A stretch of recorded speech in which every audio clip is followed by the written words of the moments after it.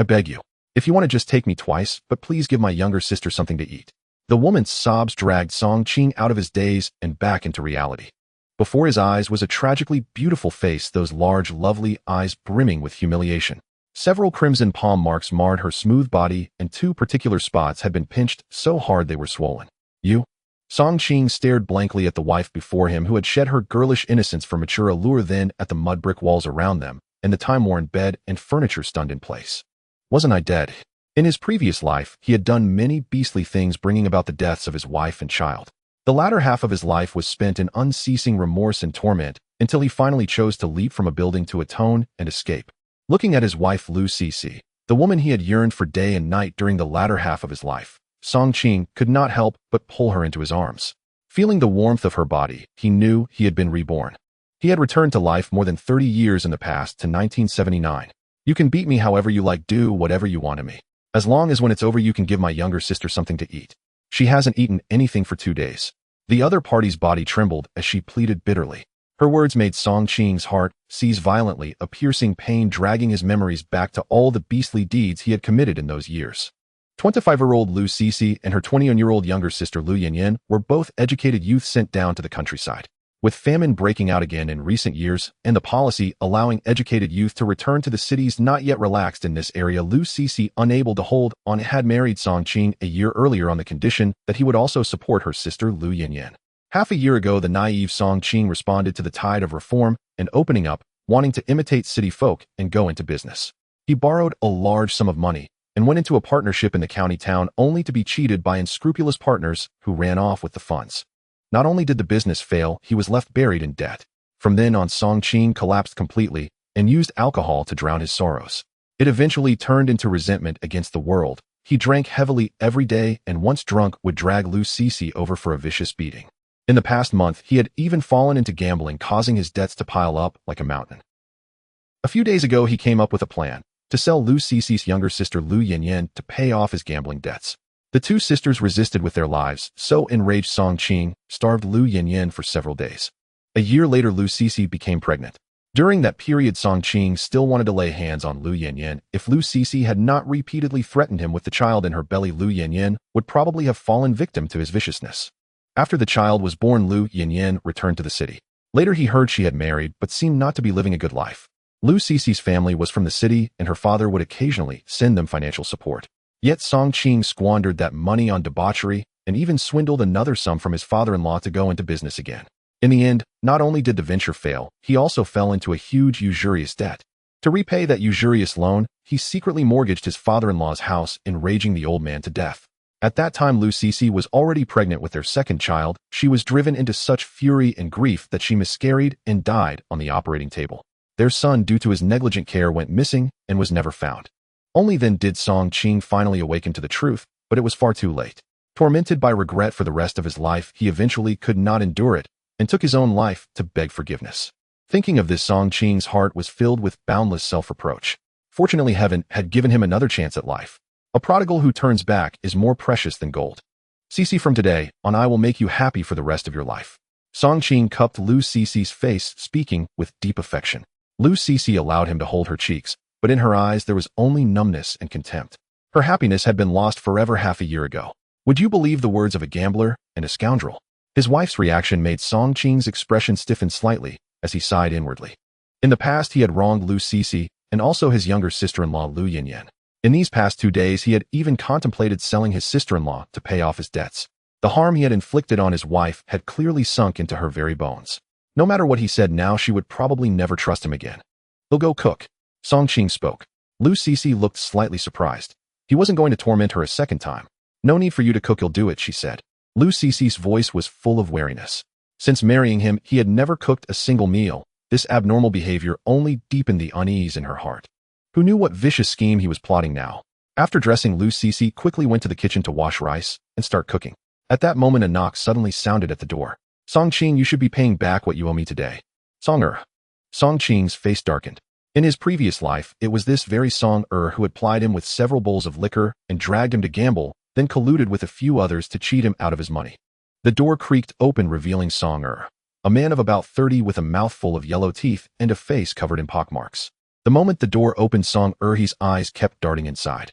When he saw the curvaceous figure busy in the kitchen, he couldn't help swallowing hard. "Where do you think you're looking?" Song Qing barked. Song Er pulled back his gaze, secretly wondering why this fool's temper seemed so foul today. "Song Qing, you must pay back the 20 yuan you owe me today. If you don't, I'll make you suffer."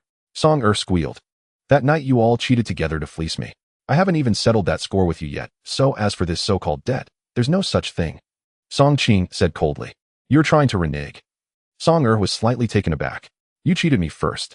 Do you really think you'll acknowledge this debt?" Fine, fine. Song Qing, you've grown bold, haven't you? Believe it or not, tonight, I'll bring a few of my brothers over to block your door and beat you senseless. We'll see if you still dare refuse to pay then." Song Er threatened. He wasn't afraid that Song Qing wouldn't pay. His few brothers were all big and burly, teaching a skinny fellow like Song Qing a lesson would be easy. In the kitchen, as she cooked, Lu Cece saw the debt collector outside, and worry flashed in her eyes. How could she not know there wasn't a single coin left at home? Not a cent remained. In recent days, Song Qing had gambled everything away. Even all their valuables had been sold off, leaving only half a sack of rice. If the debt could not be repaid, she did not know whether he would again set his sights on her younger sister. "What are you scared now?" Seeing Song Qing fall silent, a swaggering smile crept onto Song Erhe's face. "If you're scared, how about this? As long as you let your wife spend one night with me, your gambling debt will be wiped clean. I won't bring anyone to beat you either. How about it?" As he spoke, Song Er once again glanced toward the kitchen. "To hell with you. Say that again." Song Qing was completely enraged by his words and slapped him hard across the face. Smack! Song Er was scrawny to begin with. The slap sent him crashing to the ground, two of his yellowed teeth flying from his mouth. "You dare hit me?" Dazed and bleeding from the mouth, Song Er could hardly believe it. "You're exactly the one I'm hitting. You dare lust after my woman. If you so much as entertain a crooked thought about my wife again, next time I'll beat you to death. Now get out." As he spoke, Song Qing kicked him hard in the shoulder, sending him sprawling on his back with all four limbs in the air. Terrified, Song Er scrambled up from the ground and, enduring the pain, rolled and crawled his way out of the yard. "You'll pay for this. Tonight, I'll bring people to finish you off. Just you wait." Seeing that Song Qing was not coming after him, Song Er hurled a final threat. In the kitchen, Lu Cece was somewhat astonished. Based on Song Qing's previous beastly nature, she had thought he might actually agree to let her sleep with that man to pay the debt, yet he had instead given Song Er a savage beating. But her astonishment was only momentary. Her eyes quickly returned to their numb look as she lowered her head and continued cooking. After watching Song Er slink away in disgrace, Song Qing turned back to the kitchen, his gaze falling on that slender, busy figure. He then glanced at his sister-in-law lying inside the room, her face bloodless and fragile, and a sharp pang clenched his heart once more. These two women had followed him through untold hardship. He truly was nothing short of a beast. He could not allow them to keep suffering by his side. He had to improve their meals first. With that thought, Song Qing returned to the room, took down the horn bow and arrows hanging on the wall, grabbed a hunting knife, and plunged straight into the biting winter wind of the northeast. In the kitchen, Lu Cece glanced at Song Qing stepping out with the horn bow in hand, slightly taken aback. She sighed softly, then lowered her head and continued with her work. On the mountain path, someone called out, "Yo, Song Qing, you're going into the mountains to hunt too? With just that horn bow? I'd be surprised if you can hit even a wild pheasant." Song Qing frowned as he looked at the brothers Song Dahu and Song Eru standing at the mountain entrance. Their father had always had minor conflicts with his own father, so the two families had long been at odds. Ever since his father had died in a hunting accident in the mountains years ago, and his mother had later succumbed to illness, Song Da's family had become even more overbearing. Whenever they ran into him, they never missed a chance to mock and sneer. "Whether I hit anything or not has nothing to do with you," Song Qing said coldly. With that, he brushed past the two of them and headed up the mountain. Bah, just that shabby horn bow, and he thinks he can hunt. With the mountains sealed in heavy snow, there's hardly any game around. Even with our shotguns, it's hard to bring something down. With that broken bow of his, he probably couldn't hit prey, even if it bumped into him. Song Eru spat on the ground in disdain. "Huh, exactly. If he manages to bring down any game, I'll eat shit right in front of him." Song Dao crowed. "I heard he's neck deep in debt. If he can't get any prey, he might have to sell his wife in a few days," Song Dahu added with icy ridicule. Guns had yet to be banned in those days. Song Qing's family had once owned a double-barreled shotgun left by his father, but he had sold it not long ago to pay off gambling debts. Now only this horn bow remained at home.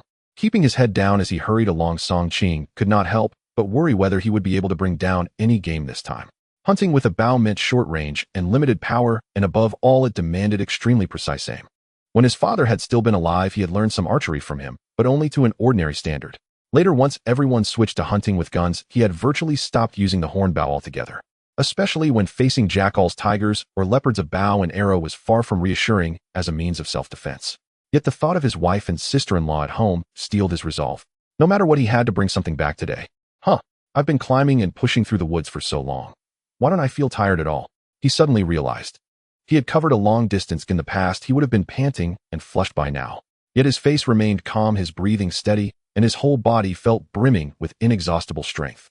In the next instant, Song Qing drew the bow and nocked an arrow. To his astonishment, he easily pulled the tinstone horn bow into a perfect crescent. The arrow shot out with a sharp whoosh, piercing into a massive dead tree 50 meters ahead. More than half the shaft buried itself in the wood. A sharp hiss escaped him. A tinstone horn bow required the strength of roughly 670 kilograms to draw fully. It seems my aim has become incredibly precise, as well, he murmured. Could this be because of his rebirth? Not only had his strength increased, even his eyes seemed to have undergone some strange transformation. Winter is so boring, everyone is hiding away to get through the season. A few sparrows chirped on a nearby treetop. To his shock, Song Qing could understand every word they were saying. Beast speech. Bird speech. He thought in disbelief. Not only had his strength grown after rebirth, he had actually awakened this bizarre ability as well. That human's archery just now was terrifyingly strong. Will he come after us? One of the birds fretted. Then let's go. I don't want to end up skewered like a string of gourds. I saw a few sick deer by the stream ahead just now.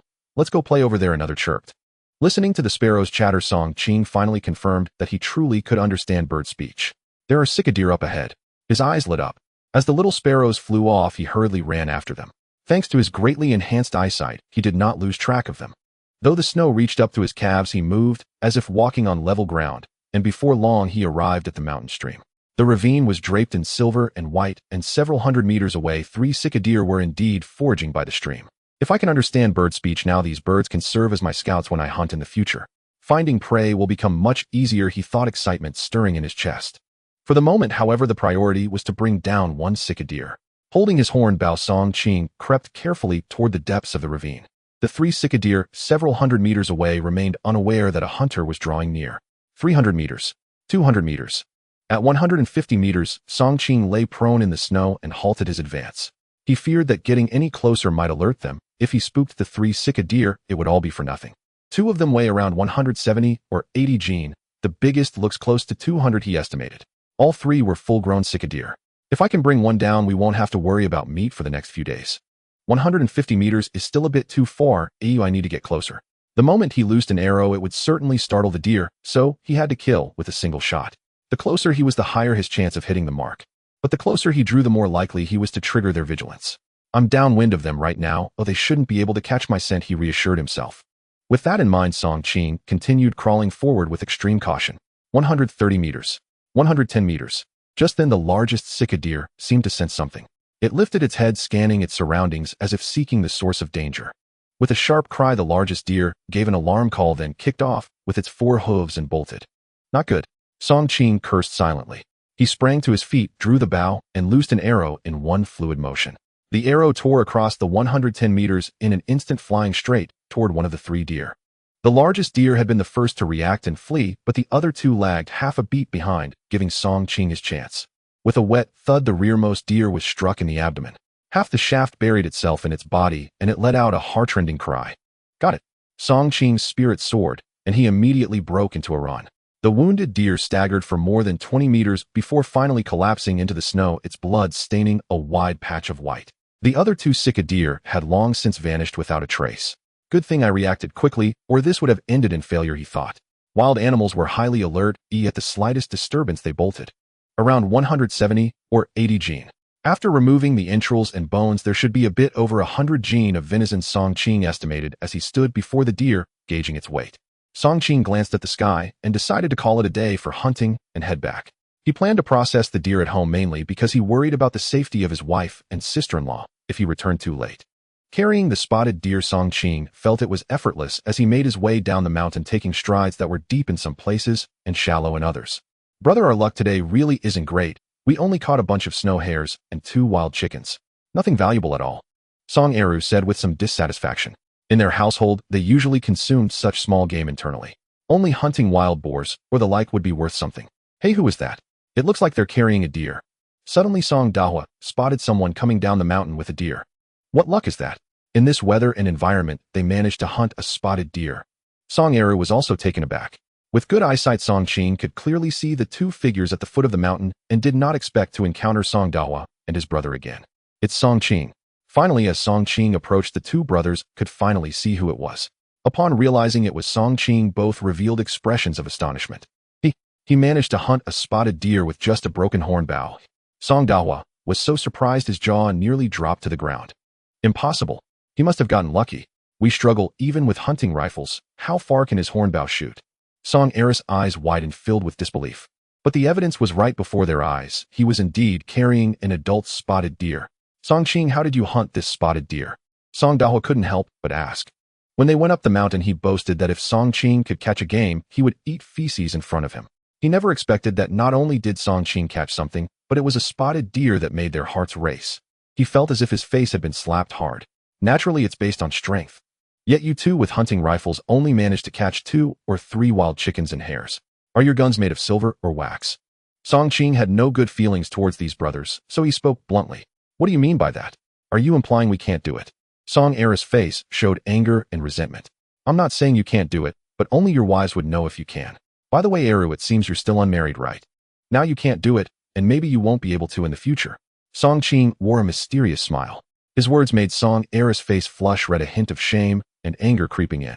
Song Qing, we set the trap to catch this deer. You took advantage of us. You need to hand it over immediately, or you won't get away. Song Dahua suddenly turned his eyes and shouted loudly. Upon hearing his brother's words, Song Eru's eyes lit up. There were only the 3 of them here, and there was no one else around. Although Song Qing was also about 1.8 meters tall, the 2 of them were bigger and stronger, and they definitely had the advantage in a fight. What could he do if they snatched the deer from him? Would he go find the village chief to complain? He would need evidence for that. Are you trying to rob me? Song Qing furrowed his brows and his face instantly turned cold. What robbery? This deer originally belongs to us. Hand it over. Otherwise we won't hold back. After exchanging glances, Song Dahua and Song Eru blocked Song Qing from both sides. Are you looking for a fight? Let's go. Song Dahua growled, not wanting to waste time talking. The longer they delayed, the worse it would be if someone came down the mountain to see. Let's snatch it first, and then beat this kid up to show him who's boss. Seeing the 2 rushing at him, Song Qing tossed the spotted deer off his shoulder, taking the initiative to throw the first punch. Now he not only had great strength, but his speed was also astonishingly fast. Before Song Dahua could react, his fist had already struck his face. Bang! Song Dahua felt as if half his face had gone numb, and he was thrown backward, landing on his back with his legs in the air, unable to get up for a long time. On the other hand, Song Eru attempted a sneak attack from behind, smashing the butt of his hunting rifle against Song Qing's back, but it felt like hitting a large rock, causing his hands to tingle. Is that all the strength you have? Song Qing turned around, revealing a sinister smile. Haven't you eaten? Song Qing reached out and directly snatched the hunting rifle from Song Er's hands, then kicked him in the stomach. Bang!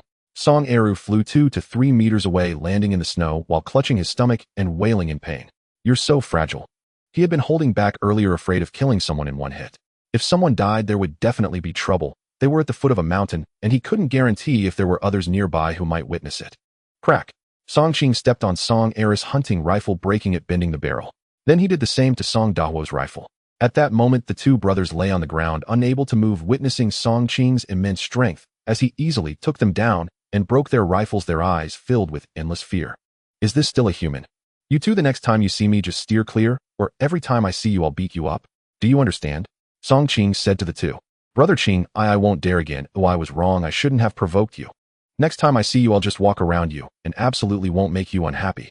At this moment, Song Dahua's face was swollen like a pig's head, and he apologized with a lisp. Me too. Song Eru hurriedly admitted his fault as well. Oomph. Song Qing couldn't be bothered with the 2 of them and hoisted the spotted deer, continuing toward the village. After Song Qing left, the 2 brothers took a long time to get up. Brother, when did Song Qing become so powerful? Song Eru clutched his stomach, fear still filling his eyes. Damn it, who should I ask? From now on, let's just avoid him. Brother, are we just going to let this go? Of course not, but a gentleman takes revenge. 10 years later. The sun set. When Song Qing, carrying his horned bow and a spotted deer, appeared in the village, it still caught the attention of the villagers. As he entered the village, he happened to pass by Song Jianmin's house. At this moment, 70-year-old Song Jianmin was basking in the sun and smoking a welding rod at his doorstep. Qingzi, did you hunt that? When he saw the spotted deer on Song Qing's shoulder, he rubbed his old eyes, utterly shocked. Yes, I did. I was lucky today. Song Qing smiled. Song Jianmin was an experienced hunter in their Song family village. Since his father passed away, he had taken good care of his family, and he had heard his father mention that he had learned hunting from this old man when he was younger. Oh, you shot it with a horn bow. Only now did Song Jianmin notice that Song Qing didn't have a hunting rifle, just a horn bow. Yes. Song Qing did not deny it. When did you become so amazing? Using a horn bow to hunt a spotted deer was something he had only occasionally done when he was young. And why did this kid suddenly decide to go hunting today? The sun came out from the west. Had he changed his ways? Hey, it's just luck. By the way, Uncle Song, I'll bring you a deer leg later. I'm heading back now. Qingzi, I don't need the deer leg. You know what situation your family is in, right? Don't gamble anymore, just focus on living a good life with your family. Your family was once good. Song Jianmin couldn't help but advise him once more. Got it, Uncle. Song Qing nodded and walked toward home. On the way, whenever he encountered villagers, they were all astonished and envious upon seeing that he had caught a spotted deer. Has Song Qing, the notorious gambler, turned over a new leaf? A prodigal son returns. How could he hunt such a large spotted deer? It's still a good thing, otherwise his family would really be struggling to get by. At home. Yanyan, are you feeling any better now? Lu Cece gently wiped Lu Yanyan's face with a warm towel, her heart aching at the sight of her sister's malnourished little face. Sister, I felt better after having some porridge at noon, but now my stomach is hungry again. Lu Yanyan rubbed her sunken belly and forced a faint smile. You've suffered because of me, sigh. Lu Cece felt both guilty and helpless. When she first went to the countryside as a youth, she promised her parents to take good care of her sister, but now faced with this situation, she felt a sense of despair. It's getting dark soon, oh, I should go cook some more porridge. No, sister. I'm afraid if I eat too much, brother-in-law will sell me again. I don't want to be sold, oh, I don't want to leave you. Lu Yanyan quickly grabbed Lu Cece, who was about to get up, her eyes filled with fear. They'll just lie down, and if I fall asleep, I won't be hungry anymore. Seeing her sensible yet pitiful sister, Lu Cece's eyes couldn't help but shed tears once more. Sister, don't cry, oh, if you cry, I'll want to cry too. Lu Yanyan hugged her sister. Sister is just feeling guilty towards mom and dad's admonitions, guilty towards you. Just as Song Qing, who had just entered the yard with a sick deer, heard the sisters' conversation, he suddenly stopped. After his rebirth, his hearing was extraordinary, and he could naturally hear their dialogue. Sigh. These words made him feel uncomfortable, but he also knew that saying 1,000 apologies now would be useless. What he could do now was to change himself and gradually let his wife and sister-in-law feel his care and love. After placing the sick deer in the yard, he walked towards the house. Cece, it's getting dark. You should start the fire and cook. Don't skimp on the rice, make more. Tonight we eat deer meat. Song Qing leaned at the door, speaking to Lu Cece inside. Lu Cece looked at the tall figure at the door, and through the gap, she saw the sick deer in the yard, revealing a look of surprise on her face. Her husband went out hunting at noon, and even brought back a sick deer. Without waiting for Lu Cece to respond, Song Qing walked into the kitchen, took out a large plate, and began skillfully processing the sick deer with the hunting knife in his hand. Inside the house, Lu Yanyan propped herself up, stretching her neck to look outside the yard. When she saw the more than 100-pound sick deer, she couldn't help but swallow hard. Sister, brother-in-law actually brought back a sick deer. Can we really eat meat tonight? We should be able to. You lie down a bit more, I'll go cook. Lu Cece patted her sister's head and turned to busy herself in the kitchen. In the yard, Song Qing's knife moved swiftly as he skinned, removed the entrails, separated the bones, and cut the meat. He learned all of this from his father. It can be said that in this countryside, most men would go hunting in the mountains, so processing the game was naturally a skill they possessed. In less than an hour, he had completely processed the 100-pound sick deer. Around 120 pounds of meat came out not bad. After placing most of the deer meat in the cellar, he took 5 pounds of deer meat, some deer offal, and some deer blood into the kitchen. Put the deer blood in the rice to cook together. Tonight, we will have deer blood rice. As for the deer meat, you can prepare it however you like. He'll handle the deer offal and make some mixed stew. Song Qing placed a plate of meat in front of Lu Cece. Lu Cece nodded slightly, not daring to meet Song Qing's gaze. The two were busy together in the kitchen. Seeing that his wife still seemed a bit fearful of him, Song Qing had no intention of rushing to show anything, but continued to quietly focus on his tasks. Thus they worked in silence. Before long, the special aroma of deer meat and deer blood rice filled the entire kitchen and even wafted into the bedroom. Lu Yanyan sniffed with her little nose, feeling her stomach grow hungrier. Can we eat meat tonight? Lu Yanyan was both eager and worried. A few days ago, she was scolded by her brother-in-law for eating half a bowl of plain porridge. Would her brother-in-law not let her eat at the table tonight? As Lu Yanyan anxiously worried, more than half an hour passed in a flash. Deer blood rice, stewed deer meat, and deer offal soup were already served on the table. The three of them sat around it. At this moment, Lu Yanyan's eyes were fixed on the deer meat, but she dared not move her chopsticks. Instead, she stole glances at her brother-in-law, her face occasionally showing a hint of nervousness. Yanyan, eat. Why are you just staring at me? Song Qing looked at Lu Yanyan, who had a delicate face. Although her face showed signs of malnourishment, her features were exquisite. She was a promising beauty. Brother-in-law, can I really eat? Lu Yanyan's eyes widened. Eat as much as you want. Then I shall eat. Lu Yanyan eagerly picked up a piece of braised meat and put it in her mouth, wincing at the heat, since it had just come out of the pot. Cici, you should eat too. Song Qing said this while placing a piece of deer meat into Lu Cici's bowl. This action made Lu Cici's face show a hint of surprise, but she soon lowered her head and quietly dug into her rice. Today's change in Song Qing left her feeling puzzled and surprised. First he drove away Song then he went hunting in the mountains. Now his attitude towards her and her sister seemed to have changed significantly. Especially the act of serving food to her just now. She had never experienced that before, but she did not believe that Song Qing had genuinely changed. For the better. Because in the past, whenever her husband wanted to do something bad, he would first show a bit of kindness to her and her sister. In the days after he incurred gambling debts, his attitude towards her had improved a lot, only to end up tricking her into giving him a family heirloom bracelet to pay the debt. Similarly, just a few days ago, he suddenly treated her sister well, buying her snacks and providing plenty of white rice, but ultimately his true nature was revealed. He intended to sell her sister to pay off his debts. When she prevented him from doing so, he grew furious and let her sister starve for several days. Therefore now, with Song Qing's strange behavior, she felt no joy. Instead, she was filled with worry. She couldn't help but wonder what kind of mischief her husband would get into in the days to come. Song Qing devoured 3 bowls of rice and 2 to 3 pounds of meat in one go. It seems that after my rebirth, not only has my strength increased, but even my appetite has grown. Just then Lu Yanyan set down her bowl and chopsticks, but kept her eyes fixed on the deer meat on the table. Are you full? Song Qing looked at his sister-in-law. Brother-in-law, I'm full. Lu Yanyan's cheeks flushed. She had only eaten half a bowl of deer blood rice and hardly any meat. In reality, she was only about 60% full. You hardly ate anything, eat a bit more. Song Qing said in a commanding tone. This. I'm afraid if I eat too much, brother-in-law, you'll sell me again in a few days. Brother-in-law, please don't sell me. I'll eat less at every meal from now on, please. Lu Yanyan looked at Song Qing with a pitiful gaze. The words of the younger sister-in-law made Song Qing's smile on his face slightly freeze. Brother-in-law will never sell you again. I swear. Eat more, be good. Song Qing forced another smile. Really? Brother-in-law will never sell me again? Lu Yanyan instinctively asked. Of course. So I can really eat? Yes, eat more. Song Qing smiled. Thank you, brother-in-law. Hearing this, Lu Yanyan quickly picked up another piece of venison to eat. Lu Cici looked at her naive younger sister with a slight sigh in her heart.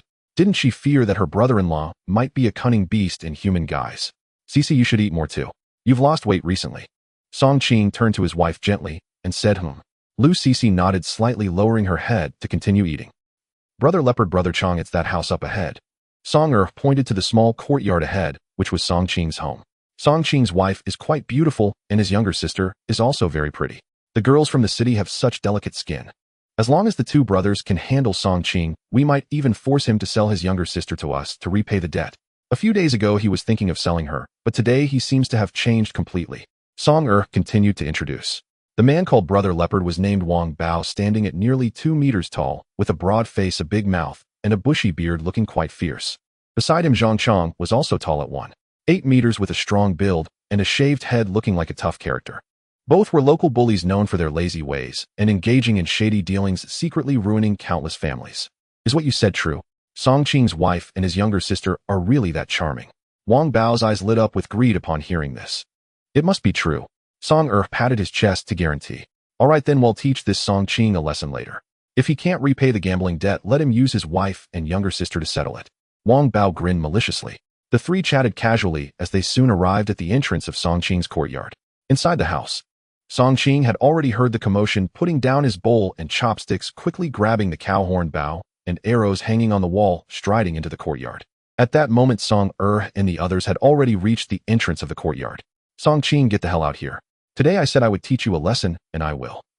If you don't repay the gambling debt today, just watch as I break both your legs. Even before stepping into the courtyard, Song began to shout. At this time, Song Qing saw that Song had indeed brought 2 tough men with him. In the past, he might have felt passive, unsure if he could take them on and whether the villagers would stand up for him. However, after realizing his immense strength this afternoon, he felt no fear. Stop right there. If you dare take another step, don't blame me for the cow horn bow in my hand. Song Qing shook the cow horn bow in his hand and said in a deep voice. Seeing the bow in Song Qing's hand, Song and the others halted in their tracks. Inside the house, Lu Cici and her sister noticed Song had brought people to their door, worry etched on their faces. She could tell that the two men brought by Song were not to be messed with. What if her husband couldn't hold them off? Are you trying to scare me? Do you dare to kill? Wang Bao's broad face revealed a hint of disdain. Anyone can talk tough. Try taking a step forward. Song Qing snorted coldly. Song step forward and show him. I don't believe he really dares to act. Wang Bao shot a glance at Song me. Song was dumbfounded. Step forward. What if Song Qing was serious? Wouldn't he become a target? After witnessing Song Qing's ferocity this afternoon, he couldn't guarantee that Song Qing wouldn't get serious. What if he did? He only had one life. If I tell you to go, you go? What are you afraid of? Zhang Chong kicked Song from behind, causing him to lurch forward. Well, in the next second, Song Qing drew the bow. The sound of the bowstring being pulled caught the attention of Wang Bao and the others. Did he really dare? Song was so frightened that he stood firm and dared not take another step forward. What's going on? At that moment, Song Fuchi and Song Yodzai, the father and son from next door, came out upon hearing the commotion. Uncle Fuchi and Song Qing's father had a good relationship. Both were hunters. Since Song Qing's father passed away, Uncle Fuki's family had occasionally helped him. Song Yukai and Song Qing grew up together in their childhood, having a very good relationship. Song what are you doing? Bringing outsiders to bully Song Qing. Uncle Fuchi, am not here to bully Song Qing, but to collect the 20 yuan gambling debt he owes me. I'm just here to collect what is rightfully mine. If you want to collect a debt, why bring so many people? I see you just want to bully Song Qing. Uncle Fuchi knew Song was not a good person and suspected he was secretly setting Song Qing up. Exactly, if you want to bully Brother Qing, I won't allow it. Song Yukai straightened his back. At this moment, the commotion grew louder and neighbors nearby began to come out to watch. Isn't that Wang Bao? That's Zhang Chong. Why did these two bullies suddenly show up? They look tough. Forget it, let's just watch from a distance. Besides Uncle Fuchi and his son, the other neighbors had no intention of stepping up to help. Song I already made it clear to you this afternoon that you and others cheated me first. What gambling debt are you talking about? You cheated and now want me to owe you money. Song Qing snorted. Song Qing, what evidence do you have that we cheated? Song said sternly. And what evidence do you have that I owe you gambling debt? Do you have a loan note? Song Qing chuckled. Although the original owner was a scum, he wasn't a fool. That night, after incurring the gambling debt, Song forced him to sign, but he pretended to be drunk and lay on the ground. At that time, Song thought he had Song Qing in his grasp, believing that if he didn't pay back, he could just have someone beat him up and the loan note was irrelevant. He never expected that today the other party would actually deny the debt. Why waste so many words with him? Just beat him up and he won't be so stubborn. Wang Bao grew impatient. Yes, if we beat him up, he will surely behave. Zhang Chong exchanged glances with Wang Bao. Wang Bao couldn't believe that Song Qing really dared to shoot them with arrows in front of so many people. He had seen many people who could be tough for a moment. When it came to being ruthless, he had never feared anyone. The more the enemy intimidated him, the more passive he became. It was necessary to be more ruthless than the enemy to scare them. He could imagine that when they made their move, Song Qing would definitely hesitate. At that moment, he would unleash a flurry of attacks, and Song Qing would submit. They had seen and done this sort of thing many times before. Zhang Chong kicked Song he's behind again, causing the still-dazed Song to jump several steps forward. Taking advantage of this gap, Wang Bao and Zhang Chong quickly lunged towards Song Qing from both sides. Looking for death. Song Qing snorted coldly. Whoosh. 3 arrows flew swiftly from his hand. Thud, thud, thud. The 3 arrows landed at the feet of Wang Bao, Zhang Chong, and Song in succession. Each arrow buried itself into the ground with only the tips of the fletchings visible above the surface. Yes, more than half of each arrow was embedded underground. Buzzing. The arrows trembled violently. Wang Bao and Zhang Chong had only taken a few steps before they were shocked into a standstill by this arrow. If they took another step forward, the next arrow would hit them. Triple strike. What strength? Hiss. Looking at the arrow embedded in the ground barely 5 centimeters from his feet, how much strength must it take to achieve this? He had only seen it in novels before, never in reality. At this moment, both Wang Bao and Zhang Chong were soaked in cold sweat. Their foreheads were also beaded with sweat. One arrow had intimidated them. Outside the door, Uncle Fugue and Song Yukai were also shocked into speechlessness. That I didn't just imagine it, did I? How could Qing Gu be so strong? That ox-horn bow almost looks like it's going to break. Song Yukai gaped. If you take another step forward, the next arrow won't be aimed at your feet, but at your heads. Song Qing said with a stern face. Wang Bao and Zhang Chong were intimidated by Song Qing's imposing presence, leaving them speechless for a time. Not to mention the impressive archery skills of the other party. With just that strength, would the two of them really be able to take him on in close combat? Moreover, there were still others supporting Song Qing. The final outcome was uncertain. The Latitotheparty Song looked at the arrow embedded in the ground, less than 5 centimeters in front of him, and was so frightened that he wet his pants. Having just walked through the gates of hell, Song was nearly breaking down. It was so close, just a little bit. If Zhang Chong had kicked him a bit harder, just now he would really have turned into a string of gourds. He used to bully the weak and fear the strong, but now that he encountered a tough opponent, he was truly scared. Ching Gano Ching Yi, I was wrong, you don't owe me money, I'm sorry, you'll leave now. Song said with a pale face, and turned to run. Damn. Seeing Song run off in a panic made Wang Bao feel a bit stuck, secretly cursing him as a coward. From today onwards, Wang Bao's reputation would likely suffer. Haha, did Song really just run away? Song Yukai laughed heartily. A real man doesn't suffer losses in front of him. Wang Bao and Zhang Chong exchanged glances, and the thought of retreat began to take root in their hearts. If today I'll let you go, there will be other days. Wang Bao turned and left. Zhang Chong quickly turned around to follow suit. Watching the two retreating figures, Song Qing glanced again at the onlookers in the distance, and the killing intent in his eyes finally flickered and disappeared. Inside the house, Lu Cece was originally filled with worry, fearing that her husband would not be able to resolve this crisis, but she did not expect her husband to drive these bad guys away so easily, which surprised her greatly. Sister, how did my brother-in-law become so strong? Look at those 3 arrows. Lu Yinyin showed a frightened expression. If that strength hit me or my sister, then it would be. What happened in the yard? Did those 2 bullies leave just like that? I just saw Song wet his pants. Is that true? The onlookers in the distance had no idea what had happened in the yard. They only knew that after a brief quarrel, the 3 men had run away in disgrace. Everyone disperse, it's all over. Fuguwei, Uncle Yotsai, thank you for standing up for me just now. Song Qing walked to the door and expressed his gratitude to Song Fuguwei and Song Yukai. No need, you single-handedly intimidated them just now. Song Fuguwei waved his hand with a smile. They had actually wanted to help, not expecting Song Qing to scare the enemies away so easily. Qingge, how did you become so strong? Song Yukai looked at the 3 arrows that were embedded in the ground, his face full of astonishment. He had grown up playing with Song Qing. How had he never noticed Song Qing was so strong before? That's because you never noticed before. Song Qing smiled, not elaborating further. By the way, Fuguwei, uncle, wait a moment. Saying this, Song Qing ran to the cellar to cut a leg of deer and brought back some deer entrails. Uncle Fuguwei, I had good luck today and hunted a deer. Take some back to taste. Saying this, he handed the leg of deer and the pig entrails to Uncle Fuguwei. No way. You keep it for yourself, and my family doesn't lack food. I know your family's situation, but keep it for yourself. You might not have such good luck next time, so save it for yourself. Song Fuguwei quickly refused. Yes, Qingge, just keep it for yourself. Fuguwei, uncle, if I say you should take it, then you take it. Since my dad passed away, you and Yukai have taken good care of me. If you don't take it, where will I dare to seek your help next time I run into trouble? Song Qing forcefully stuffed the leg of deer into his hands. You? Fine. Hearing Song Qing say this, Uncle Fuguwei could only accept it, thinking that he would help more if Song Qing ran into trouble in the future. On the way back, Song Yukai said to Song Fuguwei, Dad, it seems like Qingge has changed into a different person. He hasn't gone hunting in the mountains for the past 2 years, but today not only did he bring back a deer, but he's also become very assertive. He scared off Song and the others in just a few moves. Didn't he used to get along well with Song It's always a good thing to distance oneself from someone like Song who engages in shady dealings. I hope he has truly changed, or otherwise Lu Cece and her sister will suffer. Song Fuguwei sighed. After seeing Uncle Fuguwei off, Song Qing returned to the house. You all continue eating, I'll step out for a bit. After saying a word to his wife and sister-in-law, he picked up the horn bow, went to the cellar to cut a deer leg, and took some deer blood as he headed towards Old Man Song's house. Knock, knock, knock. Upon arriving at Song Jianmin's door, a voice came from inside. Who is it? It's me, Qingzi, Song Qing shouted. Creak. When Song Jianmin opened the door, he saw Song Qing, holding a deer leg and a basin of deer blood. Didn't I tell you not to bring me the deer leg? Keep it for yourself. You are taking care of 2 women on your own, and I can fill my stomach without starving the whole family. Just take it away. Song Jianmin pretended to be angry.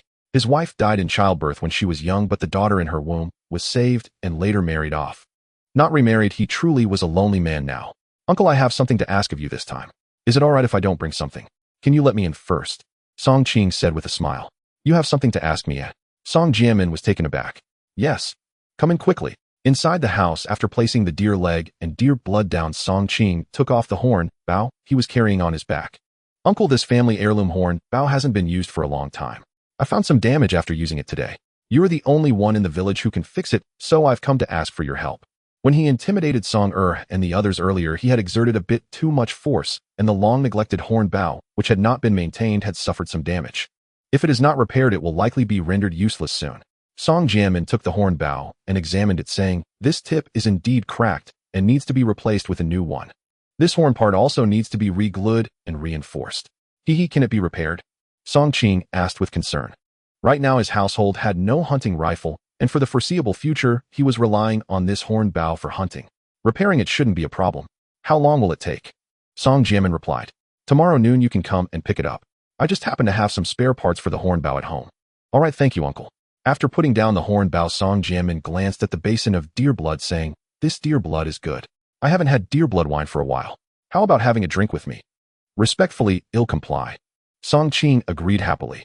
Soon Song Jianmin took out a jar of strong liquor and began to make deer blood wine with the deer blood. After downing 2 cups, Song Qing felt his stomach warm up, and even the qi and blood within him seemed to stir. "Qingzi, I watched you and your father grow up. Your father left early, and you've had a tough time these years. However, seeing you hunt a deer today brings me great comfort. Promise me, uncle, that you won't get involved in gambling again, all right? Live a good life with your wife." After a few drinks, Song Jianmin's guard was down. Hearing this made Song Qing's heart warm. He knew that Song Jianmin had always cared for him, and ever since he had fallen into despair and gotten involved in gambling, he had advised him several times. Now seeing that he was still advising him, it was clear that he didn't want to see him without a way back in the future. "Uncle, I have already turned over a new leaf. I will live a good life from now on." "That's good. Come, let's have a drink. Cheers." Late into the night, Song Qing returned home reeking of alcohol. Cici opened the door. Song Qing knocked at the door. After a while, footsteps could be heard from inside. Creak. The door opened. Lu Cici instantly smelled the alcohol on Song Qing. He drank again. For the past 6 months, whenever he drank, he would hit himself. She instinctively took a step back, her eyes revealing a hint of fear. Song Qing noticed her expression and recalled some of the beastly things he had done in the past, sighing inwardly. "Have you cleaned up the bowls and chopsticks?" Song Qing asked softly. "All cleaned up. Then you should go to sleep. Tonight you and Yin sleep together, and I will sleep in the side room." Song Qing knew that nowadays any movement he made would cause his wife to be on high alert. She was too afraid of him. Perhaps even sharing a bed tonight would make her unable to sleep. Off. Lu Cici was slightly taken aback. She doubted whether she had heard him correctly. In the past, when Song Qing drank, not only would he hit himself, but he would also engage in beastly acts. Why was he acting differently today? He was going to sleep alone in a room. Did he not need her to accompany him? "Go on, it's late."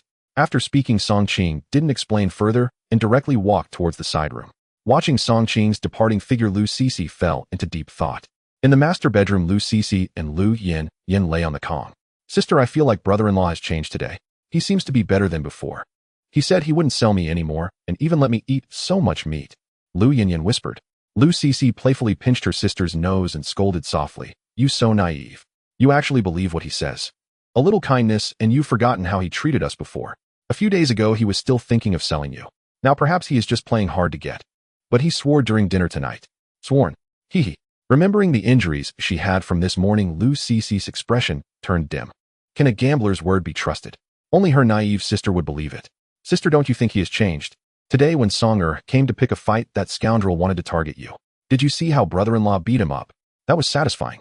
Brother-in-law cares about you, which is why he beat that scoundrel so fiercely. You and others are a bit nice to you, you forget the pain. You will easily suffer losses in the future." Lu Cici pinched her sister's face. "Sister, that's not true. I just feel in my gut that brother-in-law has changed for the better." Lu Yin pouted. All right, it's late. Let's sleep. We have to get up early tomorrow." "Okay." In the side room, Song Qing, who had just gone to bed, felt a bit hot. Damn, this deer blood wine really has some effect. He was starting to miss his wife, but he had just taken the initiative to sleep alone in a room. However, thinking about Lu Cici's reactions earlier, he inwardly sighed. If she is not proactive or willing, it's best not to touch her. She needs time to adapt to my changes. Suddenly, the conversation between the two sisters in the master bedroom reached Song Qing's ears. If it weren't for his extraordinary hearing, he wouldn't have been able to hear it. Listening to his wife's continued vigilance towards him made his heart inevitably feel guilty. Filled with guilt, Song Qing fell into a deep sleep amidst his muddled thoughts. As dawn broke, he got up to prepare breakfast. However, upon arriving in the kitchen, he found that Lu Cici was already busy at work. So early. He had planned to wake up early to make a heartfelt breakfast for his wife and sister-in-law, but little did he expect that his wife would be up even earlier. Suddenly appearing behind Lu Cici startled Song Qing. Coming to her senses, his wife nodded slightly and turned back to continue washing the rice. "Cook more if this amount isn't enough. They'll go cut a few pounds of deer meat. There's not much rice left at home, we need to conserve it," Lu Cici whispered. With the house stripped bare, Song Qing had been wandering around aimlessly for the past 6 months, completely relying on her and her sister to earn work points. Last month, their county became one of the pilot areas for the household contract responsibility system, making it one of the first regions in northeast rural areas to adopt this reform. It was said that a prominent figure in the village was responsible for this early qualification. In 1979, although a year had passed since the opening up, most rural areas were still under the commune system, relying on work points for the distribution of grain and income. However, the land at home was completely managed by the two sisters, and they were in a season of scarcity. It wouldn't be long before their family would run out of food. Don't worry, I will solve the food issue. We must eat well. Song Qing waved his hand dismissively. We should still be cautious. With this weather, we can't plant crops, and it will take a long time to grow food. Lu Sisi hesitated to speak. She wanted to express that although her husband had been lucky enough to hunt a deer yesterday, could they really ensure daily harvests in the future? She understood the principle of wasting away, especially since there was just half a bag of rice left at home. What would they do in the coming months? Trust me, I won't let you two starve. Saying this, Song Qing directly poured a large bowl of rice into the pot from the sack. Well, okay, Lu Sisi conceded, no longer insisting. Song Qing could see her concerns, but he felt confident in his ability to ensure that his wife and sister-in-law would not go hungry. Soon Song Qing went to the cellar and brought up 3 pounds of deer meat. Just as he prepared to cook the meat, he discovered that the salt container was nearly empty, and even the cooking oil had been used up during the previous night's stew. I need to find a way to get some household supplies, Song Qing thought to himself. An hour later at the dining table, he exclaimed, "Wow, meat again." Lu Yanyan looked at the large plate of deer meat stew with shining eyes. Although they had eaten deer meat the night before, she craved it again upon waking up. There was no way around it. She hadn't eaten meat in 6 months. Now she wished for meat every day. Eat up, go ahead and indulge. Song Qing said with a smile, "Sisi, you should eat more. You can plant crops if you want or stay at home if you don't want to. I can support you both solely through hunting." Song Qing placed a piece of deer meat into Lu Sisi's bowl. What was the point of farming? Could it lead to wealth? No. While hunting was still permitted for a few more years, he must rely on it to build their foundation. Listening to her husband's words, Lu Sisi felt a slight surprise. Could it be that he had truly changed? However, thinking of the difficulties of hunting, she felt Song Qing was merely spouting nonsense. There was not a single person in the village who could support a family solely through hunting. Even old Song, the experienced hunter, wouldn't dare to make such boastful claims in his youth. Did he think he could hunt deer or wild boars every few days? If he caught something like mountain chickens or rabbits with so many mouths to feed their own family, supply might not even be enough, let alone selling it. Mountain chickens or rabbits wouldn't fetch much even if sold. Of course, these thoughts were only in her mind. The land still needs to be farmed. You should go hunting, and Yin Yin and I can manage the farming ourselves, Lu Sisi said softly. She didn't expect Song Qing to help. All right, seeing her insistence, he didn't press the issue further. While having breakfast, Song Qing occasionally glanced at his wife, still feeling somewhat dazed after his rebirth. Suddenly, he noticed that his wife's cotton coat was covered in patches with 2 or 3 small holes that hadn't been sewn up, and the coat was somewhat dirty. It seemed she had no other coat to change into and was afraid to wash it. He then looked at his sister-in-law, who wore a cotton coat that was also left by his mother with a dozen patches. Seeing this, Song Qing felt a pang of sadness in his heart. They had truly endured great hardship by following him. They didn't even have a decent piece of clothing. I need to find a way to get supplies, Song Qing silently vowed. And it had to be soon. After finishing breakfast, his wife and sister-in-law went out to work. Song Qing also thought about helping them, but then considered that rather than waste time farming, it would be better to use that time to hunt. Could farming immediately solve their needs? Could it resolve the current predicament? No, he was clear on that. With that in mind, he took down all the arrow feathers hanging on the wall and grabbed his hunting knife, heading towards old Song's house. Knock, knock, knock. Who is it so early in the morning? A voice from inside responded. When he opened the door and saw Song Qing, a smile spread across his face. Why are you here so early? Are you thinking about your horn bow? Old man, I just wanted to come by and check on the repair progress. Song Qing scratched his head. Well, after all, I'm getting old. I had a bit of deer blood wine last night and couldn't sleep well in the middle of the night, so I ended up helping you fix the horn bow. I was just planning to bring it to you after breakfast, and now you come by just in time. It's fixed. Thank you, old man. It's all my fault for the deer blood which kept you awake all night. Song Qing expressed his regret. For someone of his age, not being able to sleep through the night was quite detrimental to health. If he developed high blood pressure or something, it wouldn't be a joke. It's no big deal. Come, I'll get you the horn bow. Song Qing nodded and followed him inside.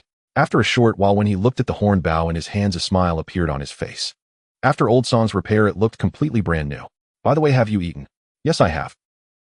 Are you planning to head into the mountains again today? Seeing Song Qing's eager appearance, Song Jianmin guessed what was on his mind, otherwise he wouldn't have come over so early to check on the progress. It was clear that he wanted to go into the mountains again. That's the plan. The family lacks everything, so I need to gather more mountain goods to improve our situation, Song Qing did not intend to hide. Seeing Song Qing so motivated, Song Jianmin's face revealed a relieved smile. This kid must truly be turning over a new leaf. Your idea is good, but you must be careful while hunting in the mountains. The heavy snow has sealed the mountain, and those wolves and tigers are starving. If you encounter them, it could be quite dangerous. You need to be cautious and hide if necessary, Song Jianmin earnestly advised. It's best to find someone to go into the mountains with you. That would be safer. If I weren't so old, I would accompany you today. Don't worry, I know, there's only one life. Since it's still early, I'll head out now. Song Qing said warmly. Go ahead, be careful. Okay. With his horned bow on his back, Song Qing rushed straight into the mountains. With his current strength and archery skills, he was not afraid of encountering wolves or tigers. He even felt confident in taking them down. In the morning, Song Qing had already ventured deep into the mountains. Along the way, he did not find any decent prey. Mainly during this time, everyone was short on resources. Anyone with a hunting rifle, bow and arrow, or the ability to set traps wanted to venture into the mountains to try their luck. There was no choice. Food was too scarce. This led to what? This led to fewer and fewer animals in the mountains. Tracking experience is still quite poor. Song Qing had just spotted some snow rabbit footprints from afar, but following the tracks eventually led him astray, and he did not find the rabbit burrow. Mainly in his past life, he learned hunting from his father, but only grasped the basics. If only I could train a hunting falcon, I can understand bird language. Then I just need to release the falcon into the sky, and all the animals within a few kilometers would come into my view. Song Qing thought to himself. The weather is getting colder, and the difficulty of foraging is increasing. Why is this winter so long? Yes, just yesterday I saw a family of foolish roe deer frozen to death. They probably couldn't find food. At that moment, not far away, a few pine sparrows were huddled in a nest chirping away. To Song Qing, it sounded like they were gossiping. A nest of foolish roe deer frozen to death. Where did you say that? He wanted to pick up the leftovers. In the winter of northeast China, foolish roe deer are indeed among the animals that are more likely to freeze to death, mainly because they are small with short legs, making it difficult to move in deep snow, easily getting trapped in the snow and dying of exposure. Moreover, the key reason is that foolish roe deer might not be very intelligent and do not actively dig through the snow for food. When the snow is thick, they face the dual threats of hunger and exposure. So in winter, you can find leftovers in the mountains. Foolish roe deer are the most common. This winter is indeed colder than previous years. Song Qing exhaled the chill, entering his lungs, causing a slight sting. Pray that it doesn't snow tonight. He continued to listen intently to the chatter of the pine sparrows, but couldn't catch any useful information. It seems that understanding bird language isn't everything. Throughout the morning, he encountered several types of birds, but didn't hear any information about where there was prey. It seemed that the information he got from those sparrows about the 3 spotted deer yesterday was indeed a matter of luck. Thinking of this, he felt increasingly that he should train a hunting falcon or other birds to act as his scouts. Otherwise, relying solely on luck from these forest birds is still quite unstable. I still need to keep looking. With the cold wind blowing against him, Song Qing continued deeper into the mountains. All the way, he was listening to the sounds of various birds around him, but by early afternoon, he still hadn't made any significant discoveries. These birds didn't seem to be particularly clever. Most of their chatter was just nonsense. I'm hungry. He looked at the sky, or it was probably past noon. Song Qing climbed a large tree, then took out a water-boiled deer meat wrapped in oil paper from his pocket. It was slightly salty, but very fragrant. Wild game is nearly impossible to find in the future. He ate while looking around from his elevated position, hoping to spot anything. Those footprints over there. Suddenly, Song Qing noticed a set of tracks that looked like wild boar footprints 100 meters ahead.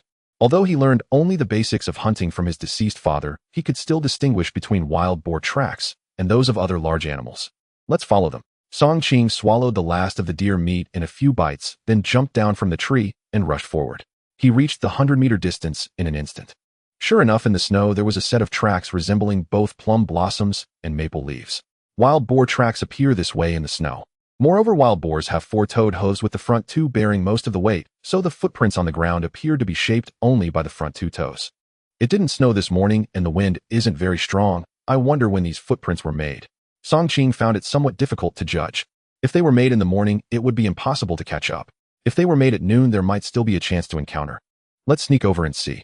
Song Qing energized himself, took his horned bow from his back, and began to follow the trail of footprints. In the blink of an eye, half an hour passed. Following the trail of wild boar footprints for so long, Song Qing suddenly noticed it started snowing. The footprints ahead were being covered by the falling snow. It wouldn't be long before they would be completely concealed and lost. Damn, I need to speed up. Song Qing quickened his pace. However, after a few more minutes, when he tracked the footprints to a small hillock, he found the tracks disappeared into the hillock due to thick snow, which had caused a snow slide. Moreover, as the snow continued to fall harder, Song Qing circled around this small hillock, but did not find any more wild boar tracks. I lost them. Song Qing felt quite frustrated.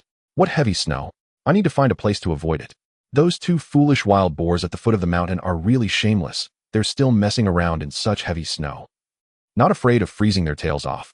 Two magpies flew over Song Qing's head, chattering as they disappeared into the dense forest. Wild boars at the foot of the mountain. Hearing this, excitement lit up in Song Qing's eyes. It truly is a matter of breaking iron shoes, but finding nothing, the effort, is effortlessly rewarded.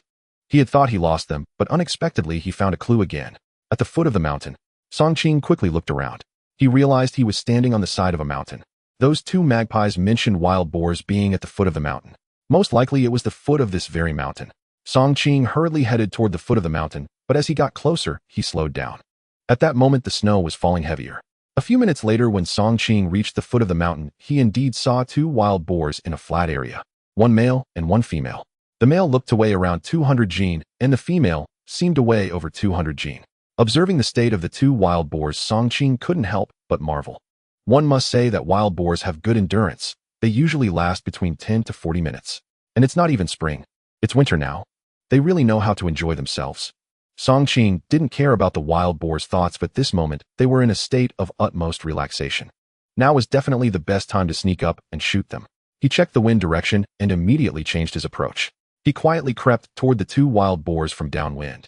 With my strength in the range of this 10-stone horn bow, I should be able to take them down safely from 150 meters. Song Qing began to assess. If this horn bow were new, or if it were a 15-stone, or even 20-stone bow, he was confident that hitting targets at 200 to 300 meters wouldn't be a problem. At this moment, Song Qing was still 200 meters away from the wild boars. He didn't dare to approach standing up, nor did he want to crawl too low, as it could easily give him away. He could only lie prone on the snowy ground, only exposing a little bit of his head as he crawled forward. 180 meters. 160 meters. Song Qing had already knocked an arrow on his horn bow. He knocked two arrows at once. Yes, he wanted to take down both wild boars. Nearby, the male wild boar seemed to sense something was off. The snow was falling heavier, and even its eyes were becoming dazed. The female wild boar was also enjoying everything and had no idea that danger was quietly approaching. At a distance of 150 meters. Now is the time. Song Qing quickly half-squatted up from the ground with the two arrows already knocked on his horn bow. He tightened his right arm muscles, pulling the 10-stone horn bow back like a full moon. It made a twang sound. At this moment, the two wild boars suddenly spotted a human appearing not far away, drawing a bow and knocking arrows at them. They finally reacted. The male wild boar hurriedly tried to break free and escape. However, in such a critical moment, struggling only caused it to feel a ripping pain. It found itself unable to break free in a short time. Roar, roar, just as the two wild boars were frantically squealing. The two iron arrows in Song Qing's hands had already been shot from his horn bow. Whoosh, whoosh. At a distance of 150 meters, they reached their target in an instant. Song Qing had timed his shot perfectly. The two wild boars let out tragic howls. Two arrows struck the boar, one piercing its side, while the other fortuitously hit the sow on the head. The sow collapsed instantly, while the boar howled in pain, but finally managed to struggle away from the sow, blood pouring from its belly as it dashed into the nearby forest. Still trying to run, Song Qing hurriedly gave chase. Although the boar was injured, its vitality was far stronger than that of a sick deer. In the blink of an eye, it plunged into the snowy forest. Since his rebirth, Song Qing not only possessed great strength, but also enjoyed a tremendous boost in speed. Even though he could not match the boar's speed, he kept it within his line of sight. Whooshed! From a distance of 200 meters, Song Qing loosed another arrow. Thud! The arrow struck the boar's rear, causing it to scream in agony. Yet this did not make the boar stop. Instead, in its frenzied state, it began to dash wildly. However, as time passed, Song Qing noticed the boar's speed began to wane. The wounds, exacerbated by its frantic movements, caused even more blood to flow, leaving a trail of blood behind. Finally, after the boar had fled for 2 kilometers, it collapsed with a thud, lying in the snow and grunting. Clearly, the injuries and excessive blood loss had rendered it unable to escape. Run! Keep running! Song Qing was panting as he caught up. After sprinting 2 kilometers at full speed, he was starting to feel breathless, but for an ordinary person, running 2 kilometers at full speed would be nearly impossible. Drawing his bow and knocking an arrow, he released it with a whoosh. The arrow struck the boar's head. At last this boar met its bitter end in the northwest. Huff! 2 boars a great harvest. Song Qing looked around, and seeing no other large animals walked over to hoist the over 200-pound boar onto his back, discerning the direction, before heading back the way he came. Upon returning to the foot of the mountain, he found the sow still lying in place. Fortunately, I didn't attract any other wolves or tigers. It seemed that the heavy snowfall had concealed the spread of the bloody scent. Thus Song Qing carried a boar on his back and held the sow's leg in one hand as he trudged back towards Song family village. For an ordinary person, it would be nearly impossible to carry back 2 boars alone, but fortunately Song Qing was strong. As darkness fell, he finally descended the mountain not far from Song family village. At home the meal was already prepared. Sister, it's dark already. Why hasn't brother-in-law come back? Didn't he go hunting? Is he? Lu Yinyin stood at the door looking outside, but saw no sign of her brother-in-law's return. Lu Cece sighed internally at her sister's concern for that scoundrel. Had her sister truly forgotten that just a few days ago Song Qing had tried to sell her to settle debts? Had she forgotten the pain after eating 2 meals of meat? Shaking her head at her sister, she couldn't help but feel a bit worried. Though Song Qing treated her poorly, he was still the pillar of the family. If something were to happen to him, her future days would be even more difficult. He shouldn't run into any trouble. Lu Cece couldn't help but gaze outside. Just then, as both sisters grew anxious, some noises came from outside the courtyard. The next moment Song Qing kicked open the yard's gate while carrying a boar and dragging another behind him. Brother-in-law, you're finally back. I thought you wouldn't return. Lu Yinyin exclaimed as she rushed out from the house upon seeing Song Qing. What was there to say? Not coming back. Song Qing wore a black expression. Wow, is that a boar? 2 of them. Lu Yinyin finally noticed the boar on Song Qing's shoulder and the one he was dragging. Have you eaten yet? If I'm late coming back in the future, you all can eat without waiting for me. Song Qing dropped the boars onto the snowy ground of the courtyard. Seeing Song Qing return with 2 boars, Lu Cece's eyes widened in astonishment. When had her husband become such an excellent hunter? Yesterday, he caught a sika deer, and today 2 boars, both of considerable size. Are you hurt? Lu Cece stepped out, noticing the bloodstains on Song Qing's clothes, her face showing concern. Seeing the trace of worry in his wife's eyes warmed Song Qing's heart. So she does care about me. No, this is just blood from the boar's wounds. By the way, can you help me boil some water? I need to process these 2 boars immediately, though I plan to take them to the supply and marketing cooperative to sell for money first thing in the morning. All right. Lu Cece nodded and pulled her sister to help. He initially thought of taking them directly to the cooperative in the brigade. However, after some thought, he realized that the brigade scale was quite small, mainly responsible for selling basic daily necessities like salt, matches, and kerosene, with limited scale and variety. Now that his family needed to procure a lot of supplies, he decided to take the boars directly to the town's cooperative to sell. Seeing his wife and sister-in-law busy in the kitchen, he headed toward Uncle Fugua's house next door. Upon arriving, he found that Uncle Fugua's family had just finished eating and Aunt Fugue was tidying up the dishes. Qingzi, have you eaten? Song Fugue asked with a smile upon seeing Song Qing. I have. But when he noticed the bloodstains on Song Qing's cotton-padded jacket, his expression changed slightly. What's with all the blood on you? Boar blood. Today was lucky. I hunted 2 boars and just got back. I wanted to process them early, so I came to ask Uncle Fugue and Yukai to help, otherwise I wouldn't know how long it would take me to do it alone. Song Qing stated directly. Processing the pigs is somewhat troublesome. If he did it himself, it would likely take 3 to 4 hours. You hunted 2 boars. Uncle Fugue and his family stood up in astonishment, utterly shocked.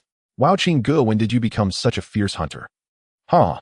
Qingzi, you've surpassed your predecessors, landing 2 big catches in a row. This is a small matter. Well, go help right away. Uncle Fugue was both surprised and delighted for Song Qing. Auntie, please come help with the offal later too. You can take some back with you then. Song Qing added to Aunt Fugue. I won't hold back then. Aunt Fugue said with a beaming smile.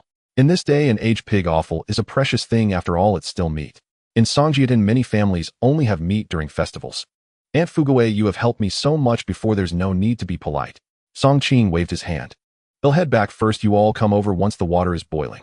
Looking at Song Qing's departing figure, Aunt Fugue felt somewhat emotional. Over the years, her husband had secretly helped Song Qing, which she had quite a few reservations about considering their own family's difficulties. Moreover, in the past 6 months, Song Qing's helplessness made her feel it was a waste of food, leading to multiple arguments with her husband over this matter. Fortunately, yesterday Song Qing gifted them a deer leg, and today he was going to give them some pig offal. She could tell that Song Qing was someone who knew how to be grateful. When the water for scalding the pig hair was ready to boil, Aunt Fugua's family of 3 also arrived. Wow, these 2 wild boars are quite hefty. The larger male boar looked to weigh about 200 pounds, while the female one was around 200 to 230 pounds. Brother Qing, you are going to make a fortune. Did you hunt them with a cow horn bow? Uncle Fuguwei looked at the wounds on the wild boar and was once again amazed. Yes. However, recalling the power of the 3 arrows from yesterday, it seemed that hunting wild boars with such archery skills was indeed not a problem. Then the 3 men began to pour water, scrape the hair, and eviscerate the pigs. The 3 women helped with the tasks, handling the pig, offal, and so on. In the blink of an eye, 2 hours had passed, and the 2 wild boars were nearly processed. After working for so long, everyone must be hungry. Let's make a pig slaughter dish. Song Qing looked at the 2 wild boars and calculated that excluding the offal and blood, they would yield around 330 pounds of meat and bones. You can keep it to sell. We just finished eating not long ago. Uncle Fuguwei waved his hand. We must make a pig slaughter dish. We'll prepare 2 more later. Saying this, Song Qing cut off a pig's foot and handed some offal and blood to Aunt Fugui's hands. Aunt, take this home. My family is short on pickled vegetables. Do you have any? Looking at the large pig leg, an awful Aunt Fugui's face brightened with a smile. Yes, I just pickled some before winter. It's perfect timing. They'll go home and get it now. Brother Qing, you don't need to keep the pig leg. Take it to sell. You gifted us a deer leg yesterday, and we haven't finished eating it yet. Uncle Fuguwei quickly stopped him. Uncle Fuguwei, please don't be polite. Otherwise I won't dare to ask you for help next time. Come on, let's make blood sausages together. Song Qing pulled Uncle Fuguwei to help with the blood sausage making. You? Son. Uncle Fuguwei sighed slightly. After another busy hour, the families of Song Qing and Uncle Fuguwei enjoyed a steaming hot pig slaughter dish. Uncle Fuguwei also brought out his treasured sweet potato wine, and the several men had a few small drinks. You must learn more about hunting from Brother Qing in the future. Whether you can save enough for your bride depends on your own efforts. After drinking a couple of cups, Uncle Fuguwei started lecturing Song Yukai. Dad, I know you must have said this countless times already. Song Yukai mumbled, shrinking his neck. I know. When hunting with me, you don't seem to put your heart into it. Looking at his childhood friend being lectured, Song Qing couldn't help but laugh. Uncle Fuguwei, in a couple of days, if you have time, I'll take Yukai into the mountains with me. Sometimes when there are many prey, I can't display my skills alone. He was not speaking recklessly. If he encountered solitary prey, he could easily handle it himself. But what about a group? By himself, no matter how skilled he was, he could at most hunt 1 or 2. However, with help, they could implement encirclement tactics, leading to much greater results. Brother Qing, would you take me along? Song Yukai's eyes lit up. As long as you are willing to come with me. Song Qing laughed. Hurry up and thank Brother Qing. Uncle Fuguwei patted the back of Song Yukai's head. Thank you, Brother Qing. Song Yukai smiled honestly. Come drink. Uncle Fugui's family left. His wife and sister-in-law were cleaning the dishes. I am so full. It's been a long time since I had a pig slaughter dish. I remember last year during the new year the brigade slaughtered a big fat pig, but I only got a piece of meat in my bowl. While helping with the dishes, Lu Yanyan said contentedly. Seeing her sister's greedy expression, Lu Sisi couldn't help but laugh. What are you 2 chatting about? Coming out of the bathhouse, Song Qing saw the 2 sisters chatting happily and couldn't help but ask. It's nothing. Lu Sisi lowered her head. Brother-in-law, will there be meat to eat tomorrow morning? Lu Yanyan blinked her cute big eyes at Song Qing. Yes, there will definitely be. From now on there will be meat every day. Song Qing smiled. Really? Absolutely. Yay, brother-in-law, you are the best to me. Once you finish cleaning up, go to sleep. I'm heading to bed too. I need to sell the wild boars early tomorrow morning. Seeing that his wife did not seem inclined to talk more, he also did not want to disturb her. He knew that his wife still held resentment and wariness towards him, and it would take time to gradually win her over. On the calm. Sister, I said brother-in-law has changed for the better. Look at how he sent pig legs to Uncle Fugui's family today. If he hadn't had a change of heart, how could he possibly give? I think brother-in-law has discovered his conscience, returned to the right path, and wants to live a good life with you. Lu Yanyan said. Time reveals a person's heart. All right, let's sleep quickly. Lu Sisi's eyes revealed a hint of reminiscence, recalling the torment she had endured over the past 6 months, and her gaze also showed a trace of confusion and numbness. The next morning, without even eating breakfast, he borrowed a cart from Uncle Fuguwei, loaded the 2 processed wild boars onto it, and headed towards the town. As he left the village, the early risers and villagers who were out to work saw Song Qing pushing the cart with the 2 wild boars and were all astonished. Song Qing, did you hunt those? Where are you taking them? Wow, 2 wild boars. I heard you shot a deer the day before yesterday. I got them yesterday. Oh, I was quite lucky, Song Qing replied with a smile. Wow, these 2 wild boars are hefty. You are going to strike it rich. These 2 wild boars together must yield over 300 pounds of meat, right? Brother Qing, when did you become such an excellent hunter? Can you take me along next time? Where did you hunt them? Facing the inquiries and astonishment from the villagers, Song Qing either smiled or gave vague explanations. Once he exited the village, Song Qing quickly pushed the cart towards the town. Within the village, the news about Song Qing having hunted 2 large wild boars also spread rapidly. It made many people envious. Over an hour later, Song Qing arrived at Qingjiang town, pushing a cart. As soon as he entered the town, he became the center of attention with the 2 wild boars he was pushing. After all, the value of these 2 wild boars was significant in this day and age. At the Qingjiang Supply and Marketing Cooperative, it was just opening. "Comrade, do you accept wild boar meat here?" Song Qing stopped the cart at the entrance and called out to the staff inside. "Wild boar." A female staff member came out upon hearing the commotion. She looked at the 2 processed wild boars on the cart with a face full of surprise. "When did you catch them?" the woman asked. "Yesterday late at night." "Don't worry, they are fresh." Song Qing pointed at the quality of the wild boar meat. "In this chilly winter, I'm not worried about the meat going bad. Let me ask our director. He is the one who can make the decision." "All right, thank you." Not long after, a plump, middle-aged man walked out. "Young man, are you selling wild boar meat?" "Yes, do you buy it?" "Of course." Director Wu Junhua circled the cart, nodded after confirming there was no issue with the wild boar meat. "How much per pound?" Song Qing asked. 1 yuan per pound. Wu Junhua replied with narrowed eyes. 1 yuan. Isn't that a bit too cheap? Song Qing expressed his dissatisfaction. The usual market price for farm pigs was between 0.8 to 1. 2 yuan. 2 yuan per pound was rare, such as during pig plague, when pork was scarce. Usually it was 0.8 yuan per pound, but now with heavy snow and winter, prices had risen and farm pigs were fetching 1 yuan per pound. "Mine are wild boars. Wild boar meat is more precious. You can't price it so low." Seeing that Song Qing was not easily swayed, Wu Junhua pondered for a moment and said, "How about this? Since it's wild boar meat, I'll give you 2 yuan per pound. What do you think?" Hearing this, Song Qing calculated silently for a moment and nodded. "All right. Good, let's weigh it and see how much there is." After weighing, it turned out to be around 320 pounds of meat. Altogether, it sold for 396 yuan. Don't underestimate 396 yuan in this era. It was indeed a significant amount. In the countryside, people earned about 20 yuan a month for their labor. "Director Wu, can I exchange some of this money for food and cloth tickets?" Song Qing asked in a lowered voice. Although reform and opening up had begun, it was still a transitional period, and most places nationwide still required cloth tickets to buy fabric. The same went for grain tickets. "Young man, are you trying to force me into making a mistake?" Officially, it has always been forbidden to sell cloth and grain tickets, and that's definitely not allowed. If you want cloth and grain tickets, you have to do farm work for the brigade. Wu Junhua waved his hand quickly. Hearing this, Song Qing looked around and then lowered his voice. "Director Wu, can I have a word with you privately?"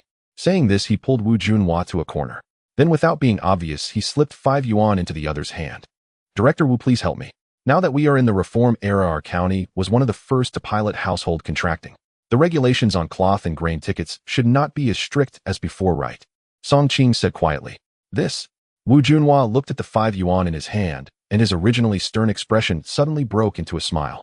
Actually, Song Qing was right. This year, the upper level had relaxed some controls over the lower levels.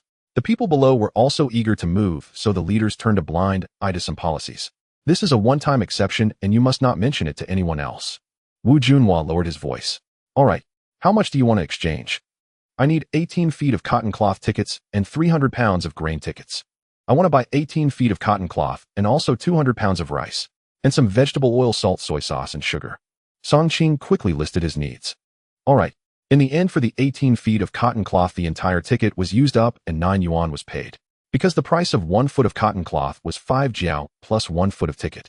Buying rice cost 32 yuan, as high-quality rice was 0.16 yuan per pound. Next, the total for salt, vegetable oil, soy sauce, and sugar added up to another 5 yuan. Exchanging for grain and cloth tickets also cost some, plus the 5 yuan he had just given. After all this shopping, he still had about 340 yuan left. When he came with 2 wild boars, he returned with the cart loaded full. He also had 340 yuan in his pocket. If it weren't for the lack of ready-made clothing shops in town, he would have directly thought about buying ready-made cotton clothes for his wife and sister-in-law. At noon, Song Qing pushed the cart back home. "I'm back. Look at what I bought for you. Brother-in-law is back." Lu Yinyan rushed out excitedly. "Wow, so many things." When Lu Yinyan saw the cart full of supplies, her beautiful eyes widened in surprise. Lu Cici also came out. "Cici, I bought a lot of cotton cloth and fabric. Your clothes are all patched up and need to be replaced." Saying this, Song Qing handed over a large bundle of cotton cloth and some fabric to them. "Buying so much. It's too much." Lu Cici looked at the big bundle of fabric and couldn't help but speak. "If it's too much, we can make a few more sets and rotate wearing them. Now we're not short on money. We have 340 yuan saved up." Song Qing smiled. "So much?" Lu Cici was slightly surprised. 340 yuan in savings was indeed quite a lot. "Does that mean we can eat white rice and flour every day? By the way, what about meat?" Lu Yinyan interjected. "Of course. I promised a few days ago that I would never let you go hungry or cold." Song Qing replied. Although we have some money now, we still need to spend wisely. After all, it's not like we can catch wild boars every day. Lu Cece thought for a moment and still advised. She was very afraid that now that Song Qing had money, he would want to gamble again. Ultimately, she thought about it, but did not dare to say so, fearing that it would upset him and lead to herself being punished tonight. I'll listen to you, my wife, Song Qing chuckled. This made Lu Cece's face blush slightly. He could even say this new term. I'll move all these in first. Looking at the busy Song Qing, Lu Cece had mixed feelings. Today, buying fabric for her sisters to make clothes, it was clear that Song Qing saw that their clothes were indeed beyond repair, and he bought so many supplies for the family. She thought to herself, could he really have turned over a new leaf? But thinking of the unpredictable Song Qing over the past 6 months, and how many times he had abused her, her heart couldn't help but hang again. She needed to keep observing. Who knows, he might go gamble tomorrow, and then wouldn't he revert to his old self? After Song Qing moved all the supplies from the cart into the house, he turned to his wife and said, it's noon already. Oh, let's wash the rice and cook. Don't skimp on the rice, I eat a lot. Lu Cece nodded. Song Qing returned the cart to Uncle Fugua's house, and then went back home to the cellar to cut 3 pounds of deer meat, and he also took a pig's intestine. For lunch, he planned to make stir-fried pickled vegetables with pig intestines and stewed deer meat. At the dining table, there were 3 dishes: stewed deer meat, stir-fried pickled vegetables with intestines, and some wild vegetables. Eat more, you've lost weight recently. Song Qing picked a piece of deer meat for Lu Cece. His words seemed to touch on some unpleasant memories for his wife, causing her to force a stiff smile. Seeing this, Song Qing sighed inwardly. His wife's frail condition was entirely his doing. That remark might have reminded her of the times he mistreated her in the past. Yes, sister, you should eat more. Today's dishes are delicious. Cooking with soy sauce makes a difference. I don't think I've had soy sauce dishes for over half a year. Lu Yinyan stuffed a large piece of deer meat into her mouth, her face filled with enjoyment. These days, meat is a luxury, let alone cooking meat with soy sauce. Just having salt and oil as seasonings when cooking is already quite good. Haha, then eat more. Song Qing realized that his sister-in-law was not only naive and lovely, but also a real treasure. In his past life, his sister-in-law had a hard time after returning to the city, likely because she was too naive and easily deceived. In this life, if possible, he felt he should help her out. You all shouldn't work in the fields this afternoon. Make the cotton-padded jackets earlier, so you have clothes to change in as soon, Song Qing suggested after some thought. All right, Lu Cece nodded. After finishing lunch, Song Qing went to the cellar to get some pig offal and a plate of pig's blood as he headed towards Uncle Song's house. As soon as he entered the yard, Song Qing shouted, Uncle, have you eaten? I wondered who it was. It's Qingzi. I've eaten already. Song Jianmin was inside the yard smoking a welding cigarette and basking in the sun. As he grew older, he came to enjoy sunbathing. You come, but why bring something? Seeing the pig offal and pig's blood in Song Qing's hands, he scolded him. Hey, I hunted 2 wild boars yesterday. We have too much pig offal at home. If left for too long, it won't be good, so I brought some for you to try. Saying this, Song Qing placed the items on the table inside the house. I heard the villagers talking about your matters this morning. I didn't expect you to hunt 2 wild boars yesterday. You truly have the spirit of my youth. No, you're even more impressive than I was back then. Song Jianmin spoke with emotion. He had hunted a deer the day before and 2 wild boars yesterday. Not to mention strength, just the luck was remarkable. You must have sold them for quite a bit, right? He made a small profit. Song Qing scratched his head. That's good. Remember, you mustn't gamble again. Song Jianmin warned him with a serious expression. Don't worry, uncle. I said I would turn over a new leaf, and I will. That's good. By the way, did you go up the mountain alone yesterday? Yes. To hunt 2 wild boars alone, it seems you were hiding your strength before. Song Jianmin was somewhat curious. Didn't he know what kind of person Song Qing was? In terms of hunting ability, he was rather average. Could it be that he recently had a stroke of good luck? Not really, I just got lucky, Song Qing said ambiguously. By the way, uncle, you know many old hunters. Could you help me get a chick or an egg from a chicken hawk? Money is negotiable. Chicken hawks and yellow hawks are both colloquial names for the common buzzard. The buzzard is a type of hunting eagle. After hunting for 2 consecutive days in the mountains, he felt that to ensure success in future hunts, he needed a scout. With a scout who also understood the language of birds, he would certainly find prey with half the effort in the future. You want to train a hawk? Song Jianmin was slightly surprised. I want to give it a try. After all, having a chicken hawk should help me with hunting, Song Qing nodded. Training a hawk isn't easy. The most important thing is that keeping a chicken hawk isn't cheap either, since it needs to eat meat every meal. Have you thought it through? These days, people can't afford to eat meat often, let alone the hawk they raise will need meat every day. One can imagine the cost. Song Jianmin did not oppose Song Qing's idea of raising a chicken hawk. If trained well, it would greatly assist the hunter. I've thought it through. These days are so tough. There probably aren't many people raising hawks, but I can help you inquire and see if anyone has chicken hawk chicks or eggs. It would be best to get a chick. If it's an egg, the incubation period isn't short. If it's a young hawk, it might already have been partially trained, making it easier for you to handle. Song Jiamin suggested. He'll listen to you, uncle. Song Qing chuckled. After chatting for a bit, he went home. It was already afternoon, and he didn't plan to go into the mountains today. He would rest for half a day and go in tomorrow. When he returned home, he found that his wife and sister-in-law were not there. He noticed that some of the cotton cloth and materials were missing, probably taken to make clothes. In this day and age, no family in the village owned a sewing machine. After all, sewing machines are too expensive. Who could afford one? If people wanted to make clothes, they either had to find a tailor or do it themselves. Finding a tailor also costs quite a bit. Thus, most villagers make their own clothes. The village brigade has one sewing machine specifically for the people of the village to use, which is considered public property. Village brigade. Sewing machine room. When Lu Sisi and Lu Yinyin arrived at the sewing machine room, they found Aunt Ho-Hot was also there. Aunt Ho-Hot is actually the mother of Song Dahu and Song Eru. At this moment, Aunt Ho-Hot was repairing an old cotton-padded jacket, which had over 20 patches, looking dense at first glance. Aunt Ho-Hot.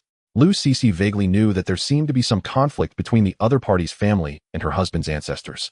However, since she was an elder in the village, she still chose to greet her. Oh, Sisi and Yin-Yin. Aunt Ho-Hot, who was rather stout, had a slightly distorted pancake face when she smiled. Are you here to make clothes? Wow, so much cotton fabric and material. When Aunt Ho-Hot saw the two sisters carrying a large pile of cotton fabric and material, a look of shock and jealousy flashed in her eyes. She could tell they were all brand new. We want to make a few cotton-padded jackets, Lu Sisi replied. Do you know how to sew? Do you need my help? I only charge half a foot of cotton fabric, Aunt Ho-Hot said with a sly smile. Half a foot of cotton cloth. Upon hearing this, Lu Sisi felt that it was asking too much. Aunt Ho-Hot, there's no need, we sisters can manage on our own. We can really do it, Lu Sisi gently declined. Although they were city girls, they had spent a few years in the countryside as educated youth, learning quite a bit, including sewing clothes, though they might not be too professional at it. Do you really know how to? We really do. Seeing Lu Sisi refuse, Aunt Ho-Hot felt a pang of envy. Looking at the large bundle of cotton cloth and other materials, she felt a mix of envy and resentment. Today she heard from the villagers that Song Qing had hunted 2 wild boars in the mountains yesterday, likely earning a significant sum of money. The day before, he had also caught a deer. His luck and skill were simply unparalleled. Thinking of her 2 unambitious sons, she couldn't help but feel a surge of anger. Even a gambler like Song Qing was doing better than them. Look at how fortunate Song Qing is. Not only did he marry a beautiful city girl, but he also brought along a lovely sister-in-law. Aunt Ho-Hot, when do you think you'll be finished? Soon. Lu Sisi couldn't help but ask as she saw Aunt Ho-Hot nearing completion. By the way, Sisi, I heard your husband sold 2 wild boars today and made quite a bit of money, right? How much did he sell them for? Aunt Ho-Hot asked, feigning curiosity. I don't know, I didn't ask. Lu Sisi remained cautious. Oh, but your husband has really been lucky these past few days, catching both the deer and the wild boars. But luck has its limits. Everyone in the village knows how he treats you. Your life is truly tough. To be honest, marrying him was a waste for you. He beats you and scolds you, and he even wants to sell your sister for gambling debts. Is this something a human can do? Aunt Ho-Hot said, appearing to sympathize with Lu Sisi. Hearing such words about her brother-in-law made Lu Yinyin feel a bit angry, as she thought her brother-in-law had been improving. He fed her meat every day and now was buying cotton cloth to make clothes for them. It wasn't good before, but now she felt her brother-in-law had changed for the better. However, out of pride, she didn't want to argue with Aunt Ho-Hot. Seeing Lu Sisi silent, Aunt Ho-Hot continued to fan the flames, saying such a gambler is unreliable. These days he has hunted wild boars and deer, but what if he can't catch anything later? He doesn't work in the fields, but all relies on you 2 sisters. Can you bear that? A real pillar is needed in the home, but your husband is too unstable. Today he made so much money selling wild boars. What if he goes gambling tonight, or in a few days, and loses? Your hard days will continue. Isn't that right? So Aunt Ho-Hot advises you to find a way to make him save the money from selling the wild boars. You need to plan ahead now. If a woman has money, she'll have confidence in everything she does. Once you save up some money, if he continues to treat you poorly, you can run away, or elope, or find someone else to marry, or even return to the city if the opportunity arises. It's better than continuing to follow this gambler. Although Aunt Ho-Hot's words are somewhat harsh, each one is from the heart, all for your sake. It's women helping women. If you don't have money, you can't do anything. Aunt Ho-Hot said passionately. The reason she said this was also selfish. She didn't want to see Song Qing's family live better and better. It would be best to break them up entirely. She thought that after Lu Sisi had endured half a year of abuse with her saying this, she would surely be tempted. Aunt Ho-Hot's words suddenly stirred something in Lu Sisi's heart. Indeed, what the other party said was the truth. She had studied and understood some principles. She also had her own opinions. If there was ever a chance to return to the city, and if Song Qing remained the same beast, she would indeed consider leaving him. However, in these past few days, Song Qing's temperament had suddenly changed, becoming so good to her and her sister. She still had her own opinions about it. If Song Qing continued to be such a beast, fickle and unreliable, she might leave him. If he wanted to treat her well during these days, then she would follow him as a chicken follows a chicken, as a dog follows a dog. Aunt wholeheartedly, pretend I didn't hear what you said. Oh, I follow my husband like a chicken follows a chicken, and this matter has nothing to do with outsiders. Alas, I spoke too much. But I'm just kind-hearted and don't want to see you suffer. If you don't want me to say it, I won't bring it up again. Aunt Hohat appeared to speak with great concern. As a woman, she naturally knew that women are often hard-headed. She believed that when Lu Cece was abused again in the future, she would remember what she said today. Her words would pierce Lu Cece's heart like a needle. Soon Aunt Hohat finished her work and left. Sister, what style are we making? How many sets should we make? Let's start with 4 sets. It will take a while to make. Lu Cece said. 4 sets? There are only 3 of us at home. Lu Yanyan was taken aback. Your brother-in-law often goes hunting in the mountains, and his cotton jacket can get dirty easily. But let's make him 2 sets to change into. Lu Cece suggested. Hey sister, you said your brother-in-law was bad. Oh, why are you suddenly thinking of him now? Lu Yanyan teased.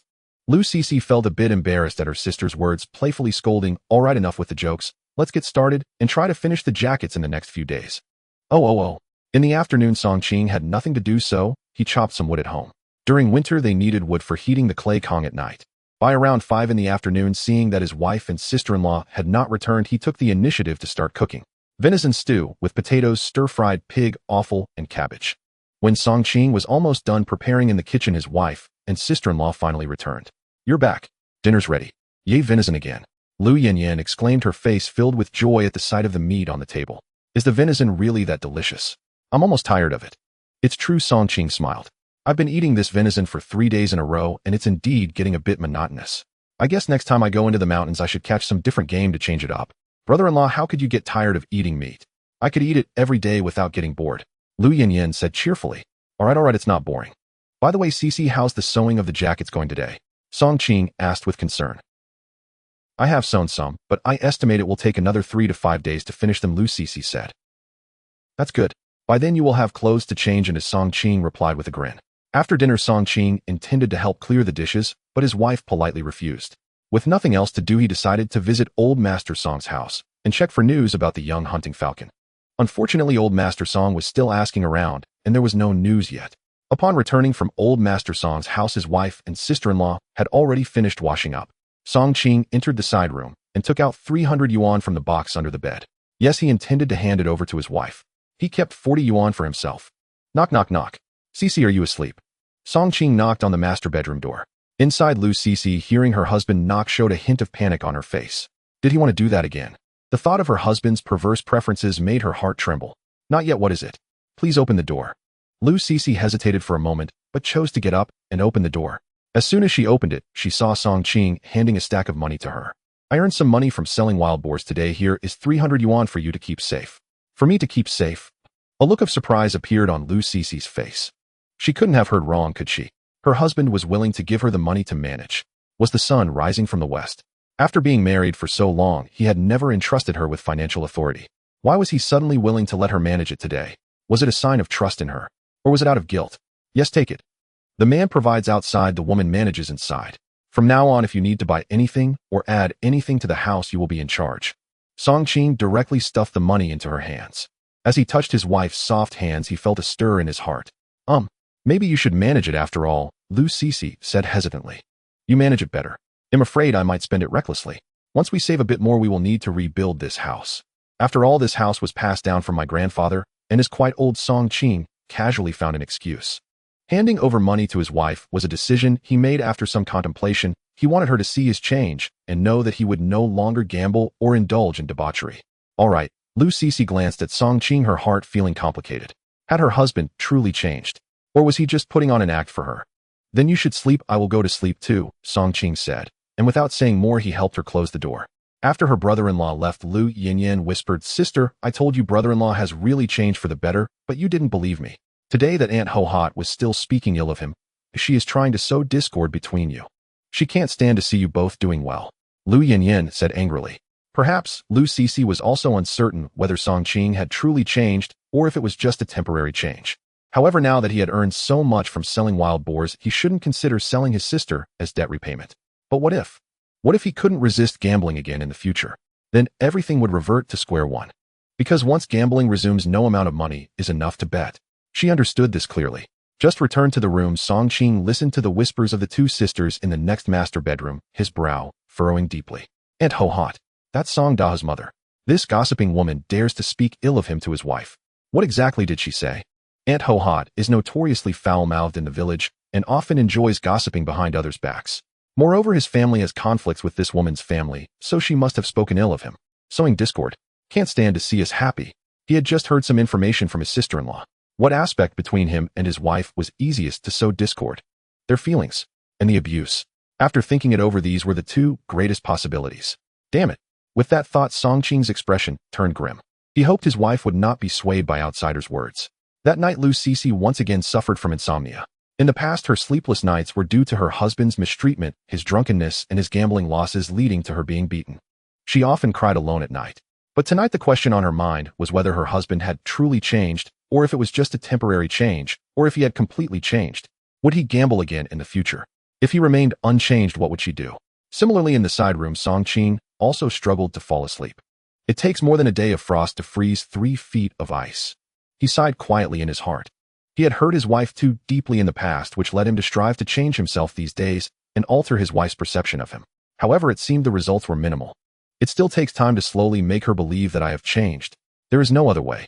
The next morning, when Song Qing got up, he found that his wife had already prepared breakfast. Steamed pork buns, millet porridge, leftover stewed deer meat from last night, and a plate of pickled vegetables. Today you should continue sewing the cotton coats. You can do what you can in the fields, if not, then don't worry about it. After washing up, Song Qing sat at the dining table, munching on a pork bun, and spoke to his wife. All right. Lu Cece nodded. Now, going to the fields wasn't really about planting crops. Mainly it was too icy and snowy to plant anything. They only needed to manage some fields, and when spring arrived they could be less busy while also picking some vegetables or wild greens. Are you going into the mountains today? Lu Cece asked. Yes. I will work hard to catch more prey so we can build a new house sooner. Song Qing smiled. I heard that going into the mountains in winter is quite dangerous. You should go early and return early. I'll be careful. Lu Cece thought for a moment and couldn't help but remind him. Was this concern for me? Song Qing felt a warmth in his heart upon hearing this. It seemed that his recent behavior had brought about some slight change in how she viewed him. With that thought, his motivation surged even more. Don't worry, I won't let my life be lost in the mountains. I still have to support you for a lifetime. Song Qing chuckled. No ominous words allowed. Lu Cece shot a glance at her husband. Okay, I will listen to you. There is still a basket of pork buns in the pot. Take some with you into the mountains later. Okay, my wife. Song Qing said with a smile. He was so happy. Hearing her call him husband, Lu Cece's face turned a bit red, but she said nothing, tacitly accepting his way of addressing her. After finishing breakfast, Song Qing packed 6 or 7 pork buns, filled a flask with water, grabbed his horn bow and hunting knife, and set off towards Uncle Fugua's house. Upon entering, he saw that Uncle Fugua's family had also just finished breakfast. However, their meal was not as good as his, consisting only of steamed buns and wild vegetables. Qingzi, are you going into the mountains again? Uncle Fugue looked at the preparations Song Qing was making, realizing he was indeed heading back to the mountains. Yes, this time I would like to invite Uncle Fugue and Yukai to join me. I wonder if you two are interested. As long as Brother Qing is willing to take me, I must go. Song Yukai grinned. Dad, are you going or not? Upon hearing this, Uncle Fugue did not hesitate at all. Since it's King's invitation, I will definitely go. Who knows, maybe we can rely on your luck and encounter something big. Seeing the two of them eagerly agree, Song Qing smiled. Inviting Uncle Fugue and his son to hunt in the mountains was a well-considered decision. Although he was strong, going alone would still leave him at a disadvantage. If he encountered a group of prey, without help he wouldn't be able to hunt many. Having helpers would make all the difference. Then let's get ready and set off. All right. Half an hour later, the three were fully armed and headed into the mountains. The weather is sunny today, it shouldn't snow, Uncle Fugue said as he looked at the sky. If it snows, most of the prey will hide away. When the sun is shining, many animals will come out to forage, increasing the chances of encountering them. It shouldn't snow. Brother Qing, didn't you make some money selling wild boar? Are you not planning to buy a hunting gun? Song Yukai asked, puzzled. He'll think about it later. Actually, this horn bow works quite well for me, Song Qing replied with a smile. He wasn't boasting with his strength. Sometimes the horn bow was more effective than a hunting gun. The three chatted quietly as they walked deeper into the mountains. After about an hour, they still had not spotted any signs of prey. Qingzi, aimlessly searching for prey like this isn't a good idea. Didn't you find anything like this a few days ago? Or set a trap? Uncle Fugue was slightly out of breath. After all, rushing for over an hour would tire anyone. I might have been lucky the other day. If you want to set a trap, let's find a spot to do so, Song Qing suggested. Generally speaking, when hunting in the mountains, aside from finding some tracks left by animals to follow, it was unlikely to encounter any prey. In most cases, searching aimlessly would yield very low chances. However, he wasn't going to share his knowledge of bird speech with anyone. All right, let's find a place to set a wild boar trap, then we can continue looking for prey. Uncle Fuguwei thought for a moment and decided that setting a trap was more reliable. Okay. Soon Uncle Fuguwei and Song Yukai began to choose a location. They selected a spot by some bushes. Wild boars love to roam around in thickets. Uncle Fuguwei and his son skillfully tied one end of the steel wire into a slipknot and secured the other end to a small tree. After setting the trap, they quickly camouflaged it. They even placed half a cabbage on the camouflaged ground. Whether it was a wild boar, a foolish roe deer, or other animals passing by, as long as they were attracted by the cabbage, they would surely fall into the trap. Of course, this method of trapping was largely dependent on luck. Whether they could catch prey this way was uncertain, but it was definitely better than searching blindly. The trap is set. Shall we continue searching?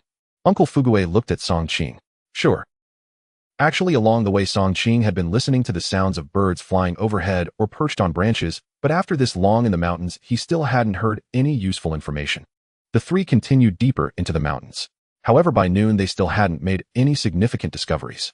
They had spotted some tracks in the snow left by a few snow hares and foolish roe deer on 2 or 3 occasions, but when they followed the tracks, they ultimately did not find any trace of the prey. Let's take a break. Song Qing took out a few pork buns, giving one to Song Yukai and another to Uncle Fuguwei. Qingzi, you eat. We brought some provisions too. As he spoke, Uncle Fuguwei pulled out a steamed bun. These are pork buns. You should try them. I brought 6 or 7. Song Qing insisted on placing the buns into their hands. Seeing Song Qing wrapped in oil paper with 6 or 7 buns, Uncle Fuguwei and his son no longer held back. The three chatted while eating. I wonder if we will be able to catch any prey today. You can't rush things like this. It will take our time. We can set a few more traps later, and who knows, we might have some success tomorrow. Uncle Fuguwei reassured his son, feeling that sometimes his son lacked patience. Moi. Shoo. Suddenly Song Qing made a gesture for silence. Uncle Fuguwei and Song Yukai both looked puzzled. What was happening? They hadn't heard any sounds, but they didn't know that Song Qing had extraordinary hearing. At that moment, the three were eating on the backside of a small dirt slope. Song Qing heard faint sounds of pheasants calling from a few hundred meters away on the opposite slope. He picked up the horn bow on the ground, grabbed a few arrows, and quickly climbed up the small slope. Indeed, he saw 4 pheasants about 200 meters away, foraging in the snow, occasionally making their calls. What luck! Song Qing's face lit up. 200 meters was not a problem. The effective range of the horn bow could reach 200 meters. His tinstone horn bow was somewhat special, with an effective range that could reach 250 meters. The range is sufficient. Wind direction. Song Qing immediately knocked an arrow, drawing back 4 arrows in one go. His eyes were fixed on the 4 pheasants 200 meters away, their movements entirely captured in his retina. He was predicting each pheasant's next move. Shoot! Bang! Bang! Bang! Bang! Below the slope, Uncle Fuguwei and Song Yukai watched as Song Qing had just climbed to the top of the small slope and began to draw his bow. Hiss! Fully drawn. He even knocked 4 arrows at once. The father and son were left wide-eyed in astonishment. How much strength did that require? And what prey had Song Qing spotted? As they thought of this, they hurriedly climbed up to see what was happening. Whoosh! The 4 arrows shot out simultaneously. 200 meters distance. The pheasants were still unaware that they had been targeted, mainly because they were too far away. Their alertness hadn't kicked in yet. Whoosh! All 4 arrows struck true, hitting the 4 mountain chickens. When Uncle Fu and his nephew reached the top of the slope and beheld the scene of the 4 chickens pierced in succession from 200 meters away, their faces were filled with astonishment. My goodness! Qinggu, you are incredible. 4 arrows shot simultaneously, all hitting the target from what looks like a distance of 200 meters, even better than our shotguns. Song Yukai was so surprised that his jaw nearly dropped to the ground.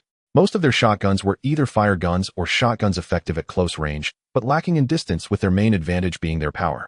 For Song Qing to hit all 4 arrows at 200 meters was absolutely terrifying. Uncle Fu couldn't help but respect Song Qing immensely at this moment. No wonder he had such great success for 2 consecutive days.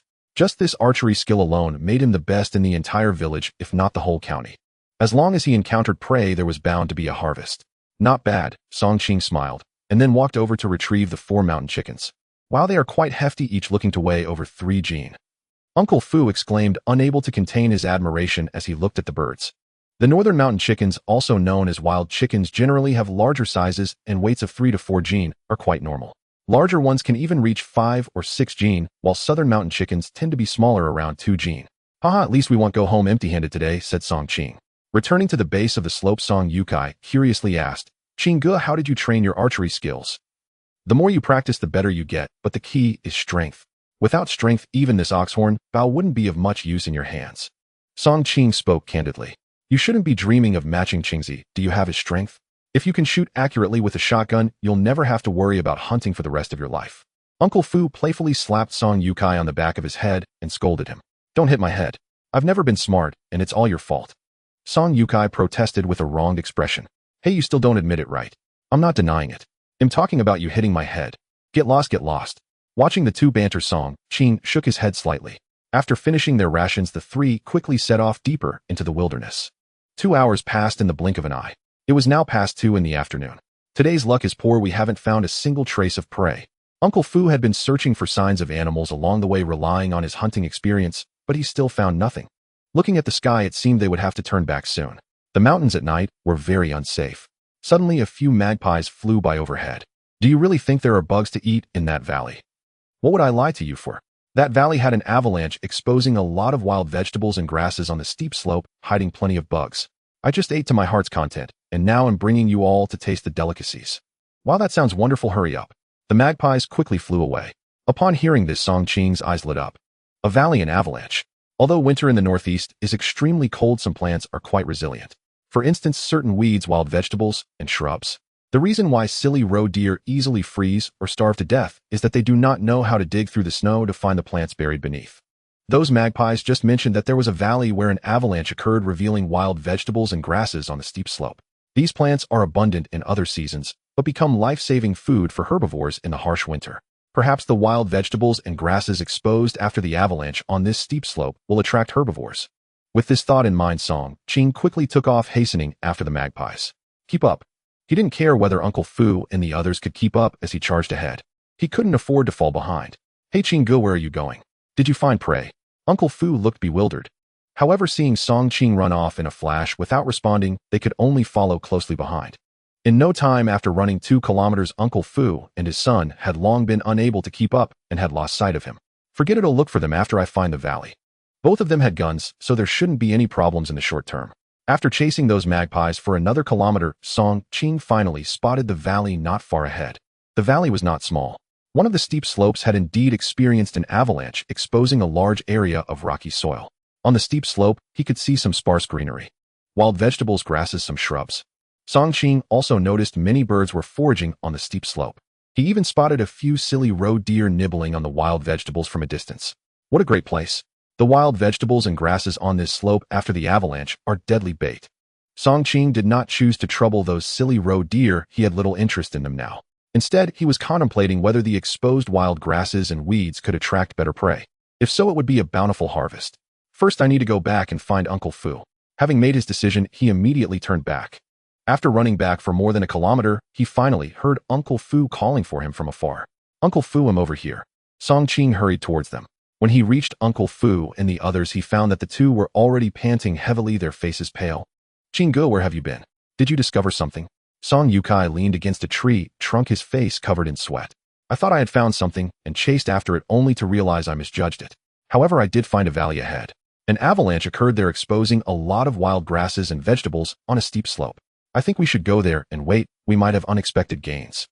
By the way, I already saw several silly roe deer foraging on that steep slope. Song Qing added. Steep slope. Silly roe deer. Uncle Fu, being an experienced hunter, naturally understood how deadly the wild vegetables and grasses exposed on that slope could be for herbivores during winter. Let's go and take a look. Follow me, but take your time, no rush. There haven't been any good prey spotted over there yet, said Song Qing with a smile. Under the guidance of Song Qing, the three quickly arrived at the edge of the valley. When Uncle Fuguei and his son reached the edge of the valley, they indeed saw a large steep slope that had experienced an avalanche, with the previously piled snow cascading down to the bottom of the valley, exposing a vast area of earth and rock. Among the soil grew numerous wild vegetables, weeds, and some shrubs, all lush and green. Look at those silly roe deer over there. Song Yotsai, with keen eyes, immediately spotted the few silly roe deer that Song Qing had mentioned earlier. Should we catch them now? We should not be short-sighted. If we go over now, we will definitely create quite a commotion and leave behind some scent. As you know, animals are very sensitive to smell, and I'm afraid it might affect other animals from coming later. Song Qing shook his head. Qingzi is right. With such a large area of greenery, there is a high probability of attracting more animals. We cannot just focus on what is right in front of us. Uncle Fugue agreed with Song Qing's statement. Then well, follow your lead. Song Yukai nodded slightly. What we need to do now is to wait patiently and find a concealed spot to hide to see if any prey comes by. Song Qing suggested. All right. The three quickly found a sheltered spot behind a large rock to hide. Time passed slowly. Before they knew it, it was already past 4 in the afternoon. Song Yukai looked at the sky, his face revealing a hint of anxiety. Dad Qinggu, it's getting late. We've waited so long and haven't seen any big game come by. Should we continue waiting? If we keep waiting like this, we might have to spend the night in the mountains tonight. They had ventured quite deep into the mountains, and in winter night fell early. They had to leave by 5 at the latest. Even if they left at 5, they would have to navigate a distance in the dark. Staying in the mountains overnight would be extremely dangerous. No one knew if they would encounter wolves or leopards at night, and if they did, their lives would be at stake. Song Yukai's words made Uncle Fugue hesitate as well. Qingzi, are you planning to leave or continue waiting? Uncle Fugue looked at Song Qing. I plan to wait. In fact, I have already prepared to spend the night in the mountains. This area exposed by the avalanche has fatal bait for herbivores. Even if we can't attract prey today, it might draw them in tomorrow morning. If we come back tomorrow, it's hard to say if we will encounter any. Right now, I'm taking a gamble. However, as you know, spending the night in the mountains is very dangerous. If you want to leave, you can do so now. Song Qing stated his decision. He was very confident in his archery skills and strength, believing he could ensure his safety by staying in the mountains for a night. However, Uncle Fugue and Song Yukai were not him. If anything unexpected happened, he wouldn't know how to explain it to Aunt Fugue. So he would not force the two of them. Do you plan to spend the night in the mountains? Uncle Fugue's expression changed slightly upon hearing this. Qingzi, it's very dangerous to spend the night in the mountains. What if something goes wrong? Yeah, and if we don't return home tonight, our families will worry too much. Song Yukai also felt there was no need to take such a risk. As the saying goes, if the green mountains remain, one need not worry about firewood. I know the mountains are dangerous, but I trust my hornbow even more. Taking risks for fortune is not an easy opportunity to encounter. Song Qing waved his hand. Seeing Song Qing's determination, Uncle Fugue fell silent. Uncle Fugue had seen Song Qing's archery skills. They were incredibly impressive. Thinking of his son who was still unmarried and the costs involved in marrying, Uncle Fugue gritted his teeth and said, Qingzi is right, of fortune comes from taking risks. Spending a night in the mountains isn't such a big deal. As long as the three of us are careful and prepared, it should be manageable, especially since we still have 2 hunting rifles. If we have a big haul, we'll be rich in one go. Dad, are we staying in the mountains overnight too? Song Yukai was taken aback. Yes. Do you dare? If Qinggu dares and Dad dares, what am I afraid of? Song Yotsai's face showed a hint of determination. Seeing Uncle Fugue willing to join him in hiding and ready to spend the night in the mountains, Song Qing was slightly surprised. He originally thought Uncle Fugue would not choose to take such a risk. But now that both of them wanted to stay, Song Qing felt an added responsibility. The two had been invited by him to hunt, and regardless of whether they succeeded today or tomorrow, he had to ensure their safe return, otherwise he wouldn't know how to explain it to Aunt Fugue. All right, then we'll continue waiting. I've already chosen a spot for the night. There are a few big trees over there. We'll spend the night in the trees for safety. Song Qing pointed to the few big trees not far away. Good, that's a solid choice. Uncle Fugue nodded. The three continued to wait patiently. Before long, another half hour passed. It was around 5 in the afternoon. The sky had turned gray and nightfall was not far off. Song Qing suddenly heard a faint sound. Soon at the top of the steep slope of the exposed rocky soil, not far away, a goat appeared. As Song Qing focused his gaze, he realized it was a Kashmir goat. After the first one appeared in sight, a second one, then a third. Kashmir goats. Hiss. It's a herd of goats. Uncle Fugue and Song Yukai also noticed this, their faces showing excitement. Shoo. Song Qing made a gesture for silence. A few minutes later, the three saw more than 20 Kashmir goats coming down from the top of the valley to graze on the exposed slope. Kashmir goats have a certain capability to walk on cliffs. As long as the skeletal and muscular structure of Kashmir goats adapts to high altitudes and complex terrains, with sufficient hind leg strength and good endurance, they excel at moving in steep slopes and cliff areas, standing on their hind legs to graze, showcasing their exceptional climbing ability. Thus, the steep slopes in this valley are not just easy for these 20-plus Kashmir goats. They can rely on their outstanding climbing skills to munch on the wild vegetables and weeds. This is what it means to take risks for fortune. We're going to get rich, we're going to get rich. Uncle Fugue's face flushed. If they had left, they would have missed out on this incredible fortune. They've all gone down the slope. When do we act? Song Yukai whispered. I think we should surround them from 3 directions. I'll be at the top of the valley to prevent them from escaping upwards. Uncle Fugue and Yotsai, you take the left and right. If they try to escape down into the valley, it will be easier for us to pursue them. The other 3 slopes are covered in thick snow, making it difficult for them to run away. Good. Uncle Fuguwe nodded. Attacking from 3 sides is naturally the best method at present. Let's launch the attack together at my signal. Song Qing reminded again. All right. Then let's get moving before it gets dark. Holding the horn bow and carrying arrows, Song Qing crouched low and began to sneak towards the mountain valley. Uncle Fuguwe and Song Yukai also cautiously approached from the left and right. The 3 of them were extremely careful, afraid of making any noise that might scare the flock of goats. After a few minutes, Song Qing finally reached the summit of the valley affected by the avalanche. He could see that below more than 20 goats were happily munching on the wild vegetables and weeds, occasionally looking up to scan their surroundings for danger. Fortunately, the 3 of them were very careful and had not been discovered. After waiting a few more minutes, Song Qing saw Uncle Fuguwe and Song Yukai sneak up to the steep slope behind the avalanche, hiding behind a rock to observe. Seeing that the timing was right, Song Qing picked up the horn bow and took out 3 arrows. He drew the bow and aimed directly at the 3 nearest goats below. At a distance of about 100 meters. Whoosh, whoosh, whoosh. The 3 arrows shot out instantly. This was also a signal. Uncle Fuguwe and Song Yukai also peeked out from behind the rock, each aiming their hunting rifles at a nearby goat. Bang! Bang! The sudden gunfire startled the grazing goats, causing them to panic and flee wildly up and down the steep slope. Thump, thump, thump. Song Qing's 3 arrows directly hit 3 goats, piercing their abdomens, and the bleeding goats tumbled down into the valley. After hitting 3, he did not stop, but took out another arrow, drawing the bow again to search for the next target. Originally, he could hit 3 because the goats were initially grazing in place, but now after being startled, they were fleeing wildly. It was naturally more challenging to shoot 3 or even 5 arrows at once like before. So he was not greedy and shot 1 arrow at a time. 180 meters below, a goat jumped from a steep slope to a protruding rock below. But just as it leaped in midair, an arrow pierced through its head. Without even a cry of agony, it fell freely to the bottom of the valley. Bang! Damn, I missed. Song Yukai had just fired the first shot from about 80 meters away, but he missed, causing that goat to flee immediately. On the other hand, Uncle Fuguwe's first shot hit, successfully killing a goat. Charge, charge, get closer and shoot. Uncle Fuguwe shouted. He also sprang into action. Be careful, the slope is steep, don't fall. Song Qing shouted from above. Got it. While he was speaking, he never stopped shooting arrows. Whoosh. Puff. Another goat was hit by him.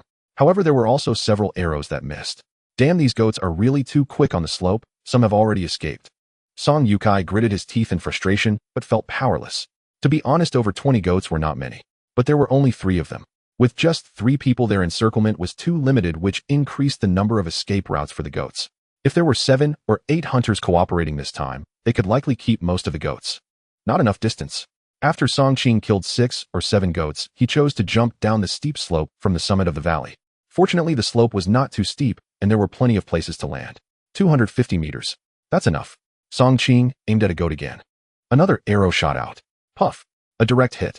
It successfully struck.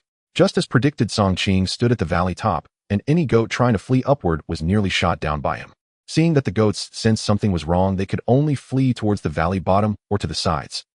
However, there was no avalanche on either side, and the thick snow became an obstacle for the goats' advance. Their short legs made it difficult for them to run fast in the deep snow. Instantly, they became the primary targets for Song Qing. Whoosh. Puff. One goat trapped in the snow was hit in the rear by an arrow, half of the arrow embedded in it, causing the goat to bleed in pain and stumble down into the valley. 1, 3, 8. This hunt lasted half an hour before finally coming to an end. Due to the limited encirclement formed by the 3, 7, or 8 goats still managed to escape. By this time, it was already getting dark. The 3 of them had no intention of continuing the chase. Haha, a bountiful harvest. Uncle Fuguwe couldn't contain his excitement. Before it gets completely dark, we need to collect the goats from the valley. Song Qing, having already run out of arrows, started collecting the arrows shot into the goats, and on the ground, addressing Uncle Fuguwe and Song Yukai. All right. Half an hour passed again. The mountain was completely dark now, and they couldn't see their hands in front of them. Fortunately, Song Qing was strong and could carry 2 goats up from the valley each time, so the 3 quickly gathered all the goats together. Song Yukai was also excitedly counting their spoils. Hiss! We killed a total of 18 goats. We've struck it rich this time. The goats not only had valuable meat, but their wool was also worth a lot. Most of them are adult goats weighing about 80 to 90 pounds, around 100 pounds each. Uncle Fuguwe looked again, his smile never fading. You're impressive, Qingzi. You single-handedly killed 11 goats. From the wounds on these goats, it was clear that Song Qing had killed 11, while Uncle Fuguwe had taken 4, and Song Yukai had taken 3. Luck was on our side. Oh, our patience paid off, Song Qing said with a smile. By the way, Uncle Fuguwe, how should we divide the goats? How about this? I'll take 10, and you two can have 8. How does that sound? That won't do. The valley was discovered by you. You encouraged us to stay. If it weren't for you, we wouldn't have had the chance to hunt these goats. My son and I only need 5. Uncle Fuguwe quickly waved his hand. This was an unexpected delight for them. They wouldn't dare take advantage. Let's be fair. How about this? Since I killed 11 goats, I'll take 11, and since you killed 7, you take 7. Song Qing knew Uncle Fuguwe wasn't the kind of person to take advantage, but he didn't want the other side to suffer losses either. All right then. Uncle Fuguwe no longer hesitated. You Kai, go find some dry wood nearby and start a fire, otherwise we'll have a hard time tonight in this cold. Okay. Song Qing replied to Song Yukai. Fortunately, it wasn't snowing tonight, or it would have been even colder. Uncle Fuguwe, this pile of Kashmir goats has wounds, and the smell of blood is too strong. I'm afraid it will attract wolves and leopards tonight. Let's cover them with snow to mask the scent. What do you think? I was thinking the same thing. So many goats had died, and they had bled quite a bit. The smell of blood was overwhelming. In such a remote area, it would be easy for wolves and leopards to catch the scent. After about an hour of busy work, the fire was lit, and the 18 heads of goats were covered with snow. The 3 of them ate the remaining rations while chatting. You two keep watch during the first half of the night, and I'll take the second half. How about that? Song Qing proposed. Can you handle being alone during the second half of the night? Shall I let Yukai keep you company? He'll take the first half. Uncle Fuguwe said with concern. The second half of the night is when people are most prone to drowsiness, and it's also the most dangerous time. Song Qing thought for a moment and replied. All right. Even though we had a great harvest today, we can't return to the village tonight, and I wonder how my wife will feel thinking that we. Uncle Fuguwe sighed slightly. Hearing this, Song Qing fell silent. If he didn't return all night, what would his wife think? Would she be worried about him? Or would she not care? Song family village. It's already so late. Why hasn't your brother-in-law returned yet? Lu Sisi stood at the door gazing into the yard, but still saw no sign of Song Qing. They had prepared the meals, reheating them multiple times. Sister, what if something happened to brother-in-law? I heard that in the dead of winter the wolves and leopards in the mountains are starving. I'm afraid that if brother-in-law encounters. Lu Yinyan's face also showed a worried expression. Pa, don't say such unlucky things. Your brother-in-law must just be on his way back. Lu Sisi glared at her sister.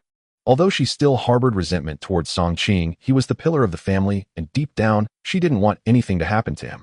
If something did happen, she wouldn't know what to do. I misspoke. Brother-in-law will definitely return safely. Perhaps he'll be back soon. Lu Yinyan quickly prayed after realizing her mistake. He should be fine, Lu Sisi murmured. Yinyan, you must be hungry. Go ahead and eat. I'll wait for your brother-in-law to come back before I eat. I'm not hungry yet. Lu Yinyan swallowed hard. In fact, she was already very hungry. I won't eat until brother-in-law returns. Although she was hungry, she couldn't eat without seeing her brother-in-law return. After waiting for about another hour, it was already past 8 in the evening. Still no sign of Song Qing. Lu Sisi showed an anxious expression. Why hasn't he returned yet? Could it be that something really happened? Just then there was a commotion outside. Is brother-in-law back? The 2 women immediately stood up and ran out of the yard. But they found that the person coming in was not Song Qing, but Aunt Fuguwe. Sisi, has your husband come back yet? Aunt Fuguwe's face also bore an anxious expression. Not yet. What's wrong? Lu Sisi asked in surprise. Today your husband came to invite my husband and my son to go hunting in the mountains, but they still haven't returned. Do you think? Could they have encountered some difficulties? When Aunt Fuguwe heard that Song Qing hadn't returned either, she became even more anxious. What? Song Qing went into the mountains with Uncle Fuguwe. Lu Sisi looked astonished. She didn't know about this. All she knew was that her husband left after breakfast, as she didn't expect him to invite Uncle Fuguwe to go into the mountains together. It's so late, and they still haven't returned. There are only 2 possibilities. Either they encountered some problems and have to spend the night in the mountains, or Aunt Fuguwe didn't dare to think in the worst direction. Let's not talk about the latter. Just the former, spending a night in the mountains, is also very dangerous. Lu Sisi's face changed upon hearing this. Then what should we do? Let's wait a little longer. If they still don't come back, we'll go to the village chief's house and ask him to organize some of the men in the village to go into the mountains to find them. Aunt Fuguwe said solemnly. Okay. Lu Sisi nodded. For now, that was all they could do. The 3 women waited another hour. It was already 10 o'clock at night. We can't wait any longer. At this point, if they were coming back, they would have returned by now. Aunt Fuguwe, let's go find the village chief. Lu Sisi suddenly stood up. All right. The 3 women quickly made their way through the dark towards the village chief Song Jinqing's house. Knock, knock, knock. The village chief's family, who had already gone to bed, was awakened. What? You say that Fuguwe and Song Qing went into the mountains to hunt today, but they still haven't returned. Hearing this, the village chief Song Jinqing's face revealed a serious expression. Generally speaking, those who go hunting in the mountains usually return the same day. Of course, there are also those who go deep into the mountains, spending a night, or even several nights there. But those who stay overnight in the mountains usually do so in groups of 7 or 8 hunters. This provides a certain level of safety. With 7 or 8 hunters, each with a gun, even if they encounter wolves or leopards, they have some ability to resist.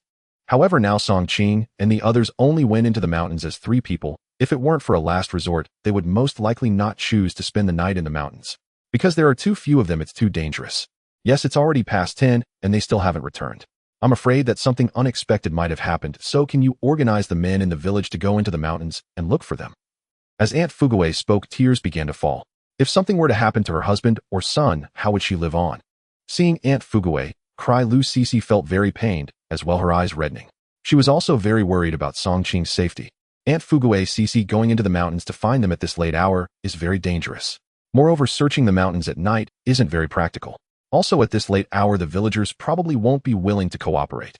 It's not that I don't want to help you, but we must be realistic. It's not very feasible to look for people in the mountains at night. If they still haven't returned by tomorrow morning, I'll organize a search party to go into the mountains and find them. How does that sound? Song Jinxing thought for a moment before speaking. Village chief, can we really not organize a search in the mountains tonight? Lu Sisi pleaded. It's too difficult to search for people in the mountains at night. Oh, everyone will be unwilling. Let's wait until tomorrow. In the mountains, Uncle Fugaway sat beside the fire holding a shotgun and glancing around occasionally. Beyond the reach of the firelight was an endless darkness that instilled fear. Tonight, even the moon is absent. Ew, I don't know what time it is, Uncle Fugaway sighed softly. As time passed, drowsiness gradually overcame him, yet he forced himself to stay awake. Unbeknownst to him, a pair of green eyes appeared not far behind him in the darkness. 1 pair. 2 pairs. One of the pairs of green eyes was quietly creeping up behind Uncle Fugaway. On the tree beside the fire, Song Qing suddenly opened his eyes upon hearing the noise. Although Uncle Fugaway was on watch for the first half of the night, he had not dared to sleep, merely resting with his eyes closed. Uncle Fugaway, be careful. Behind you there are wolves. Song Qing stood up on the tree branch, bow drawn, and arrow knocked. Wolves. Uncle Fugaway, who was feeling drowsy, suddenly turned around only to find a gray wolf had appeared 5 meters behind him. Beyond the darkness that the firelight could not reach, dozens of green eyes sent chills down one's spine. At that moment, the gray wolf, realizing it had been spotted by a human, lunged directly at Uncle Fugaway. The distance was so close that Uncle Fugaway was caught off guard. As he barely turned his shotgun around, the gray wolf was already less than a meter away from him. Not good. Uncle Fugaway's face changed drastically, and he thought to himself that it was over. Whoosh. An arrow suddenly crossed the 7 or 8 meters of space and struck the gray wolf in the neck, pinning it firmly to the snowy ground. Uncle Fugaway, still shaken, realized that Song Qing had made the shot. A woo. Whether it was the pack of wolves reacting to their companion being shot, a series of howls echoed from the darkness. The pairs of green eyes drew closer. They were launching an attack. Dad, hurry up and climb the tree. Song Yukai was also startled awake by the commotion. When he saw so many green eyes in the surrounding darkness, he was greatly alarmed. Okay. Uncle Fugaway crawled and rolled towards the tree where his son was about 7 or 8 meters away. These beasts deserve to die. Song Yukai noticed that 2 gray wolves were pouncing towards his father's back. Dad, watch out behind you. In a panic, Song Yukai fired a shot, but it went wide, mainly because he was afraid of accidentally hitting his own father. Whoosh. Whoosh. At that moment, 2 arrows were released simultaneously. Thud thud. The 2 gray wolves that had lunged at Uncle Fugaway's back were directly struck in their bodies, collapsing on the spot. Taking advantage of this brief moment, Uncle Fugaway finally reached the base of his son's tree and swiftly climbed up. Fuchingzi, thank you, otherwise Uncle would have met his end here just now. Uncle Fugaway was drenched in cold sweat, having narrowly escaped death. Uncle Fugaway, Yotsai, hurry up and start shooting. There are quite a few wolves, Song Qing said with a serious face. At this point, Uncle Fugaway and Song Yukai noticed that at least 20 gray wolves had surrounded the 2 trees they were in. The pairs of green eyes fixated on them. Wolves can't climb trees, and now we have the initiative. Watch me take them down. Song Yukai aimed his shotgun at a gray wolf 20 meters away. He pulled the trigger. Bang. This time he didn't miss and directly hit the gray wolf. A woo. The gray wolf, hit by the shotgun, howled in pain, but the fatal injury left it no chance to escape as it lay on the ground, convulsing, its blood staining the snow, clearly unable to survive. Bang. Bang. Uncle Fugaway fired in both directions. Song Qing also shot arrows. Each gray wolf that approached met its end. He realized that after his rebirth, not only had his eyesight improved, but he could also see well in the dark. Soon the wolf pack began to suffer significant casualties. Suddenly 7 or 8 corpses lay in the snow. Coupled with the sound of the shotgun, the remaining gray wolves dared not approach anymore. However, they hid in the darkness, unwilling to disperse. Haha, they're afraid. Song Yukai laughed with delight upon seeing the remaining dozen or so gray wolves hesitate to come closer. Don't get too cocky, they likely don't want to leave, which isn't good news for us, Uncle Fuguwe said solemnly. Fortunately, we chose to spend the night here, with 2 trees, otherwise the 3 of us would likely have met our end against this wolf pack. Thanks to Chingu, your archery was truly impressive. 1 arrow for 1 wolf, Song Yukai said with a smile. If we don't stay vigilant, I don't have many arrows left, only 7. What about your ammunition? Song Qing said solemnly. Earlier this afternoon some arrows were damaged while hunting those mountain goats. Just now 6 or 7 arrows had been shot, leaving him with only 7 arrows in his quiver. Oh no, I also used quite a few bullets while hunting mountain goats earlier, and after firing earlier, I have 10 rounds left. After checking his ammunition, Uncle Fugue's expression turned grim. I have 6 rounds left, Song Yukai said with a bitter face. Conserve your ammo, we just need to hold out until dawn, Song Qing said solemnly. Okay. The 2 nodded, knowing they had no other choice. Time quietly slipped by. The 3 of them remained alert, checking their surroundings. The pack of wolves seemed unwilling to leave, surrounding the 2 trees where Song Qing and the others were from all directions over a distance of hundreds of meters. They faced off like this. Another hour passed. Not good, the fire is about to go out. Song Yukai looked at the fire pit 7 or 8 meters away, which was nearly extinguished due to no one adding wood. Once it goes out, the 3 of them would be lost in the darkness, and the wolf pack might take the opportunity to counterattack. There isn't much firewood left either. Song Qing frowned. There were only a few sticks of dry wood left by the fire. Searching nearby was impossible as the wolf pack was lying in ambush. After several minutes, the fire finally went out, leaving only some embers. The light and range of the embers were extremely limited. The entire snowy ground was suddenly engulfed in darkness. The fire is out. Song Yukai's face revealed a worried expression. Now the 3 of them were truly in the dark. The more it was like this, the greater the danger. Wolves can't climb trees, but what if a few leopards come in the middle of the night? Leopards can climb trees. Shoo. It seems these gray wolves are stirring, Uncle Fugue whispered, because the 3 of them heard the rustling sound approaching. Should we fire a shot to scare them off? No need, you all should conserve ammunition now, Song Qing shook his head. After a few more minutes, Song Qing, who could see in the dark, noticed that 2 wolves had come close about 10 meters away from them. Creak. Rustle. Rustle. Not good, those wolf pups are digging up the cashmere goats we buried under the snow. Uncle Fugue listened to the noise, which was just a dozen meters away, where they had buried the goats after nightfall. Song Qing also noticed this situation. The pack of wolves had shifted their target from the 3 of them to the cashmere goats hidden under the snow. They want to take the goats away. Yes. We can't let them take the goats. You guys don't shoot first, I'll handle it, Song Qing said solemnly. The 2 of them had limited ammunition and needed to save it. Moreover, it was pitch black. Even though they were close, the probability of hitting the gray wolves was too low, making it a waste of bullets. Song Qing knocked an arrow, the bowstring creaking. When the bow was pulled back to its fullest, twang, the arrow instantly shot out from the horn bow. Although it was night, Song Qing still vaguely saw the silhouette of a gray wolf about 10 meters away. Thud. The gray wolf digging in the snow sensed the danger and was about to look up to observe the situation. However, in the next second, a sharp arrow pierced directly into its head. It fell dead on the spot. The sudden turn of events startled another gray wolf that was digging in the snow, which howled in panic and ran away with its tail between its legs. Want to escape. Song Qing already had his second arrow drawn tight. Whoosh. The gray wolf that had just fled 7 or 8 meters was hit in the left flank by an arrow. A whoa. The gray wolf let out a mournful cry, collapsing to the ground, its fate uncertain. My goodness. Brother Qing, you're too fierce. How did you hit that? Song Yukai was shocked, his jaw nearly dropping to the ground upon hearing the wolf's cry and the sound of the arrow hitting flesh. It's just instinct plus a bit of luck. Huh. Song Qing chuckled. The surrounding gray wolves, witnessing 2 of their companions being shot, became agitated, but dared not approach, likely instilled with a certain fear of Song Qing and the others. These beasts can only howl, Uncle Fugue teased. Qingzi, you really are something. They want to steal our spoils, not a chance, Song Qing said with a smile. After killing 2 gray wolves, the remaining wolves did not dare to approach for the next half hour. But as time passed, after about another hour, seeing that the 3 of them showed no signs of movement, the wolves grew bolder. This time, under the cover of night, 7 or 8 gray wolves stealthily approached the snow pile where the cashmere goats were buried. They're back. Song Qing, who was resting with his eyes closed, opened them again. With his remarkable hearing, he could not miss the approach of these gray wolves. What's back? Song Yotsai, somewhat groggy, suddenly spoke. Shoo. Song Qing saw that 7 or 8 gray wolves had surrounded them again, starting to dig in the snow. Die. Song Qing drew his bow again. Whoosh. 1. Whoosh. 2. Whoosh. 3. After killing 3 in a row, the remaining gray wolves were so frightened that they nearly lost their souls, each wishing they had 2 more legs to escape quickly. It seems they're fleeing. Uncle Fugue asked, straining to listen to the sounds. Looks like it. Qingzi, you're really impressive. It's like one man can hold off 1,000. With you here, these gray wolves drop one by one, two at a time.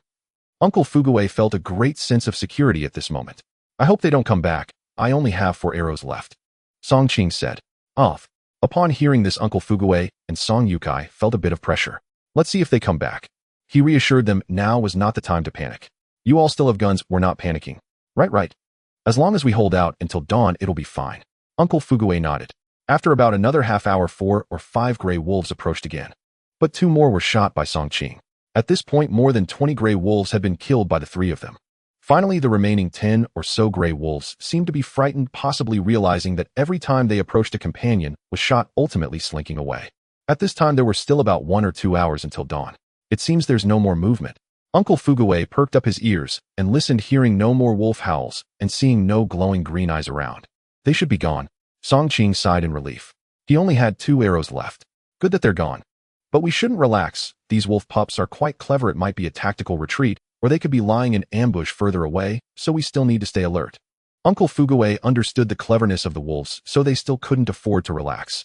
The 3 of them forced themselves to stay awake. Song Qing was better off, after his rebirth his physique had improved, and he didn't feel very tired even after a night without sleep.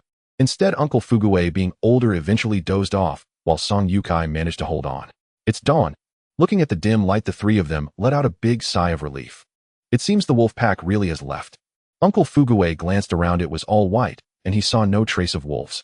Regardless of whether they are gone or not, we need to find a way to leave here quickly, Song Qing said. With a dozen sheep and a dozen wolves, I doubt we can carry them all. Let's make a simple sled, we can pull it together. This way we can carry more. Uncle Fugue decisively suggested. All right, let's get to work now. Qingzi, you and Yukai go and make it. I'll keep watch from the trees. The smell of blood is too strong. I'm afraid it might attract leopards or tigers later on. Uncle Fugue spoke. Okay. Song Qing nodded. At this moment, they could not let down their guard. As dawn broke, Lu Sisi and Lu Yinyin got out of bed, leaving breakfast untouched as they hurried towards Aunt Fugue's house. The 2 girls had not slept a wink last night, waiting for Song Qing to return, but as the night passed, he still did not come back. Sister brother-in-law should be back today, right? Lu Yinyin said, her eyes heavy with worry. He should be back, right? Lu Sisi's heart was also in turmoil. After a night without his return, she felt increasingly uncertain about her words. Now she could only force herself to believe that Song Qing must be fine. Perhaps he was just delayed in the mountains due to some matters. The 2 girls arrived at Aunt Fugue's house, where Aunt Fugue was also preparing to leave. Let's go to the village chief's house, she said softly, her eyes red. As expected, village chief Song Jianxing kept his word, bringing the 3 women early in the morning to notify every household in the village, wanting to organize a group of men to search the mountains for Song Qing and the others. Fugue and the others didn't come back last night. Did they not say they would stay overnight before entering the mountains? That sounds a bit precarious.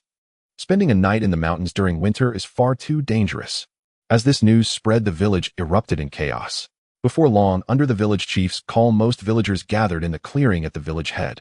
Dear villagers, yesterday Fugue Yutsai and Song Qing went into the mountains to hunt, and they have not returned overnight. There is a possibility they encountered some issues. Since we are all fellow villagers with the same surname, I want to organize everyone to send 1 or 2 people from each household to join me in searching for them. Song Jianxing urged. Typically, when similar situations arose, everyone would organize to search the mountains, as this was a matter of life and death. In the crowd, Song Dahu and Song Eru exchanged glances, their faces revealing a hint of schadenfreude. Haha, brother, I never expected Song Qing to end up like this. I bet he ended up in the belly of some wolves or leopards last night, Song Eru whispered, unable to suppress his grin.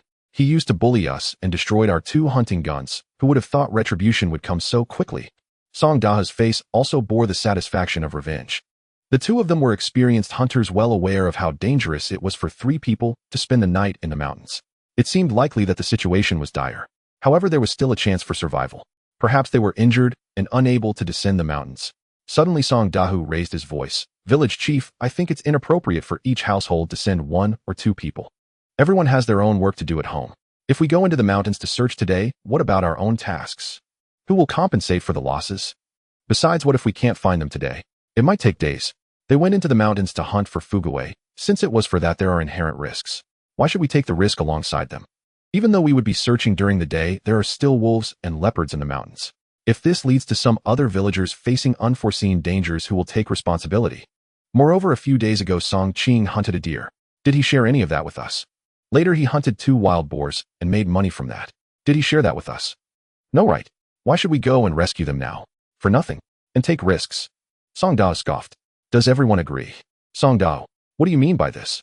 We are all fellow villagers. Are you saying we should just stand by and watch? Aunt Fugaway immediately shouted back. Who hasn't faced difficulties? Are you hoping my husband dies in the mountains so you can be happy? Are you even human? Aunt Fugaway scolded while wiping her tears. What my son said isn't malicious, I'm just speaking the truth.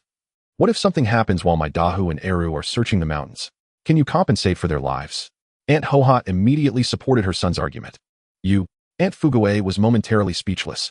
All right, stop arguing. This is a matter of life and death. It would be best if everyone could help a little who hasn't faced difficulties. Must we be so calculating? The village chief intervened to stop the quarrel. He was well aware that Aunt Hohat's family and Song Qing's had minor conflicts over the past 2 generations, and seeing Song Qing not return overnight, Song Da's family would surely revel in it.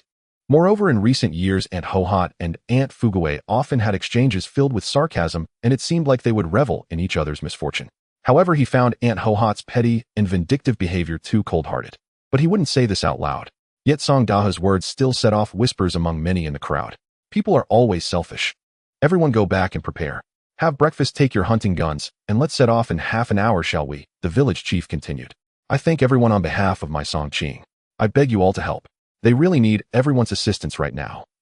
Lu Cece looked at the crowd, her eyes filled with tears as she pleaded. She was afraid that no one would be willing to help search the mountains. Am going to the town today. Am not feeling well and have no time to go. Song Dahu directly stated his refusal. To search for his enemy. Haha, impossible. Seeing Song Dahu's blatant refusal made the village chief's expression sour. Village chief, my husband has to work at the forest farm. He might not be able to go. If he misses work, they'll deduct his pay. Who knows, he might even lose his job. One of the women spoke up while the man beside her looked slightly flushed, but she held his hand to keep him from speaking. I need to tend to my fields as well, or I might not have the time to go. As one spoke, others began to echo. A portion of those who initially had reservations about searching in the mountains were now revealing their true feelings and intentions. Seeing this, Lu Cece and Aunt Fugaway looked extremely troubled. I know everyone has their own work, but we cannot be so cold-hearted. This is a matter of life and death. If everyone acts this way, who will help when something happens to someone else's family in the mountains? Do you think this is acceptable? The village chief noted the lack of unity among the villagers. However, upon hearing the village chief's words, those who were reluctant to enter the mountains and help search all lowered their heads in silence. Seeing this, the village chief sighed. Slightly, time is of the essence. Everyone should return and prepare. Let's gather here in half an hour. Half an hour later, people began to arrive one after another at the open space by the village entrance. However, Song Jianxing saw that only about 17 or 18 men from the village had come. Among them was also Grandpa Song Jiamin. In Songjiatan, even if one person from each family came, there should be at least 30 or so present.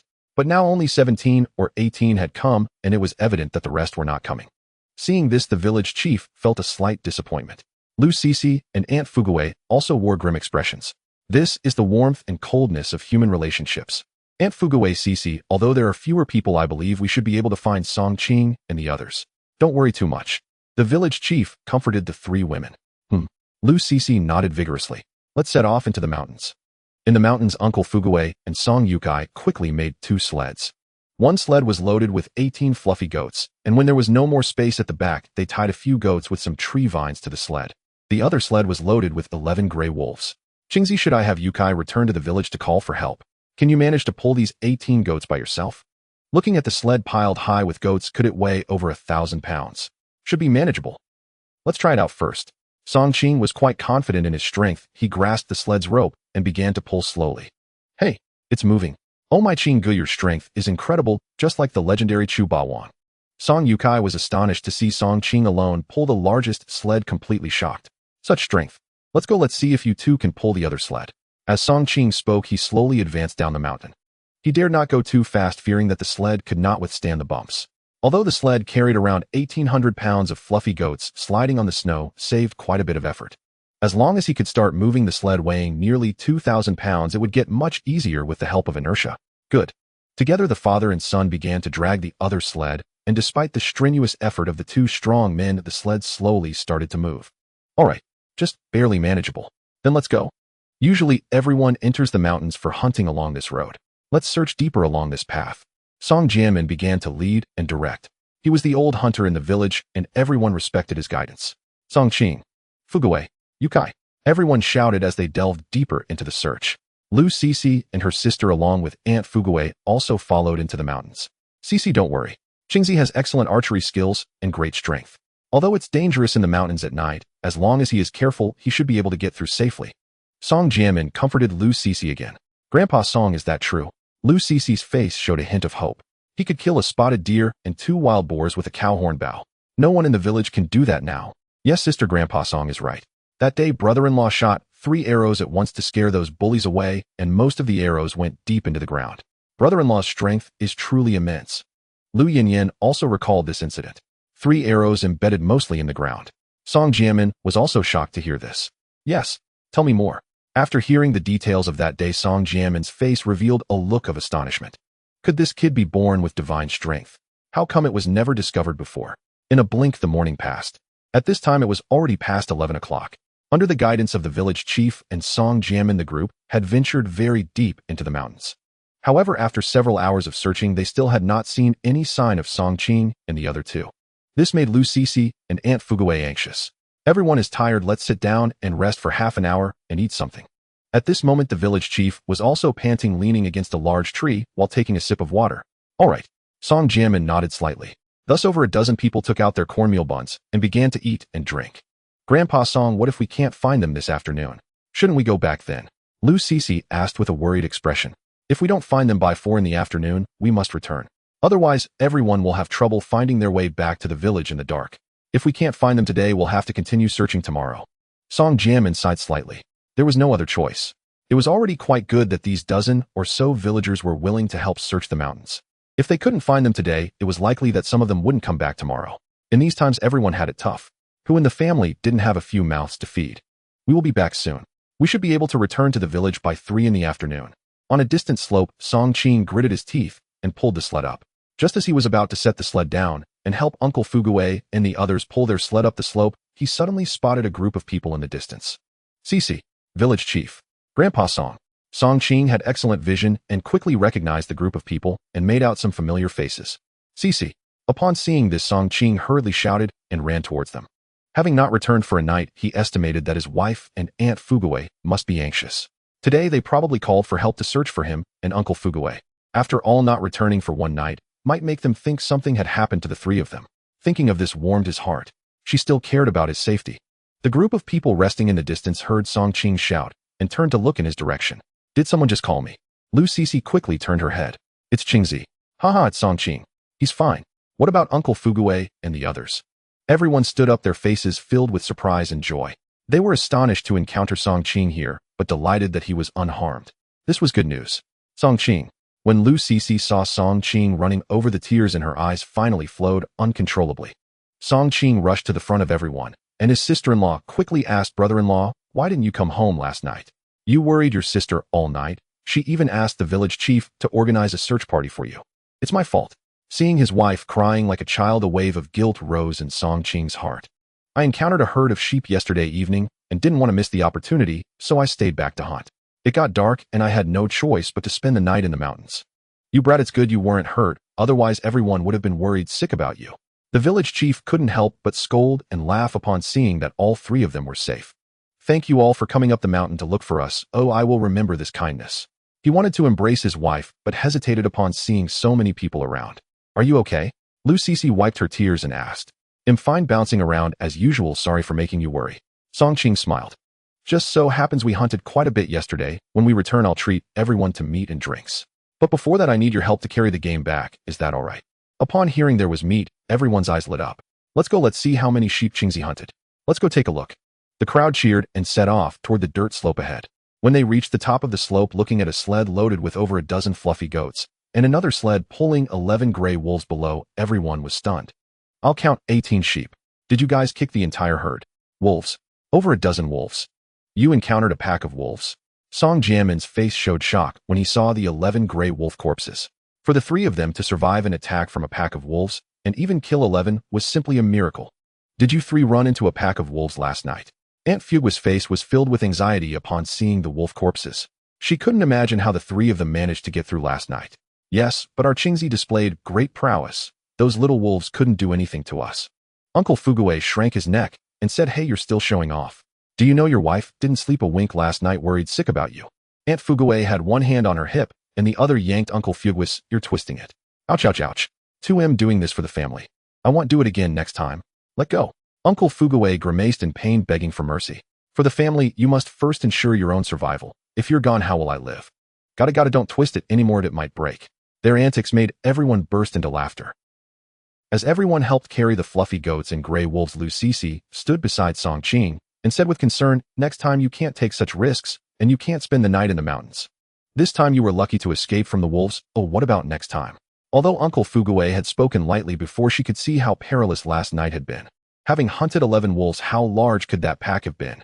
Seeing his wife watching him with worried eyes made Song Qing feel uneasy. "All right, I promise you." Song Qing nodded seriously, telling himself that he must not let his wife worry about him again. With the help of over a dozen villagers, it took them 2 hours to descend the mountain. As they marched back into the village in a grand procession, especially when everyone was carrying either a goat or a gray wolf, it immediately caused a huge commotion. "Song Qing and the others are back. Everyone is all right. Wow, so many fluffy goats. And gray wolves. My heavens, did they run into a herd of sheep? Let me count." As the group entered the village carrying so much game, it was impossible not to attract attention. This news spread instantly. At Song Da's home. This time Song Qing is surely in deep trouble. You can consider getting his sister-in-law for yourself. Song Dahu smiled at his brother. Absolutely. If Song Qing died in the mountains, those two sisters would be left helpless and would definitely look for another family. How else would they survive? Thinking about how lovely Song Qing's sister-in-law was made Song Eru's heart race. Just then, Aunt Hohat hurried in from outside. "Mother, why are you in such a rush? Did they go into the mountains looking for people and couldn't find anyone?" Song Dao asked. "Song Qing and the other two are back. They brought back 18 fluffy goats and 11 gray wolves. Not only have they returned safely, but they are also about to get rich." Aunt Hohat's face showed intense jealousy. "What?" Hearing this, the two brothers jumped up from their chairs. 18 fluffy goats and 11 gray wolves. Impossible, absolutely impossible. Song Da's first reaction was disbelief. If it were just luck to catch 18 fluffy goats, it could be understood, but to have shot 11 gray wolves. That means the 3 of them must have encountered a pack of wolves. But how could 3 people survive an attack from a pack of wolves? That was simply too unbelievable. "Are you trying to trick us into having a meal?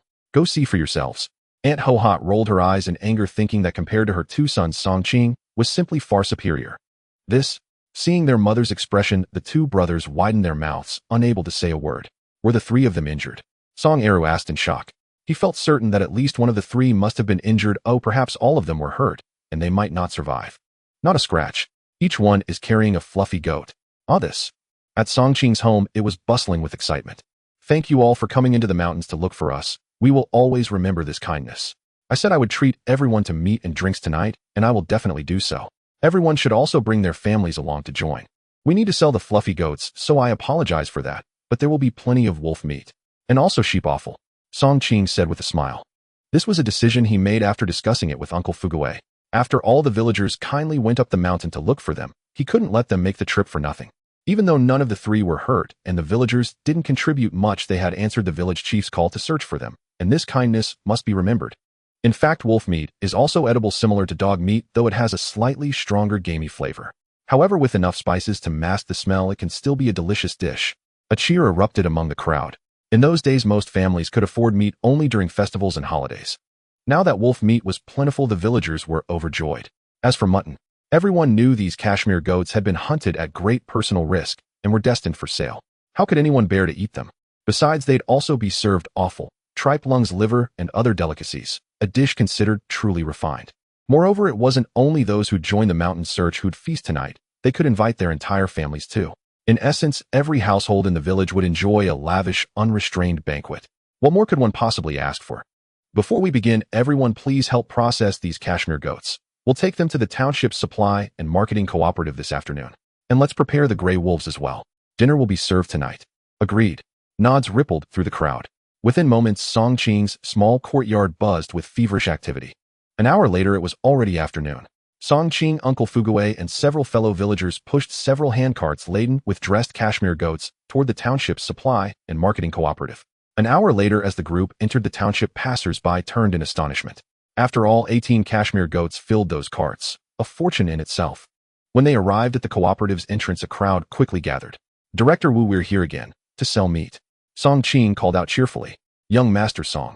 Wu Junhua, who had been sipping tea inside, looked up and froze upon seeing Song Qing at the gate, especially the goats piled high on the carts. His face flushed with disbelief. Young Master Song, did you raid a goat den? He did a rough count, 18 head. Good heavens. Just lucky, we stumbled upon a herd. Accidentally shot a few extra. Accidentally. Wu Junhua's facial muscles twitched. This wasn't mere accident. It was an accidental windfall of over 1,000 yuan. 2 days ago Song Qing had sold wild boar meat, today cashmere goats. At this rate young Master Song would soon become a 10th yuan household. Come in. Let's have some tea. Wu Junhua's tone had shifted markedly. He now regarded Song Qing as a remarkably capable young man. No need for tea, Director Wu. What's your purchase price for mutton? Song Qing was focused solely on business. Same as wild boar, 1.2 yuan per gene. Fair enough. Agreed. And what about the cashmere wool? How much per gene? Song Qing gestured toward the fleece piled on the carts. Your wool is of decent quality. I'll offer 12 yuan per gene. That's a fair and generous price, Wu Junhua declared after inspecting a handful. Each cashmere goat yielded roughly 200 grams of wool annually, a rare commodity in those times, commanding a premium over ordinary wool. With superior grade, it could fetch 15 yuan per gene, but 12 yuan was still an excellent deal. Agreed. Let's proceed with weighing. Finally, the scales were brought forth. Song Qing's 11 goats yielded 770 gene of pure meat, after removing offal, and fetched 924 yuan. Uncle Fugui's 7 goats yielded 480 gene, 576 yuan. The wool weighed just over 4 gene. In the end, the wool sold for 50 yuan. Uncle Fugui adamantly refused to share, so Song Qing reluctantly kept the full amount. Thus Song Qing's pocket swelled by a staggering 974 yuan. Adding to the 300+ yuan from the wild boar, he now held nearly 1,400 yuan. I've officially joined the 1,000 yuan households. Song Qing mused inwardly. In that era, a family holding over 1,000 yuan in savings was unprecedented. Even within Songjia village he stood alone. Keep striving. The 10th yuan household isn't far off. After the sale, Uncle Fugui and his son purchased daily necessities at the cooperative, while Song Qing spent 10 yuan on rice wine. Then the group hurried back towards Songjia village. On the road, Uncle Fugui walked with palpable buoyancy. Qingzi, we owe you everything. Taking us into the mountains to hunt earned us over 500 yuan. We never dared dream of such fortune. His voice trembled with emotion. Now my son Yukai has enough for his wedding. Fortune favors the bold, Song Qing replied with a smile. Yet his expression sobered instantly. Next time we enter the mountains, let's avoid overnight stays, if only to spare our family's worry. He recalled his promise to his wife that morning, and resolved not to spend another night in the mountains. Though confident in his ability to survive unscathed, he knew his wife and younger sister-in-law would never share that confidence, and would remain deeply anxious for his safety. The memory of his wife's anguish warmed his heart. Every risk he took, every hardship endured, was utterly worthwhile. By evening they returned home. Amidst bustling preparations, the aroma of wolf meat filled the air, and the tripendoffel soup had simmered to perfection. Is dinner ready? Song Qing surveyed the large cauldrons in the courtyard. All set. Then summon your families. We're serving. I've brought some baijiu. Tonight meat and wine flow without limit. As Song Qing carried in several jars of erguo, eyes lit up across the yard. Half an hour later, Song Qing's small courtyard overflowed with guests, dozens of relatives from over a dozen households. Only by setting additional tables at Uncle Fugui's home could everyone find a seat. Wow, wolf meat is surprisingly delicious, quite like dog meat. Laughter and chatter mingled as everyone feasted with delight. It's Master Song Jianmin's masterful cooking. No trace of gaminess, someone praised. Ha ha ha. Crispy skinned wolf meat. Absolutely exquisite. At the main table, Song Qing sat beside Master Song Village Chief Song Jianxing and Uncle Fugui with his son. Chief Master Song, thank you all for leading the search party into the mountains today. Words cannot express my gratitude. I hold your kindness deeply in my heart. This cup, I raise it to you. Song Qing lifted his bowl. We're all neighbors. We help each other in times of need. Village Chief Song Jianxing smiled warmly and raised his own cup. In truth, they'd contributed little. The search had lasted barely half a day before the group reunited. Yet Song Qing's feast and hospitality had repaid their kindness in full. Mother, it smells so good. Is there some celebration at Uncle Song Qing's place? Why are there so many people eating over there? A child asked a woman. Maybe. Aren't celebrations supposed to invite the whole village? Why aren't we going? I want to eat meat. The child looked eagerly at his mother, sniffing the delicious aroma of meat wafting from afar, continuously swallowing his saliva. The woman felt a twinge of embarrassment upon hearing this.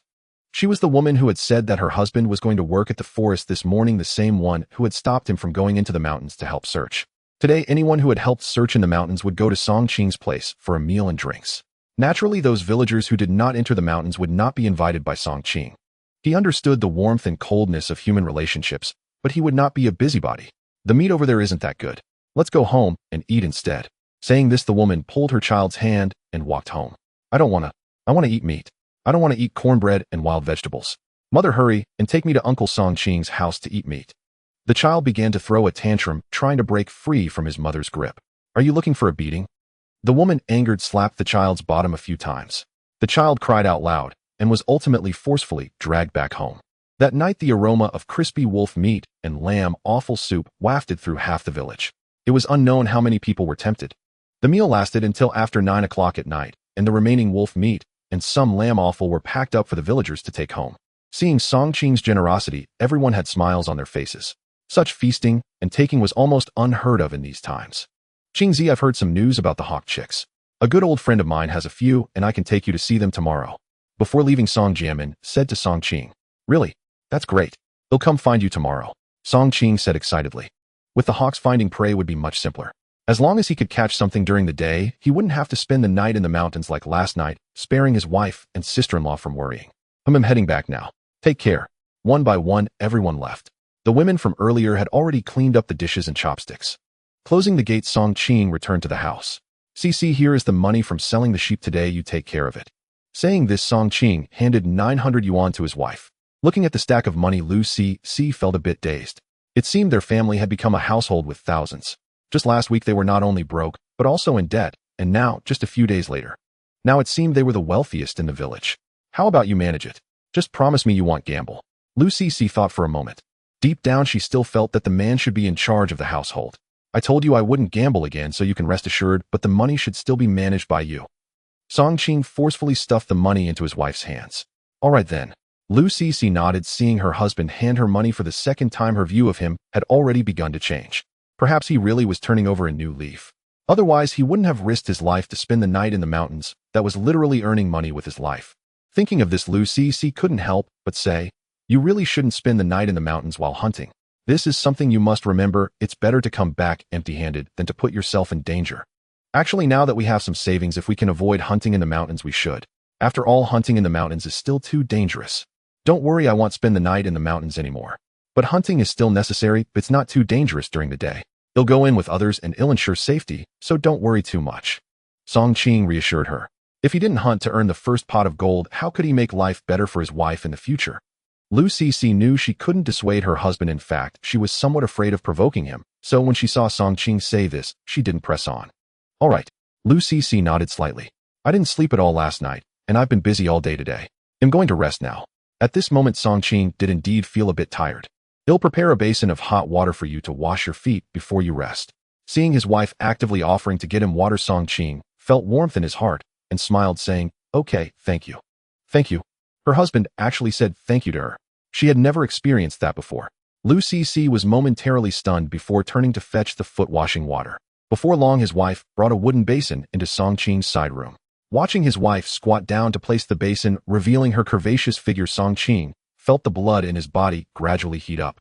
You take your time washing him. Going back to my room now, Lu Si said softly to Song Qing as she stood up. You go rest now. When Lu Si reached the door, Song Qing couldn't help but call out, wait. What is it? Lu Si turned back. Looking at his wife's puzzled expression, Song Qing sighed inwardly. It's nothing. Oh. Lu Si replied, walking out the door and closing it behind her. Should I have asked her to stay just now, eh? Song Qing forced a smile. Forget it, I still need to wait for her to fully accept my changes before anything else. A forced yield is not sweet. Although it quenches thirst, the long term may not be worth the short-term gain. What if I want to force it again, causing my wife to feel disgusted? All my efforts would be in vain. On the other side, sister, I thought you wouldn't come back once you went to brother-in-law's side room. Lu Yin, lying on the Kong, couldn't help but tease when she saw her sister return. What are you talking about? All right, it's late, hurry up and sleep. Lu Si's face flushed. Sister, look, brother-in-law has handed over the money he earned with his life for you to manage. You must completely believe that brother-in-law has changed for the better now, right? Lu Yin began to chatter. Your silence means you agree in your heart, right? Lu Yin delivered the final blow. I know. Time for bed. We have to wake up early tomorrow. Lu Cece turned her face and pretended to sleep as soon as she got onto the Kong. These past few days her husband's transformation was still a bit hard for her to adapt to. How could such a rotten person, such a beastly man, suddenly change his nature? She couldn't understand. What exactly had triggered him? Forget it, I can't figure it out anyway. The next morning, when Song Qing got up, he saw a steaming breakfast laid out on the table. It was leftover lamb offal from yesterday, along with cabbage and white rice. Seeing that he could enjoy a warm breakfast every morning, Song Qing felt a flicker of guilt in his heart. Why had he treated such a virtuous wife so poorly in his past life? Fortunately, he now had a chance to make amends. So early? Song Qing asked with a smile. Next time it's actually fine to wake up a little later. I've gotten used to it. By the way, you're not going into the mountains to hunt today, right? Lu Cece looked at her husband, hesitating to speak. Not today. I need to visit old Master Song's house to check out a few eaglets. If I can raise a few eagles, it will greatly assist me in hunting. Song Qing said. Oh, let's eat first. Soon the three of them sat down to have breakfast. As Song Qing ate, he discreetly glanced at his wife and sister-in-law. After eating meat for the past few days, his wife's originally pale and haggard face finally showed a hint of color, and his sister-in-law, who had been thin and sallow, also regained some color. Seeing the changes in the two sisters, Song Qing felt that all his efforts were worthwhile. He aimed to quickly nourish both women to plumpness. Brother-in-law, what are you sneaking a peek at my sister for? If you want to look, just look openly. Is there something on her face? Lu Yinyan noticed her brother-in-law secretly glancing at her sister and couldn't help but ask curiously. As soon as these words were spoken, Song Qing's face turned bright red. Cough. I wasn't sneaking a look. I just noticed that your sister's complexion has improved a bit these days. Lu Yanyan's words also made Lu Cece show a slightly awkward yet shy expression. It was a situation where she couldn't really respond, so she pretended not to hear and focused on eating. You still say you weren't peeking? You were definitely peeking. Lu Yinyan pouted. Why does my sister-in-law always speak the truth so bluntly? Cece, these past few days we've either been eating venison or lamb offal. Let's change it up tonight. There are a few mountain chickens in the cellar. Let's slaughter 2 for dinner. Song Qing quickly changed the subject. Okay. Lu Cece nodded, originally thinking that 1 mountain chicken would be enough for dinner, but considering her husband's recent big appetite, she didn't oppose. After hastily finishing breakfast, he headed towards Old Master Song's house. Upon arrival at Old Master Song's place. Old Master, have you eaten yet? Upon entering, he saw Old Master Song sitting at the door, as usual smoking a cigarette. I'm getting old, so I wake up early. I've already eaten, just waiting for you to arrive, Song Jianmin said with a smile. Shall we head out soon? Yes. On the way, Old Master Song introduced Song Qing. They were headed to Zhao family village. An old man named Zhao Minsheng was a well-known falconer in the area, and also an old hunter. About half an hour later, the two arrived at Old Zhao's house. The house was quite spacious, and it was said that he had 3 sons, all skilled hunters, and all married. Old Zhao, this is the young man from our village named Song Qing. He wants to buy a young eagle from you, Song Jianmin introduced. Song Qing looked at the man in front of him, who was over 60 years old. Though not very tall, he was robust, especially those sharp eyes that showed no signs of dullness. Young man, do you think you can handle a hawk? Zhao Minsheng asked. No, Song Qing shook his head. Never handled one. Zhao Minsheng frowned slightly. If you want to start now and train a hawk, it won't be easy. Old Zhao, I know it won't be easy, but I still want to give it a try.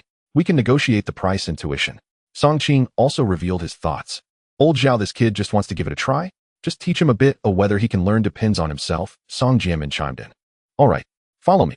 The 3 of them soon arrived at a separate room on the side of the courtyard. Even before getting close, Song Qing could hear the calls of eagles from inside. Upon entering, he discovered 3 eaglets inside, appearing to be 2 or 3 months old with light yellow feathers already sprouting.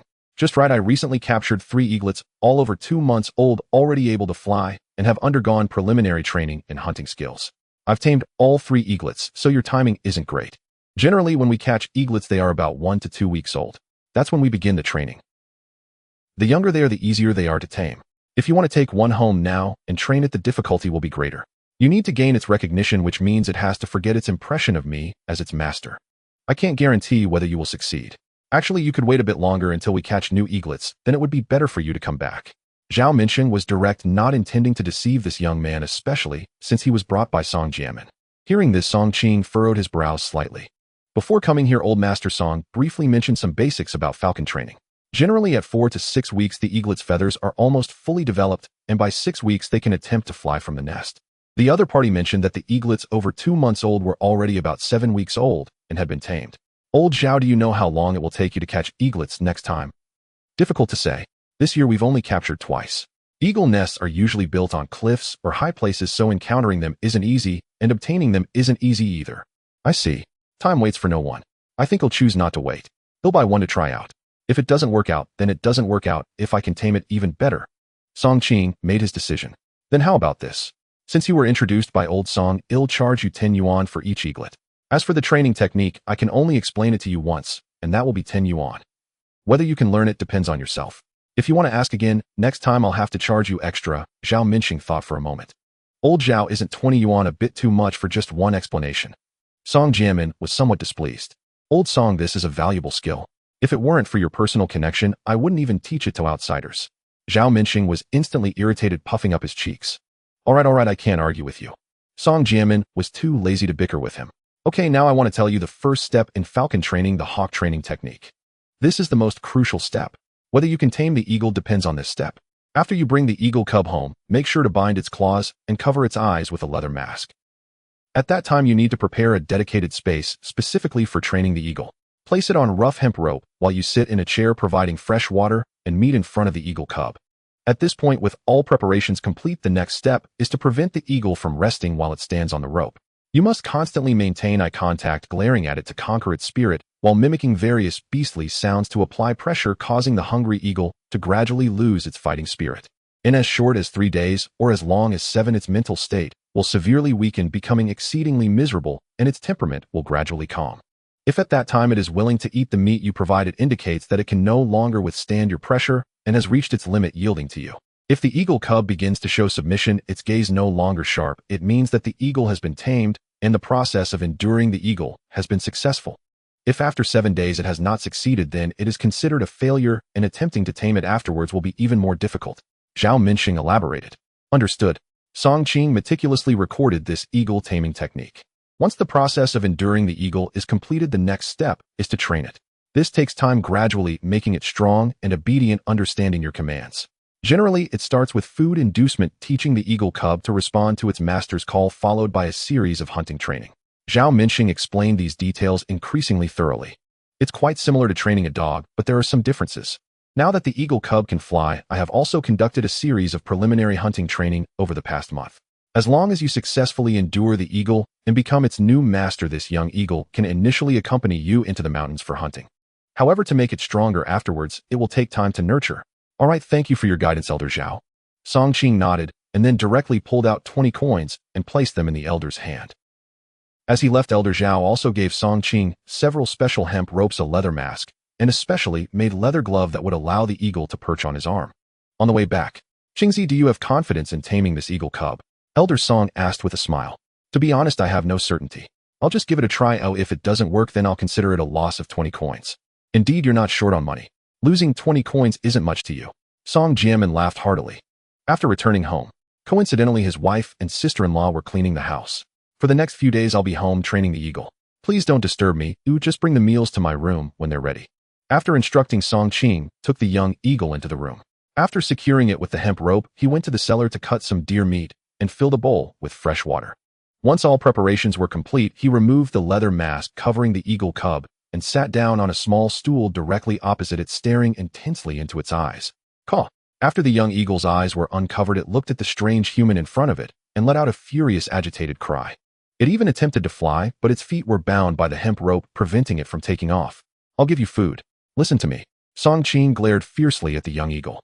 However, the eagle became even more agitated, continuously screeching while glaring back at Song Qing. No wonder it's the king of the skies. Its nature is indeed wild and untamed. Song Qing thought to himself. Caw, where's my master? Why has it changed to this person? I wish I could peck him to death. Hearing the young eagle's chirps, Song Qing couldn't help but chuckle. What he needed to do now was to keep staring intensely at it.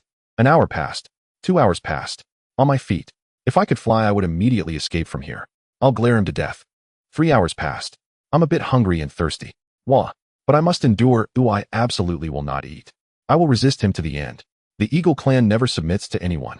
4 hours later, seeing the young eagle still struggling, Song Qing began to mimic the roars of various large beasts to intimidate it. The sound of a tiger. The sound of a lion. The sound of a leopard. Outside, his wife and sister-in-law heard the sounds coming from Song Qing's room, glancing at each other. Sister, do you think brother-in-law has gone mad? Why is he shouting and roaring again? Lu Yinyan blinked her beautiful eyes. I don't know, maybe it's a method of training eagles. It shouldn't be madness anyway. He told us not to disturb him, so let's not bother him. Lucisi said softly. All right. Inside the room. Oh, stop shouting at me.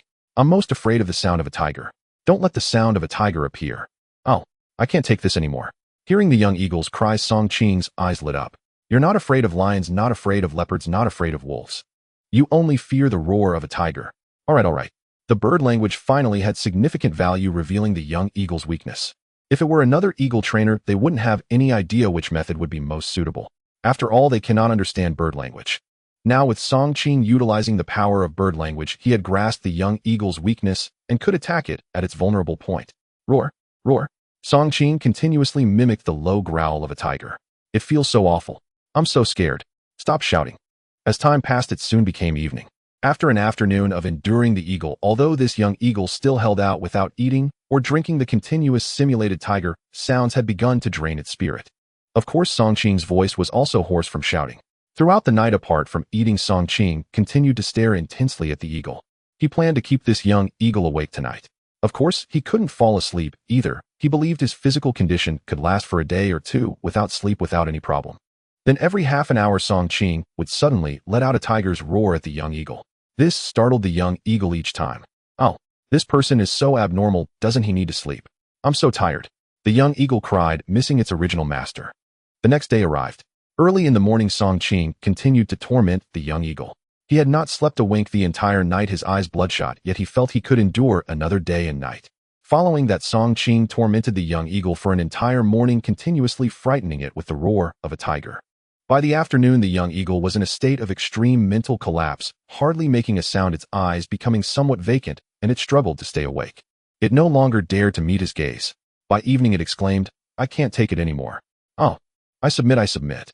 The young eagle squawked a few times, its eyes devoid of any fierceness, filled only with fear of Song Qing. Hearing the young eagle's surrender, Song Qing felt a surge of joy in his heart. He brought the bowl of deer meat to the young eagle's mouth. I'm so hungry. Will I eat or not? Just eat. The young eagle glanced at Song Qing and ultimately obediently began to eat. After munching on a few bites of deer meat, it drank some water.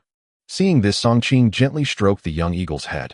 It did not resist, instead it showed a submissive demeanor, nuzzling against his hand affectionately. Success in taming the eagle. According to the previous words of Grandpa Zhao, this should count as a success. From now on, I will call you Xiao Huang. Looking at the young eagle with its light yellow feathers, Song Qing thought of a name for it. Caught. The young eagle squawked, seemingly in agreement with the name. After soothing Xiao Huang, Song Qing left the room. At that moment, his wife and sister-in-law had just finished preparing dinner. Seeing her husband come out after a day and night, Lu Cece asked, how did the training go? It went well. Song Qing smiled.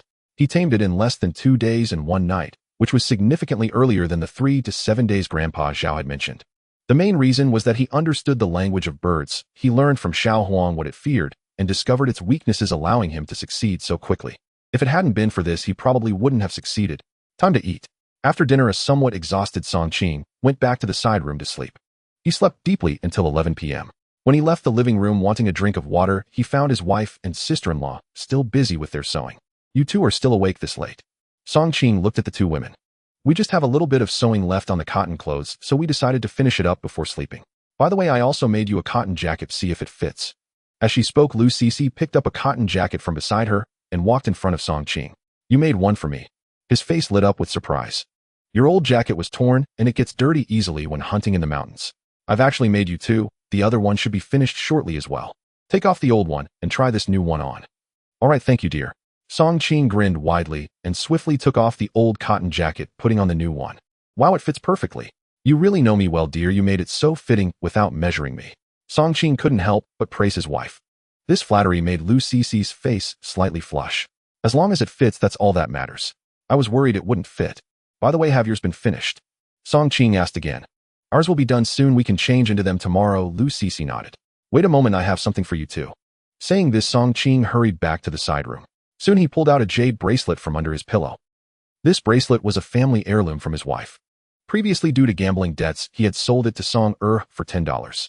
When he returned at noon yesterday, he happened to run into Song at the village entrance, so he found him and bought back the bracelet for $10. Fortunately, Song had not sold the bracelet yet, otherwise it would have been difficult to find. Song Qing walked out holding the bracelet. Wi-Fi was wrong before. Oh, I sold your family heirloom bracelet because of gambling.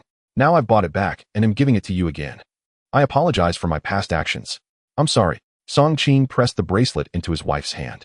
Lu Cece looked at the bracelet that her mother had passed down to her, and a wave of longing surged in her eyes. She and her sister had gone to the countryside and endured a long period of hardship. At first they exchanged letters with their family, but later due to lack of money they stopped writing. As they moved from place to place, their contact with their family was cut off. The only thing she could do was reminisce through the object. Seeing this bracelet reminded her of her father and mother. Later she and her sister were forced by life to marry Song Qing, which was fine at first. But later Song Qing became a beast and a scoundrel, beating and scolding her, even selling her sister, and even snatching the bracelet to sell it, which caused her to break down. Now seeing this bracelet return to her hands, her tears finally burst forth. Sister, please don't cry. I want to cry too. Lu Yinyin also felt her eyes redden. Seeing his wife and sister-in-law in such a sad state, Song Qing's heart ached. Reflecting on his past actions, he felt he was truly inhumane. I'm sorry. I disappointed you in the past, but from now on I will not let you down again.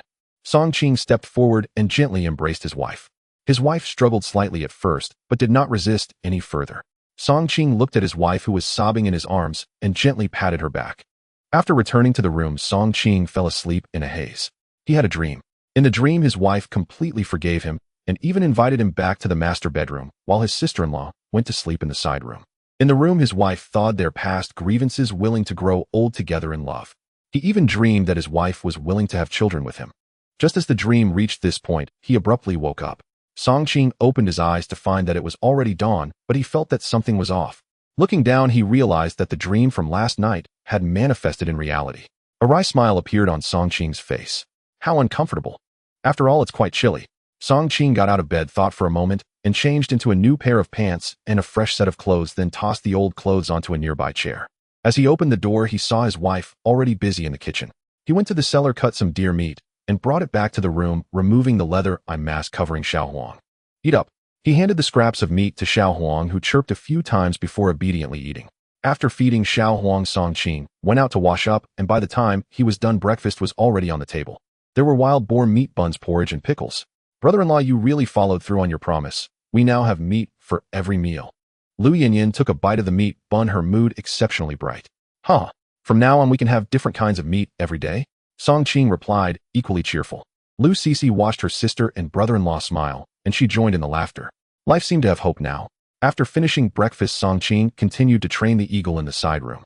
Although he succeeded in training the eagle yesterday, he couldn't guarantee that Xiao Huang wouldn't just pretend to submit, fearing it would fly away and never return when training in the wild. With that thought, he closed the doors and windows, then untied the hemp rope bound to Xiao Huang's feet. You can move freely now, Song Qing said softly. Upon seeing his master loosen the rope, Xiao Huang chirped joyfully and flapped its wings, flying around the room. Wow, this feels great, I can fly again, Xiao Huang exclaimed. Song Qing heard every word clearly. But this place is too cramped, it's not interesting. If only my master would take me out to fly. Hearing Xiao Huang's words, Song Qing felt a surge of joy. It seemed the eagle had no intention of leaving, which was a good sign. He was just worried that Xiao Huang was only temporarily submissive and might find an opportunity to escape. If the eagle had that in mind, it wouldn't have said what it just did. Instead, it seemed to wish he would open the window to let it escape. About half an hour later, after hearing many of Xiao Huang's words without any hint of escape in its intentions, he gradually felt relieved. Just then there was a knock on the side room door. May I come in? His wife's voice came from outside. Of course, what's the matter? His wife entered, looking at Song Qing as he played with Xiao Huang perched on his arm, her expression full of surprise. You need to wash the old cotton jacket you changed out of yesterday. I'm here to get it. Lu Cece glanced around the room and quickly spotted the old cotton jacket on the chair along with the clothes and pants that Song Qing had changed out of that morning. That old jacket has been patched too many times. Let's just get rid of it, Song Qing suggested. From now on, their family would never lack new clothes. It would be a shame to throw it away. Even if you don't want it, we could wash it and give it to someone else later. Lu Cece maintained her frugal mindset. Fine, do as you wish. Lu Cece nodded gently and walked over to the chair to pick up the old jacket along with the clothes and pants that Song Qing had changed out of that morning. At that moment, Song Qing suddenly remembered the pants he had changed out of that morning. Let me wash those pants. Song Qing attempted to take the pants back. You keep training the eagle. This work is something we women can handle. Lu Cece didn't give her husband a chance to take the clothes back and walked out with them. This. Song Qing scratched his head. Forget it. We've been married for so long. Thus, he continued training the eagle in the room. In the yard, his wife and sister-in-law were busy washing clothes. The sister-in-law picked up a pair of pants ready to start the first round of washing. "Hey sis." Lu Yanyan looked at the pants. Immediately her face flushed red, and she reflexively snatched the pants back. "I'll wash these pants, you wash the others," Lu Cece hurriedly said. As a woman, and as Song Qing's wife, she certainly understood why the pants were in that condition. Last night her husband must have been dreaming. These days, he must have been pent up.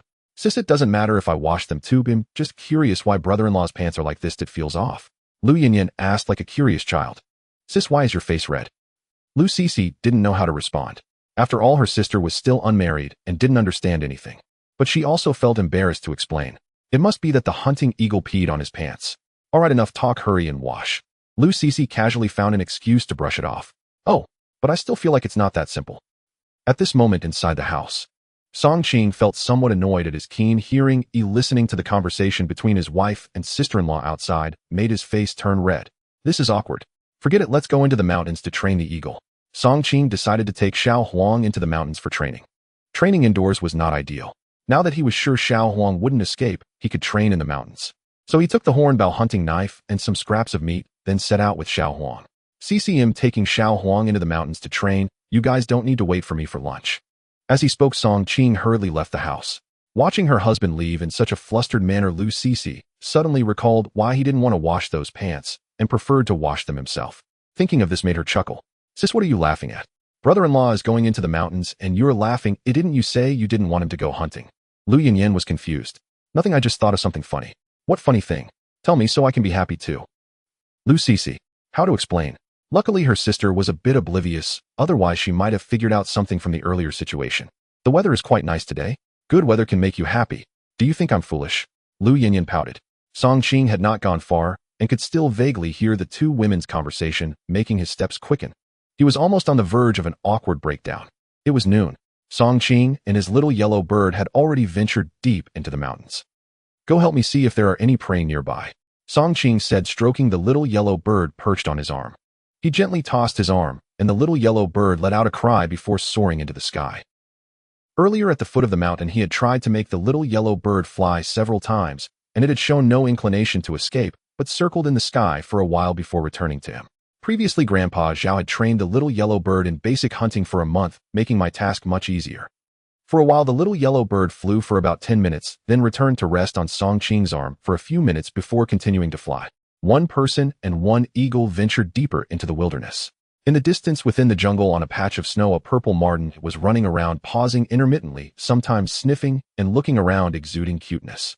In the sky at some point, a small hawk swept across the heights, immediately spotting the purple martin foraging on the ground below. Seeing the prey, the little yellow bird was excited and initially intended to swoop down, but then it remembered that it was just a small hawk and lacked the ability to hunt such an adult purple martin. If it were a little mouse, it could try to catch it. Thus, the little yellow bird did not act and swiftly returned, flying back several hundred meters in the blink of an eye. Screech! It let out a series of cries. Master, master, there's prey over there. Hurry and catch it. I wonder if master can understand me," it thought. Well, whether understood or not, I can only guide him over there. In fact, Song Qing could understand the little yellow bird perfectly. "What? There's prey over there." His eyes lit up. He did not expect that the first time he took the little yellow bird into the mountains it would prove useful.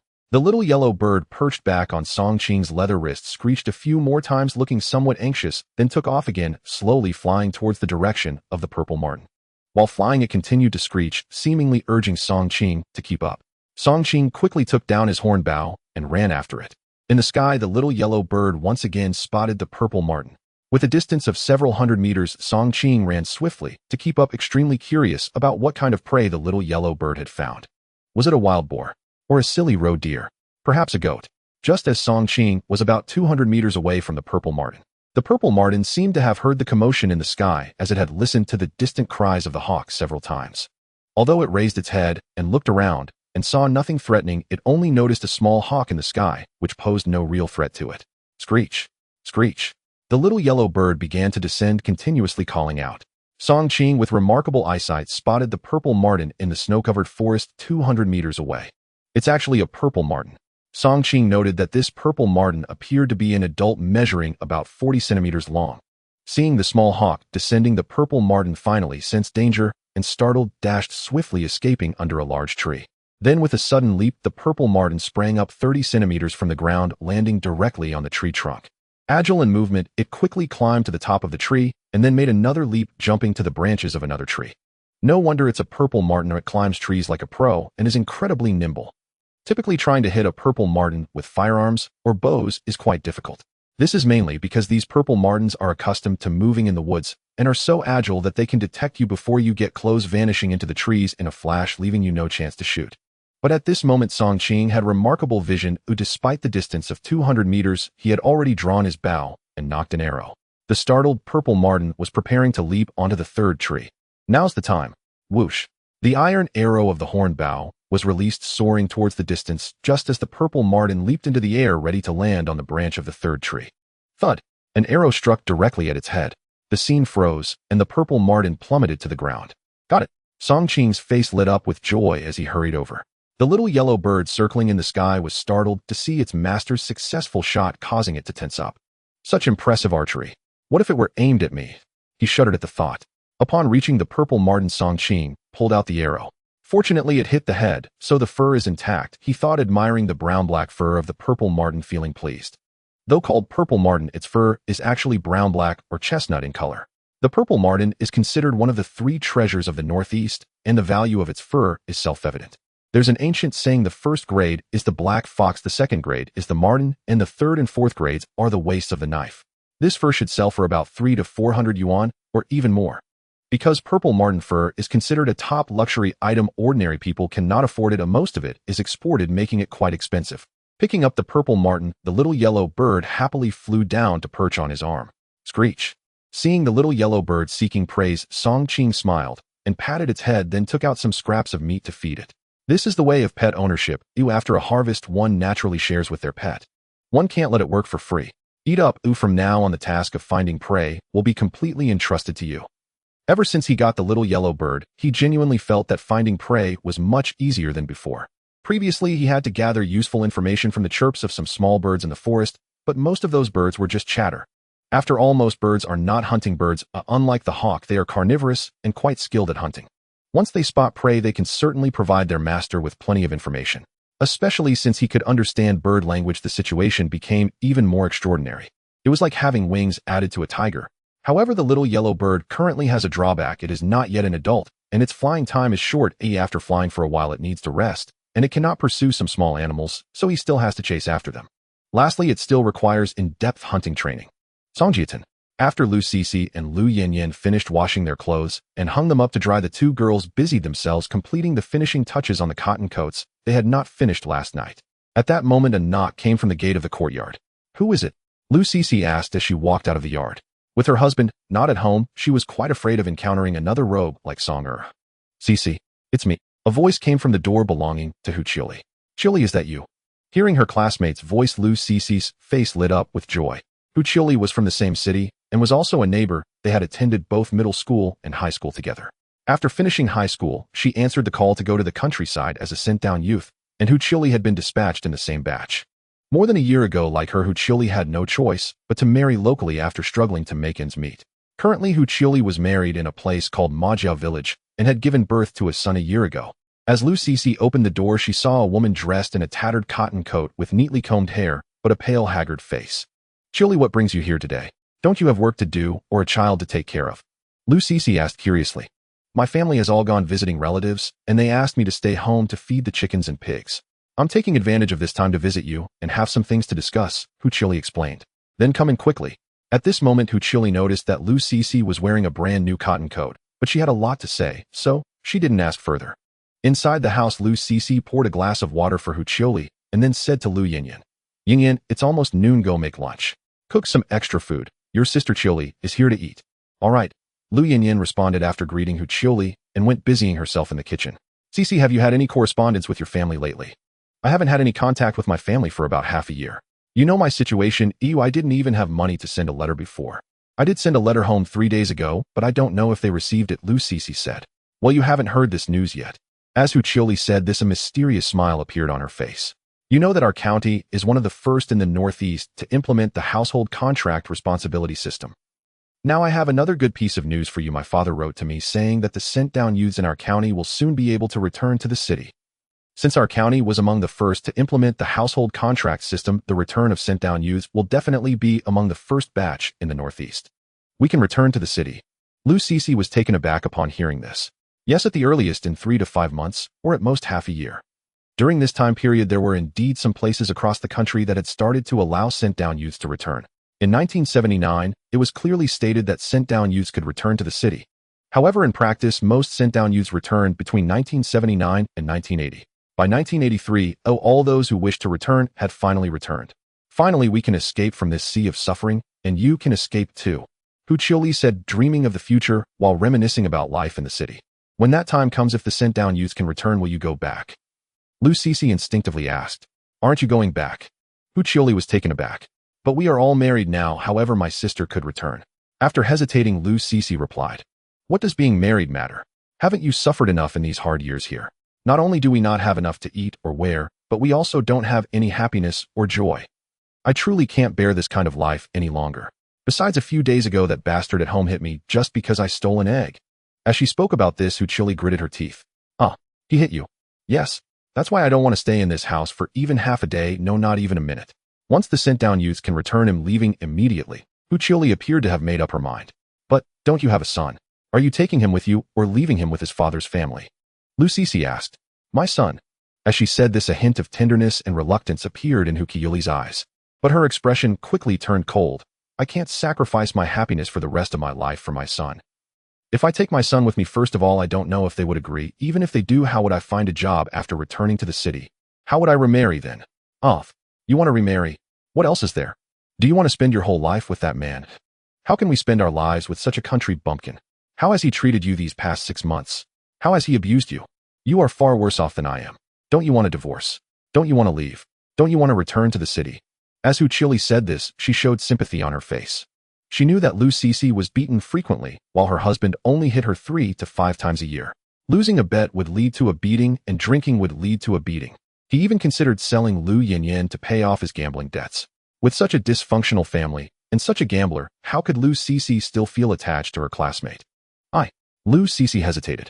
A week ago, she might have considered returning to the city, but she had been watching the changes in Songqing these days. Divorce. She had never thought about it. Returning to the city. She might, but it would only be to visit her parents. However, you have one advantage over me. You don't have any children with that Songqing. When you return to the city, you won't have to worry as much. Once you get there, people will introduce you. You're so beautiful, it should be quite easy for you to get married. You can find a job again. Hu Qiuli said with a smile. She herself was of average appearance, had given birth to a child, and was unsure if she could remarry after returning to the city. Cece, let's travel together then. How does that sound? We can take care of each other once we return. Hu Qiuli added. Well, let me think about it first. I'll get back to you later. Lou Cece did not agree immediately, planning to delay her response for now, because she had not considered divorce or remarriage at all. However, her sister could possibly leave with Hu Qiuli and return to the city together. After all, it wasn't a good situation for her sister to stay here. After all, her younger sister would eventually marry and leave home. It wouldn't be ideal for her to stay indefinitely, would it? Cece, do you really need to deliberate over this? Don't you want to escape this suffering? Are you being threatened? Or is there something else wrong? Tell me, what's troubling you? Hu Qiuli's voice rose with urgency. She half feared her classmate had lost her wits. Was Songqing the kind of man who'd even warrant a moment's hesitation? Hesitating for half a second would be an insult to oneself. There's no coercion. Please don't overthink it. I simply need to consult my family, Lou Cece replied offhandedly, brushing the matter aside. Fine then. Just be certain. Weigh carefully what lies ahead if you stay here versus returning to the city. This mountain hollow. This place is utterly unfit for human life. Hu Qiuli muttered, her face hardening with bitterness as memories of her own grueling years surfaced. Lou Cece nodded gently. Just then the rich, earthy aroma of chicken stewed with wild mushrooms wafted from the kitchen, filling the living room in an instant.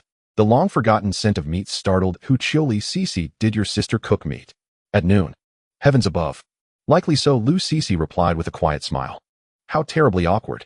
Even if I've come to visit, there's no need for such elaborate hospitality. What if your husband returns and discovers you've served meat to a guest? Won't you suffer another brutal beating? Hu Qiuli suddenly grew anxious on Lou Cece's behalf. Just days earlier, she'd been viciously beaten for stealing a single egg, starved too long for protein. In that moment, it never crossed her mind how Lou Cece's household could possibly afford meat at all. Lou Cece, hearing this, nearly laughed aloud. In truth, they'd been eating meat thrice daily. But boasting about it to a classmate felt unseemly, so she explained lightly, "My husband recently hunted in the mountains and brought back game. I've quietly taken a small portion. He doesn't know." "Oh, he hunts." Hu Qiuli blinked in disbelief. Had this incorrigible gambler truly changed? Gone hunting, into the mountains? "Yes, he does." "Well then." Hu Qiuli inhaled deeply, her mouth flooding with saliva as the savory fragrance curled through the air. When she wondered had she last tasted meat? 2 months ago. Since her classmate insisted the meat was discreetly taken and posed no danger, she said no more. After all, she craved it desperately. Moments later, Lu Yanyan carried out the dishes. Chicken stewed with wild mushrooms. And what kind of meat is this, eh? 2 kinds of meat. And in such generous portions. Hu Qiuli stared wide-eyed at the 2 overflowing bowls, her disbelief palpable. "Sister Hu, this is stewed venison. That is mountain chicken with wild mushrooms." "Venison? Your husband actually hunted a deer?" Hu Qiuli gaped. "Yes, luck was on his side. He did indeed bring down a deer." Lu Cece nodded. "No wonder you both wear new padded jackets. Did you sell the deer to afford them?" Only then did Hu Qiuli recall the sisters' new winter coats. Yes.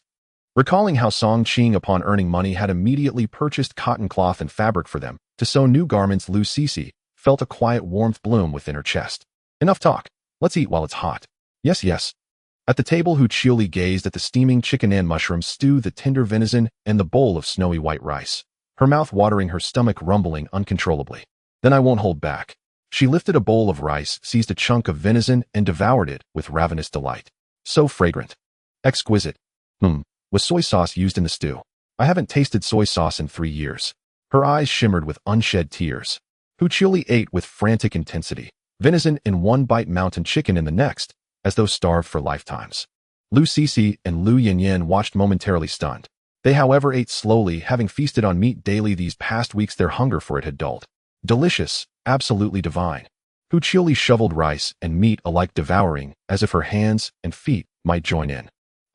15 minutes later, she patted her pleasantly distended belly and let out a contented sigh, a rare radiant smile lighting her face at last. "Cece, thank you, truly. It's been 2 months since I last tasted meat. That earlier morsel barely grazed my teeth. Today is the first time since moving to the countryside that I've eaten my fill and feasted so lavishly on meat. There's still a little left in your bowl. Would you like more?"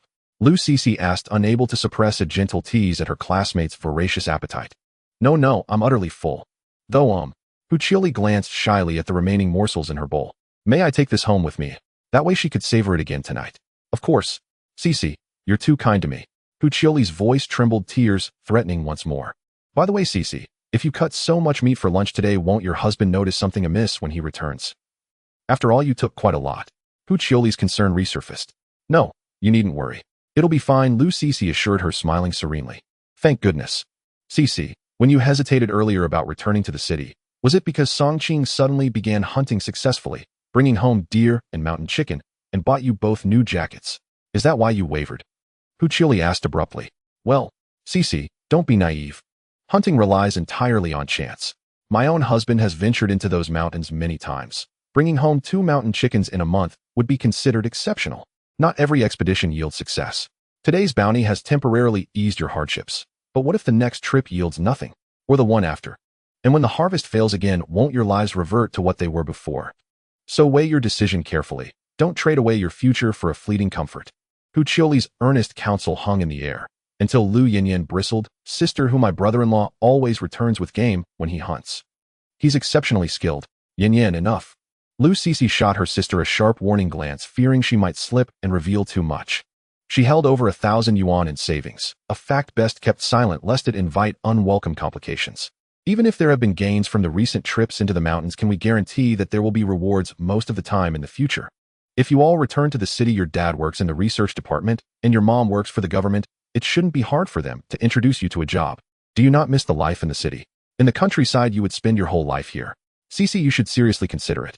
Hu Qiuli was still persuading her, not wanting her classmate to spend her whole life in the countryside. Seeing Hu Qiuli's stubbornness in persuading her, Lu Cece knew that she meant well, but she was the one who understood her own life the best. "Qiuli, I understand. I will think it over carefully," Lu Cece said softly. "All right, then I'll head back first. I still have a ton of chores to handle at home this afternoon." Just the thought of going back to feed the pigs and chickens and dealing with household chores made Hu Qiuli feel restless. "Fine." After Hu Qiuli left, Lu Yanyan pouted. and said, "Sister, who is the type of person who would abandon her husband and children to return to the city? I think she is too selfish." "Sister, you want to abandon brother-in-law and go back to the city, will you?" Lu Yinyin asked her sister, fearing that her sister might be influenced by Hu Qiyuli's selfish mindset. "I want return to the city, but you must go back," Lu Sisi stated. "Oh, I think it's pretty good here." Lu Yinyin blinked her big eyes, enjoying meat every day. After returning to the city, it would be impossible to have meat every day. Having it once a week would be a luxury. Although their dad works in the research department and their mom works in a government unit, their monthly salary, food rations, and meat coupons are fixed. It is quite good, but you also need to consider dad and mom and think about your future, Lu Sisi chided with a smile. At this point, Lu Yinyin also missed her parents a lot. In the mountains, 7 or 8 men were watching a wild boar trap hidden in the bushes. Apart from some bloodstains, the trap contained hair from the wild beast and even some pieces of flesh that had fallen off during its struggles. A trail of footprints extended into the distance. Song Dahu crouched down to examine the fallen hair. "Uncle, it looks like wild boar hair. The trap you set must have caught one, but it managed to escape." Mo Wagwa squatted down to look as well, and upon confirming, he cursed, "Damn it. It got away. How unlucky." Looking at the trail of footprints, it must be a large wild boar. These bloodstains on the snow feel fresher. It might not have run far. "Let's chase it now," Mo Wagwa said solemnly. "Go." A group of 7 or 8 people followed the wild boar's footprints. Song Dahu and Song Eru also followed their uncle. Since their hunting rifles were ruined by Song Qing, they couldn't hit anything with their bows and arrows. So recently, the two brothers had joined Mo Wagwo's hunting team from Mo family village and went into the mountains to hunt together. Speaking of their uncle, he was quite a famous hunter in the surrounding villages, and Mo family village was known for its hunting, with almost every household owning a rifle. Especially since Mo Wagwa had formed a hunting team. They had successful hunts every month. At this time, Song Qing was sitting in the snow under a big tree, gnawing on a meat bun. Caw. The next moment, Xiao Huang flew down from the sky, landing on Song Qing's arm. Caw, caught. There's prey on the other side of the mountain, an injured wild boar. Song Qing understood Xiao Huang's calls. "Good job. You're my lucky charm," he said as he took out some scraps of meat from his bag, and Xiao Huang happily ate a few bites. "Let's go, take me there." Caught. Xiao Huang flew back up into the sky, slowly heading towards the other side of the mountain. Song Qing also quickly followed. If he could hunt another wild boar today, it would be a perfect ending. Another few $100 in his pocket. Just the sable alone is worth 300 to 400. Although the other side of the mountain looks close, it is actually 3 to 4 kilometers away. I wonder if that wild boar runs fast. Xiao Huang, don't lose it. On the other side of the mountain. Ha, it really didn't run far. Song Dahu smiled upon seeing a large wild boar limping away in the distance. The wild boar trap injured its leg, and this time it can't escape. Go charge at it and take it down. Mo Wagwa commanded, and everyone rushed forward. This wild boar looked huge, weighing about 230 to 4 pounds. Even though there were 7 or 8 of them, they would still get a good share of meat when it was sold. You have to know that in these times, farmers earn only about 20 yuan a month from labor. Uncertain when, a small hawk appeared in the sky. Seeing the 7 or 8 hunters surrounding the wild boar, Xiao Huang became anxious. It quickly flew back. It had to inform its master that the cooked duck was about to fly away. Meanwhile, Song Qing had also reached halfway up the mountain. Xiao Huang flew down swiftly. Before Xiao Huang could speak, gunshots echoed from the foot of the mountain. Bang! Bang bang! Song Qing quickly crouched down to look and indeed saw 7 or 8 strong men at the foot of the mountain, with a large wild boar lying on the ground, bleeding profusely. Did someone beat us to it? Seeing this, Song Qing felt somewhat helpless. My! At a distance of 200 to 300 meters, he suddenly recognized 2 familiar faces. Song Dahu and Song Eru. That group of people seems to be from Mo family village. At this moment, at the foot of the mountain, Mo Wagwa and his group surrounded the wild boar, all wearing smiles. Today's hunt was quite fruitful. It wasn't a wasted trip. After we go back, let's make a pig stew with the boar's offal and celebrate with a few drinks tonight before selling the meat tomorrow. As the leader of the hunting team, Mo Wagwo's words carried weight. The distribution of profits was also in his hands, and after all, he was the one with great marksmanship. "Uncle, your shot just now was incredible, a one-shot kill." Song Dahu immediately flattered him. "Dahu Eru, if you stick with me, Uncle won't treat you unfairly. After a while, when you've saved enough money, buy 2 more rifles, and Uncle will take you to enjoy the good life." "Thank you, Uncle. But Uncle, you must help us with our grudge against Song Qing. We hate that bastard to the core," Song Dahu said through gritted teeth. "Rest assured, we will definitely help you settle this score." Mo Wagwa waved his hand, indicating that it was a minor issue. He had also heard about the incident involving his 2 nephews. Recently, they had attempted to steal a deer from someone named Song Qing, but instead they ended up getting beaten badly. To be honest, he did not find anything wrong with his nephew's actions. In this era, one must be ruthless. In the mountains, if you try to reason with others, you will often be the one who suffers. Unfortunately, we haven't encountered that Song Qing these past few days. If we do, we must beat him up to take our revenge. Song Eru gritted his teeth. What if someone beats you up in the mountains? Is there any evidence to prove who did it? Here they are, all our people. Oh, it will definitely not be spread outside. Last time the two brothers were unable to defeat Song Qing, but every time they entered the mountains afterward, they brought along 7 or 8 people and were armed with hunting rifles. When they encounter Song Qing, he would definitely have to submit. The reason the two of them were taken down last time despite having rifles was that their opponent could indeed fight and also caught them off guard, making them underestimate him. Next time we meet him in the mountains, not only do we need to beat him up, but we will also break his legs, ensuring he spends the rest of his life in a wheelchair.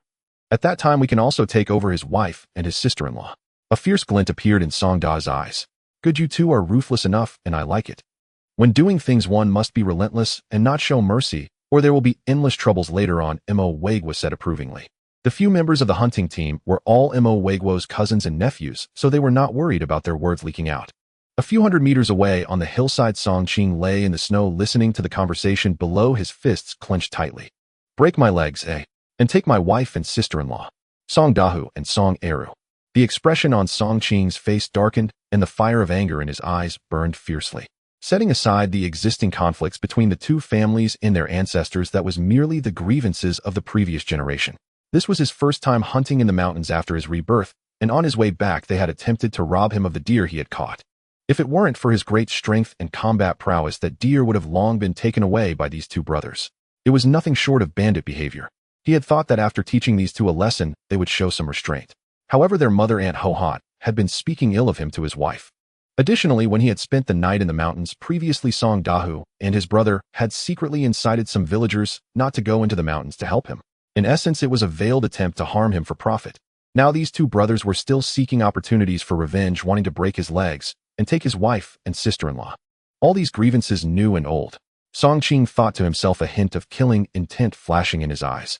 If I hadn't accidentally overheard their malicious intentions today, I might be the one suffering in the future. Soon the people below carried the wild boar away. They were completely unaware that someone was lying on the hillside watching them. After they had walked quite a distance, Song Qing patted his little yellow dog and said, "Follow them, keep your distance." Squawk. Little Huang obediently spread its wings and flew off following them. It was around 5 in the afternoon at the foot of the mountain. Song Qing hid behind a large tree, watching the figures of Song Dahu and the others gradually disappear. All the way, Song Qing had not had any good opportunity to make a move. Mainly because this group was quite large, most of them were armed with hunting rifles. The direction they are heading is towards Mo family village. In the evening, Song Qing returned home early. He did not want to come back in the dark, fearing his wife would worry. "You're back." Lu Cece saw her husband return, and her previously worried heart finally settled. Earlier that morning, her husband had said he was going out to train eagles, but since he hadn't returned for so long, she was a bit concerned. I even managed to catch a sable." Song Qing showed the sable to the two women. "I heard that sable fur is quite valuable." "Yes, it should be worth 300 to 400. I'll sell it tomorrow. I'll first skin it and process it a bit." "All right, the food will take a while to get ready." Soon Song Qing skillfully skinned the sable and processed it. After finishing, the food was just ready. After hastily finishing his meal, he said to the two women, "I'm tired today. I'm going to rest in my room." After saying that, he walked directly towards the side room. Originally, Lu Cece had some things to say to her husband, but seeing him hurriedly go to sleep, she didn't say anything more. Night deepened. In Mo family village at Mo Wegwa's house, 7 or 8 people sat around a table eating and drinking. The food was pig-killing stew, a mix of noodles, cabbage, pickled vegetables, and pig offal. Back in the day, I hunted 3 wild boars all by myself. At that time, I encountered a herd of wild boars. 1 shot 1 boar. 3 shots took down 3 boars. If only I had someone else with me then. Mo Wegwa, now quite drunk, boasted with a red face. The others couldn't tell if it was true or false. "Come on, let's have a toast. Nephews, you two must raise a glass to me. Today your uncle has brought you good fortune." Okay." Song Dahu was already about 80% drunk. However, he couldn't go against his uncle's wishes and forced himself to drink another cup. 1 cup down, Song Dahu felt he had reached his limit and could no longer hold back the urge to vomit. After about 10 minutes, the two brothers supported each other as they staggered from Mo family village towards Songjiatan. Fortunately, the two villages were not far apart, only about a kilometer away. Just as they reached the village entrance, Song Dahu couldn't hold back any longer and began to vomit. Ugh! As Song Dahu vomited, Song Eru followed suit. "B brother, this alcohol is too strong." Song Eru felt his tongue was all tangled up. 2 want a woman. thinking about that Song Qing's wife and sister-in-law. Song Eru, perhaps drunk, began to ramble incoherently. Let's go. I'll take you to find a woman. Song Dahu dragged his brother, and the two swayed as they walked towards Songjiatan. Halfway there, suddenly a figure sprang out from the roadside, sneaking up from behind them. The two drunken men leaned on each other and continued to walk forward, completely unaware of someone approaching from behind. Bang! Bang! A shadow kicked out twice. Song Dahu and Song Eru were thrown forward, landing in a heap. Their faces hitting the snow on the ground jolted them awake. So painful. What happened? The two men lay on the ground, feeling a sharp pain in their backs. Under the influence of alcohol, they momentarily did not realize what had happened. At that moment, the shadow stepped up to Song Dahu and raised a foot, forcefully stomping down on his calf. Crack! The sound of bones shattering echoed loudly in the silent night. Ow! Song Dahu let out a scream akin to a pig being slaughtered. Crack! In the next second, the other calf was stomped down hard. At that moment, the pain made Song Dahu feel as if he might lose control of his bladder. His drunkenness finally began to wear off, and he struggled to turn over to see what was happening. However, being drunk, he found it hard to turn over in a short time. He sensed that his legs were so painful that they were losing feeling. At this time, crack! Crack! Two more sounds of bone shattering were heard, and nearby Song Eru also let out a tragic scream. Comminuted fracture. The whole process took less than 10 seconds. When the two, enduring the excruciating pain that almost made them faint, finally turned over to see what was happening, they only saw a figure darting away, 8 meters away, disappearing into the woods by the roadside. 10 minutes later, Song Qing appeared by the window of his side room at home, quietly leaping in through the window and swiftly closing it again. Inside the room, Song Qing removed the cloth covering his face, unwound the wrapping from his feet, and then opened the pit to throw the cloth inside. The fire within ignited the cloth immediately. Once everything was done, Song Qing listened for any sounds. Hearing the even breaths of his wife and sister-in-law, he leisurely climbed into bed and fell asleep. Having avenged himself, he felt a sense of relief. As the two were not far from the village entrance of Songjiatan, their screams finally attracted the attention of several households. Listening to the intermittent screams, more and more people in Songjiatan were awakened. Some began to head towards the direction of the screams to see what was happening. Songjiatan. At the village's end, this is where Song Dahu's home is. Bang bang bang. Song Jiawu and Aunt Hohat, who were still asleep, were jolted awake by the loud knocking. Who is it at this hour? Aunt Hohat grumbled as she was awakened. Aunt Hohat, something has happened. Your two sons are in trouble. Voices from outside the door could be heard. What? My two sons are in trouble.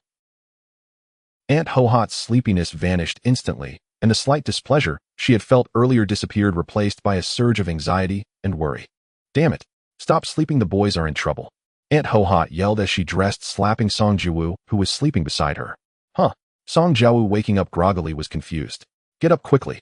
Our two sons are in trouble. We don't know what happened. Hearing this, Song Jiawu hurriedly got up. The two rushed to open the door and saw two young men from the village waiting outside. Dazhuang, what did you just say? What happened to Dahu and Eru?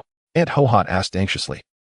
Aunt Hohat, just now several of us heard screams coming from outside the village. We went to check and found Dahu and Eru lying on the ground screaming in agony. They must have been drinking. They reek of alcohol, and both their legs are broken.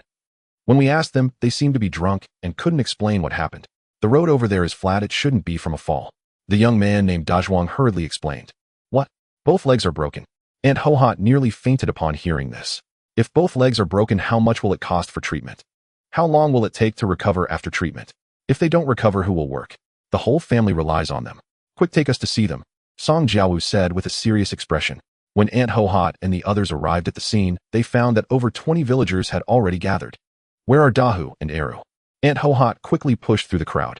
When she saw her two sons lying on the ground, her previously anxious heart finally sank. What happened to them? Why are they unconscious? Song Jiawu saw the blood on his two sons' shins and squatted down to check, while asking. They must have passed out from the pain. Song Jiawu checked the injuries on his son's shins and was immediately shocked. A part of the flesh had torn open, and upon feeling the bones, he discovered it was a comminuted fracture. It's over. Will they end up crippled for the rest of their lives? What on earth happened? Who did this? Song Jiawu felt certain it was man-made. It couldn't have been a simple fall. Moreover, there were no high slopes nearby. The two were lying in the middle of the road, indicating someone had taken advantage of their drunken state to beat them up and cripple their legs. We don't know. When we arrived, they were already screaming, and we didn't see anyone nearby. However, we did find a trail of footprints leading into the woods, but when we went in, those footprints had been covered up. Who is targeting my sons? Aunt Hohat was in despair. Who can call Dr. Barefoot from the neighboring village? Song Jiawu shouted. Given your son's condition, it's serious. Should we call Dr. Barefoot? I think it would be best to get them to the town clinic right away. A villager couldn't help but remind him. Send them to the town clinic. How much will that cost? Song Jiawu hesitated at that moment. What if Dr. Barefoot can't treat them and they become disabled? Their lives would be ruined, another person said. Disabled? No way. My sons will be fine if they won't be disabled. Aunt Hohat snapped at that person in anger. The person hearing this changed his expression but ultimately chose to remain silent and walked away. The others present felt a mix of emotions. Everyone was from the same village. The person was merely making a good suggestion, yet they were being scolded. Although everyone understood her distress, they couldn't repay kindness with resentment. All right, stop arguing. Everyone lend a hand and help me carry them to the town clinic. Song Jiawu made a decision at that moment. However, everyone remained silent. Usually the Song family was known for their sharp tongues, especially Aunt Hohat, who had a notorious reputation for being foul-mouthed in the village. Not only did she often speak ill of others, but she also frequently argued with other women. Their relationships with others weren't too good. Seeing no one speak up, Song Jiao's face turned red. Fortunately, a few of his nephews arrived, helping to fashion a makeshift stretcher to carry the two towards the town clinic. In the late night at the town clinic, "Doctor, what is the condition of my two sons?" Song Jiawu and Aunt Hohat surrounded the doctor asking. Comminuted fracture. The broken bones are shattered. I've never seen such a severe case before. It is unlikely we can set the bones properly. Moreover, the situation is very grim and amputation may be necessary. Our clinic has limited capabilities and equipment. You will likely need to send them to the county hospital for surgery tomorrow morning. The doctor said. What? Send them to the county hospital. Amputation. Upon hearing this, Aunt Hohat fainted. Aunt Hohat, wake up. Fortunately, her sister-in-law reacted quickly and caught her. Right, the sooner the better. It's best to send them to the county hospital now. I'm afraid their entire calves could die. The amputation would be more extensive and could be even harder at that point. Also, you need to pay for the medical fees. The next morning, Song Dahu woke up groggily. He found himself lying on a bullock cart. Hiss. It hurts. Song Dahu felt a sharp pain in his legs that made him break out in a cold sweat. His head was still dizzy and the effects of last night's alcohol had not fully worn off. Dahu, you're awake. Aunt Hohat, seeing him awake, finally showed a hint of expression on her weary face. Dahu, what on earth happened last night? What's wrong with your legs? Song Jiawu asked anxiously. Last night. Song Dahu tried to recall some events from the previous night. However, having drunk too much, he had gaps in his memory. Still, he remembered some things. I went to my uncle's house to drink, and after drinking, I don't know when my brother and I came back. On the way, I don't know what happened, but I just know that our legs hurt so much, and in the end, I think we were beaten by someone. At that moment, I only saw a shadow disappearing into the woods by the roadside in the blink of an eye. Song Dahu strained to remember. Just as I thought. Song Jiawu and Aunt Hohat exchanged glances. It was indeed man-made. Did you see who that person was? Aunt Hohat hurriedly asked. It was too dark and I was too drunk. I only saw a blurry figure that vanished in the blink of an eye. I have no idea who it was. Song Dahu shook his head. By the way, what is wrong with my legs? I feel like I have no sensation in my calves. Comminuted fracture, the doctor said. They may need to be amputated, but we won't know until we go to the county hospital. What? Amputation? Upon hearing this, Song Dahu was so enraged that he fainted again. On this day, the news of Song Dahu and Song Eru having their legs broken on the road last night quickly spread through Songjiatan. Many people were discussing who had dealt the fatal blow. There were also some who had conflicts with Song Dahu and secretly felt pleased. In the morning after having breakfast, Song Qing hurried towards the town with a sable fur. Regarding the incident with Song Dahu and Song Eru, he believed that he had acted very discreetly last night, and since it was late, there was no one around. In the absence of witnesses or evidence, he should have nothing to worry about. In this era, there were no fingerprints or surveillance, so a dead person could not provide any proof. At the town's supply and marketing cooperative. Oh, young Song, what are you here to buy this time? When Wu Junhua saw Song Qing coming with empty hands, he assumed he was there to purchase something. I'm here to sell something. Director Wu, take a look. Saying this, Song Qing pulled out a piece of sable fur from his bundle.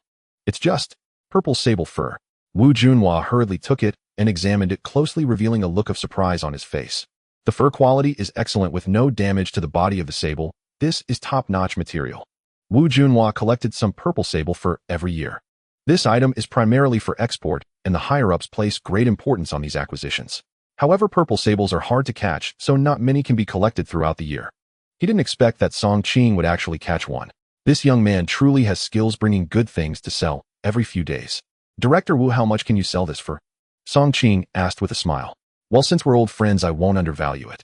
How about 400 yuan per piece at the current market rate? Wu Junhua thought for a moment and replied. The young man in front of him was capable, and he wanted to befriend him. After calculating in his heart, Song Qing felt satisfied with this price and said, "All right, then it's 400 yuan. Young Song, our cooperative, is buying a large amount of this sable fur. If you can hunt more in the future, do so, and we will guarantee you the best price." Wu Junhua said. If the acquisition of such luxury goods increases, the higher-ups would commend him. All right. After settling the debt, Song Qing pulled Wu Junhua aside and said, "Director Wu, I have a favor to ask. I want to buy a bicycle, but I don't have any industrial coupons. Can you help me exchange one?" Having a bicycle would make traveling back and forth to the town and village much more convenient, and it would also provide transportation for his wife and sister-in-law. In this era, most rural families lack the means to buy bicycles. Currently, a bicycle costs about 150 yuan, while the annual income of most rural households is only around 160 yuan. Moreover, industrial coupons are required, making widespread bicycle use in rural areas a reality only in the mid-1980s. However, there are still a few families in the countryside that own bicycles. Suddenly, in Songjiatin, the village chief's family has one. It is also the only one in the entire village. Young Song, this request is a bit difficult. Grain tickets and meat tickets are easy to discuss, but industrial coupons are still strictly controlled.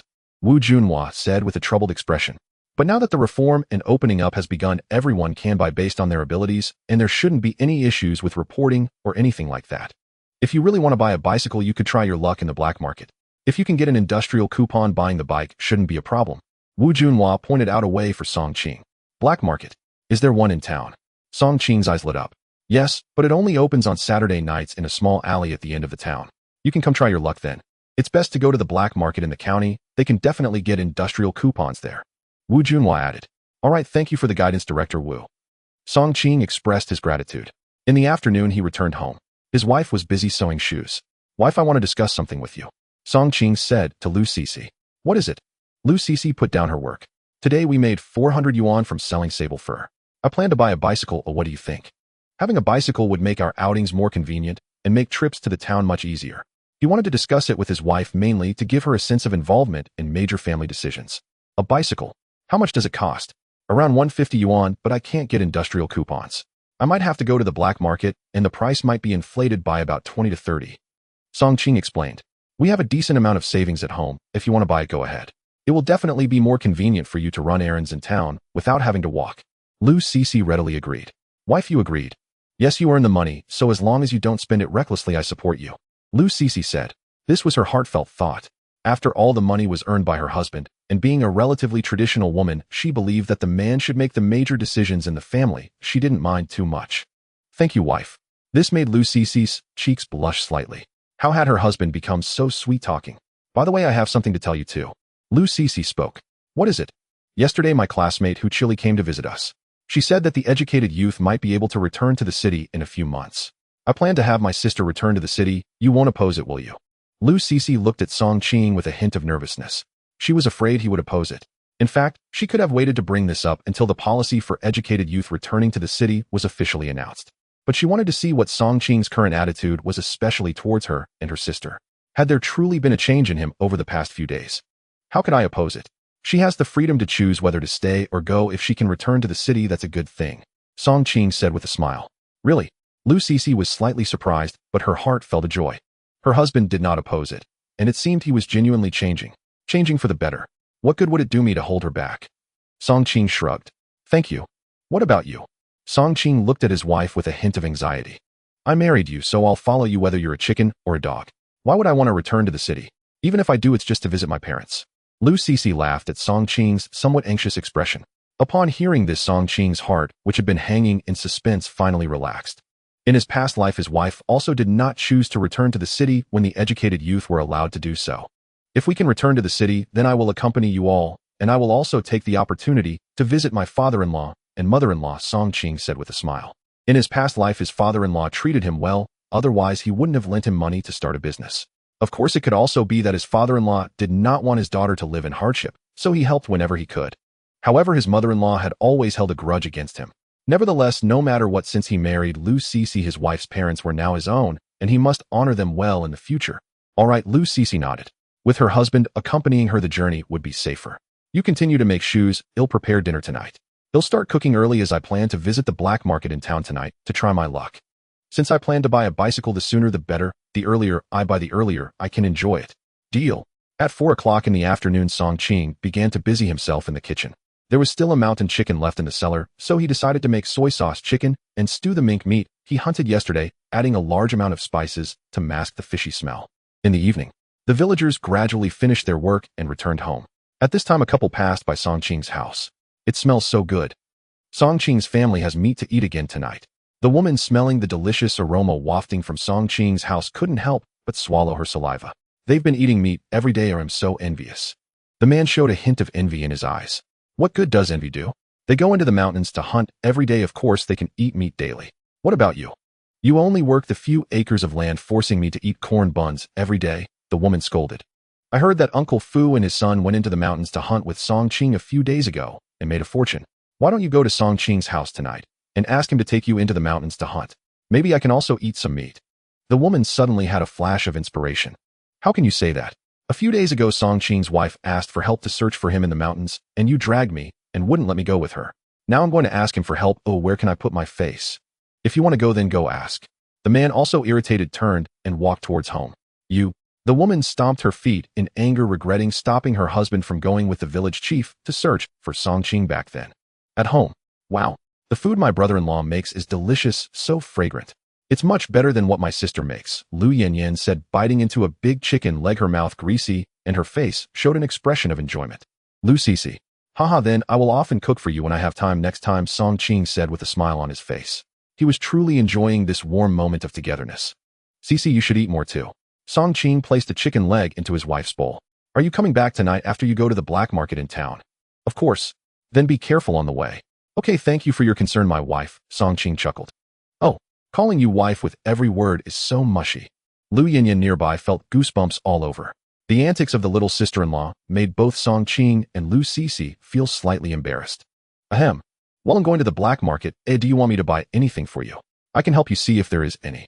Song Ching quickly changed the subject. We don't lack anything at home now. We should save money where we can, Lu Cici said. All right. After finishing dinner, Song Ching hurriedly grabbed a flashlight and went out. This flashlight was bought by him at the supply and marketing cooperative in town yesterday. An hour later, it was completely dark. He arrived at the town. Previously, Director Wu had said that the black market in the town would officially open once it got dark. So he headed straight towards the end of the town. After searching for a while, he indeed heard a commotion coming from an alley. This should be the black market. He wanted to take a look. It was actually just a long alley with about dozens of people inside. Some were setting up stalls, some were wandering around, and some were bargaining. Industrial coupons. This was his goal for this trip to the black market. There are still quite a few items for sale. The most common were grain coupons and cloth coupons. There were also some people selling industrial products such as soap and mirrors. After taking a look around, Song Ching felt somewhat disappointed. He didn't see any industrial coupons. It seems Director Wu was right. The black market in town is still too limited. Whether I can find industrial coupons really depends on luck. If it doesn't work out, I can visit the black market in the county town in a few days. Song Ching thought to himself. He took another round and suddenly noticed a young man wearing glasses whose stall had a few boxes of items that caught his attention. How much are you selling this snowflake cream for? Song Ching squatted down. There were a few boxes of snowflake cream displayed in front of the stall. 5 yuan per box, the young man replied. So expensive. Can you lower the price a bit? Song Ching began to bargain. Brother, this is not ordinary snowflake cream, nor is it some low-quality stuff. Do you know what Yashuang brand snowflake cream is? It's the high-end kind of snowflake cream.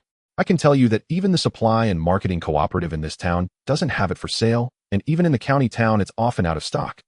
Without any connections, you can't buy it, even in the county town.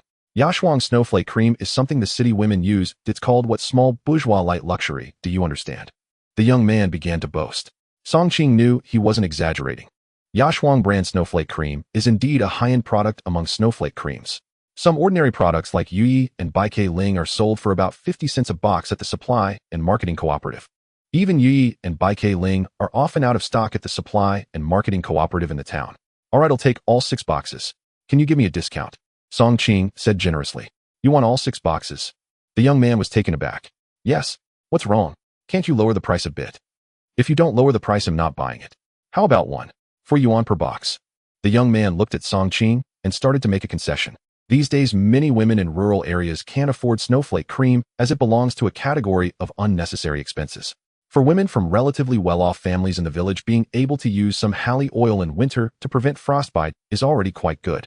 Hali oil costs about 10 cents a box. He had displayed this Yashuang brand snowflake cream for half a month without selling a single box. He also thought about going to the black market in the county town to sell it where it would definitely sell, but the cost of staying in the county town at night was too high, making it not worth it. 3 yuan per box. If you're willing to give me that price, I'll take them all. Brother, you're being too harsh with the price. My cost for this is very high. Then forget it. Hey, fine, I agree. It's a deal. The young man gritted his teeth and quickly grabbed Song Qing. Here, this is 8 yuan. Song Qing pulled out the money and handed it over. After putting the 6 boxes of Yashuang brand snow cream into his pocket, he continued to wander around the black market. The black market had only just opened, and he wanted to wait a bit longer to see if anyone would sell industrial vouchers. After waiting for about half an hour, he finally spotted an industrial voucher at a new stall. The vendor appeared to be a sturdy man, but his face was covered. Brother, how much for this industrial voucher? Song Qing squatted down to ask. Fixed price, 45 yuan, the man replied in a deep voice. Can I take a look? After all, in the black market, once a transaction was made, it was cash for goods, and he needed to verify its authenticity. Sure. After carefully examining it for a moment, Song Qing confirmed it was real. He'll take it. Although 45 yuan was a bit expensive, it was equivalent to a 30 markup on the cost of a bicycle. However, industrial vouchers are scarce commodities, and there was nothing to be done about it. After handing over the 45 yuan, both parties settled the transaction, and after putting the industrial voucher into his pocket, Song Qing hurriedly left the black market. Just as he left the black market, 3 people started chasing after him. Song Qing had exceptional hearing and instantly caught the sounds behind him. Looks like I've exposed too much wealth tonight. After exiting the black market, he quickly darted into an alley, leaped up to the wall of the alley, and with several jumps disappeared into the darkness. Damn, lost them. Close to 11 p.m., he finally returned to Songjian. Upon arriving at the front door, he noticed the lights in the living room were still on. Although the national rural electrification rate was only 60 at the moment, their city was an industrial city, so the village had electricity last year, making them one of the earlier adopters. He opened the door and indeed saw his wife sitting in the living room, still awake. Why are you still up so late? Song Qing flicked off some snowflakes from his clothes. He knew she was worried about him, and his heart warmed at the thought. I couldn't sleep, so I decided to wait for you to come back before going to sleep. Did you manage to get the industrial voucher? Lu Cece asked with concern. I was lucky this time and managed to buy one. Tomorrow I'll go to the supply and marketing cooperative in town to buy a bicycle. Director Wu said there happens to be one in stock reserved for me. Song Qing took out the industrial voucher to show her. Then he pulled out 6 boxes of Yashuang brand snow cream from a cloth bag and placed them on the table. Honey, this snow cream is for you and Yin Yin. Do you like it? Song Qing said with a grin. Snow cream. Lu Cece put down the industrial voucher and picked up a box to examine it. Yashuang brand. This snow cream is quite expensive. Lu Cece's face showed an expression of surprise. Even when she hadn't gone to the countryside before, she had never used it. She only used some Baikai Ling snow cream. Whether it's expensive or not doesn't matter. What's important is that it's effective. You women are made of water, and with winter being so harsh, your skin will crack. You and Yin should use it every day to take care of your skin. Song Qing chuckled. Thank you. A hint of blush appeared on Lu Cece's face as she realized it was the first time her husband had bought her a gift, filling her heart with a sweet feeling. What are you thanking me for? This is all I should do. You should apply some now. Your skin seems a bit dry. Should I help you apply some? Song Qing rubbed his hands together. It's not good to apply it at night. Do it in the morning instead. Seeing Song Qing's eager gaze, Lu Cece quickly lowered her head, not daring to meet his eyes. And when to sleep now, you should go to sleep early too. Okay. Song Qing scratched his head. Just as Lu Cece reached the door of the master bedroom, she suddenly turned around and said, I really like this snow cream. As long as you like it. Song Qing smiled sincerely. Entering the side room, Song Qing recalled his wife's happy smile earlier and felt sweet inside. Perhaps this is what happiness is. Early the next morning, Song Qing was groggily awakened by the chattering sounds. Stepping outside, he saw his wife and sister-in-law happily applying snow cream. This snow cream smells so good. Brother-in-law, you're awake. Thank you for buying the snow cream. I love it so much. Lu Yin ran over and gave Song Qing a big hug. Feeling the softness, Song Qing quickly took a step back. As long as you like it. Yin, you're not a child anymore, act your age. His wife noticed Song Qing's embarrassment and quickly scolded her sister. Lu Yin let go of Song Qing and stuck out her tongue at Lu Cece, not caring at all. After finishing breakfast, Song Qing headed towards the town. After over an hour, he arrived at the town supply and marketing cooperative. Director Wu, is the Phoenix brand bicycle you mentioned yesterday still available? Yes. Did you get the industrial voucher? Wu Junhua asked, surprised. I was lucky last night and managed to get one. Saying this, Song Qing took out the industrial voucher. Yes, it's real. Are you really sure you want to buy it? Absolutely. Then follow me, and I'll help you with the paperwork. Half an hour later, after paying 150 yuan, Song Qing appeared on the town's main street riding a brand new Phoenix brand bicycle. Although he was in town, very few people were buying bicycles at that time, let alone a new one. The attention he received was 100%. After taking a lap, he headed straight for Songjiatin. 20 minutes later, before reaching the village entrance, the villagers working in the fields saw Song Qing riding a bicycle and were all stunned. Song Qing, did you buy this bike? Yes. Wow. Qingzi, you've done well, even bought a bicycle. How much did it cost? Where did you get the industrial voucher? So envious. This is the second bicycle in the village. I never thought Song Qing, the notorious gambler, could turn his life around. Many people from Songjiatin saw Song Qing riding the bicycle and began to discuss animatedly. As he rode into the village, even more people took notice. News of Song Qing buying a bicycle quickly spread throughout Songjiatin. I'm back. Song Qing pushed the bike into the small courtyard and cheerfully shouted, "Back already. Did you get the bike?" His wife and sister-in-law came out one after another. When they saw the brand new Phoenix brand bicycle, their faces lit up with bright smiles. "Sister, I haven't ridden a bicycle in so long. I want to ride it right now," Lu Yanyan said.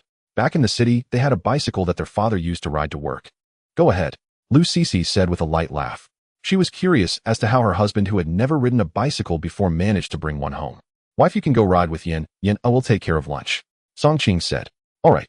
Lu Sisi realized it had been a long time since she last rode a bicycle and felt a wave of nostalgia.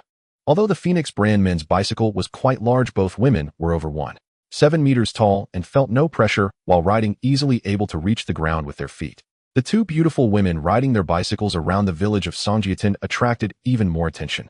Now every household knew that Song Qing's family had bought a bicycle. The Song family must be doing better. They even bought a bicycle. They eat meat every day now. How do you know that? I pass by their house every day, and every evening the smell of meat wafts out. So envious. At that moment, Lu Yanyan rode her bicycle with Lu Sisi on the back to the village head. Just then, Aunt Gui hurried back to the village, her mind heavy with thoughts. Aunt Gui was back to borrow money. Both of her sons needed amputations, and her family couldn't gather that much money, so she had to return to the village to borrow some and seek relatives. From a distance, she spotted the two sisters riding their bicycles, and her eyes revealed a look of astonishment. A bicycle, and it looked so new. The Song family bought a bicycle. Watching the two sisters ride away, chatting and laughing, a wave of jealousy surged within her. Why did her two sons have their legs amputated due to someone else's schemes, while the Song family not only had meat to eat every day, but also bought a bicycle? They were the second family in the village to buy a bicycle. There had been conflicts between the two families for generations, and since Song Qing's parents passed away, their family had prospered, while the Song family fell into ruin and became gamblers. How could the other family on the brink of destruction suddenly have such a good life just a few days later? And what about her own family? In just a few days, her two sons were to be amputated, and their family would be dragged to the bottom. The more she thought, the more jealous she became. I hope you never have sons. Aunt Gui spat and hurried home. The next morning, Song Qing woke up to find the weather had changed. The weather is getting warmer. After a night of strong winds, today was bright and sunny, and the temperature had risen quite a bit. Calculating the days, it was now March of 1979. Indeed, the weather in northeast China was gradually warming at this time. Looking at the snow on the ground, there were indeed signs of melting. Forget it, let's rest for a few days. During the melting phase, avalanches can easily occur in the mountains. Avalanches are quite dangerous. Song Qing stroked his chin, still not planning to take the risk of going into the mountains. For now, the family didn't have to worry about food, so there was no need to take that risk. Mainly, he was worried about his wife's concerns. Let's train the eagle in the nearby forest outside the village. Although he didn't plan to go hunting in the mountains, he couldn't neglect the eagle training. In a hospital room, Song Dahu and Song Eru lay on their beds, their eyes vacant. Their calves had been amputated last night, and they just woke up this morning. They knew their lives were ruined. Dad, Mom, will I never have the chance to marry a wife again? Song Eru looked at his missing legs, and a sense of panic spread through him. Without legs, he couldn't work the fields or go hunting. When he was young, his parents could support him, but what about when he got old? Not to mention, who would be willing to marry a man without legs in this day and age? Don't worry, Eru, he'll save money, and he'll make sure to find a good match for you. You will definitely marry a wife in the future. Dad won't let you be single for life, Song Dahu said with tears in his eyes. Eru's words filled Song Dahu with despair. He looked at his wife sitting by the bed, and when she caught his gaze, she turned her head slightly away, her eyes evasive. Now that he had lost his legs, Song Dahu worried whether his wife would leave him. He felt an overwhelming sense of dread. Heaven, why is our family so unlucky? Aunt Gui couldn't help but burst into tears at this scene. Sister, nephew, this is not the time for sorrow. We need to find a way to find the culprit. Bring them to justice and let them compensate us. That's what we need to do right now. Mo Wei spoke up. He had already spent a lot of money for the surgeries of his two nephews. Originally, he didn't want to lend so much money to his sister, but since the two nephews had been drinking at his house the night before the incident, he felt obliged to take out almost half of his savings. Yes. We need to find the culprit. Aunt Gue instantly perked up at the mention of compensation. But we were both drunk that night and couldn't see who harmed us. How can we find the culprit? The one who did this to you must be your enemy or someone with whom you had conflicts taking advantage of your drunken state to harm you. Think carefully. Who have you offended? Who have you had conflicts with? Mo Wegwa analyzed. At this, the Song Dahu family fell silent. Leaving aside other villages, just in Songjitan, Song Dahu and Song Eru had fought with 7 or 8 people. As for the neighboring villages, they had forcibly snatched the hunted prey from several people while hunting in the mountains. Their father Song Jiwu had also had major conflicts with several families in Songjitan over the years, even to the point of gun violence. As for Aunt Gue, she had quarreled with most of the women in Songjitan. If we can't find anyone, I'll just frame someone. I definitely think it's Song Qing, Aunt Gue said through gritted teeth, a hint of madness in her eyes. Why did she set her sights on framing Song Qing? Because she had seen yesterday that the Song family had bought a bicycle, and considering that they had hunted quite a bit recently, their savings must be substantial. If they had to pay compensation, wouldn't that be a windfall? Maybe her 2 sons wouldn't have to worry for the rest of their lives. Song Qing, Song Dahu, and Song Eru were taken aback. Immediately Song Dahu reacted, yes, it's him. We robbed his prey last time, he must hold a grudge against us, and he is the one who secretly retaliated against me that night. Last time we tried to steal his deer, he single-handedly took down both of us. His strength is terrifying, and he even crushed our guns underfoot. Only someone with his strength could crush our leg bones. It's definitely him. Song Eru also came to the realization. He suspected that those 2 were definitely Song Qing. No one else would have such boldness. Era, now that you mention it, I also think it's Song Qing. Song Dahu also grew excited, but after struggling, he moved his body in a way that hurt his wound, causing him to grimace in pain. Regardless of whether it's him or not, his family is wealthy. I estimate they have at least 1,000 yuan saved up. Aunt Hohat's eyes revealed a greedy glint. Let's go report it. The next day, after Song Qing's family had just finished lunch, he heard some commotion outside the yard. Is Song Qing at home? A strange voice came from outside the yard. Coming. Song Qing opened the door and was slightly surprised. There were 4 public security officers in uniform along with members of Song Dahu's family. Even Song Dahu and Song Eru were lying on stretchers, glaring at him with resentment. Are you Song Qing? Yes. Officers, what's going on? Song Qing displayed a shocked expression. We need to ask you a few questions. Let's go inside and talk. The leading middle-aged officer said. All right, please come in. Song Qing led them inside. In the living room, his wife and sister-in-law were also taken aback by the scene, unsure of why the officers had suddenly come along with the Song Dahu family. Especially Lu Sisi, she had a feeling that something bad was about to happen. Officers, it was Song Qing who broke our legs that night while we were drunk. Song Eru said with red eyes full of anger. As soon as he said this, Song Qing frowned. Song Eru, don't slander me. I was sleeping soundly at home that night. When did I go to beat you up? Do you have any evidence? Officers, he is slandering me. He is definitely slandering me. Song Qing pretended to be outraged. Song Qing, it's you. Don't deny it. All right, everyone, stop arguing. The leading officer Zhou Yuan shouted loudly. Seeing Zhou Yuan about to lose his temper, everyone quickly fell silent. So Song Qing, I ask you, answer. Where were you that night? What were you doing between 10 and 11 o'clock? Zhou Yuan asked Song Qing. That night, I didn't sleep long after dinner, and I was woken up around 11. That was when I found out that Song Dahu's 2 legs were broken for some unknown reason. By the way, my wife and sister-in-law can testify. As Song Qing spoke, he glanced at his wife and sister-in-law. Yes, I can testify. Lu Sisi hurriedly said. Zhou Yuan nodded slightly. I heard that not long ago you had a conflict with Song Dahu's brothers at the foot of the mountain. Yes, I hunted a deer and happened to run into them on my way down. They tried to steal my deer, so I had a conflict with them. Since they wanted to forcefully take my deer, I initially chose to back down, then took them by surprise and knocked them down, then seized their guns to intimidate them and gave them a beating. Song Qing explained. Officers, he's lying. He can fight. He directly beat us both up and even crushed our guns. He is very strong. It's not like he said that he intimidated us with our guns before beating us up. Song Eru quickly retorted. Song Eru, you're framing me. I haven't even reported you for trying to rob me. You broke your own legs and then came to slander me. Song Qing shouted angrily. That night at the foot of the mountain, no one saw anything, and Song Qing would not admit to breaking those 2 guns. As for secretly breaking the legs of the 2 men, well, evidence must be produced. Zhou Yuan stared at Song Qing for a moment, then glanced at the Song Dahu brothers and said in a deep voice, all right, stop arguing. Now both sides were each insisting on their own version, arguing incessantly, but he was well aware. When they first arrived at Song Jiaduan, they immediately went to the scene of the incident to investigate. Since the ground was covered in snow, and there had been melting snow in the past few days, it was nearly impossible to find evidence at the scene. As for whether Song Da-hoo's brothers tried to rob Song Qing's deer, there were no third parties present at the time, and now both sides insisted on their versions, but in short, there was still no evidence. All of this needed to be explored for clues and answers from the other people in Song Jiaduan. Even if Song Qing was a suspect without a third-party witness, would they arrest Song Qing just based on the accusations of Song Da-hoo's brothers? That was impossible. After Zhou Yuan asked a few more questions, he stood up. Let's go back for now.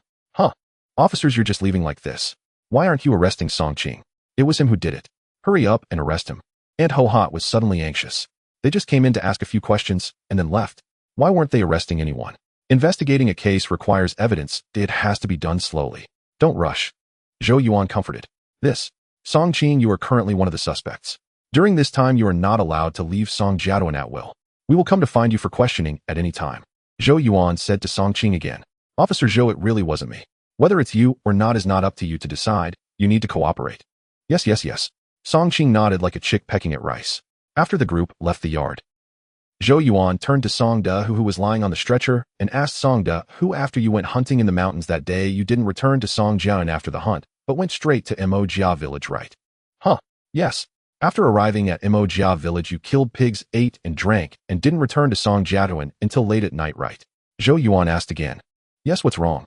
Song Da-hoo looked puzzled. Because this morning they had already told the other party some basic information.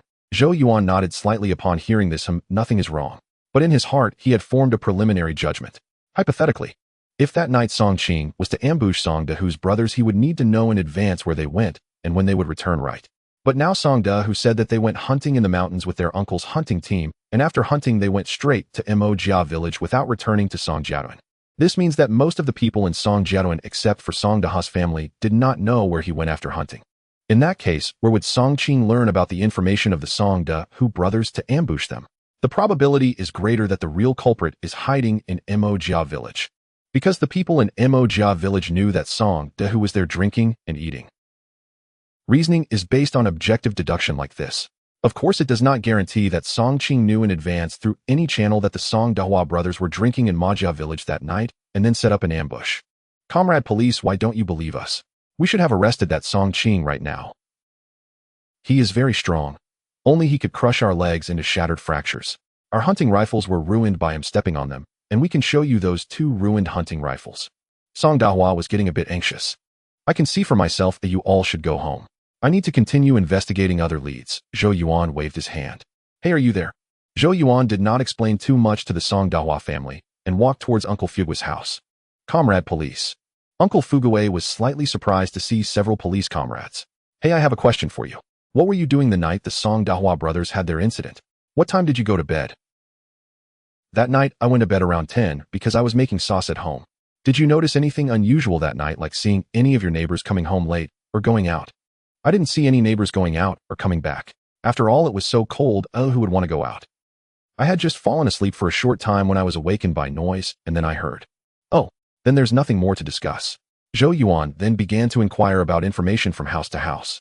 Hey, I heard that there is a conflict between the Song Qing family and the Song Da-hoo family. Zhou Yuan asked a woman. Yes, the whole village knows that there is a conflict between the fathers and grandfathers of Song Da-hoo and Song Qing. But that's an old family matter. Recently, did Song Da-hoo rob Song Qing's deer at the foot of the mountain? Rob a deer? I don't know about that. Even if they did rob, I doubt they would dare to make it public. Comrade police, it's not just the Song Qing family that has conflicts with the Song Da-hoo family. They have many issues with others as well. Their family is not good people. I don't know if Song Da-hoo has robbed Song Qing's prey, but the 3 of them have forcibly taken prey from people in several neighboring villages. Song Da-hoo is arrogant because his uncle is a famous hunter nearby, and he has a hunting team under his command. He is very domineering in the mountains. If you don't believe me, you can ask the people from Song Jiaduan. By the way, the 3 of them have fought with several people in the village. They love to bully others. Even his mother is a shrew, very foul-mouthed, and has conflicts with most of the women in our Song Jiaduan. Zhou Yuan furrowed his brows deeply after hearing this from the woman. After hearing this woman's words, it turned out that the Song Da-hoo brothers not only had conflicts with Song Qing, but also had many issues with people in the village and even outsiders. Did they also forcibly take other people's prey? It seems that the Song Da-hoo brothers, including their father, are quite tyrannical and bully the weak. Thank you for your cooperation. As Zhou Yuan spoke, he continued towards a house in the distance. Captain Zhou, does this mean the Song family trio is making enemies everywhere? Without solid evidence, the suspects for breaking the legs of the Song Dahua brothers have increased. If we count Song Qing as one, anyone who has had their prey stolen by Song Dahua or has fought with them could also be a suspect. It's completely bullying behavior, another person said in a low voice. You all analyzed it well, but I don't understand why Song Dahua is so adamant that it was Song Qing. Why not someone else or people from other villages?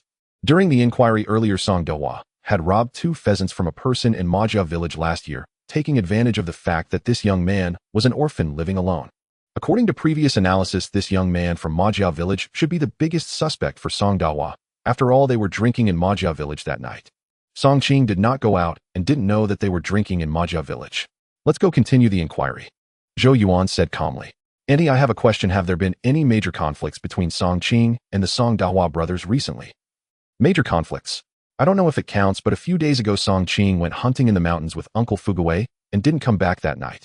Then their family begged the village chief to take people to search the mountain the next day, but the Song Dahua brothers openly led and instigated the people in the village not to go. The Song Dahua brothers are not good people. Look at Song Qing, who after returning treated half the village to meat and wine taking and sharing. Zhou Yuan then asked, is Song Qing's family very wealthy? Didn't his parents pass away early? I see a brand new bicycle parked in his yard. They were poor before, but recently he has been hunting in the mountains and struck it rich, making quite a bit of money. Now he's probably comfortably in the 1,000 yuan household range. The aunt spoke enthusiastically. Her family has a decent relationship with Song Qing's family. After inquiring around, Zhou Yuan and several colleagues headed towards Song Dahua's house. Why does Song Dahua insist that it is Song Qing? What do you all think? Captain Zhou, after inquiring about so much information, the Song Dahua family is not good people. They are now firmly accusing Song Qing. I am afraid they have set their sights on Song Qing's family's money. If they can pin it on Song Qing, wouldn't they have to pay? Why not accuse other suspects? Because none of the others are as wealthy as Song Qing's family. Following the order of suspicion, Song Qing is definitely not in the first tier. The first suspect must be that young man from Majia village who had his prey stolen by Song Dahua. Then it's... During the inquiry with the villagers, didn't someone report that the Song Dahua brothers said they couldn't see who hit them? Even though they said that after getting drunk, why have they now directly pointed to Song Qing? It's contradictory. Good analysis. Zhou Yuan nodded. Soon they arrived at Song Dahua's house and looked at the 2 hunting rifles that Song Dahua had shown them. They indeed looked ruined. But were they really crushed? Are you joking? How could a gun barrel be crushed like this by foot? Do they take us for fools? What kind of strength would it take? Do you think this is a movie? A rebirth of a tyrant? They must have used some method to smash the hunting rifles like this. Comrade police, has the investigation progressed enough? Can we arrest that Song Qing now? Aunt Hohat looked at Zhou Yuan with great anticipation. Once they capture Song Qing, she would demand 1,000 yuan in compensation. No, she would make him bankrupt. Now that their family has some money, heir's future dowry is secured. Song Qing is just one of the suspects. Based on our current investigation, there is no substantial evidence. Additionally, according to our findings, anyone who has had a conflict with your family is likely a suspect, and further investigation is required. Let's leave it here for today. We will head back now. Please wait patiently for our news, Zhou Yuan said. Comrade police, Song Qing is the murderer. I swear on heaven. It must be him. Song Dahua was dumbfounded.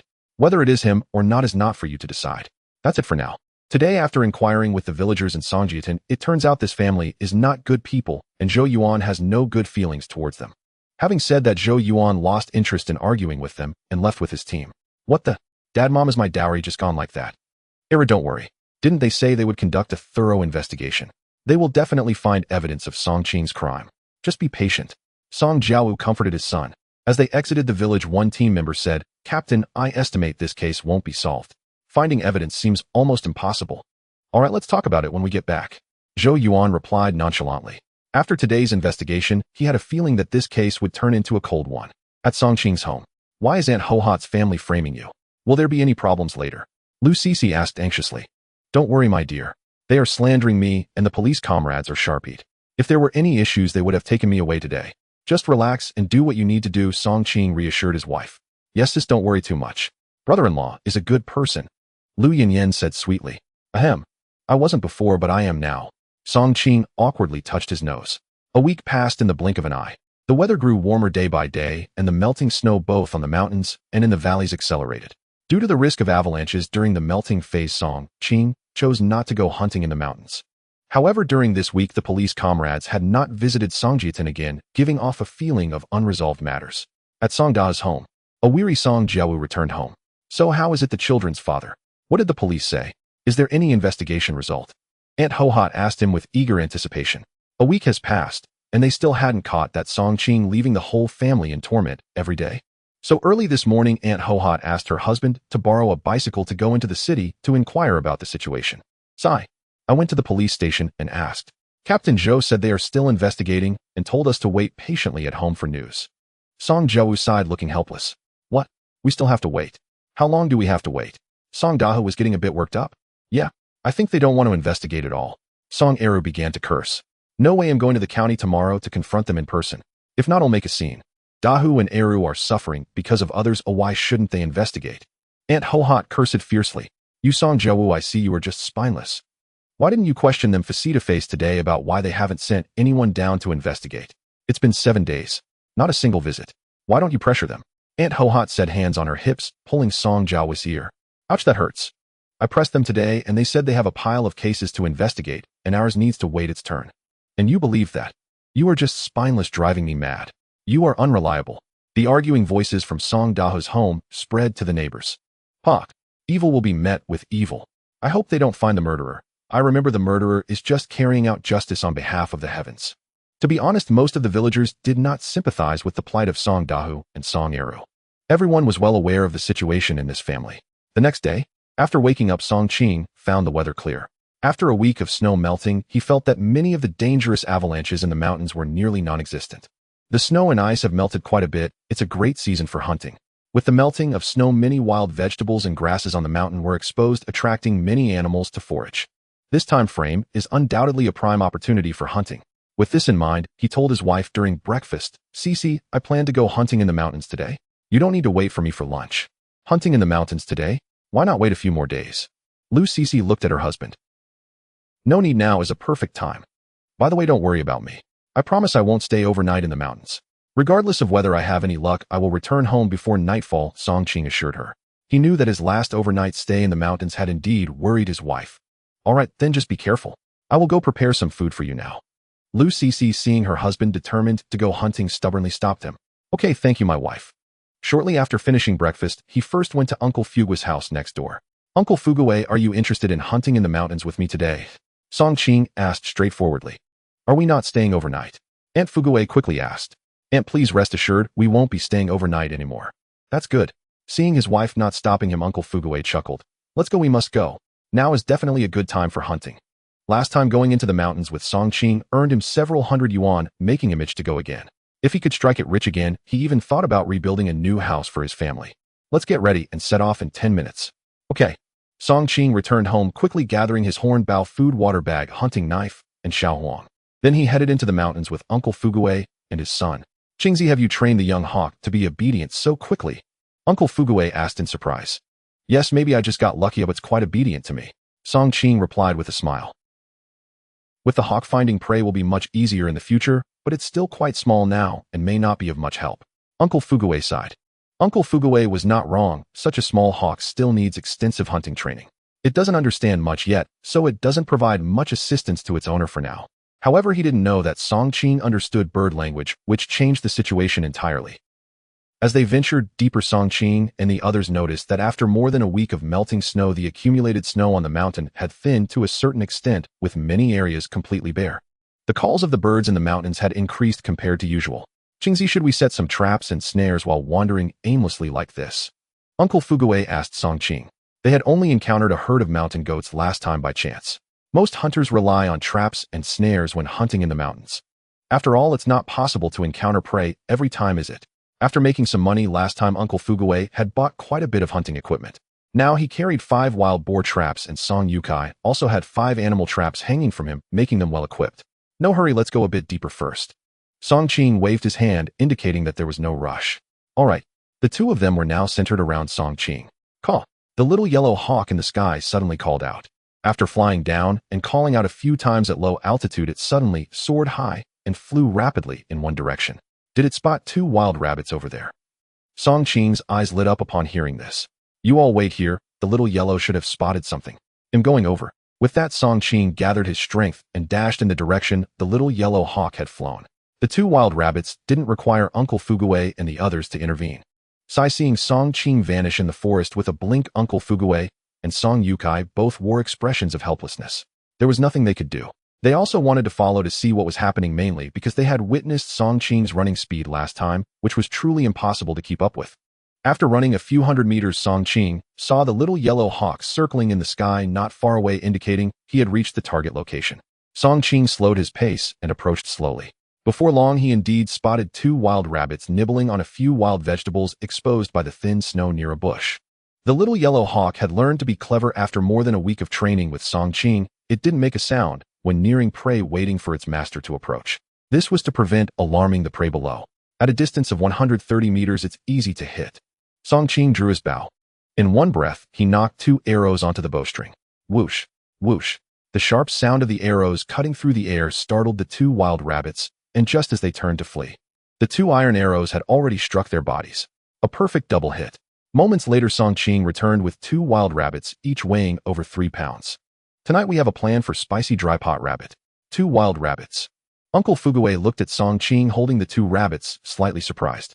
Yes, although the little yellow is still small, I feel it's quite clever, completely unlike what I've heard about some immature hawks being useless. We've already had a harvest not long after entering the mountains. Song Yukai said with a hint of envy. To be honest, he also wanted to raise a falcon, but unfortunately, everyone knows how difficult it is to train a hawk. I also feel it's quite clever. I think we should have a big harvest today, Song Qing said with a smile as he took out some meat scraps to feed the little yellow and also gave it some water. Let's go and continue deeper.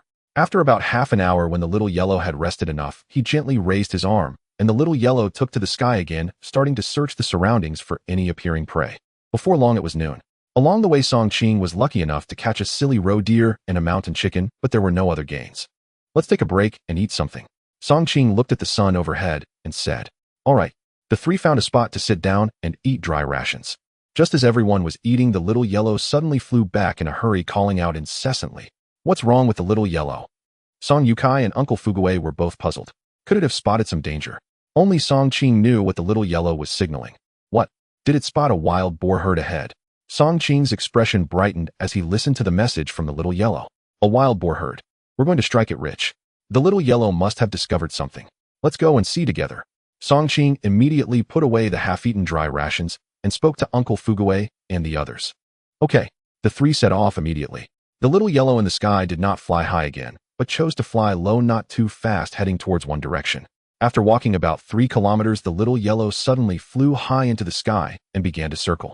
It should be ahead. The three passed through a patch of woods and were astonished to find below a narrow, deadened canyon. It was about 1 kilometer long and approximately 50 meters wide. The canyon had a drop of about 100 meters in height.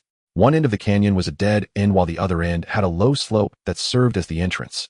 This canyon had steep slopes of over 100 meters on 3 sides, with only one entrance forming a natural pocket. Qingzi looked the wild boar herd below the canyon. Uncle Fuguwei looked down into the canyon and noticed that there was hardly any snow left, revealing plenty of wild vegetables and grasses, as well as various small bushes, lush and green. Hiss! Song Yukai also gasped in astonishment. It looks like there are more than 30 wild boars. Below, over 30 wild boars were leisurely eating wild vegetables and grasses in the canyon. Qinggu, the little yellow, has done a great job. We are going to strike it rich. Song Yukai's face turned red with excitement. Shoo! However, catching these more than 30 wild boars won't be easy. Once a wild boar herd goes wild, they charge recklessly, and if we don't handle it well, we might find ourselves in danger. Look at that wild boar. It seems to weigh over 300 pounds. I suspect it's the wild boar king. Uncle Fuguwei, while happy, quickly calmed down and analyzed. Uncle Fuguwei is right. The situation of a wild boar herd is different from that of 1 or 2 wild boars. Once a herd goes berserk, they often charge in one direction, making the danger level extremely high. Song Qing said gravely. Especially with the presence of a wild boar king, the situation becomes even more serious, as it can command the others. However, this narrow canyon serves as a natural pocket. This is a highly advantageous terrain for us. You mean? Uncle Fuguwei understood Song Qing's plan immediately.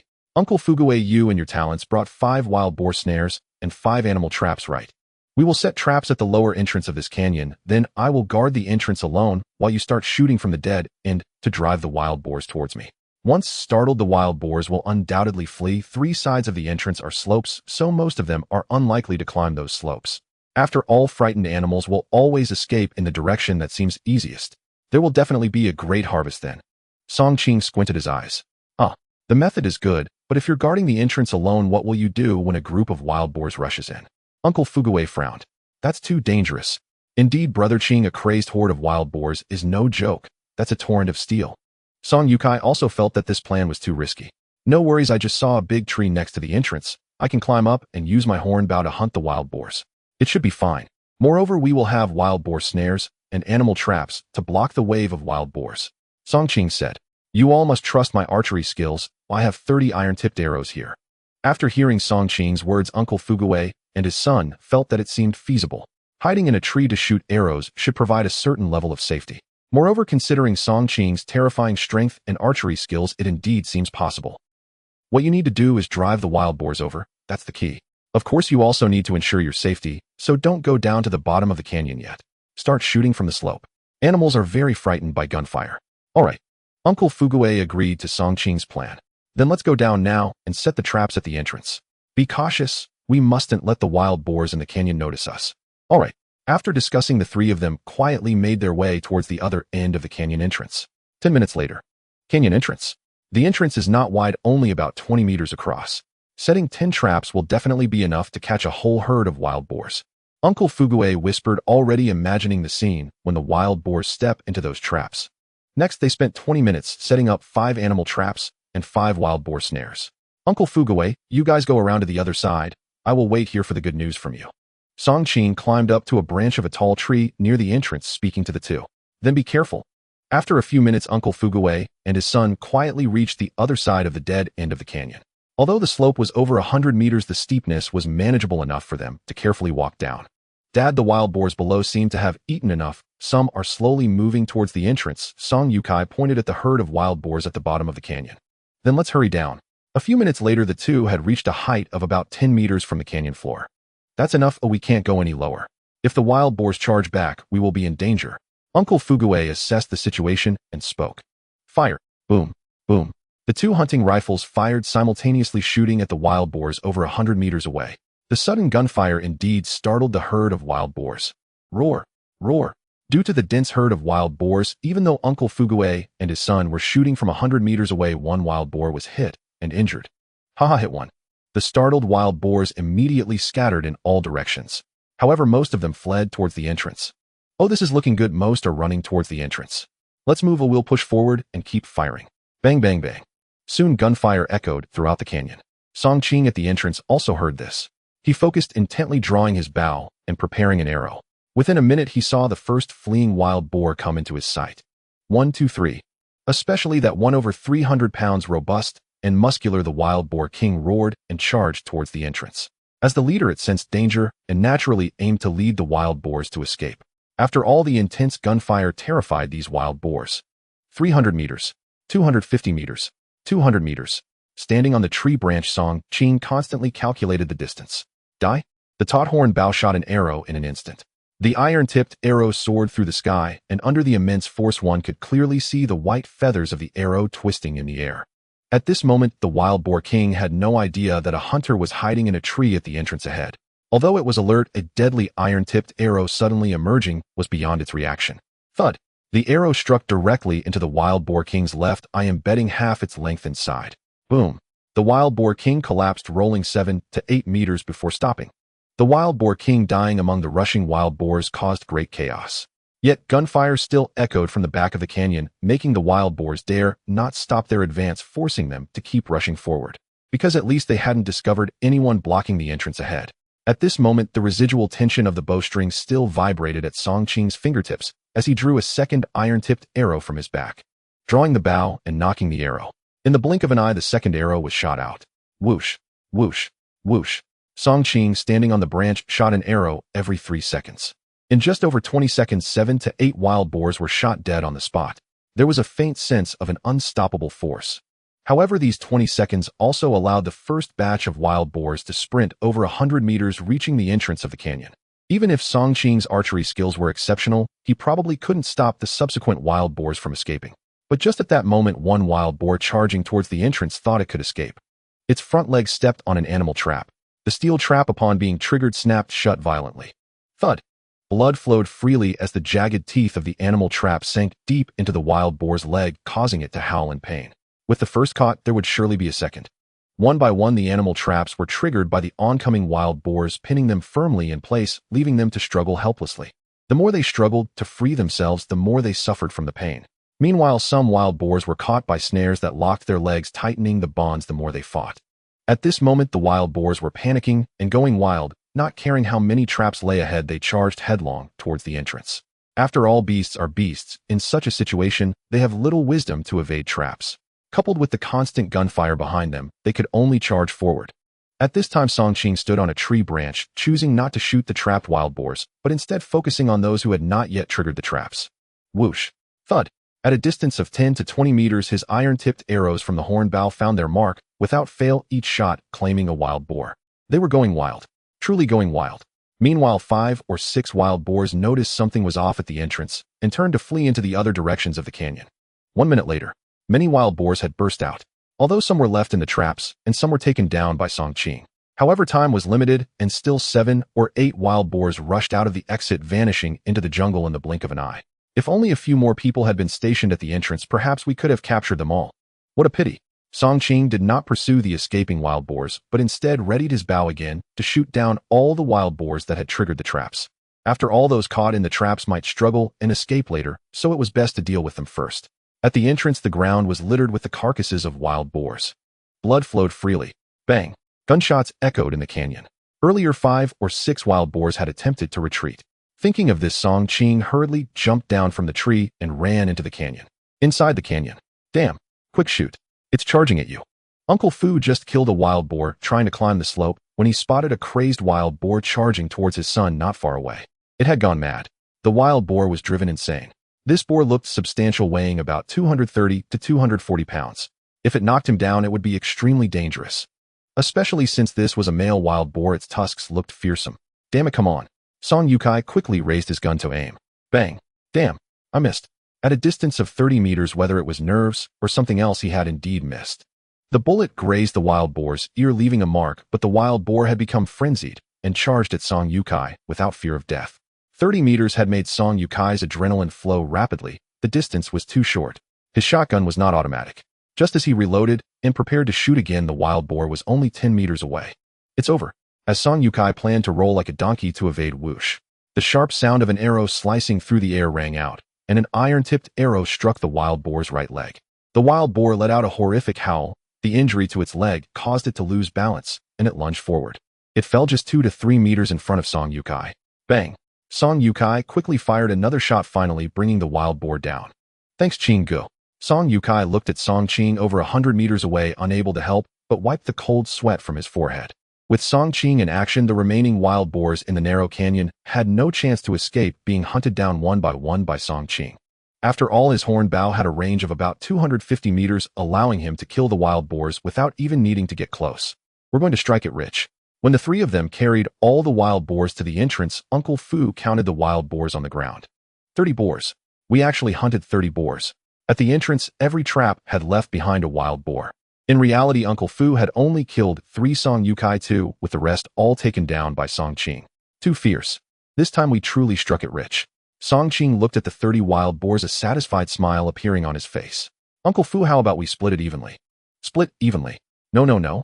The wild boar herd was discovered by Xiao Huang. You alone hunted down the majority at the entrance. We only helped a little by setting traps, and besides, you just saved Yukai once. 10 boars would be enough for us. Uncle Fu waved his hand quickly. What he said was all true. Without Xiao Huang, they probably would have never encountered the wild boar herd. If it had been them, father and son, guarding the entrance with so many wild boars charging out, aside from the traps that might leave behind some, they probably could only hunt 5 or 6 at most. Moreover, one must understand gratitude. If it weren't for Song Qing leading them into the mountains to hunt, they could hardly have imagined such a great harvest. No, this was a joint effort. You should get a third, that's too little. Song Qing frowned. He knew Uncle Fu was not greedy, but it wasn't reasonable for him to always take the largest share, was it? Qingzi, listen to me, let's divide it this way. You contributed the most.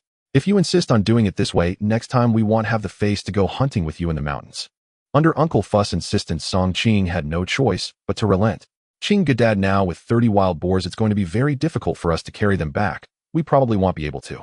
Song Yukai looked at the wild boars scattered on the ground, starting to feel a bit of a headache. Wild boars were much heavier than goats. Most goats weigh around 90 to 100 pounds, while these wild boars were all over 200 pounds. Song Qing looked at the sun overhead and said it should be around 1 o'clock now. How about this, Yotsai? You hurry back to the village right away, gather the batch of villagers who came to rescue us last time, and have them come into the mountains to help us carry these wild boars back. Tonight we will treat them to pig soup and drinks. Oh, that's a good idea. Song Yukai's eyes lit up. If he hurried back and called in people, they should be able to manage to carry all the wild boars back in time. Be careful, Uncle Fu reminded. Don't worry. Around 3 in the afternoon, Song Yukai hurried back to Songjiatin drenched in sweat. He first went home to share the good news with Aunt Fuguwei and then notified Lu Sisi. What? You hunted 30 wild boars? Both Aunt Fuguwei and Lu Sisi were shocked and in disbelief upon hearing the news. Mom, sister-in-law, don't worry, I will go gather people to help carry the wild boars back. We won't stay in the mountains overnight. After finishing his words, Song Yukai hurried off to find help. Before long, he gathered a dozen young men with ropes and carrying poles to head into the mountains. Soon news of Song Qing and his companions hunting 30 wild boars spread throughout the village. Did Song Qing really hunt 30 wild boars? Is that true? It should be true. Song Yukai came back to gather a group of people to help carry the wild boars. Wow, they must have struck it rich. I envy them. In the afternoon around 4 o'clock, Song Yukai arrived at the entrance of the gorge with his group. This time Song Jianmin and Old Man Song also came.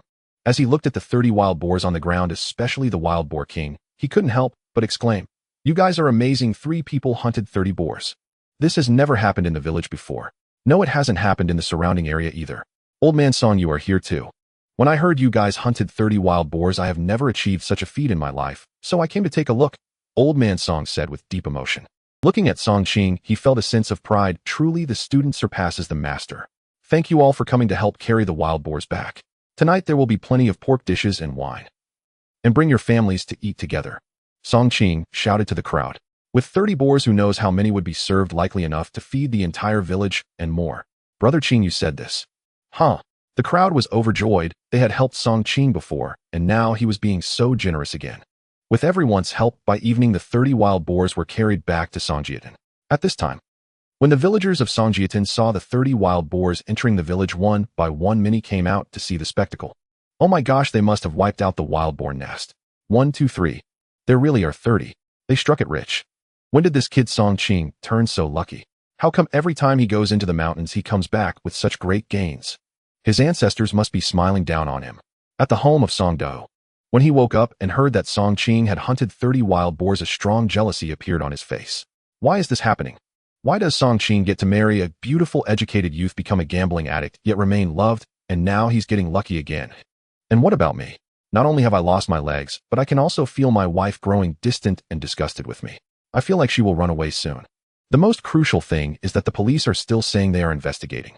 It feels like an endless wait. Who knows how long this will drag on?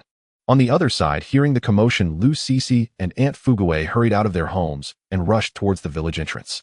When she saw that her husband seemed uninjured, she quickly asked, "Are you hurt? Hunting 30 wild boars with just 3 people must have been very dangerous. I'm fine, your husband is strong. I wouldn't let you become a widow. That would just make it easy for someone else." Song Qing replied with a smile. As soon as he said this, Lu Sisi's face turned red and she shot him a glare. Seeing his shy wife, Song Qing didn't tease her further. After the group returned to Song Qing's home, they also carried some of the wild boars to Uncle Fugui's house. Next came boiling water and slaughtering the pigs. With so many wild boars, it would take a long time, so he planned to sell them at the supply and marketing cooperative in town the next morning. Slaughtering so many pigs took a lot of time, so the dozen or so villagers called their family members to help. Finally, they finished around 9 in the evening. Everyone enjoyed the pork dishes and drank wine. The aroma of meat and wine from Song Qing's home and Uncle Fugui's home wafted through half the village. Mom, did Uncle Song Qing set up a feast again? Why are so many people going to eat? Can we go too? A 5 or 6-year-old boy asked his mother. Eat what? Sleep. If you don't sleep, I'll spank you. Wah. Mom, I want to eat meat. Clap, clap, clap. Oh, don't hit me. As the saying goes, the warmth and coldness of human relationships are just like this. Today, Song Qing not only invited those who helped carry the wild boars, but also their family members, along with those villagers who had previously helped search for them. You could say half the village gathered. The other half remained quiet, only able to smell the aroma of meat and wine with envy and jealousy. Before dawn the next day, under Song Qing's organization, over 20 young men were gathered to help carry the 30 wild boars to the town's supply and marketing cooperative. On the way, when some early risers from neighboring villages saw the 30 wild boars, they were all shocked. When they entered the town, they also caused a sensation among the residents. My heavens, so many wild boars. Which village's hunting team is this? So fierce. They're going to get rich. Song Qing took the lead and arrived at the town's supply and marketing cooperative just in time as it opened. Director Wu am back to sell meat again.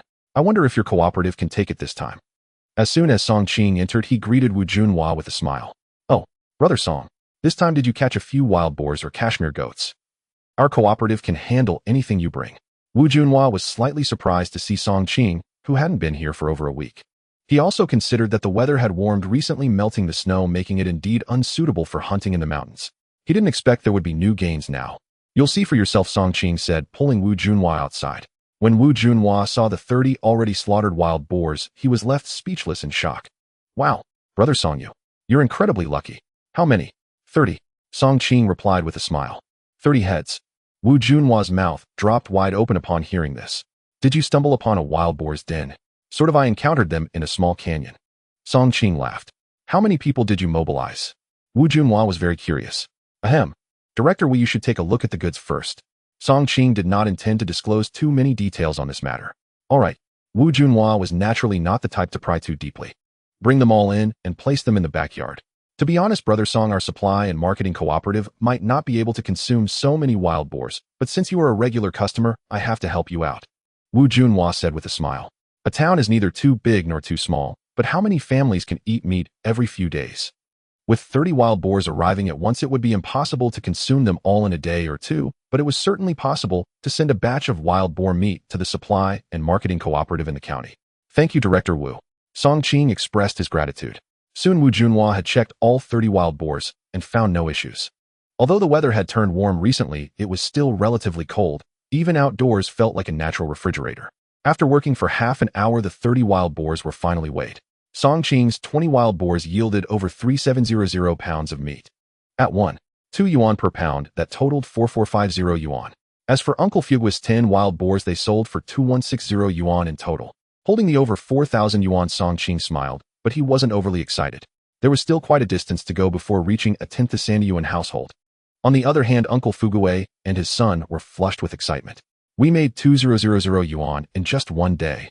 Uncle Fugue counted the money with trembling hands, unable to hide his joy.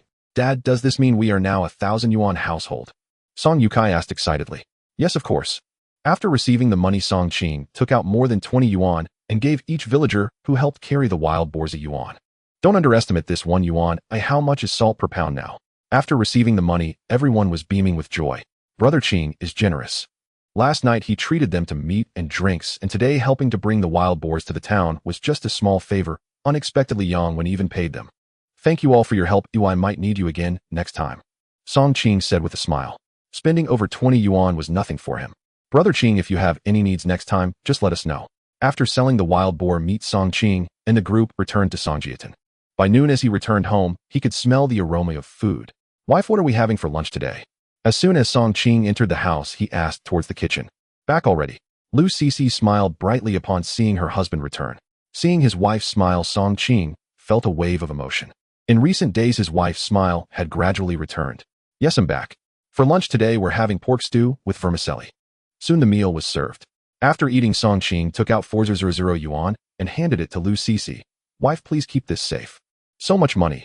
Lu Cece was shocked to see such a thick stack of cash.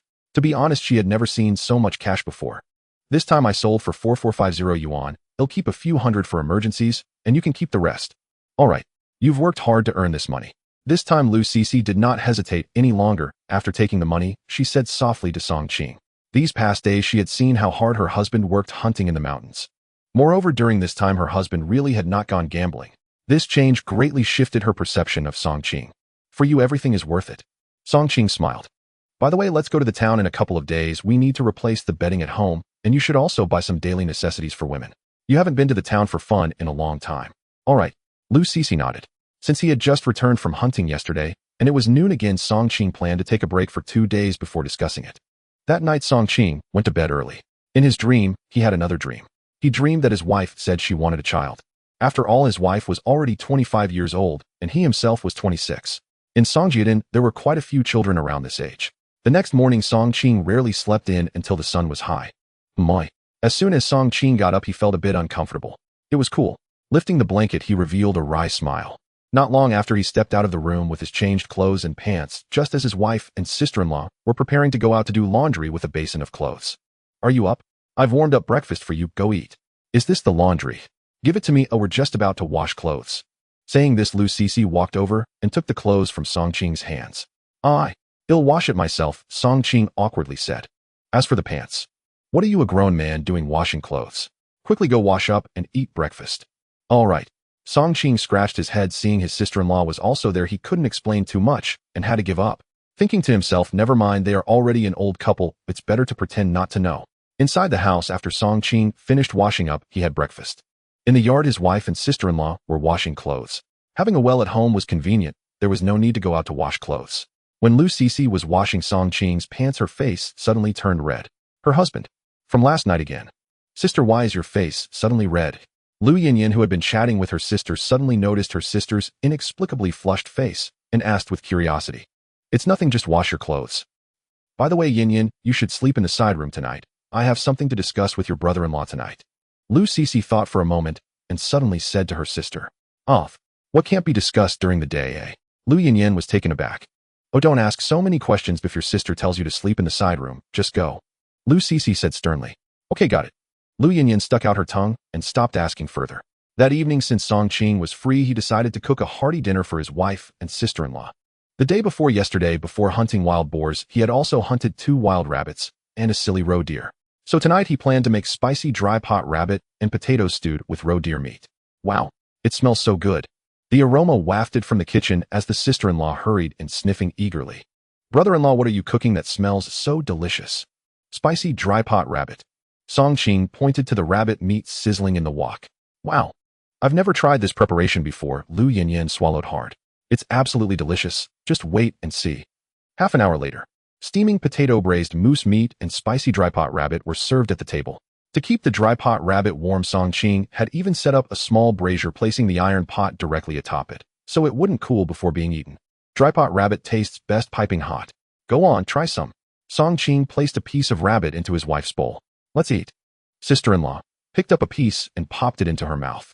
Wow, so fragrant, crispy, fiery, savory, and utterly irresistible with rice.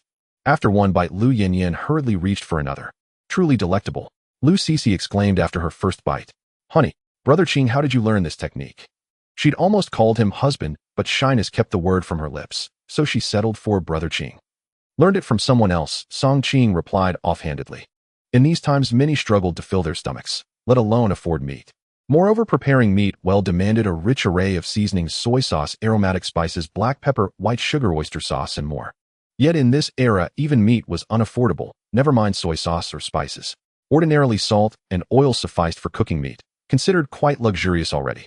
Take dry pot rabbit for instance. The rabbit must first be deep fried in half a wok of oil before stir frying and braising. Though that oil could be reused, using half a wok just for frying meat was an extravagance unimaginable in an ordinary household. Brother-in-law, next time hunt more wild rabbits. I want dry pot rabbit every day. Lu Yinyin cried, stuffing another piece into her mouth. Haha, sure. If I get the chance, I'll bring back plenty. Actually, there are many dry pot dishes. Next time I'll make dry pot fish, dry pot frog, dry pot pork intestines, dry pot shrimp. How does that sound? Song Qing grinned. So many variations. Wonderful, brother-in-law, you're too kind to me. A blissful, food-loving smile bloomed across Lu Yinyin's face. All you ever think about is eating. Lu Cece teased, laughing. Wife, eat more. You need nourishment, Song Qing added, placing a tender rabbit leg into her bowl. You eat more too. You need nourishment as well, Lu Cece murmured softly. Watching her gently urge him to take care of himself, Song Qing's heart swelled with quiet joy. Was this the first time she'd shown such concern for his well-being? All my efforts have been worth it. Her attitude toward me is truly shifting.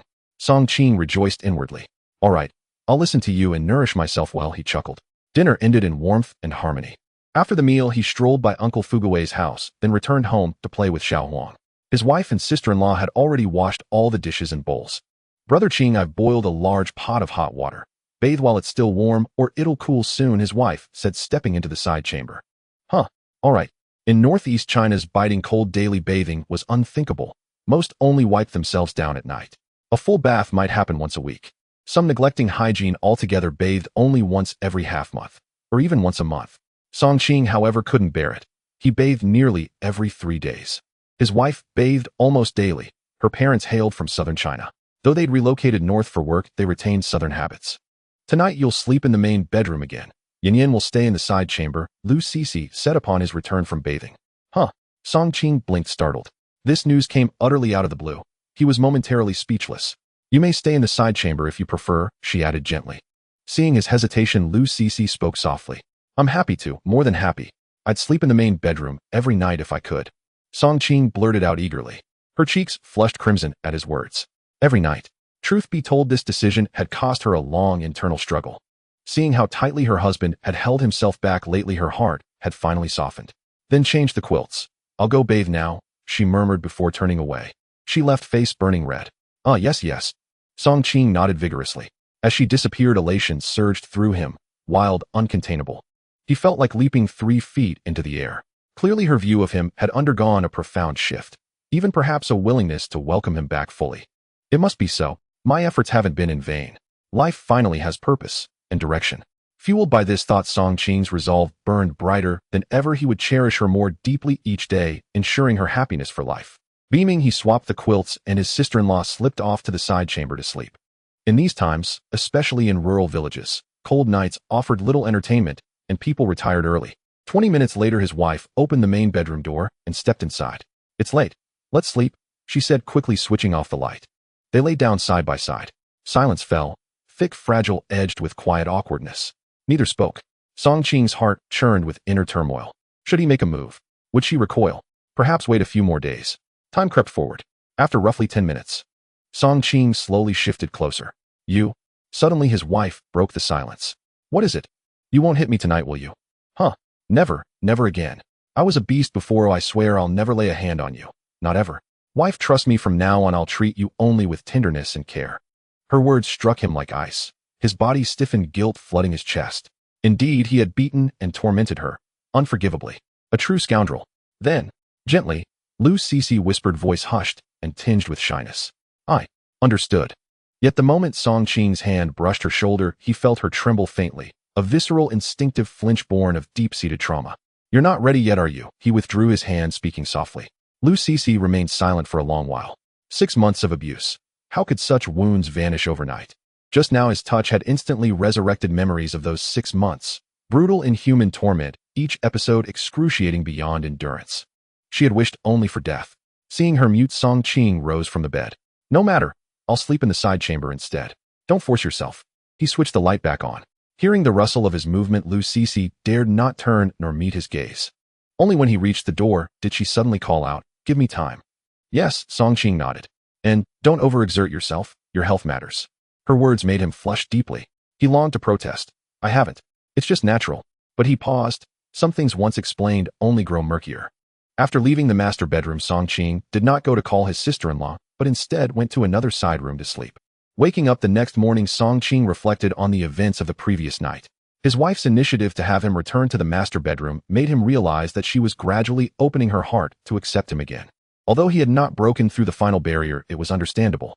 Who could fully recover and let go after being mistreated for half a year in just 10 days or so? However, his wife's change in mindset last night, regardless of her reasons, was a development in a positive direction. After getting up, he found her busily working in the kitchen. What are we having for breakfast today? Song Qing asked as he walked into the kitchen. Jajang noodles, Lucy responded, not daring to look back at him. Last night she had thought she was ready, but she realized she wasn't. Seeing his wife shy away from looking at him, Song Qing found it somewhat amusing and decided to give her some time. Before long, steaming jajang noodles were served at the table. Wife, after we finish eating, let's go to the town together. I'll take you for a stroll, and we can stop by the supply and marketing cooperative to buy some household items. Song Qing said after slurping a mouthful of noodles. Okay. Lucy nodded, realizing she hadn't been to town in half a year. Yin Yin, you can't take that many people on a bicycle, so you stay home today. Just tell me what you want to buy, and he'll get it for you. Song Qing turned to his sister-in-law. Originally, his sister-in-law was excited about going to town, but upon hearing that the bicycle couldn't accommodate that many people, she became disheartened. However, she perked up again when she heard her brother-in-law say he would buy her things. Brother-in-law, could you buy me some snacks? Lu Yinyin looked at her brother-in-law eagerly. Of course. Brother-in-law, you're so good to me. You spoil her too much. Just having meat to eat is already good enough. and she still wants snacks wasting money. Lucy shot a glare at her younger sister. It's just snacks, it won't cost much. Besides, I haven't had snacks in a long time, so it's nice to keep some at home. Song Qing waved his hand dismissively. All right then. His wife did not say anything further. However, inside, she felt a warm sensation seeing Song Qing being kind to her sister. Thinking back to when her husband had once sold her sister to pay off gambling debts, and now her sister had requests to make, she felt somewhat dazed. Suddenly life had improved, and she found it hard to adapt. After finishing breakfast and taking some money, Song Qing rode his Phoenix brand bicycle with his wife sitting on the back out of Songjiadan. Hold on tight, the road is bumpy, so wrap your arms around my waist. Song Qing said. Maybe not, that's too embarrassing. Lucy replied, her face slightly flushed as she glanced at some pedestrians. All right, Song Qing did not insist. However, as they moved further away from Songjiadan and reached a deserted country, rode his wife gently wrapped her arms around his waist. Seeing this action, a smile appeared on Song Qing's face. She really listens to me. After more than half an hour, they arrived in town. Upon reaching, they headed straight for the supply and marketing cooperative. The supply and marketing cooperative in town was quite large with a wide variety of goods. Wu Junhua, stationed in the hall, spotted Song Qing at once. Brother Song, are you here to buy something today? Wu Junhua approached with a smile. Last time he had sold 30 wild boars, and he had directly delivered 25 to the county's cooperative, earning praise from the leaders above. Director Wu. Song Qing smiled. I brought my wife to buy daily necessities. Your wife, Foy? Yes. Brother Song, you're truly fortunate. Take your time to look around. Oh, I'll be busy for now. Wu Junhua glanced at the lovely Lucy beside Song Qing, noticing not only her beauty, but also her air of a city intellectual, and couldn't help but praise her. All right, wife, buy whatever you want. See what we need at home and add it. Don't think about saving money. Money is meant to be spent. Song Qing said to his wife. Lucy nodded. Taking a woman around the supply and marketing cooperative was indeed a different experience. Women are always more detail-oriented. Soon Lucy started picking things. We've run out of toothpaste, we need to buy a tube. 1 tube isn't enough, we need 3. We should maintain hygiene and not share if we can avoid it. Everyone should have their own tube. Song Qing waved his hand and directly took 3 tubes. Should we buy some tissue? It's just a bit expensive. Lucy looked at the tissue, which was actually just rough paper. Many villagers were reluctant to waste money on this, preferring to solve their needs with branches. Why do we need to get better tissue? I think this one is quite nice, much softer. Song Qing took a bundle again. His wife was very particular about every item she bought, often reconsidering whether to buy based on price, always adhering to the principle of saving wherever possible. Seeing this, Song Qing felt a surge of emotions. Although his wife was an educated youth from the city, she was still very frugal. So he waved his hands generously to let her buy without worrying about the price. Next, Song Qing also bought some snacks for his sister-in-law, such as sunflower seeds, salted peanuts, animal crackers, and buy 2 milk candy. This year, the supply and marketing cooperative in town occasionally had to buy 2 milk candy in stock, though in limited quantities. Unexpectedly, they encountered it today, and Song Qing bought over 10 bags. After all, a bag only costs a few dimes. As they continued shopping, the couple passed by the checkout counter of the supply and marketing cooperative. Oh, they sell watches at the supply and marketing cooperative in town. Lucy looked at the counter where 2 watches were displayed. One was for men, the other for women, both Seagull brand. The female staff at the counter noticed that Song Qing and his wife were both wearing new cotton clothes and had just picked up so many items, so she assumed they were a well-off family and warmly introduced. Our town supply and marketing cooperative didn't sell watches before, but due to a new policy, we now have a certain sales quota each year. These 2 watches just arrived yesterday. Wife, how about I buy you one? Song Qing suggested. No, it's too expensive. Lucy quickly shook her head upon seeing the price of the women's watch was 120 yuan. 120 yuan isn't expensive. No need, as a woman doing farm work at home, it would be inconvenient to wear a watch. Besides, we don't have any industrial coupons. Let's go and look at other things. Lucy withdrew her gaze, pulling Song Qing to move on to other areas. 120 yuan isn't expensive. The woman at the counter scoffed. Do you think your family is wealthy? Just then another colleague walked over. This woman suddenly began gossiping with the other party. Did you see those 2 people over there? That man just said that a watch for 120 yuan isn't expensive. I can't believe he's pretending to be something he's not. Only Director Wu from our supply and marketing cooperative has a watch. Even city workers only earn between 30 to 60 yuan a month. To buy a watch, one would have to go without food and drink for several months. In this day and age, even among city employees, the watch ownership rate is only about 50. As for rural families, the national watch ownership rate is less than 10 or even lower. Only a few wealthy rural families can afford to buy one, or a small number of village officials might be able to scrape together enough to buy one. That person over there.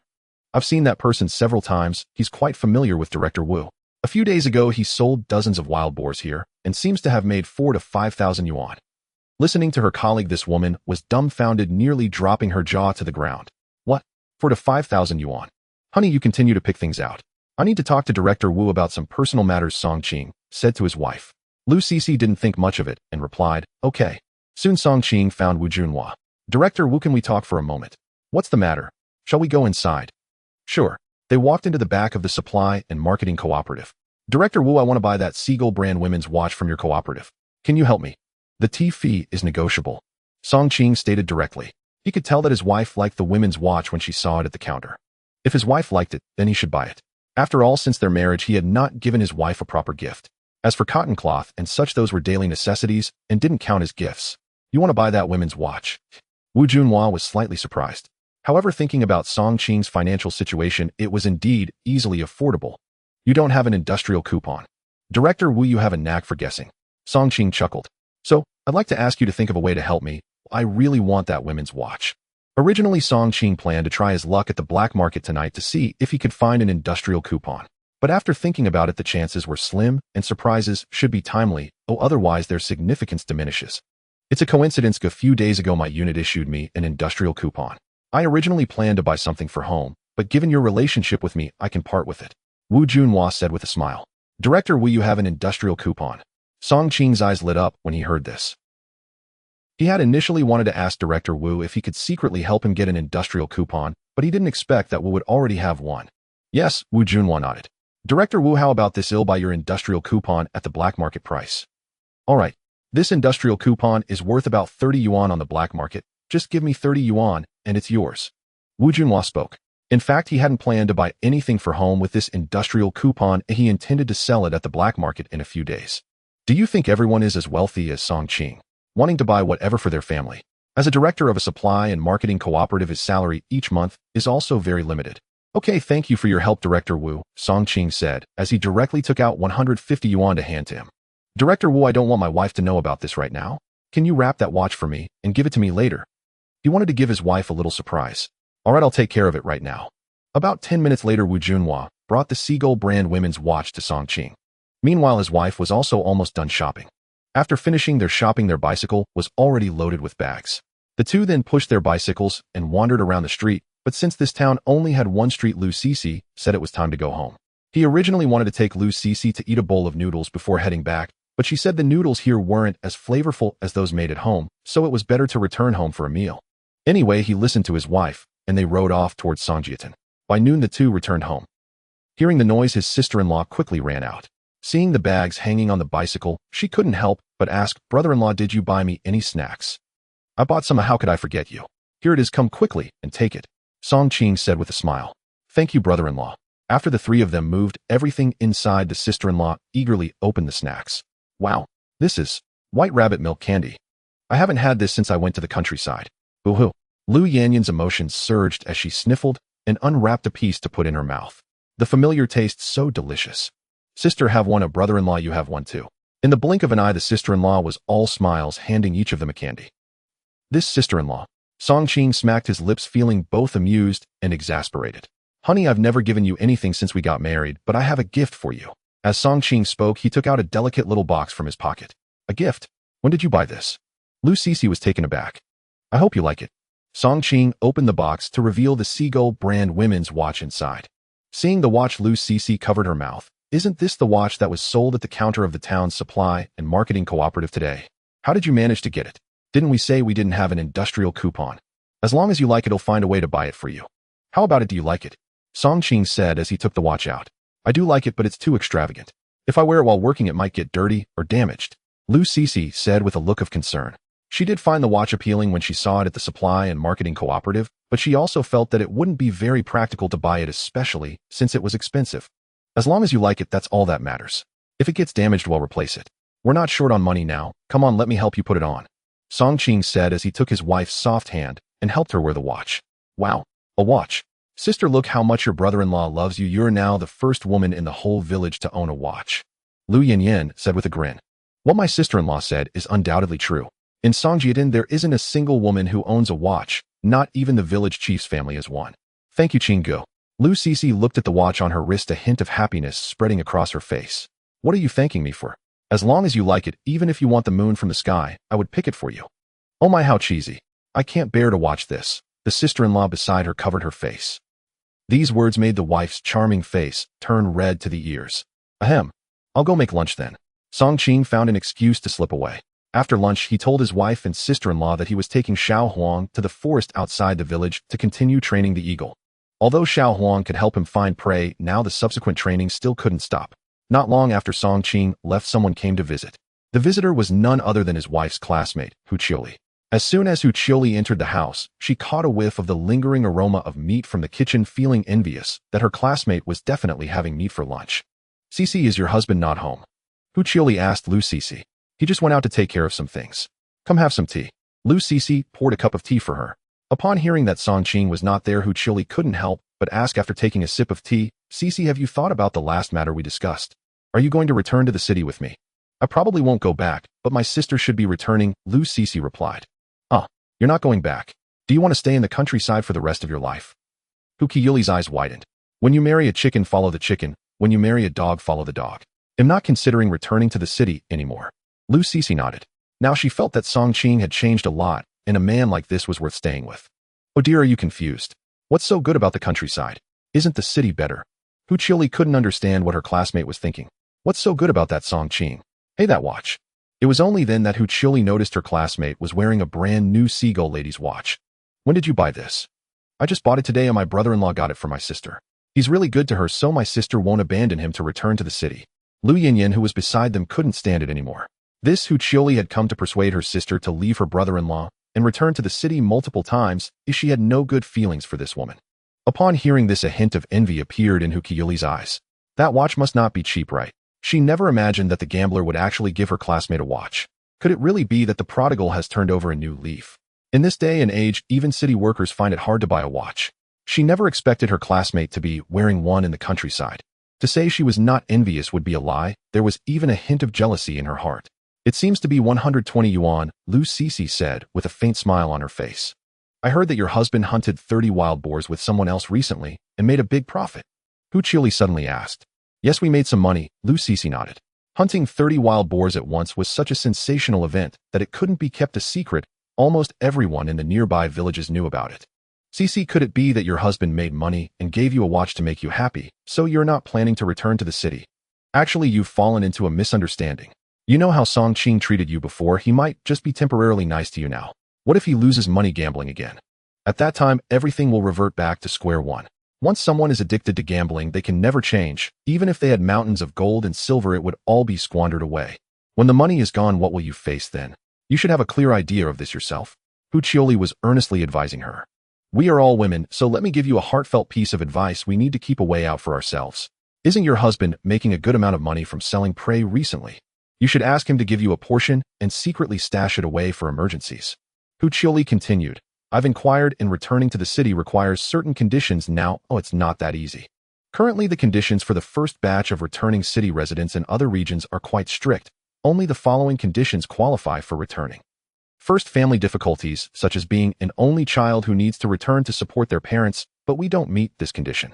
Second, health reasons where one can't continue farming, which we also cannot satisfy. Third, the replacement policy, meaning replacing one's parents' jobs in the city, but our parents are not yet at retirement age. Lastly, having a marriage relationship is more likely, which means finding someone from the city to marry. But we've all been married. If we want to marry again, we'll need to bring a substantial dowry for them to agree.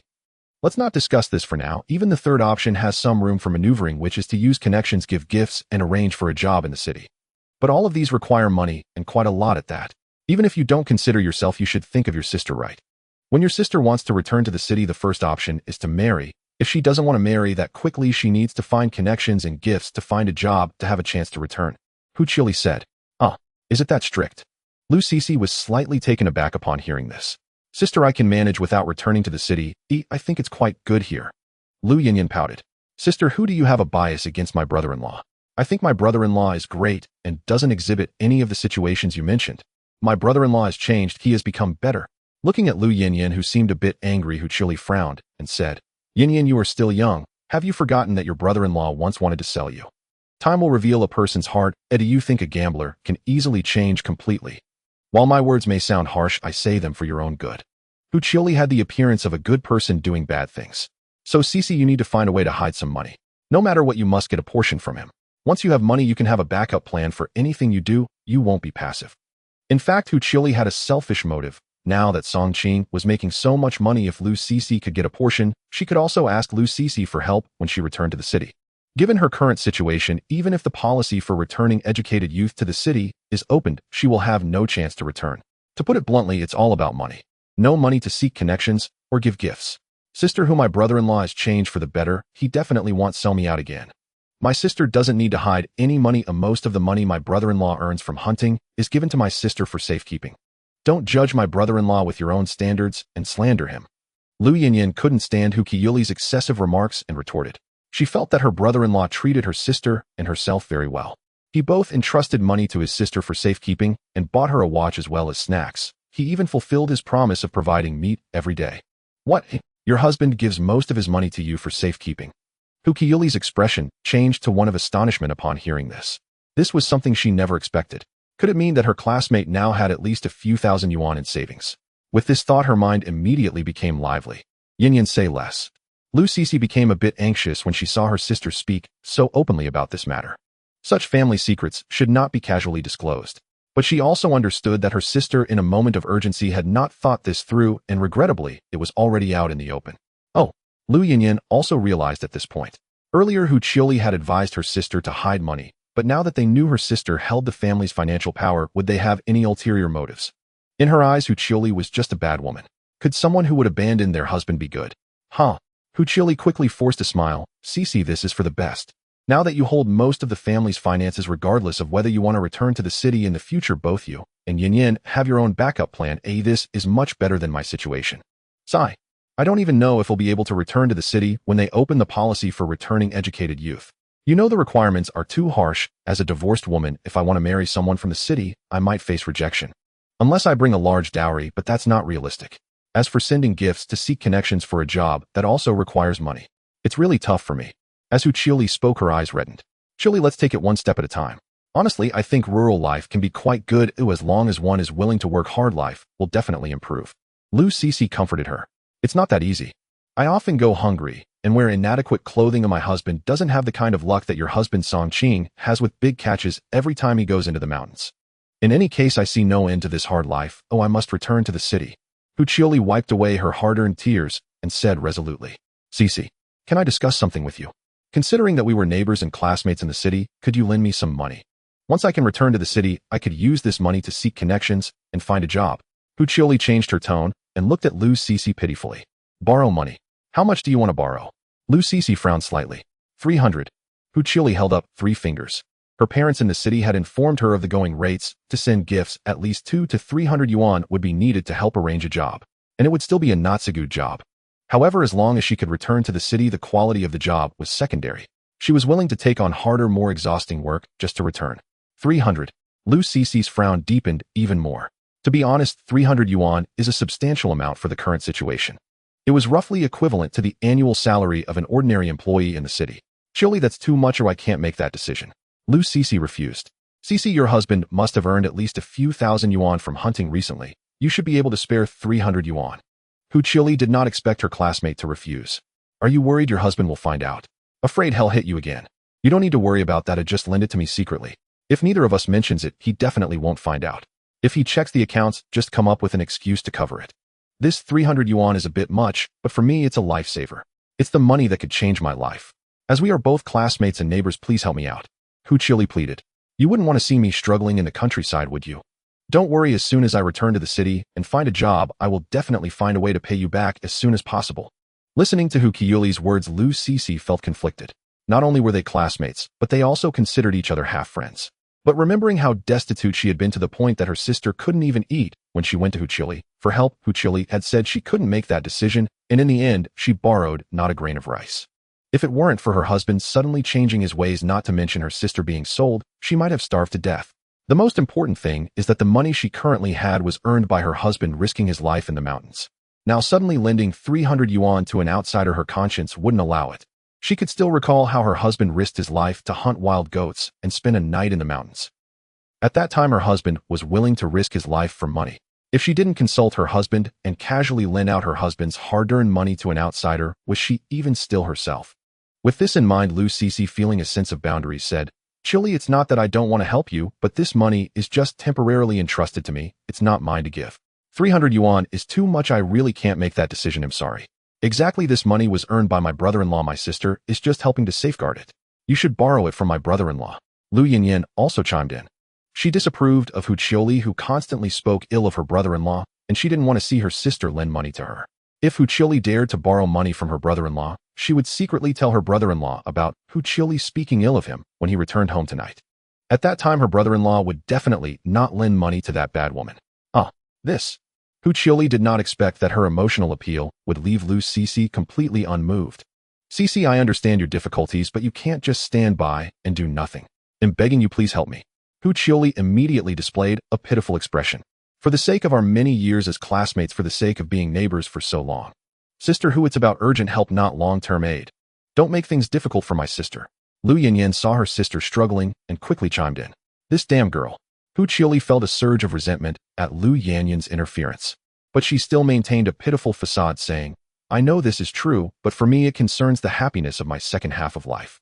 Just this once I will borrow, just once." At this moment, Lu Cece felt very conflicted. On one side was her classmate and neighbor, but on the other hand, this money did not belong to her. It was earned by her husband. If she didn't lend it, Hu Qiuli might turn against her. But if she did lend it, would they turn against each other?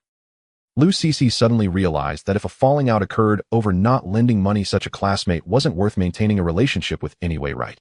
"Qiuli, this money is earned with my husband's life. Oh, I really cannot lend it to you. I'm truly sorry," Lu Cece said resolutely. "Sai, why am I so unfortunate? I'm leaving." Unable to persuade her, Hu Qiuli threw a tantrum and stormed out. Once outside, her expression darkened. She now harbored some hatred toward Lu Cece. Why could she enjoy a good life and wear a watch? Yet she was unwilling to lend a little money. Greedy. No, I must think of a way to get something from her. If she couldn't borrow money, she would likely spend her life stuck in this shabby countryside. Only by borrowing money could she have a chance to return to the city. If I can't borrow directly, then I will use other methods. It would be best to force Lu Cece to return to the city, and perhaps then she could find a way to borrow money. Sister, not lending is the right choice. I see this. Hu Qiuli is not a good woman. For her so-called happiness and freedom, she is willing to abandon her husband and children. Her husband has clearly changed, yet she keeps speaking ill of him. I think she's just unhappy with her life, blaming her husband, and this rural place is she's too selfish," Lu Yinyan said angrily. "All right, enough about her. Ooh, I won't lend her anything." Lu Cece nodded. Later that evening, Song Qing returned home with Xiao Huang. He was holding a 3-kilogram mountain chicken. "Didn't you say you weren't going hunting in the mountains?" Both his wife and sister-in-law were surprised to see him with a mountain chicken. Xiao Huang found it in the woods outside the village, and I just caught it." Song Qing smiled. He liked to bring his horn bow when he went out to train the eagle, so he easily caught this mountain chicken. "Tonight, I'll make spicy chicken for you." "Spicy chicken? I've never had it before. Is it delicious?" Lu Yanyan's eyes lit up. "It definitely rivals spicy dry pot rabbit." Song Qing chuckled. "Brother-in-law, let me help you with the fire." Lu Yinyan, excited about the food, started rubbing her hands together. "Sure." This morning when he went to the town supply and marketing cooperative, he bought a fish and some tofu. So tonight's meal was simply 2 dishes: a sour cabbage tofu fish stew and spicy chicken. After working for more than an hour, the meal was finally served hot on the table. Wow, it smells so good. It seems we've not eaten fish for a long time and we've been tired of meat lately. It's time to change up the flavor. As Song Qing said this, he picked up a piece of fish belly for his wife. "Puff, Brother Qing, you probably would be beaten if you said that in front of the villagers." Lu Cece chuckled. In this era, everyone barely had any oil in their meals, yet their family had meat 3 times a day, which was indeed enviable. "Haha, I'm just speaking the truth." Song Qing smiled. "Come try this spicy chicken." After tasting it, both his wife and sister-in-law revealed expressions of shock. "Delicious. Brother-in-law, how come I never realized you could cook so many dishes before?" Lu Yinyan asked, puzzled while eating the spicy chicken. For example, the previous spicy dry pot rabbit and this spicy chicken neither seemed like they were northeastern dishes. Oh, in the past when I drank with others, one of them was a chef and he mentioned how to make various dishes from all over. I just tried it and it turned out okay. Song Qing casually found an excuse. These dishes were naturally learned from his past life. After all, in his previous life, with the development of the internet and transportation, dishes from all over the country were widely available. I see. By the way, there's something I want to tell you. Suddenly, Lu Cece raised her head and spoke to Song Qing. "What is it?" Song Qing looked at his wife. "Today, that classmate of mine, Hu Qiuli, you should have met her, right? She wants to borrow money from me, 300 yuan, to help her find connections when the educated youth return to the city. Song Qing nodded slightly after hearing this. Did you lend it? I didn't lend it. This money was earned with your life. Oh, I naturally won't lend it to others so easily. Besides, I'm just helping you keep it safe. Oh, I don't make the decisions. Lu Sisi said softly. Hearing this, Song Qing felt warmth in his heart. Especially when his wife said that this money was earned with his life, it moved him deeply. It proved his wife's concern and care for him. Sisi, it's tough for you. If you don't lend it to her, she might get angry with you, and your relationship could become strained. Song Qing comforted his wife. It's fine. Lu Sisi shook her head slightly. Brother-in-law, I think this Uchioli is very bad. Last time she came to our house, she even tried to persuade my sister to divorce you so that she could return to the city with her. This time she's also speaking ill of you and trying to persuade my sister to leave you. She even wants to abandon her husband and children to return to the city. Speaking ill of me. Song Qing was taken aback. Right? She's not a good person. Lu Yinyin said angrily. In the past he indeed was a bad person, a beast. But now that he has changed so much and their living conditions have improved to this extent that Hu Qiuli still speaks ill of him, it seems this woman has other motives. However, seeing that his wife was not affected by Hu Qiuli's negative energy thoughts, he felt a sense of comfort in his heart. If she were influenced, she would have lent the money to the other party long ago and wouldn't have been honest with him about this matter tonight. In short, his wife was still clear about priorities. This wife is worth cherishing, Song Qing thought to himself. The mouth is on her face. How she chooses to speak is beyond our control. We just need to live our little lives well, Song Qing said with a smile. I actually have something to discuss with you as well, Song Qing said, looking at his wife. What is it? Now that we have some money, I plan to build a new house. The house we are living in is too old, Song Qing said, glancing at their current home. This house was built by my grandfather when my father was still a child. This house is made of mud bricks with walls constructed from clay bricks. The floors are also earthen, and having lived here for decades, it not only looks shabby and dirty, but is indeed uncomfortable to live in. Since our living conditions have improved, our housing situation should improve as well. Building a new house. Demolishing and rebuilding. Lu Sisi asked after hearing this. Demolishing and rebuilding isn't realistic. We still need a place to live during the construction, right? We have a piece of vegetable land next to our house, which is also ours. We can just build a new house there. The area is spacious enough. Song Qing thought for a moment. I've been planning this for the past few days. How much does it cost to build a house? Lu Sisi wasn't quite familiar with this matter. A mud brick house costs about 70 to 150 yuan or so. The materials for a mud brick house mainly consist of mud and straw. The main expense is for the wooden beams. As for labor, we usually ask relatives from the village to help build it, so the cost is relatively low. If it's a brick house, it would cost around 300 to 600 yuan. Song Qing added. A brick house is different using red and green bricks, and we would need to hire professional masons since a single red brick costs about 0.003 yuan each. Plus the cost of wood and tiles, it would be a couple of hundred yuan. With the workers' wages and all, it would definitely cost a few hundred. However, most of the people in Songjiaton currently live in mud brick houses. Only a few households like the village chief's family live in brick houses which were built a few years ago. That's not too many. Building a new house sounds good. Lu Sisi also agreed with Song Qing's idea of building a new house. However, I estimate that our new house will cost around 1,000 yuan. I plan to lay cement on the floors also in the yard. The house should be larger with 4 or 5 rooms, and the kitchen should be made nicer. The walls inside should be cemented as well. Cement for the floors. Cement on the walls. Isn't that very expensive? It is definitely more costly, but it will be clean and comfortable to live in and easy to clean. As a modern person, Song Qing thought that since they are building a new house, it should be done well, so that living there is comfortable. If we have money, why not enjoy life? I trust your judgment. After all, we have several thousand yuan in savings now, so spending around 1,000 on building a house shouldn't be a problem. Lu Sisi did not oppose. After all, she supports her husband in whatever he does as long as it's not a bad thing. By the way, I also plan to put 2 toilets inside, otherwise it's too inconvenient to go outside in winter. Indoors toilets. Is that feasible? His wife and sister-in-law exchanged puzzled glances. How can I explain this to you? You'll understand later. Song Qing rubbed his nose. By the way, we need to create a nice bathroom, so it's convenient for you to take showers in winter. His wife's parents are from the south, so she retains some southern living habits, such as frequently bathing in winter, which Song Qing needs to design for her in the bathroom. It must be convenient for bathing in winter. For example, we can place a bathroom in the master bedroom, allowing the heat from the fire pit to flow into the bathroom, so you won't get cold while bathing. Listening to her husband, Lu Sisi felt warm inside. Now her husband is considering her comfort, something she never dared to imagine before. Qinggu, you've thought this through. Have you studied house construction before? Lu Sisi asked in surprise. She felt that according to her husband's description, living in that house would definitely be very comfortable. I haven't studied it, I just overheard some old masons bragging, so I know a bit about this. Song Qing casually made up an excuse to brush it off. He plans to install a modern squat toilet in the room. Anyway, it can be built with cement, as cement can create anything. Late at night, after Hu Qiuli coaxed the child to sleep and saw her husband asleep, she quietly got up, took out a piece of paper and a pen from the cabinet, and began to write a letter by the light of the moon outside. She first informed her parents in the letter that she couldn't borrow money for the time being, and that she didn't know if she could return to the city when the policy for educated youth to return to the city was implemented. But the main thing she wanted to tell her parents in this letter was about Lu Sisi. She wrote that Lu Sisi's husband was a hopeless gambler who would beat and scold Lu Sisi when he lost money and would hit Lu Sisi when drunk. Basically, she expressed all her sympathy for Lu Sisi's plight. At the end of the letter, she also wrote about Song Qing's previous intention to sell Lu Yinyin to pay off gambling debts. After writing, she read it again. Once she confirmed there were no issues, she put the letter away, planning to find an opportunity to send it out in the next few days. I hope my parents will tell Lu Sisi's parents about her tragic experiences. Hu Qiuli silently prayed. However, she knew her parents had big mouths, so they would definitely tell Lu Sisi's parents. Previously, Lu Sisi had only written cheerful letters to her family, so her parents were completely unaware of the hardships faced by Lu Sisi and her sister. The reason she is now telling her parents about these matters is to have them inform Lu Sisi's parents. Lu Sisi's parents, upon seeing the tragic experiences of their two daughters, would surely force their daughter to return to the city. When Lu Sisi returns, wouldn't she have to find connections? At that time, she would have the chance to strategize for Lu Sisi and even secretly help Lu Sisi hide some money for backup, while also borrowing money from them. As the saying goes, killing two birds with one stone.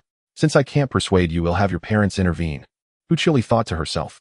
Feeling sympathetic for all parents, she believed that if Lu Sisi's parents knew about the plight of their two daughters, they would definitely not sit idly by. They would surely find a way to rescue their daughter from the flames. The next day he got up. During breakfast, Song Qing said to his wife, "Dear, I think we should expedite the construction of our new house. I plan to find a bricklayer today to inquire about the specifics. We can buy red bricks when the time comes, and the other materials can be procured gradually. Once we find an auspicious date, we can start the construction right away." His idea was simple. The sooner they built the new house, the sooner they could move in. Living in this old earthen house was truly uncomfortable. "All right, I will support you," Lu Sisi agreed without objection. After all, they now had the money, and starting the construction soon was good. They could move into the new house earlier. Seeing his wife's agreement, Song Qing nodded lightly. Then he'll take care of this matter after breakfast.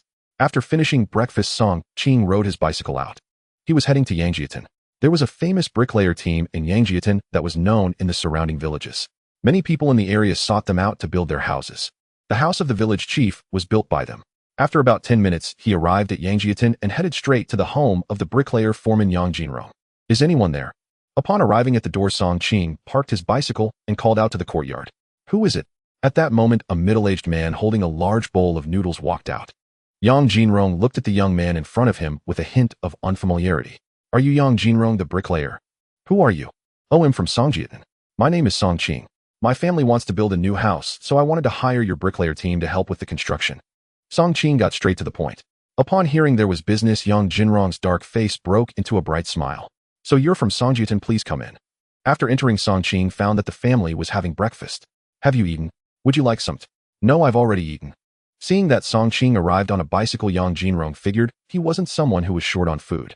"Do you want to build an earthen house, or?" "I want to build a brick house.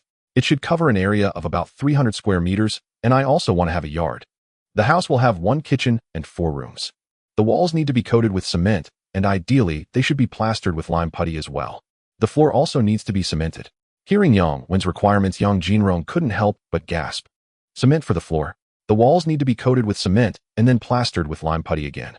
Such specifications were almost like those for urban houses. Nowadays in the countryside, most houses are earthen. Even if they are brick houses, the walls made of red and blue bricks are usually left as they are. To coat the walls with lime putty would cost a lot of money. Almost no one does that. "Brother Song, we can meet your requirements, but the cost is significant. Cement and lime putty are very expensive these days. Money is not an issue, or as long as you can do it, that's fine." Song Qing smiled and waved his hand. "By the way, I have some design requirements. For instance, I want to have 2 toilets inside, one in the master bedroom and one for common use. Here, this is my design sketch." Song Qing took out a piece of paper. He had drawn it the previous night, making toilets inside. "This? I've never heard of this.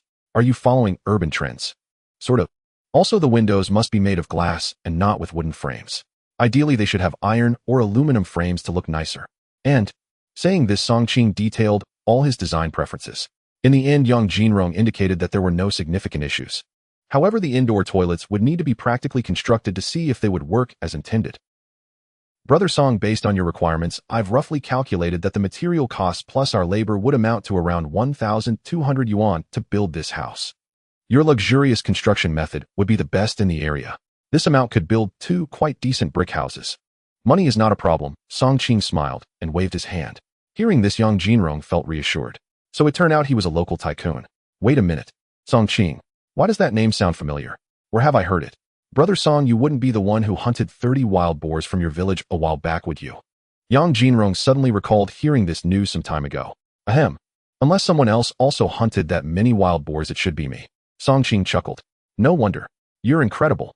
I admire you. We bricklayers wouldn't earn what you make in a lifetime in many years of hard work. Yang Jinrong showed an envious expression. Well, our job is also quite dangerous. One careless moment could cost us our lives. Song Qing waved his hand. True. By the way, Yang, when the house is being built, I might not have much time. I might need your help with some material procurement. Don't worry, I'll compensate you for your trouble. Cement is available in the town. However, lime putty window glass and similar materials are likely only available in the county.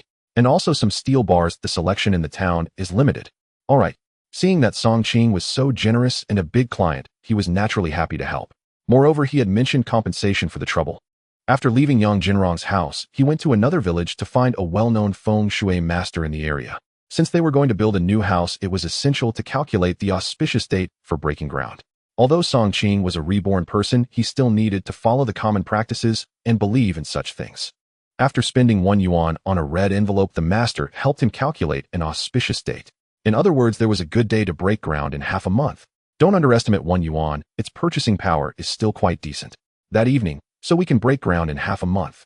His wife was slightly surprised when she heard Song Qing mention this. That's quite fast. Yes. The next day, Song Qing took Yang Jinrong to the county again. The main purpose was to check the prices of materials. The subsequent purchases and transport back would be managed by Yang Jinrong. As the host, it was only natural for him to understand the prices of materials, wasn't it? That way he could avoid being ripped off. In the blink of an eye, a week had passed. Red bricks, some with cement, and other materials were gradually being delivered. In the capital city, inside a simple house. This is the home of Hu Qiyuli's parents. Chili has written again. Hu Qiyuli's mother Zhang Guijing handed a letter to Hu Jian. Let's see what she has to say this time. As Hu Jian spoke, he tore open the envelope. The couple began to read the letter. It contained Hu Qiyuli's complaints about the difficulties faced by the educated youth returning to the city. The problem is still money. Sai, where can we find 300 yuan? Zhang Guijing's face was filled with worry. Their daughter had expressed a strong desire to return to the city in several letters. They all knew their daughter was not doing well in the countryside. Not only was she underfed and inadequately clothed, but she was once beaten by her husband for sneaking a bite of an egg. When had their daughter ever suffered like this while living in the city? Therefore, they earnestly hoped for her return. Life in the countryside is truly unbearable. We will try to find a way. Maybe we can borrow some from relatives later, Hu Jian said, feeling melancholic. Actually, we only have 100 yuan in savings. Where can we borrow the remaining 200? Can relatives lend us that much? Our eldest son has started a family and needs our support, and our youngest son is not yet married. We also need to prepare marriage funds for him. The more Zhang Guijing thought about it, the more troubled she felt. Let's see what the situation is later. Oh, she also mentioned Lu Cici. Lu Cici. She is their neighbor. She also lives in this flat. They knew Lu Cici had married as well, and she was in a nearby village of their daughter, seemingly called Songjiatan. Look, our daughter says Lu Cici is worse off than her by 100 times. Lu Cici's husband is a gambling addict. He beats her not only when he loses money, but also when he is drunk, and when he gets angry, he hits her. He even wants to sell Lu Yanyan to repay his gambling debts. My heavens, this is too tragic. He even wants to sell Lu Yanyan. Zhang Guijing covered her mouth upon hearing this. Savages from the countryside. Our daughter, said Lu Cici, didn't dare to write about this to her parents, fearing they would worry. Cici is a good child, but I never expected she would suffer such hardships and injustices. Hu Jian shook his head and sighed. Old Lu and his wife probably don't know about this. If they did, they would surely tell us. Should we inform old Lu? I think we should. Now that Lu Cici is in such a situation, if Lu Yanyan were to be sold, wouldn't she end up suffering the same fate as her sister? Hu Jian said in a deep voice. Since they are neighbors, they should inform each other. They cannot let the other party remain in the dark. Yes, let's go to old Liu's house now. At this moment at Songqing's father-in-law's house, Lu Guokai and his wife Huang Qifan had just finished eating. They only had 2 daughters.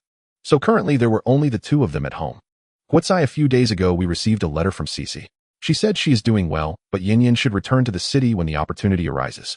However, based on what we know, returning without a job is not feasible, and we should find someone for her to marry soon. Do you have any suitable candidates at your workplace? Huang Qifan asked her husband. I have over a dozen eligible bachelors, but whether they are suitable depends on your judgment, and Yinyan has to like them too, right?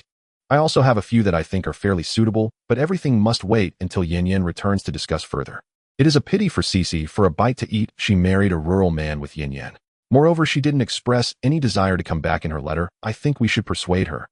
She has no children yet, so if she gets divorced and returns, it should be relatively easy for her to remarry. Huang Qifan added, feeling quite confident in her daughter's looks. Let's see later. Just then there was a knock at the door. Who is it? It's old Lu. Old who? Lu Guokai walked over to open the door and saw Hu Jian and his wife visiting. Have you eaten? Hu Jian asked Lu Guokai. Just finished eating. What brings you here today? Not out for a stroll?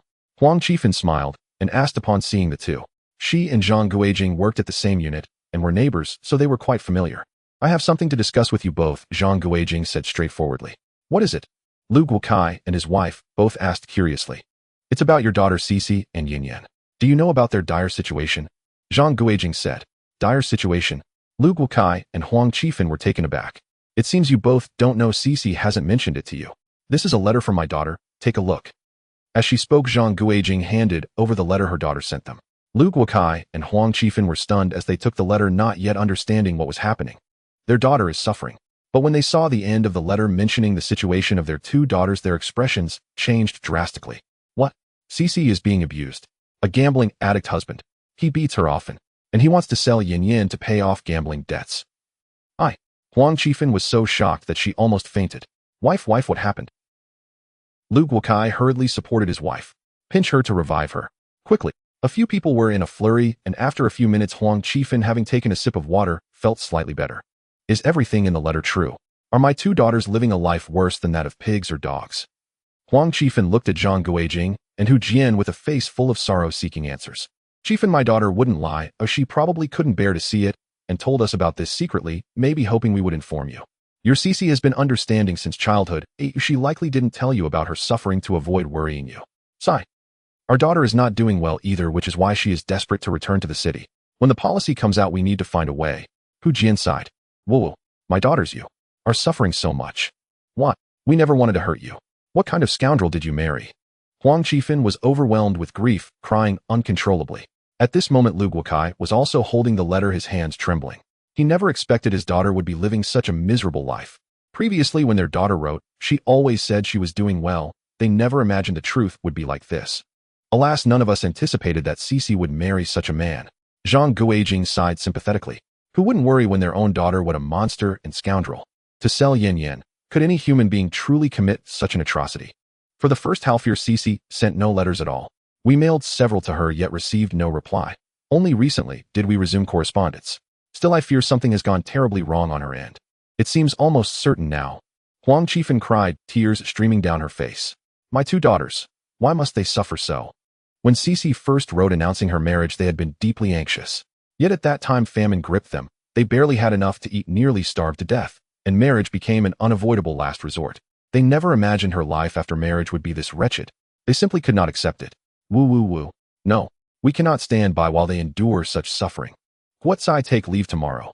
Take Shenlong with you to Songjia village and find out what has truly befallen our 2 daughters. If her plight is indeed this dire, beat that scoundrel senseless. Force him to treat our daughters with respect, and ensure both girls return to the city during the next wave of urban youth reassignment.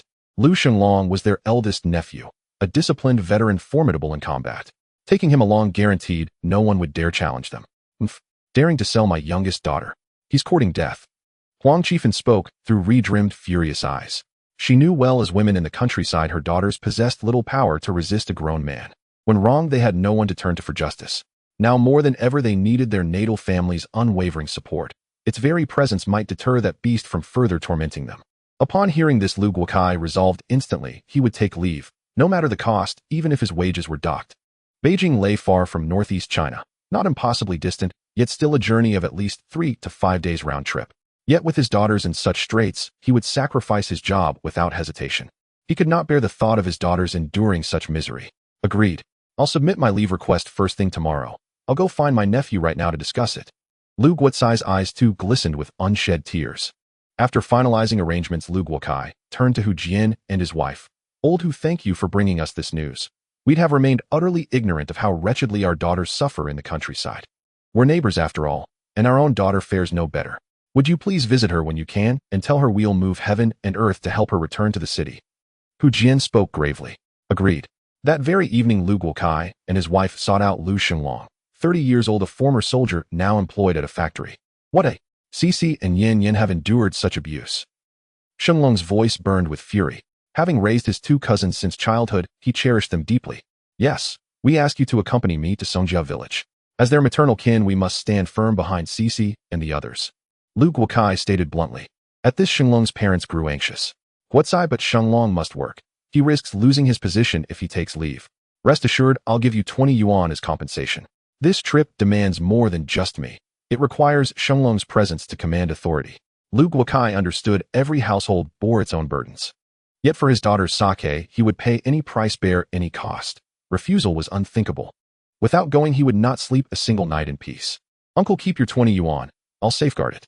With Cici and Yin Yin suffering like this, I, as their elder cousin, must uphold justice for them, no matter what.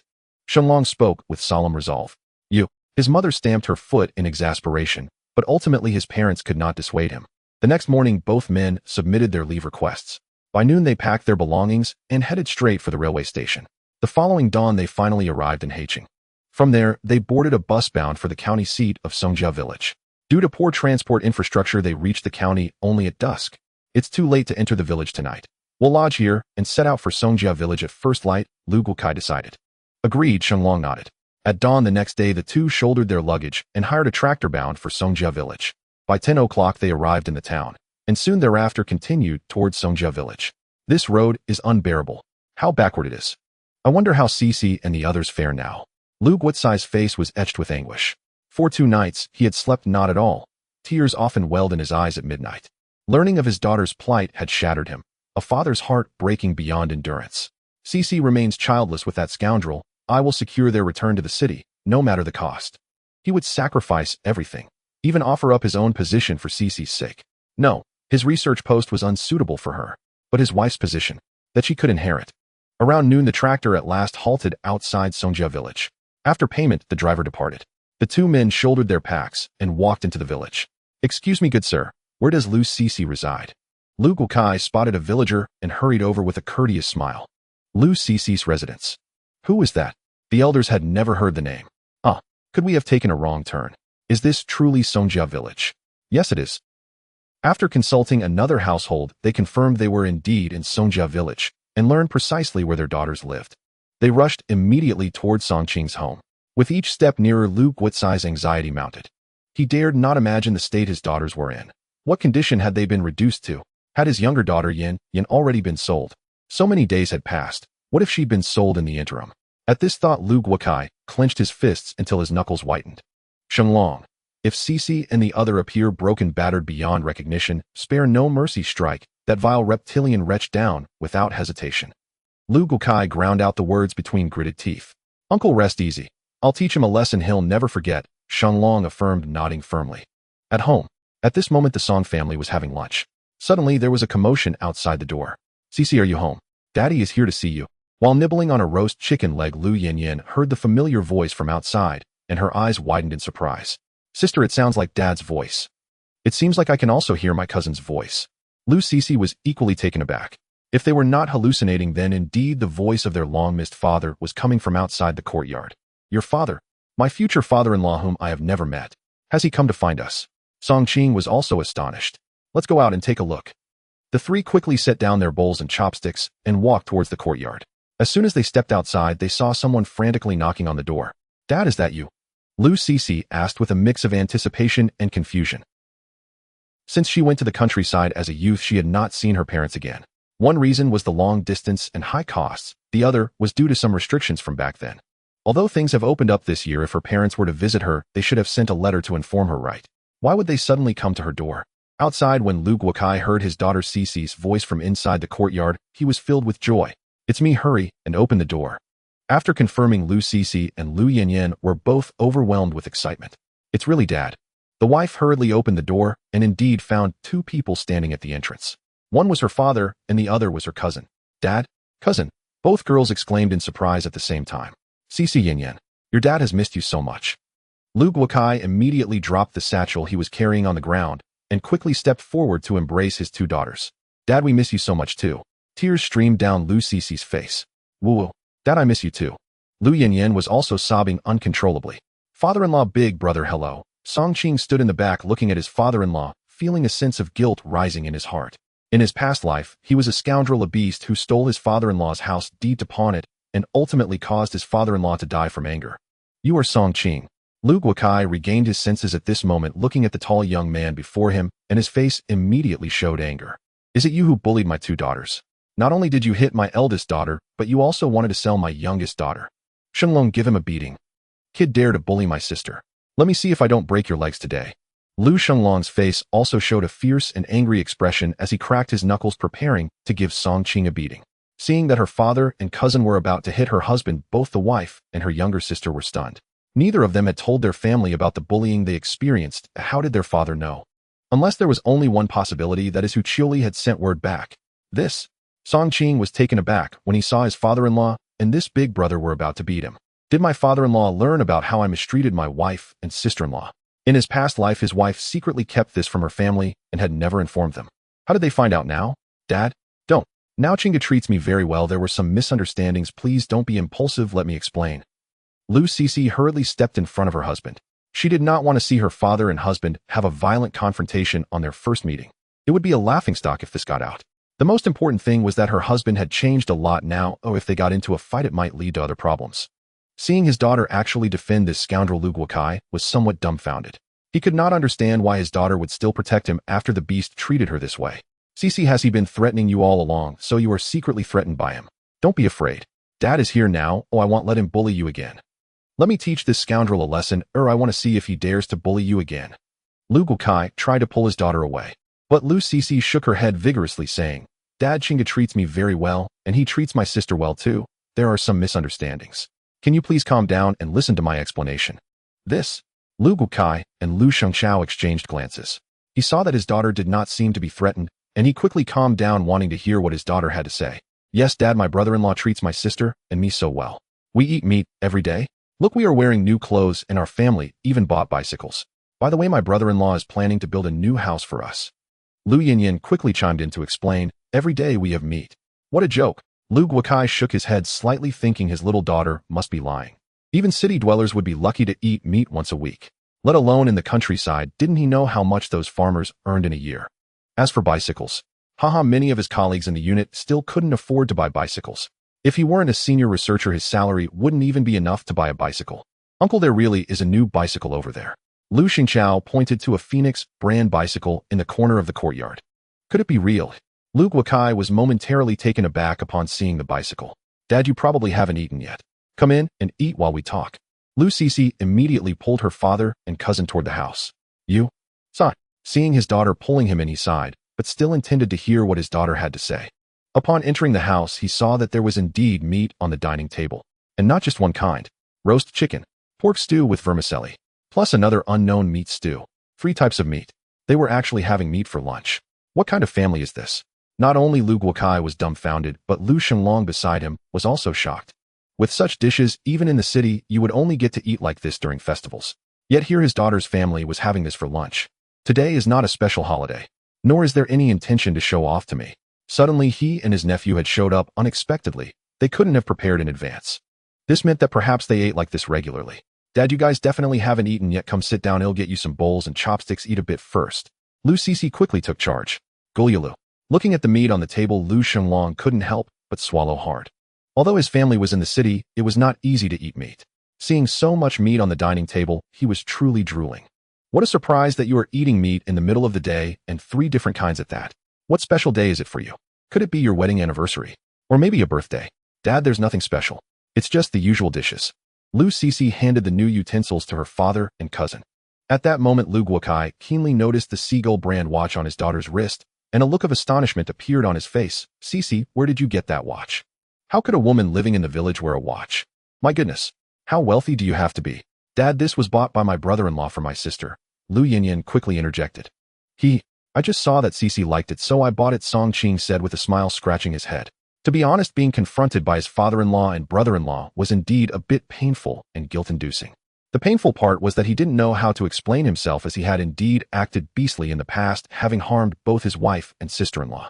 This was an undeniable fact. Seeing Song Qing speak, Lu Guokai immediately made a stern face, showing no good intentions toward him. Dad, brother, you eat first. You must be starving after the journey. Lu Cece continued to urge the two to eat. Well, I won't hold back then. Lu Shenglong grabbed the chopsticks and started eating. Upon tasting a piece of braised meat, he realized it was deer meat. Goodness! Eating roast chicken pork stew with vermicelli and now braised deer meat for lunch. The roast chicken was caught by Song Qing while training his eagle in the woods outside the village. Although he hadn't gone hunting in the mountains these past few days, he had managed to catch some mountain chickens and wild rabbits while training Xiao Huang, so he decided to keep them as extra dishes. As for the pork, it was from a wild boar he hunted a while back, from which he had saved dozens of pounds, and about 10 pounds were still preserved in the cellar. The last of the deer meat was from a deer that had been mostly eaten. Today's dish was the final portion. While Lu Shenglong enjoyed his meal, Lu Guokai had no appetite whatsoever. He was eager to understand the situation of his two daughters. Cece, tell me honestly, has he ever bullied you? Why did Hu Qili mention your situation in her letter to your parents, saying you were mistreated by this bastard and that he wanted to sell Yin Yin?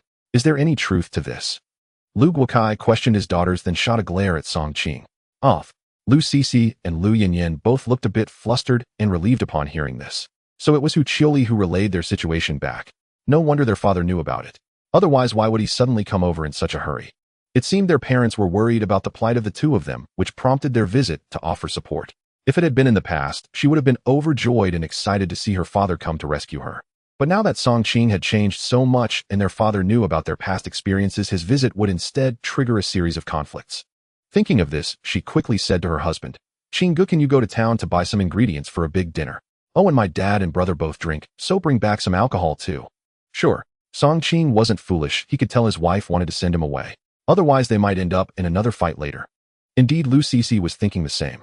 Song Qing took the money, hopped on his bicycle, and set off. After Song Qing left, Lu Guokai realized what his daughter was thinking and silently wondered why she was still protecting this bastard.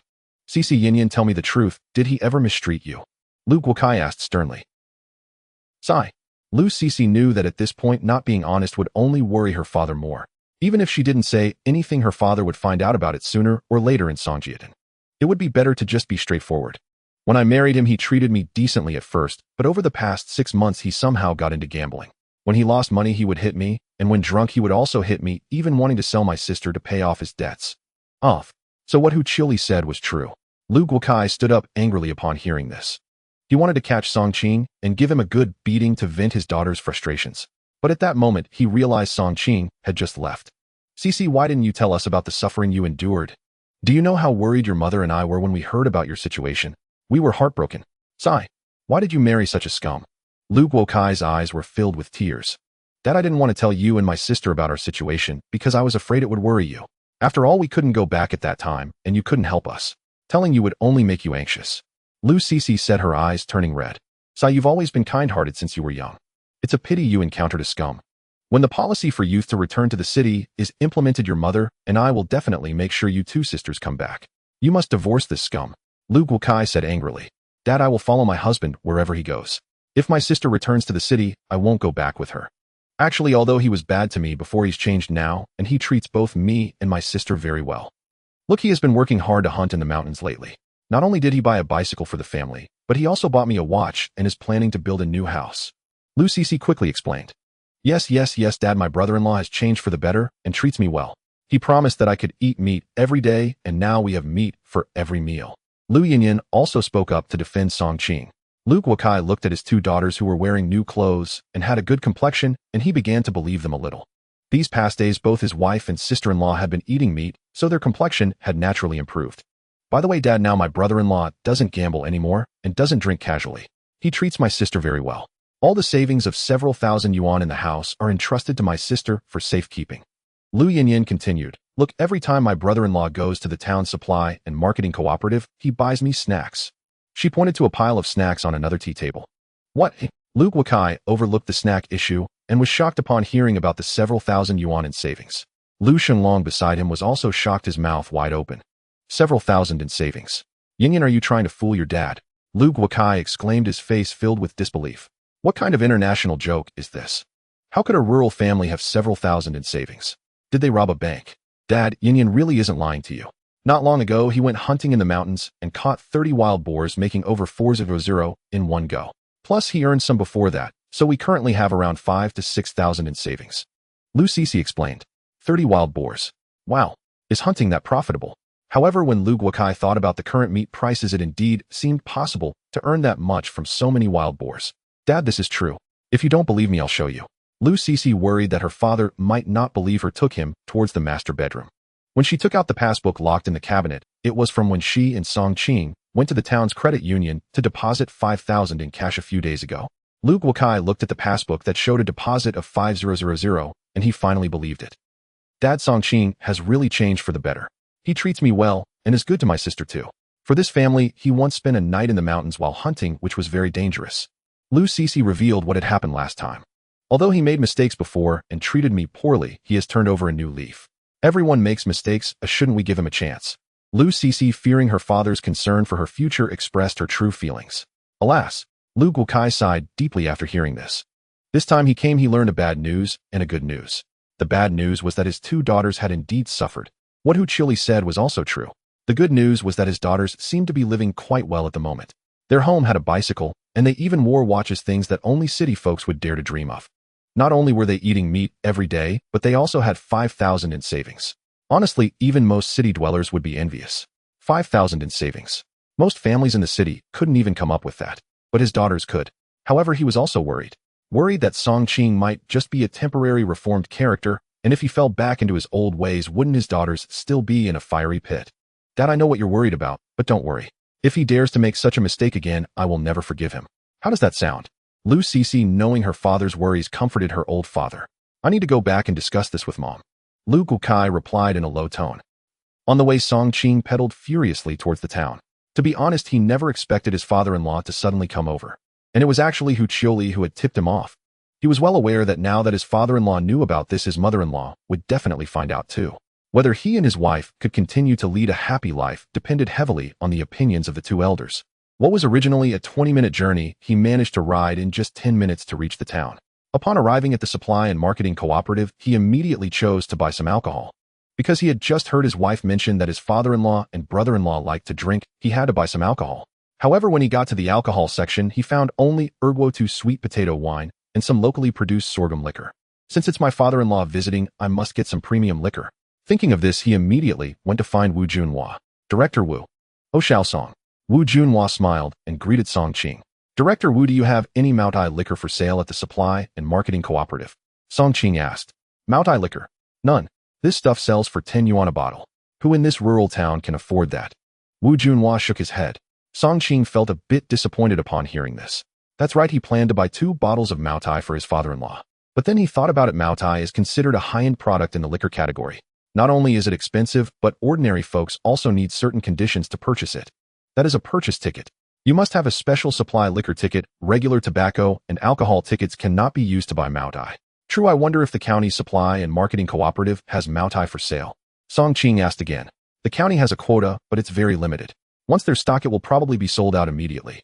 What? Do you want to buy Maotai for a gift? Generally, who would be willing to buy Maotai for themselves to drink? However, thinking about it, with Song Qing's current financial situation, it seemed like he could afford to drink it casually. My father-in-law is coming, so I want to buy this liquor to entertain him. Unfortunately, I not only don't have the special supply liquor ticket, but the town supply and marketing cooperative also doesn't have this liquor, so there's no chance. Song Qing sighed. Director Wu, I wonder if you have any connections. Xiaosong, I don't know if you're lucky or not. I don't have any connections, but to get that special supply liquor ticket, you'll have to go to the county's black market to find it. But I just happen to have 3 bottles of Maotai liquor at home, which were distributed as welfare from my unit over the past 2 years. I was planning to keep them just in case they might come in handy later. But recently my bicycle broke down, and I plan to replace it. Since I'm going to sell that liquor, I can let you have 2 bottles. Wu Junhua said. As soon as these words came out, Song Qing's face lit up with joy. Really? Director Wu, don't worry, I will buy them at black market prices. Thank you. Alright. The black market price has increased. In big cities, it's probably up to 50 yuan a bottle. But places like ours are different and I'll sell them to you for 35 yuan. Why is the black market price of Maotai liquor in big cities so inflated? Because there are many people who can afford it and many who buy it as gifts. So that stuff sells out. However, in small places like this in a small county, the black market price is usually between 30 and 35 yuan. Even so, by selling 2 bottles to Song Qing, he could still make a profit of 50 yuan. Good. Soon he followed Wu Junhua to his house, got 2 bottles of Maotai liquor, then bought a fish, some tofu, and other side dishes at the supply and marketing cooperative, as well as a few pounds of beef before heading home. Tonight he planned to cook wild boar dompa meat stir-fried beef, with sauerkraut marinated beef, a mixed stew of tofu and fish, and some green vegetables, and that would be about it. When he returned home, it was already past 3 in the afternoon. As soon as he came back, he saw his wife and sister-in-law chatting happily with his father-in-law and brother-in-law. Seeing their cheerful demeanor, Lu Guokai immediately put on a stern face upon seeing Song Qing return, not giving him a shred of a pleasant look. Qing, do you go cook? Lu Cece, noticing her father's discontent towards Song Qing, quickly ushered him into the kitchen. Okay.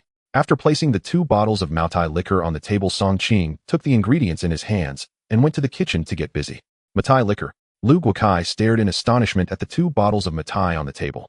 He had never imagined that his lowly son-in-law would go to such lengths, procuring 2 bottles of Matai just to curry favor with him.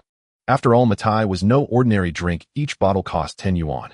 20 yuan for both, nearly half his monthly salary. More crucially, did this son-in-law even possess the ration coupons required to purchase it? Or were these bottles counterfeit? CC, does your town supply and marketing cooperative sell Matai? Lu Shenlong couldn't help asking, gazing intently at the 2 bottles. Truth be told, he had never tasted Matai before. I'm not sure. More likely fake. Lu Guokai snorted coldly. Off.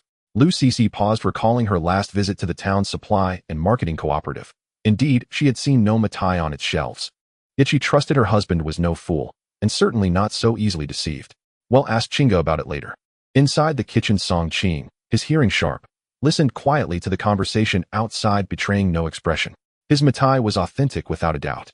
After nearly 2 hours of bustling preparation, the meal was finally served. Father, elder brother-in-law, wife Yin Yin, dinner is ready. Song Qing placed the final dish upon the table with a warm smile.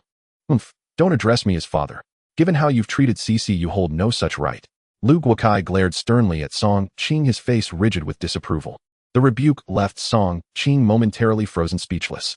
He knew full well his father-in-law remained deeply incensed.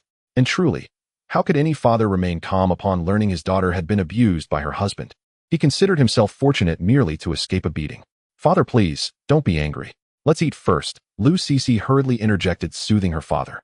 Chinga, what are you waiting for? Pour father a cup of wine quickly. Seeing his wife gracefully offering him a lifeline, Song Qing silently marveled at her virtue, her loyalty now firmly aligned with him. Without hesitation, he uncorked a bottle of Matai and poured generous servings for his father-in-law and elder brother-in-law, then one for himself. The rich, aromatic bouquet rising from the glass made Lu Guotsai's eyes widen in surprise. This fragrance, remarkably pure. He had sampled Matai only a few times before, at official banquets hosted by senior leaders. Thus, after a single sip, he would know, beyond doubt, whether it was genuine. Father, please taste this dish, Lu Cece said, placing a succulent chicken leg into his bowl. Everyone please eat heartily. Yin Yin, have this chicken leg. You need extra nourishment, Lu Guokai said, warmly passing the leg to Lu Yin Yin. Then he placed another piece of chicken beside Lu Cece's plate. You need strengthening too. Father, you take this chicken leg instead. We eat meat daily. It matters little, but you rarely do at home. You must nourish yourself properly. Lu Yin Yin gently returned the chicken leg to her father. Her words struck him with quiet embarrassment. He did eat meat only once a week at home. Was he truly living less well than his own daughter? Very well, I'll eat it. Moved by his daughter's unwavering filial devotion, his heart swelled with quiet gratitude. After taking a bite of the chicken leg, he lifted his glass and drank deeply. Rich, robust, intense. This Matai is genuine. His eyes lit up. Its flavor was identical to those he'd savored years before. Beside him, his elder brother-in-law took a sip, and his expression brightened just as swiftly. No wonder it's called Matai. Truly incomparable to Red Star Erguo too. Lu Shenlong murmured in awe. That evening's feast, paired with genuine Matai, surpassed even New Year's dinner in splendor. The banquet's opulence was elevated to an extraordinary height by the prestige of the wine alone. Father, is it delicious? Then please drink more. Lu Cece's heart leapt. This was the first genuine smile she'd seen from him since entering the house.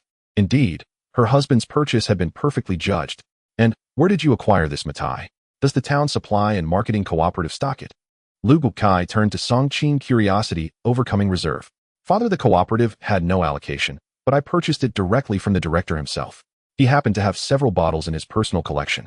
Oh, I see. Must have cost dearly buying it from a private source. Lu Shenglong asked, leaning forward. Acquired at black market price, 35 yuan per bottle. Phew. At that, both Lu Guokai and Lu Shenglong drew sharp breaths. Though Lu Guokai earned 60 yuan monthly as a senior researcher, these 2 bottles exceeded even his entire salary. As for Lu Shenglong, his monthly wage stood at a mere 40 yuan. Father, if it pleases you, drink freely. I propose a toast to you. Song Qing seized the moment, raising his glass without delay. Elder brother-in-law, I toast you as well. Excellent. Let's drink. By now, Lu Guotsai's craving for wine had taken hold. With mitai flowing freely, he set aside their earlier discord, for the moment at least. Cheers. 3 men drained their glasses in unison. The ice cracked, and the atmosphere warmed. Conversation began to flow more freely. Father, since you enjoy the mitai so much, when you return home in a few days, why not let Chinga buy several bottles for you to take along? Lu Sisi seized the opening to enliven the mood. Her sole wish was to prevent her father from revisiting painful subjects. That wouldn't be appropriate. The liquor is scarce. As that, Xiao Song just mentioned, he bought it from Director Wu. Such bottles are rare treasures found only by chance. Several cups in Lu Guotsai's demeanor softened slightly. After all, one who eats another's food finds it hard to speak ill. One who accepts another's gift feels bound by obligation. If he accepted this wretched boy's wine, wouldn't he implicitly forgive him? No, absolutely not. Father, Director Wu still has 1 bottle remaining. I'll purchase it tomorrow. And I can also procure ration tickets at the county black market to secure more. Song Qing pressed his advantage deftly. After all, with just a few cups down, his title of father had already gone unchallenged. Surely a promising beginning. If 1 round of wine wasn't enough, then 2 would suffice. No need. Such expense is wasteful. Don't imagine buying me mitai will earn my forgiveness. Mark my words, your mistreatment of Cece remains etched in my memory, and should you dare repeat it, I swear I'll break your legs. Lu Guokai struggled to maintain his stern facade. Yes, Father, I was wrong. Profoundly wrong. I offer my sincerest apology, and I vow from this day forward I shall devote my life to her well-being. Song Qing spoke with earnest contrition. Father, I raise this cup, not only an apology to you, but to Mother as well. Dad, can you give Qing a chance to change? Lu Sisi also chimed in. Upon seeing this, Lu Guokai sighed slightly in his heart, realizing that daughters really cannot be kept at home. Now she is biased towards her own husband. I'll drink this glass of wine, and we can discuss other matters later. Lu Guokai remained stern, but his tone had softened. Upon hearing Lu Guokai's softened tone, Song Qing exchanged glances with his wife, both secretly relieved. The wine flowed, and the dishes varied.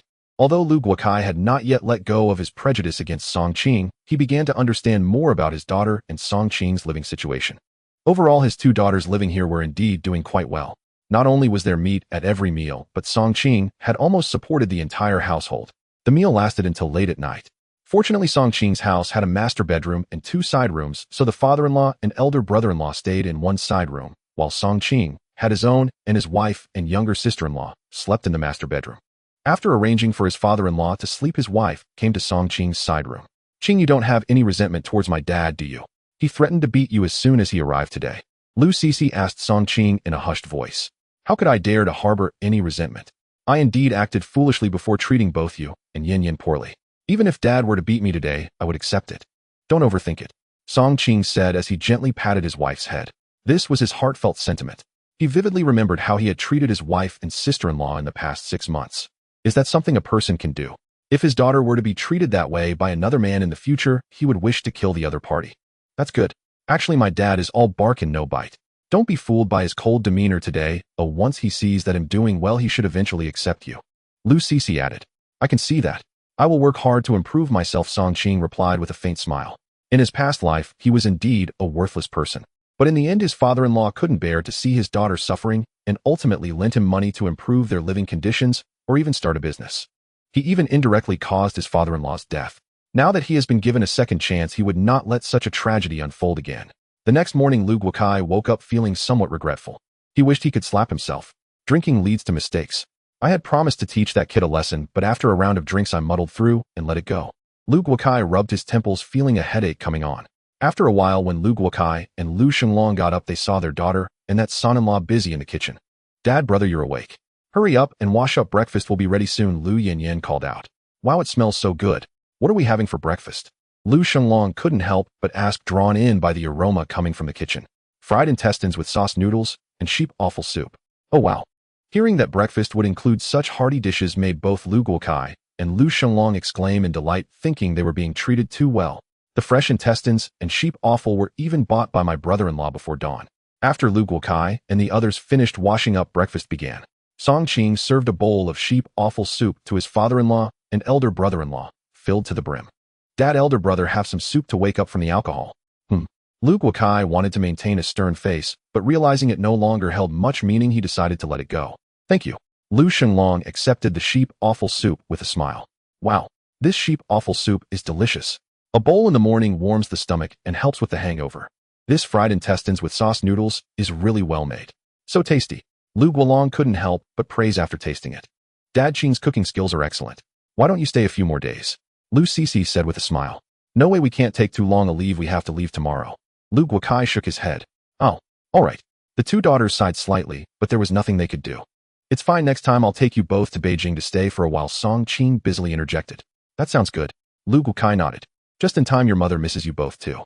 When the policy for educated youth returning to the city comes out, you can come back to the city and stay for a few days. At this point, Lu Guokai suddenly said, by the way, where does Hu Chili live? I have received a request from her parents to bring her something and say a few words to her. She lives over in Majia village. After we finish breakfast, should I take you there? Lu Sisi replied. To be honest, she didn't know how to address Hu Chili now.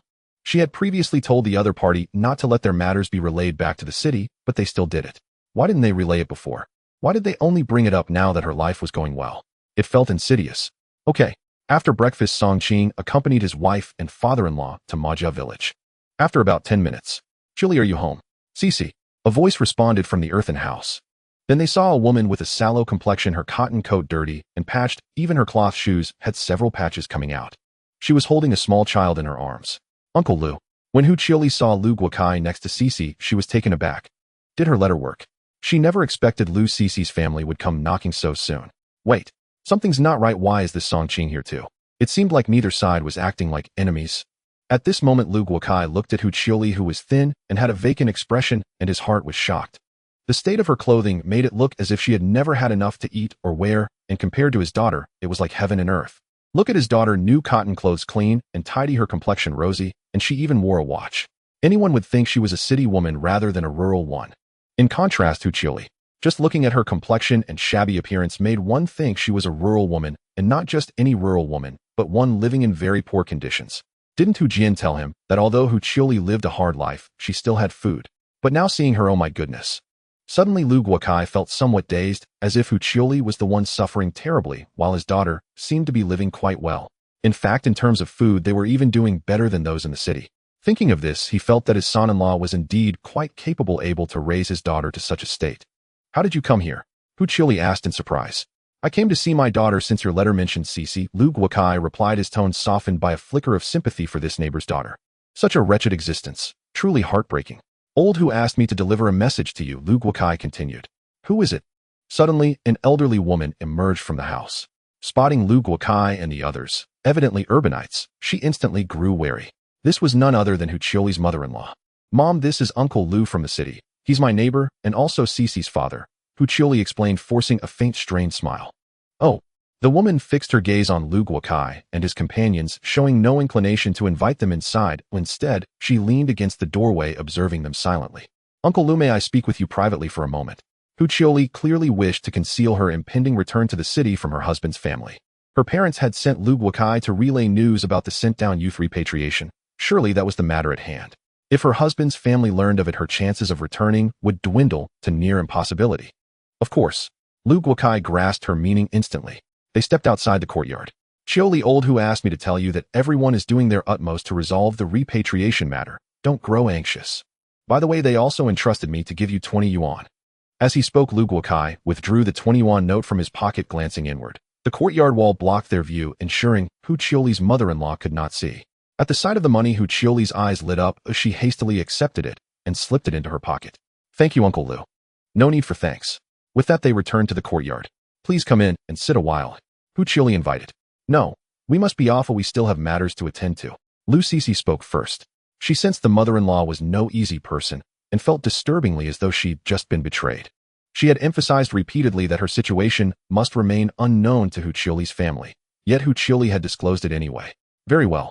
Huqiuli watched Lu Sisi and the others depart. Once they were gone, her mother-in-law hurried forward. What did that man just give you? The woman demanded sternly, her face rigid. He gave me nothing. Just exchanged a few words, Huqiuli hastily replied. If it's mere words, why whisper them outside? It was a private message from my parents. Unsuitable for public ears, Huqiuli answered. I doubt it's anything good. Hand it over now. The woman planted her hands on her hips and pressed harder. Uncle Lu truly gave me nothing. Huqiuli's heart raced with panic. Let me search you and find out for myself. Without waiting, the woman lunged forward. Mom, I really have nothing. But the woman ignored her protests and began searching forcibly. Trapped holding her child, Huqiuli could scarcely resist. Tisk tisk tsk, what's this? Still trying to deceive me. When the woman pulled the 20 yuan note from Huqiuli's pocket, she sneered. This belongs to me. It was given by my parents. Give it back. Huqiuli flared with anger. What's mine is mine, not yours. I'll hold on to it. At the sight of the money, the woman's face broke into an unexpected greedy grin. No, I won't surrender it. It was a gift from my parents. Why should you keep it? Return it to me now. Huqiuli shouted, fury blazing. You wretched hag. You begged to marry into our family. Had we not taken you in, you'd have starved to death. You entered my son's home without even a dowry, so consider these 20 yuan your long overdue bridal gift. Cackling, the woman shoved the money deep into her own pocket, leaving Huqiuli no chance to reclaim it. Huqiuli burst into anguished, wailing sobs. Why was her fate so cruel? And why, just moments earlier, had Lu Sisi and her father not quarreled with Song Qing? After lunch, Song Qing rode once more to the town and spent 35 yuan to purchase a bottle of Matai liquor from Wu Junhua. That evening, he prepared another lavish feast to entertain his father-in-law and elder brother-in-law. The next morning, he escorted them to the town. Then he hired a tractor to carry them onward to the county seat. At the town square, Dad, here's the Matai. Please take it home and enjoy. Song Qing pressed the bottle into Lu Guotsai's hands. Oh, keep it for yourself, Lu Guokai murmured, flustered. Dad, please keep it. I rarely drink. Song Qing insisted, pushing it back. Then he produced 2 red envelopes. One he placed into his father-in-law's palm, the other into his brother-in-law's. Wish you a safe journey. No need. His father-in-law declined, startled by this generous son-in-law's gesture, but Song Qing thrust the envelopes back into their hands and dashed away before he could protest further. Sigh. Uncle, let it be. This is Song Qing's sincere gesture. Very well. On the road, Lu Guokai opened one envelope and stared stunned at the 100 yuan note within. This young man. Even Lu Xinglong's envelope held 50 yuan. That afternoon, Song Qing returned home. Have father and elder brother left already? Lu Sisi asked, concerned. I hired a tractor for them in town. They should have reached the county seat by noon and likely caught onward transport to the provincial capital, Song Qing replied. By the way, I gave father 100 yuan and elder brother 50. Modest sums perhaps, but enough to cover their round-trip expenses entirely. Seeing how adeptly her husband handled such matters, Lu Sisi's face brightened with quiet delight. 2 days later, Lu Guokai returned home. Well, did you give that scoundrel a sound thrashing? Are our daughters truly living in such misery? Huang Qifan pressed urgently. No, both our daughters are thriving exceedingly well. They eat meat 3 times daily, and Sisi even wears a wristwatch. The very first girl in the entire village to do so. They've purchased a bicycle and are building a new house. They've saved 5,000 yuan. But Huqiuli fares wretchedly. I saw how sallow and gaunt she looked. What? Huang Qifan froze, utterly stunned by her husband's words. Both daughters, thriving. Is that true? Absolutely true. Then what Huqiuli described earlier. Huang Qifan's expression turned bewildered. Well, what she said was factual, but it pertained to the past. That reckless boy has reformed. Just look. He bought me a bottle of Matai, pressed 100 yuan into my hand, and gave Shenlong 50. A warm smile spread across Lu Guotsai's face. Wait, so he did abuse our daughter before. Huang Qifan's face flushed with righteous fury. There was indeed such a situation before, but he has now turned over a new leaf. Our 2 daughters have both acknowledged him very well. So he has mistreated them then. No, if the educated youth can return to the city later, we still need to find a way to bring our 2 daughters back. Wife, listen to me. In the end, after a lengthy persuasion from Lu Guotsai, Huang Qifan's anger had dissipated considerably. Really, our daughters are doing very well now. What would I gain from lying to you? On my first night there, I had Maotai. I even saw their bank book, and they truly have 5,000 yuan saved. When I came back, they even gave me 100 yuan and a bottle of Maotai. This kind of son-in-law is still acceptable, right? Lu Guokai said with a smile. Every man makes mistakes, but we cannot deny them a chance, can we? After staying at this inexpensive son-in-law's home for 2 days, he was temporarily quite satisfied with Song Qing. Of course, it all depends on future performance. Wife, if we hear any hint of Song Qing treating our daughters poorly, I will immediately bring our daughters back. Lu Guokai said. Let's leave it at that for now. Huang Qifan thought for a moment. That was the only option for now. By the way, you just said Hu Qiuli is doing very poorly. Huang Qifan suddenly became curious again. Yes, it's quite miserable. I'll tell you she. Songjiatan. The vegetable field next to Song Qing's earthen house had already been flattened. Various construction materials were piled up high. The foundation had also begun to be excavated. The new house might officially start being built next week. That morning, after eating 3 large bowls of noodles, Song Qing said to his wife, "Wife, I'm going hunting in the mountains later. It's been a while since I last ventured into the mountains." Going into the mountains. Be careful, Lu Sisi said softly. Don't worry, I'll definitely be back before dark. Now that the ice and snow have melted, you all can do whatever work you want in the fields. If you don't want to, then don't tire yourselves out. Got it. Since there's nothing to do at home, I'll go work if I can. Otherwise, it's just boring sitting idle. Lu Sisi was not the kind of person who would prefer to be lazy. Being idle made her feel uncomfortable. Seeing this, Song Qing did not stop her. In fact, when a person is idle, they tend to overthink, so it's good for his wife to find something to do. After finishing breakfast, he took his hunting knife, horn bow, and a quiver of arrows along with 6 meat buns and set off. Last night, he had discussed going hunting together with Uncle Fugui's family. No, it was actually going into the mountains to pick up money. I need to strive to become a millionaire soon. On the way into the mountains. Chingu, I wonder if we'll have a big harvest this time. Song Yukai said excitedly. After earning so much money last time, the matchmakers from the nearby villages have almost trampled his doorstep. Everyone knows how much money 10 wild boars can sell for. Moreover, Uncle Fugui's family was also following Song Qing's lead, preparing to build a brick house. For rural people, being able to live in a brick house indicates very good family conditions.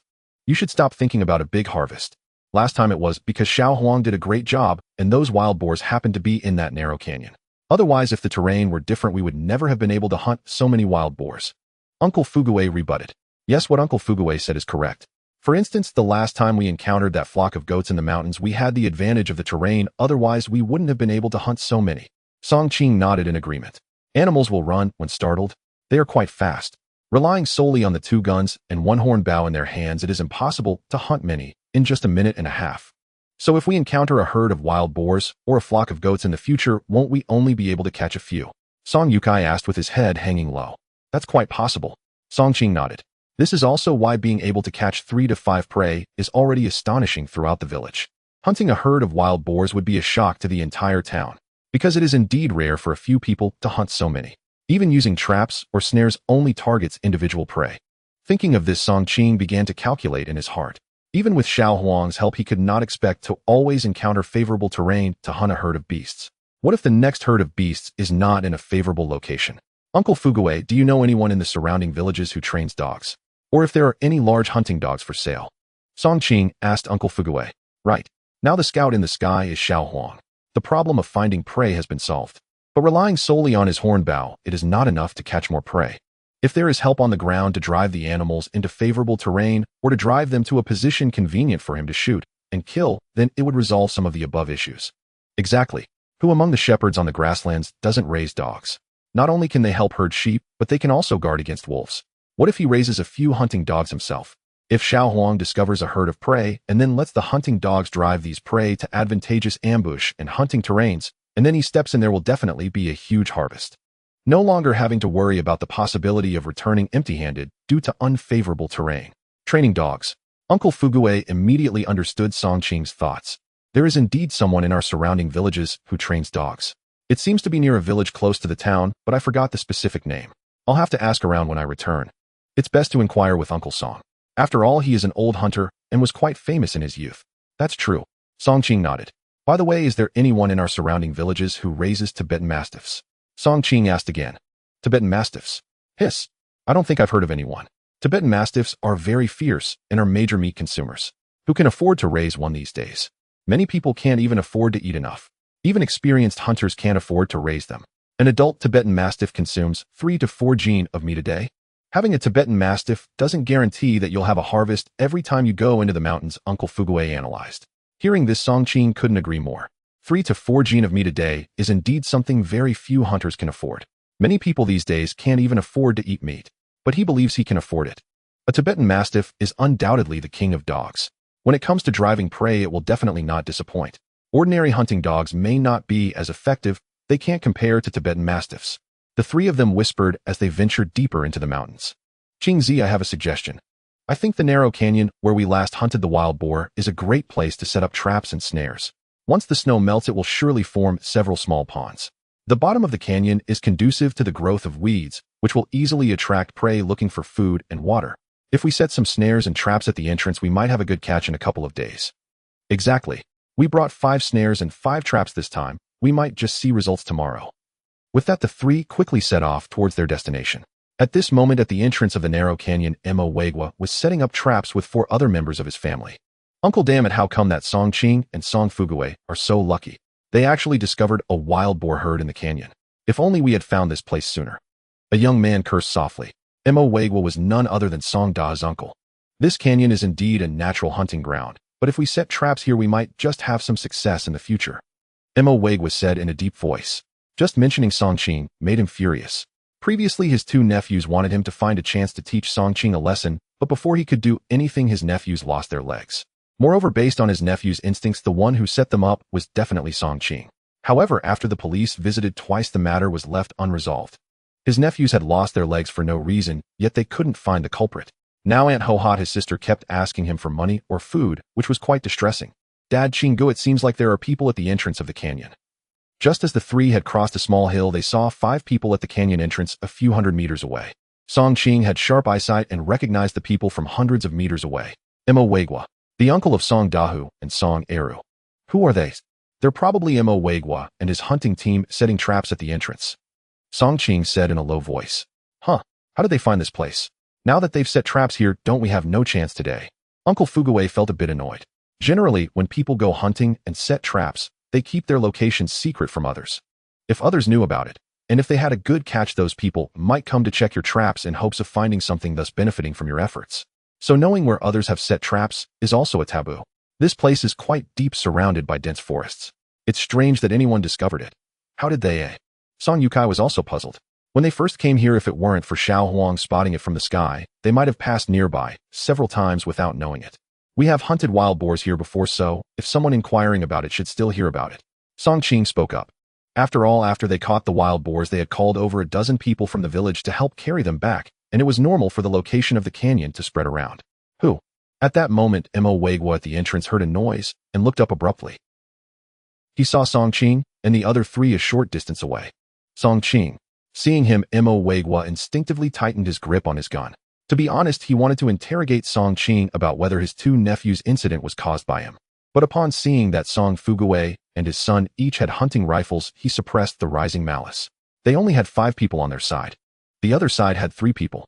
Everyone was armed, and the situation was different now. If it were just Song Qing alone, he would have chosen to attack directly. Uncle damn it, if outsiders know we're setting traps here, and if we have a catch in a day or 2, won't we risk getting stolen? One of Mo's nephews stared at the 3 of Song Qing, his tone tinged with coldness. Let's negotiate. Hey Song Qing, you 3 see that we're setting traps at the entrance. If we find our traps have been robbed in a few days, I'll only come to you. I advise you not to get too close. Mo stepped forward with money in hand. We're setting traps here. I advise you to not be ungrateful and try to set traps here. The 4 people behind him also came up looking aggressive. Mo this canyon is where we discovered first. We even hunted wild boars here. We can set traps wherever we want, and it's none of your business. Uncle Fuguwei was getting angry too. What do you mean you discovered it first? Do you have any evidence? Is this mountain yours? This place is first come, first served. We set traps here first, we have the right to claim it. I advise you to get lost. Saying this, Mo raised his gun, his face showing a threatening expression. Just because you have a gun. Uncle Fuguwei also raised his gun. Song Yukai quickly followed suit. The 2 sides stood dozens of meters apart, drawing their bows and preparing to shoot. Mo, you just said that if you lose any game, you'd come to us. Who knows if you'll frame us? What if your traps don't catch anything and you come looking for us? Song Qing also knocked an arrow. Don't say such intimidating words in front of us. It's useless. We are not soft persimmons. Let's go. Song Qing had no patience for idle talk with this group. It would only waste his precious hunting time. Watching the 3 men gradually retreat while remaining on guard, his nephew turned to Mo and asked, Uncle, are we really just letting them walk away? If not let them go, must we fight to the death? And then why didn't you speak up earlier? You're so bold now. Mo's stomach churned with pent-up anger Hearing his nephew utter such foolish words only stoked his ire. His nephew flushed crimson, his neck thickening with embarrassment. Nonce they had walked far enough away. Mo Wagwa truly lives up to his ill repute, arrogant, domineering, and utterly unreasonable. They say he lords over the mountains with sheer numbers, routinely bullying lone hunters. Today we've seen it firsthand. Fugue's uncle grumbled under his breath. Indeed, if not for our trio being armed with rifles today, he'd likely have resorted to outright intimidation. Song Yukai nodded in agreement. Such men will surely reap what they sow, Song Qing remarked with a faint smile. Exactly. Take his two nephews, they're no better. And look, both now lie with broken legs. Half an hour later, as they pressed onward in shriek, Xiao Huang circled high above, piercing the sky with its cry. Has Xiao Huang spotted something again? Both Fugue's uncle and Song Yukai instantly perked up. Hearing Xiao Huang's sharp cry, Song Qing's eyes lit with sudden clarity. Has it found sable ahead? Not just one, but several, and that was the intelligence gleaned from Xiao Huang's call. Let's go see. Song Qing signaled Fugue's uncle, then hurried swiftly toward where Xiao Huang had flown. He had no intention of waiting for the other two, and they moved too slowly. If the sable fled before he arrived, all would be lost. After sprinting roughly 400 or 500 meters, he indeed spotted 5 sable bounding playfully across the grassy floor of a nearby woodland, foraging undisturbed. TCH. N5, and fortune smiled upon him. Sable pelts commanded high prices, each worth 300 or 400 yuan. N5 pelts, more lucrative than hunting roe deer or wild boar combined. High above, Xiao Huang continued its wide, silent orbit, refraining deliberately from further cries. Song Qing drew 2 iron-reinforced arrows from his quiver and crept forward with meticulous caution. Sable were swift and elusive, not like sluggish hares. Na volley of 4 arrows offered little guarantee. They'd take them 2 at a time. 200 meters remained between him and his prey. Close enough, any nearer, and I risked detection. At 200 meters, his aim was near infallible. In the second volley, these sable would scarcely flee 50 meters, no more than 250 meters total. And his maximum effective range stretched precisely to that distance. He drew his bow and knocked the arrows. Thwip. 2 iron-reinforced shafts tore through the air, bridging the 200-meter gap in the blink of an eye. The sonic crack of their passage finally startled the 5 sable, but too late. The arrows flew faster than thought. 2 sable slammed hard into the earth, pinned fast. The remaining 3, panicked by the carnage, bolted instantly for the nearest trees. 1 second. 2 seconds. 3. Song Qing had already drawn and knocked again. 2 more iron-reinforced arrows poised. Whoosh. Though 3 seconds passed in a heartbeat, the sable's agility was extraordinary. All 3 leapt simultaneously onto the closest trunk and scrambled upward in frantic flight. But the 2 death-bound arrows were already upon them. Thud. Thwip. 2 sable claws gripping bark mid-ascent were impaled straight through and pinned lifeless to the trunk. By the time Song Qing reached for his third draw, the last sable had vanished behind the trunk, gone without trace. A pity, Song Qing murmured inwardly. Nade missed the final one, but securing 4 was already an exceptional haul. Just as he gathered the 4 sable, Fugue's uncle and Song Yukai arrived, breathless and flushed. Where's the game? They scanned left and right, no large quarry in sight. Nonly then did Song Yukai notice Song Qing holding 4 sable aloft in both hands. Good heavens, sable! Fugue's uncle exclaimed in awe. He knew well their value, for pelts would fetch well over 1,000 yuan. Brother Qing, fortune smiles on you once more. Song Yukai grinned. At last the mountain yielded its reward. Though you two still return empty-handed. Song Qing sighed softly. Qingzi, we can't expect success every time we enter the mountains. We simply aren't as formidable as you are. 10 trips yield but 1 or 2 fruitful returns, and we count ourselves blessed. Fugue's uncle waved dismissively. These 4 sable were Song Qing's sole triumph. He had no intention of claiming even a sliver of the bounty. Let's find a spot to set snares and traps first. They'd been deep in the mountains for hours, yet Xiao Huang had revealed nothing of significance. Perhaps with warmer weather the mountain had grown less perilous than during snowbound winters, drawing more hunters inside its bounds. Even households without rifles laid snares for wild boar or set spring-loaded traps. Thus the outer fringes, without venturing far, had long since been stripped of game. Just then, boom. Na gunshot echoed from another ridge. Boom. Boom. 2 more followed. What's happening? Song Qing and the others started in unison. Someone else was hunting over there. Xiao Huang, go investigate. Song Qing released the bird once more. Shriek. Xiao Huang arrowed toward the distant ridge, swift, sure, and soon circling high above its crest. After one full circuit, it wheeled back with urgent speed. Those men we met earlier, and a black bear. Song Qing paused, stunned by the intelligence relayed through Xiao Huang's call. What's unfolding over there? Fuguei uncle and Song Yukai stared blankly. They understood no avian tongue. Faintly they caught cries rising from that direction. I'll go first, you follow carefully. Stay alert, gunfire is unpredictable and deadly. Song Qing spoke with grave calm. Understood. Go ahead, but watch yourself too. Truthfully, all three could have chosen to ignore the commotion.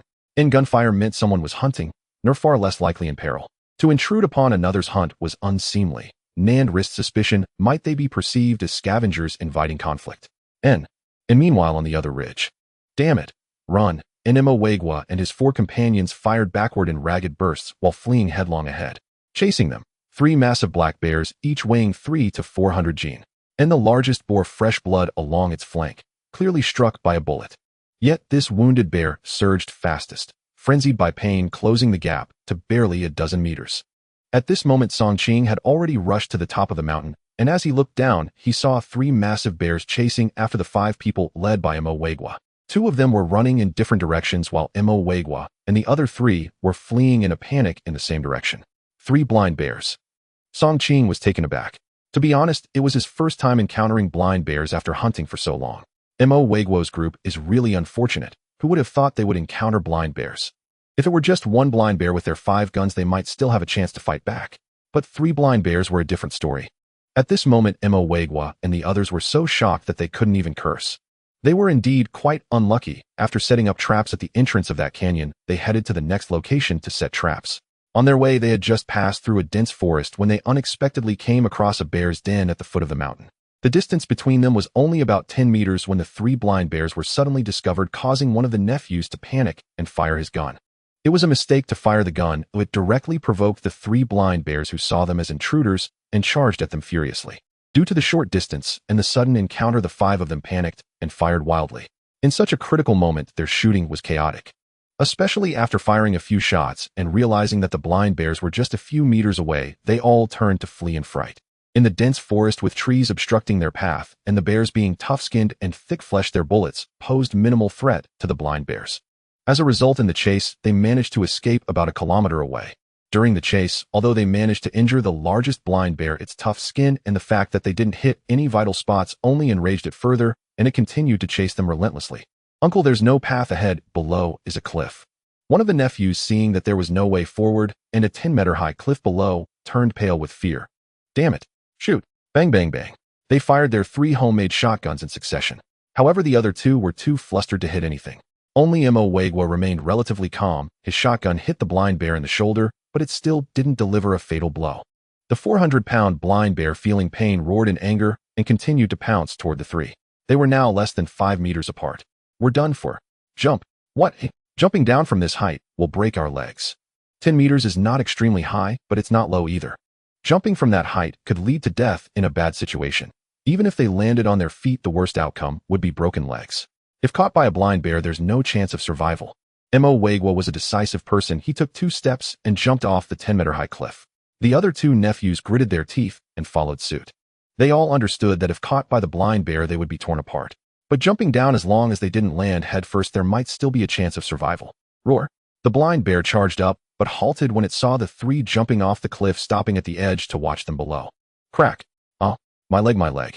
When Mo Wegwa jumped, he deliberately landed on his feet, saving his life, but he ended up with broken legs. After all, a 10-meter free fall creates a significant impact. I broke my leg too. The other 2 nephews were not faring any better. Roar. At the top of the cliff, the blind bear snarled at the 3 below, baring its teeth, but after considering the height of the cliff, it hesitated and chose not to jump. To be honest, when jumping from a cliff at the same height, the heavier the weight, the greater the damage upon landing. At the mountain peak, Song Qing's eyes lit up.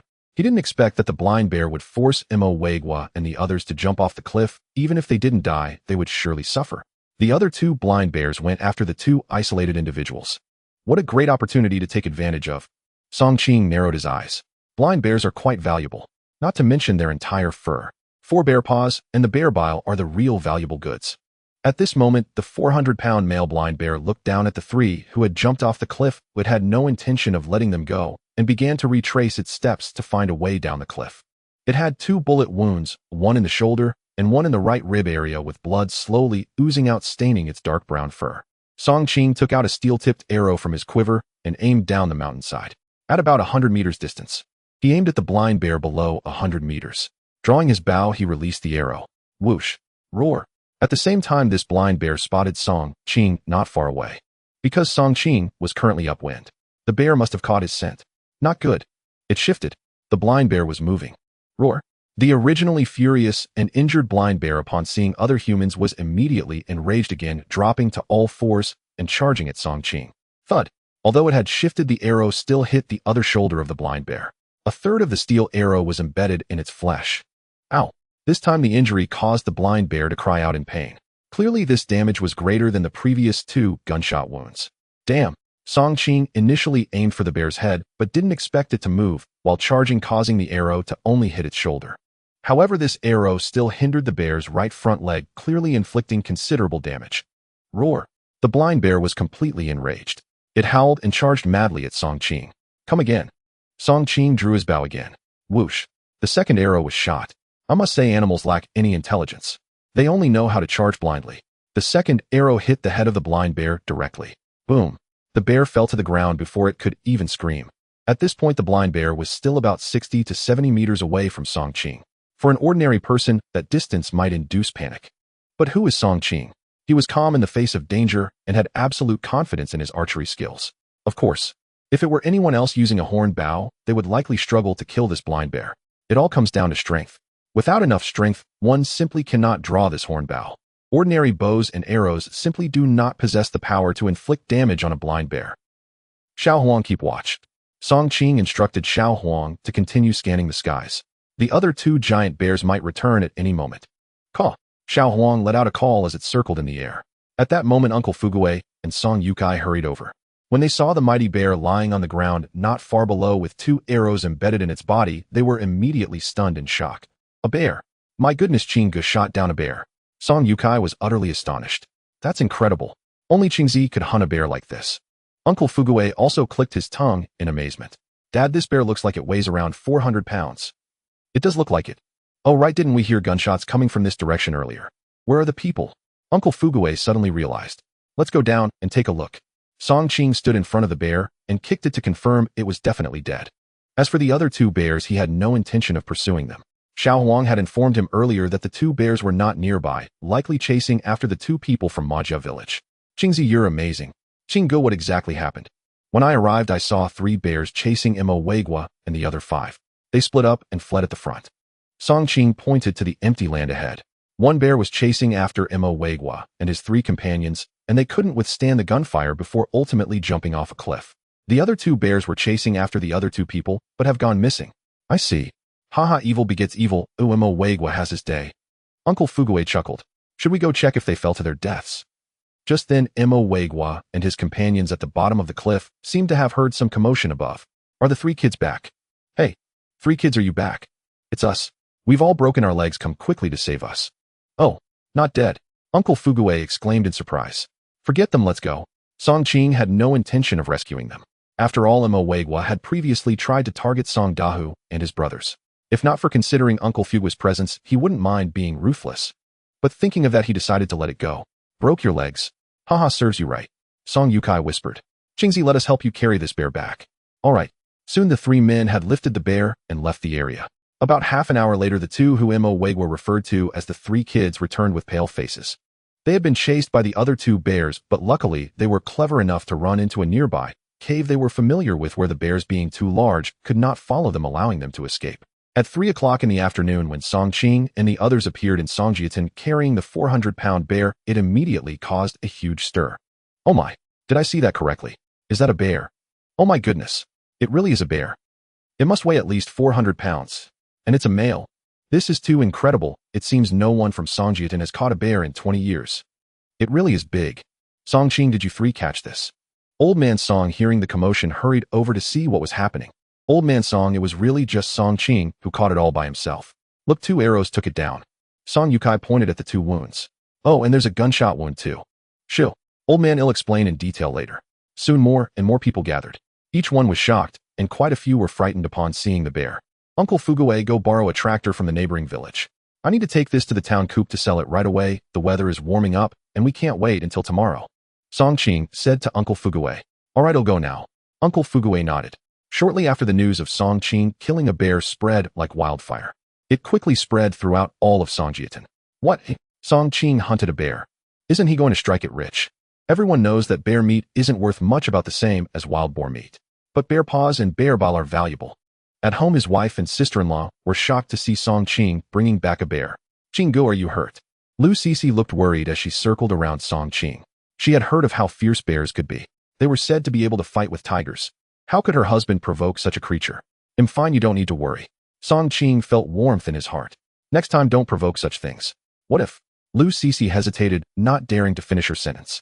Wi-Fi wouldn't provoke such creatures for no reason. It was just a coincidence that I encountered it, and I took it down effortlessly. You need to trust my archery skills, don't worry. All right. Lu Sisi sighed, no longer saying anything. Shortly after, Uncle Fugue returned with the borrowed tractor. The three of them loaded the bear onto the tractor and headed straight for the town coop. They had to sell it before the workers clocked out. On the way, the tractor carrying the bear drew attention from pedestrians and those working in the fields. Oh my, is that bear being carried on the tractor? It looks like it. Goodness, which hunter from that village caught it? I don't know. I think it's from Songjiaton. An hour later, when they arrived in town around 5 o'clock, it once again caused quite a stir. By tomorrow, the news of Song Qing hunting a bear would be known throughout the town, shocking everyone. The tractor stopped in front of the town coop. Is Director Wu in? Song Qing jumped off the tractor and walked inside. Most of the people at the coop recognized him. After all, he came frequently to sell his catches. How could they not know him? If it weren't for the fact that he was already married, several of the female staff at the coop might have wanted to pursue him. Yes, I'll call him for you. Soon. Oh, Song Xiaoga, what have you brought in today? Wu Junhua came out with a hearty laugh. It was almost time to close up, and seeing Song Qing show up meant he had something to sell. Director Wu, everyone. I don't know if you all will take this. Song Qing said with a smile. What is that big fellow? Wu Junhua asked curiously as he followed behind. This? A bear. My goodness. Wu Junhua's face displayed shock upon seeing the bear.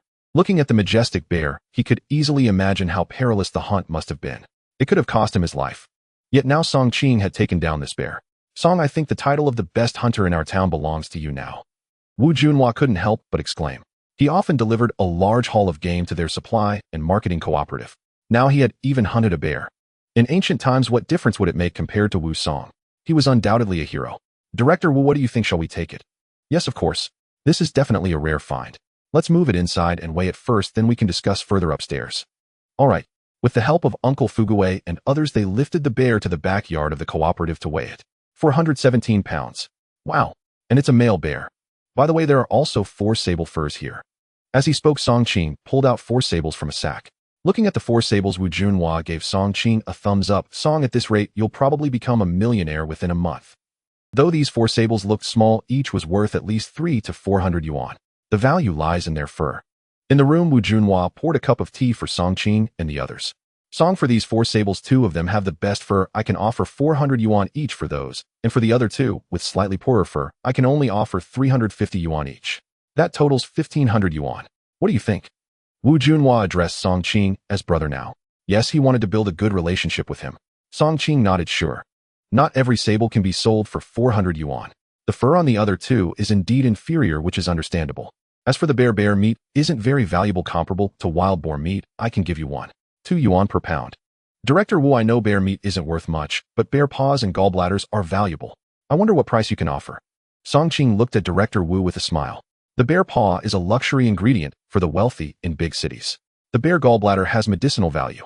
Besides its common effects of clearing heat, improving vision, detoxifying, and easing pain, it also has a special effect in treating primary biliary cirrhosis and gallstones. In this era, medicine was not very advanced, and some synthetic drugs had yet to be invented. Cirrhosis is indeed a serious illness.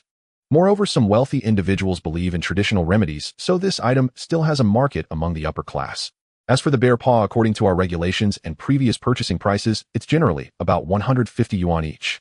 You can check at the county or other town supply and marketing cooperatives. Regarding the bear gallbladder, this is a cauliflower gallbladder. Since our last purchase was a year ago, I can offer 300 yuan. What do you think, Brother Song? Wu Junhua asked. Bear gallbladders are naturally classified with prices ranging from high to low: gold gallbladder, cauliflower gallbladder, ink gallbladder, and oil gallbladder. The cauliflower gallbladder is considered second only to the gold gallbladder at a price of 300 yuan each, which is indeed the market price. Song Qing fell silent for a moment, secretly calculating. He glanced at Uncle Fuguwei, who nodded in agreement. This price is roughly accurate. All right, it's a deal. Ultimately, including the bear skin and bear meat, this bear sold for a total of 1,300 yuan. Adding the 4 sables, they made a profit of 2,800 yuan. After handing over the money to Song Qing, Wu Junhua said, "Brother Song, you all take care. I need to organize people to deal with this bear immediately. Especially the bear paws and gallbladders need to be processed urgently and sent to the county. These things are probably affordable only for the city folks. The county might not even afford them. If delayed, the bear paws will no longer be good." "All right, Director, will you be busy?" Song Qing smiled. At the cooperative, he bought a large rooster, 5 pounds of lamb, 2 bottles of erguo, and some seasonings before heading home. "Uncle Fuguwei, come to my house for dinner tonight. By the way, you all ran around with me today for nothing. Here's 200 yuan for your trouble of helping me carry the bear back." Song Qing handed 200 yuan to Uncle Fuguwei. "Qingzi, what are you doing? Take it back. We haven't helped with anything today. All the game was hunted by you alone. If we took your money, would we still be human?" Uncle Fuguwei hurriedly pushed the money back. If the 3 of them split the catch 5,050 or 70-30, then he and his son would be taking advantage of Song Qing. After several hunting trips, he and his son had mostly just assisted. So he had agreed with Song Qing beforehand that whoever caught the game would claim it. If they didn't catch anything, they wouldn't take a dime. After all, Song Qing had taken them into the mountains last time, where they caught goats and wild boars, relying on Song Qing's light. Otherwise, could they have become rich? Seeing this, Song Qing shook his head slightly. "All right. Sometimes clarity is indeed necessary." Since Uncle Fuguwei had made it clear today, he would act according to Uncle Fugui's words. After returning to the village, Uncle Fuguwei went to return the tractor, but he slipped 5 yuan to Uncle Fuguwei. "This is for the tractor owner." "All right, back already." His wife rushed over to help carry things when she saw Song Qing return. "Yes, we made a big profit today. We're very close to becoming millionaires." As he spoke, Song Qing took out over 2,700 yuan in cash and handed it to Lu Sisi. "So much? The bear is worth this much?" Lu Sisi was astonished. "No, that includes the money for the 4 sables. Speaking of which, the sable fur is even more valuable." Song Qing sighed. "Next time we need to have Xiao Huang search for sable tracks more. Catching sables seems more profitable. Each one is worth 300 to 400 yuan. We still have 5,000 in savings plus this over 2,000. We're not far from having 100 in savings." Lu Sisi stared at the money in her hand, feeling a bit dazed. 10,000. Currently, how many households in the entire town can claim that? You could count them on one hand. "Oh, you left in such a hurry earlier. I would have given you the savings book to deposit directly." Lu Sisi looked at the stack of cash, feeling somewhat uneasy. If her husband went hunting and a thief broke in at home, "I'll go deposit it tomorrow." Song Qing had forgotten about that. "Brother-in-law, what are we having for dinner tonight?" Lu Yinyan asked Song Qing while washing rice. "Tonight we will have leany fried chicken, a dry pot of lamb, and a vegetable tofu soup." Song Qing continued speaking to his wife. "All right." He then proceeded to butcher a 6-pound rooster and began preparing 5 pounds of lamb. Soon Old Man Song was invited over. Uncle Fuguwei and his family also arrived, and everyone chatted in the living room. After more than an hour, the steaming dishes were served on the table. "Qingzi, I am in for a treat tonight," Old Man Song said with a smile. "Haha, we hunted a bear today. We must celebrate." "It's better to enjoy together than alone," Song Qing said. "Brother-in-law, when did you become so cultured?" Lu Yinyan asked, surprised as she gnawed on a chicken wing. In the past, she had noticed that her brother-in-law lacked education. Since he improved recently, she found that her brother-in-law was not as rough around the edges as many men in the village, but rather quite cultured. "Yinyan, are you praising me or mocking me?" Song Qing joked. Everyone burst into laughter. "Come, let's drink a bit." Song Qing opened a bottle of erguo and poured it for Uncle Fuguwei and Old Man Song. "Qingzi, how did you encounter the bear today?" Old Man Song seemed interested.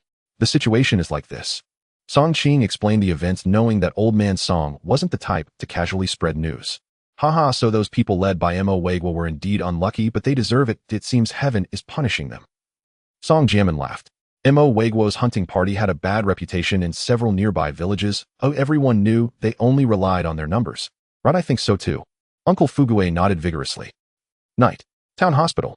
"Ouch, it hurts so much." Mo Wagwa was lying on the hospital bed, his legs in plaster. There were 2 other people in the room, his nephew and his cousin. The trio that jumped off the cliff were them. All of them had broken their legs. The doctor just said, "I need to lie down for a month, and recovery will take 3 months. Mo Wagwa asked his nephew beside him. "Seems like it. Damn, does that mean I can't go hunting for 3 months? Sitting idle. Even after recovery, he might not be as agile as before. After all, he was already in his 50s. At this age, such a fall would definitely lead to some aftereffects." Just then, Mo Wagwa's relatives came from the village to visit them. Wagwa, did you say you encountered a bear? Is that what led to your fall? A family elder asked him. Yeah, damn it, we were cursed with bad luck. We didn't catch anything today, and I broke my leg. I'm so furious, Mo Wagwa said angrily. Oh, it's good that you survived. Mo Wagwa's wife glared at him. Breaking a leg from such a high jump was already a good outcome. If he landed headfirst, he would only be able to eat ashes in the future.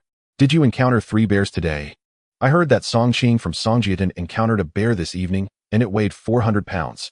They even hunted it and sold it at the supply and marketing cooperative in town. I estimate they can make at least 1,000, the elder said to everyone. Could it be that bears are gathering in the mountains lately? What? Mo Wagwa looked shocked upon hearing this. Song Ching. They had encountered him in the mountains today. Moreover, after they fell, it seemed they heard the bears roar from above the cliff, and when the other 2 nephews returned, they saw blood on the ground. A large pool of blood. But that bear was nowhere to be found. Did it leave? Or was it? Mo Wagwa had a gut feeling that the largest bear chasing them must have been hunted by Song Ching. But then he thought it didn't make sense. The bear that chased them was injured, yet it was still very fierce. They didn't hear any gunfire at the cliff base. If Song Ching killed it, how did he do it? Did he use a bullhorn bow? That bear's skin was tough and thick.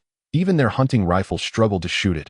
Even if they shot it 5 or 6 times, it wouldn't necessarily die. Made over 1,000. Damn, I'm so envious. Why did we end up like this while that damn Song Ching could sell the bear he encountered? It's true that some people are happy while others are sad.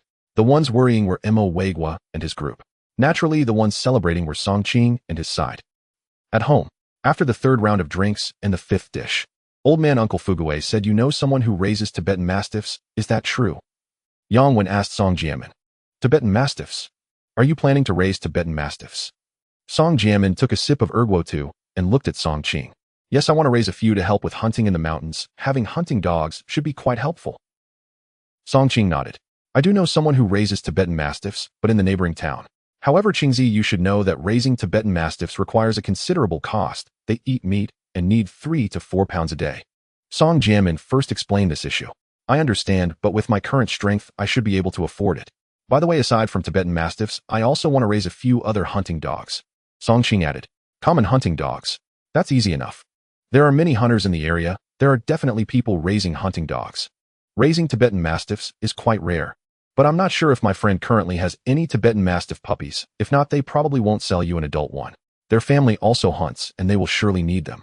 I understand that. Shall we go take a look together tomorrow? Song Ching said. He still wanted to raise 2 Tibetan Mastiffs and 4 or 5 regular hunting dogs. All right. Grandfather Song nodded. After eating and drinking their fill, everyone went back.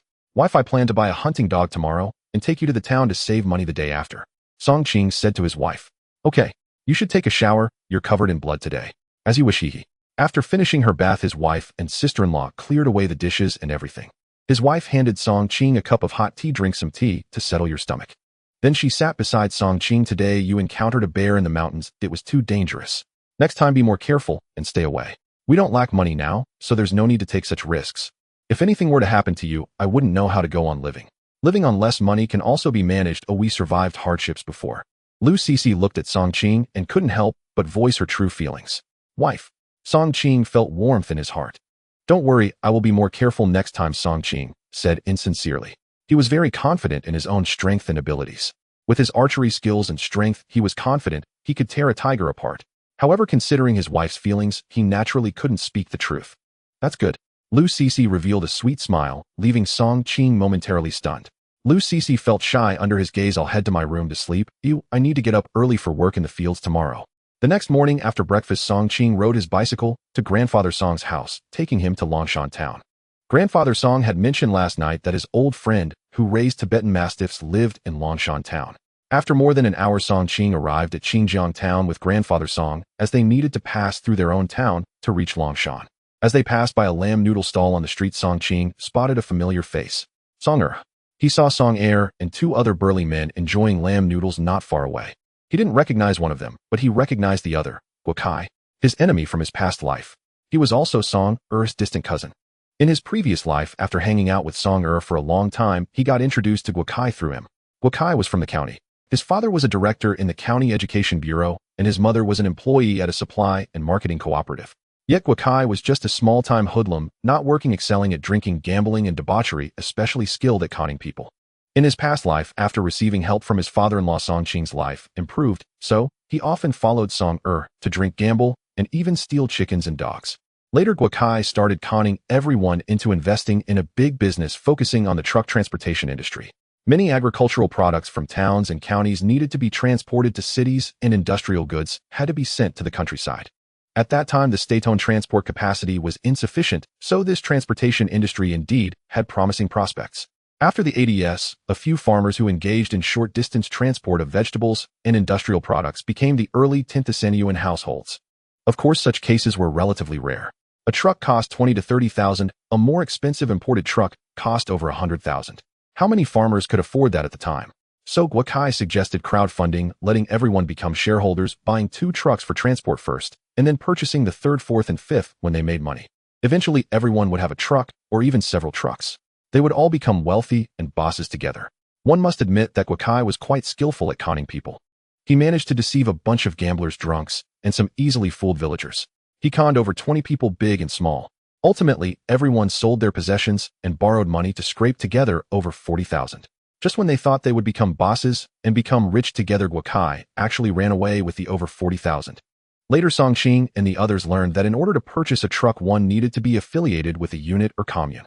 Moreover, during this period around the 80s when the country had just opened up, there were very strict controls over short-distance transport. Without connections, even if one had a truck, they could forget about engaging in this trade. At that time, Guakai took advantage of Songqing and the others' ignorance of the rules, conning them thoroughly. Even Song was a victim. Everyone was furious, who didn't have to empty their savings and borrow debts just to scrape together that more than $40,000. Thus, they vented their anger on Song, beating him up thoroughly, leaving him crippled. For the next 10 years, Guakai disappeared without a trace. By the 90s, he had transformed into a wealthy man, returning to the county to build villas and start a company. It turned out he had run off with over $40,000 to start a business in the coastal area. When he returned, he was worth millions. A group of people went to demand an explanation, but Guakai refused to acknowledge it and even had them beaten up. Moreover, his father had many connections in the county, so in the end it was left unresolved.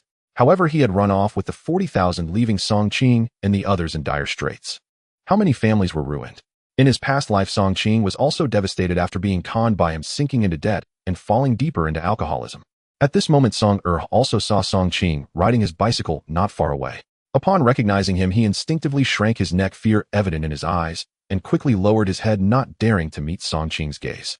After being taught a lesson by Songqing last time, he still sometimes had nightmares at night, dreaming of being shot through by Songqing's arrow. Songqing glanced at him and rode away with grandfather Song. As for the grudge against Guakai, it was definitely going to be settled, but now was not the time. He would wait a few days to see if there was an opportunity. To be honest, he hadn't expected to encounter this enemy here. After Songqing rode away, he heard Song ask, do you know that person just now? Guakai looked at the departing Songqing and asked Song he's from our village. I was conned into gambling by him before. Later, I don't know how he changed. He not only stopped gambling, but also turned over a new leaf, hunting in the mountains every day. I guess he's almost a 10th of Sandyuan household now. Song said in a low voice. Oh, almost a 10th of Sandyuan household. Tell me more. Guakai immediately became interested. Seeing his cousin's curiosity, Song began to explain in detail. Owes you money and hasn't paid it back. Is he good at fighting? Hunted 30 wild boars. And goats. And bears. Hiss. So he really has quite a bit of money now. A hint of greed appeared in Guakai's eyes. Find a time to reconnect with Songqing and look for an opportunity to get him to gamble again.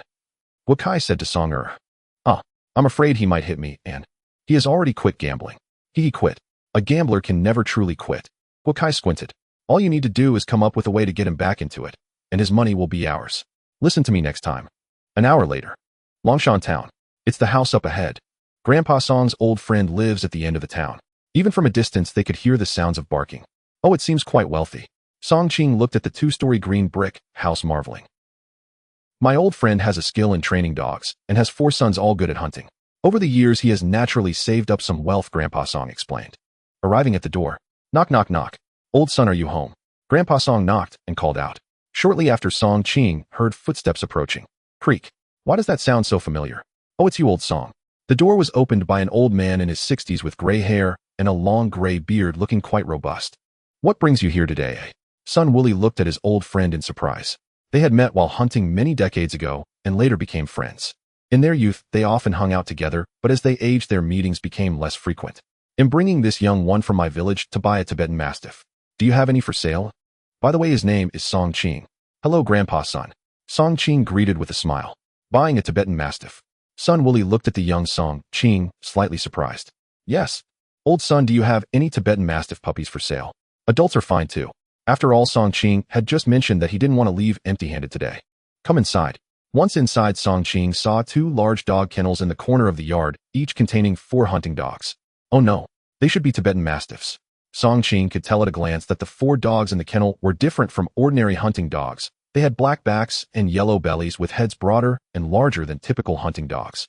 Moreover, these dogs appeared to have noticeably wider chests, longer waists, and larger paws than ordinary dogs. Overall, they looked sturdier than normal dogs.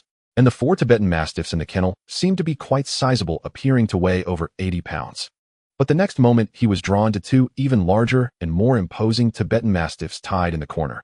These 2 Tibetan Mastiffs were bigger than the 4 in the kennel, with one appearing to be male, roughly the size of a wild boar, estimated to weigh around 200 pounds. The other one was significantly smaller, around 150 pounds, likely a female. Roar! A whoa! The 6 Tibetan Mastiffs in the yard barked wildly at the sight of the strangers, Song Ching and his companion. The 2 Tibetan Mastiffs tied with chains lunged towards them, the metal chains pulled taut with a metallic twang. Damn! The suddenness startled Grandpa Song. After all, the size of these 2 Tibetan Mastiffs was quite intimidating. Quiet. These are my friends. Son Wooly hurriedly reprimanded the 6 Tibetan Mastiffs. After a few scoldings, the 6 Tibetan Mastiffs gradually calmed down, but they still bared their teeth and glared at Song Ching and his companion. No wonder they are Tibetan Mastiffs. Song Ching exclaimed.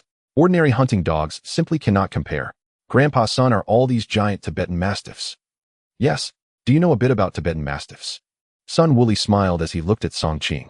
I've heard some things, Song Ching replied with a smile. Of course, it was just some information he had learned in his past life. Tibetan Mastiffs come in different varieties.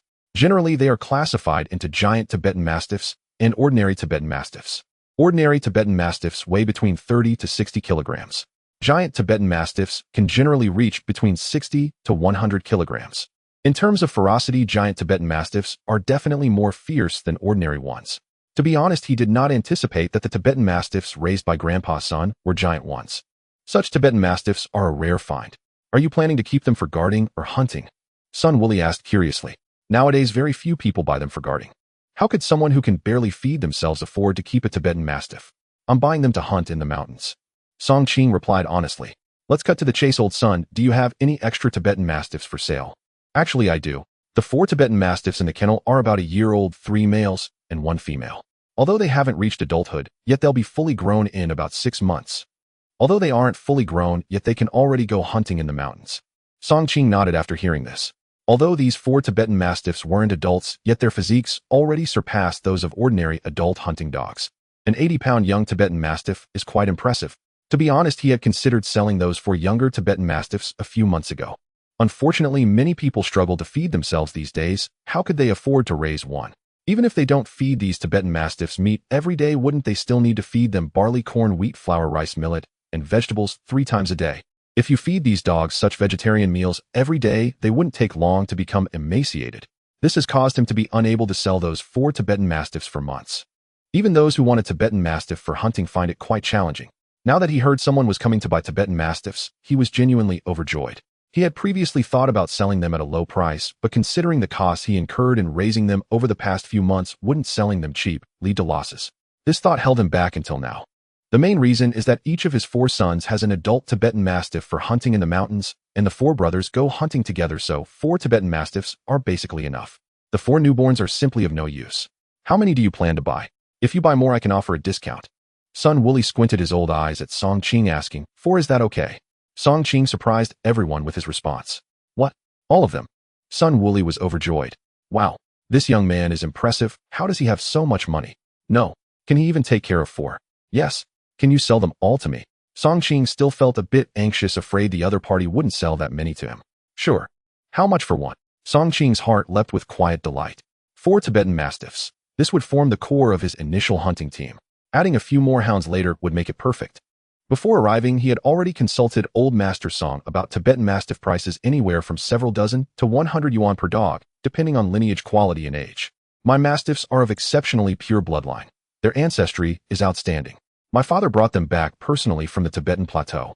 They're also of the giant Mastiff variety. I usually sell year-old pups like these for 60 yuan each, But since you came with old Master Song, and you're buying 4 at once, I'll let you have them for 50 yuan apiece. What do you say? Sun Wooly paused thoughtfully before speaking. 50 yuan each. Song Qing weighed the offer, and found it fair. After all, the breeder had raised them for a full year, investing considerable time, care, and cost. Brother Sun, could you go a bit lower? Next time I'll treat you to drinks. Old Master Song hurriedly joined the negotiation. Old Song, even if you bought me drinks right now, it wouldn't change a thing. I'm already offering him a steep discount. Sun Wooly shot his old friend a wry glance, prompting an awkward chuckle from Old Master Song, who well knew his friend truly was pricing the dogs generously. Done. I'll take them. Song Qing nodded decisively. 200 yuan for 4 mastiffs felt like an exceptional value. These dogs would soon generate far more than 200 yuan, perhaps even 20,000. By the way, Brother Sun, could you also sell me those 2 adult mastiffs chained over there? Song Qing pointed toward 2 imposing, ferocious-looking dogs. Those 2 are our family's breeding stock. We wouldn't part with them for any price. Sun Wooly laughed, then chided gently. All right, Song Qing conceded. He'd known such hopes were too optimistic. Those 2 were clearly reserved for stud duty. And by the way, let me walk you through how to train these 4. Since they're already a year old, taming them will require patience and time. You must feed them well, nurture trust, and gradually introduce them to freedom, letting them roam under supervision step by step. I've trained them for several months. They possess solid hunting instincts. My sons have even taken them into the mountains for actual hunts.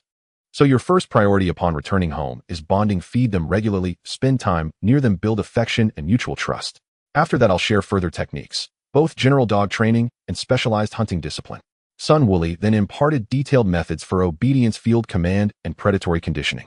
Still, as Sun Wooly emphasized, the dogs were already well trained. Song Qing needed only to sustain their health, deepen their loyalty, and they'd be ready for mountain hunts in no time. At noon, after sharing a bowl of chilled wheat noodles at Sun Wooly's home, Song Qing and Old Master Song hired a tractor in town to carry the 4 mastiffs back towards Songjia village. Sun Wooly also gifted him a sturdy iron dog crate and several heavy-duty chains. By afternoon, when Song Qing arrived home with the mastiffs, his wife and younger sister-in-law rushed out, curious and wide-eyed. Ayo, Huru. All 4 dogs barked fiercely throughout the journey. Away from their master's domain, they grew increasingly agitated and aggressive upon entering this unfamiliar land. They lunged and barked wildly at his wife and sister-in-law. Seeing their bared fangs and snarling muzzles, Lu Sisi and Lu Yinyan instinctively recoiled in apprehension. Brother-in-law, these dogs are terrifying. I'm scared. Will they bite? Lu Yinyan shrank behind her elder sister, voice trembling. They're Tibetan mastiffs, fierce by nature, but I'll keep them confined in the iron crate, and when released they'll always be secured with chains. Don't fear, in time they'll settle in. Song Qing smiled reassuringly. Dogs, after all, always act this way upon arrival. Given time and consistent care, familiarity would bloom naturally. Just don't approach the crate for now. They're still dangerous. Stay clear to avoid injury. He added the warning thoughtfully. Understood. Both sisters nodded in unison. The crate was placed carefully in a quiet corner of the courtyard. After verifying the crate's sturdiness, Song Qing descended into the cellar, cut 10 gene of pork into small pieces, and tossed them inside. The mastiffs sniffed the meat eagerly, but after glancing warily at Song Qing, they refused to eat.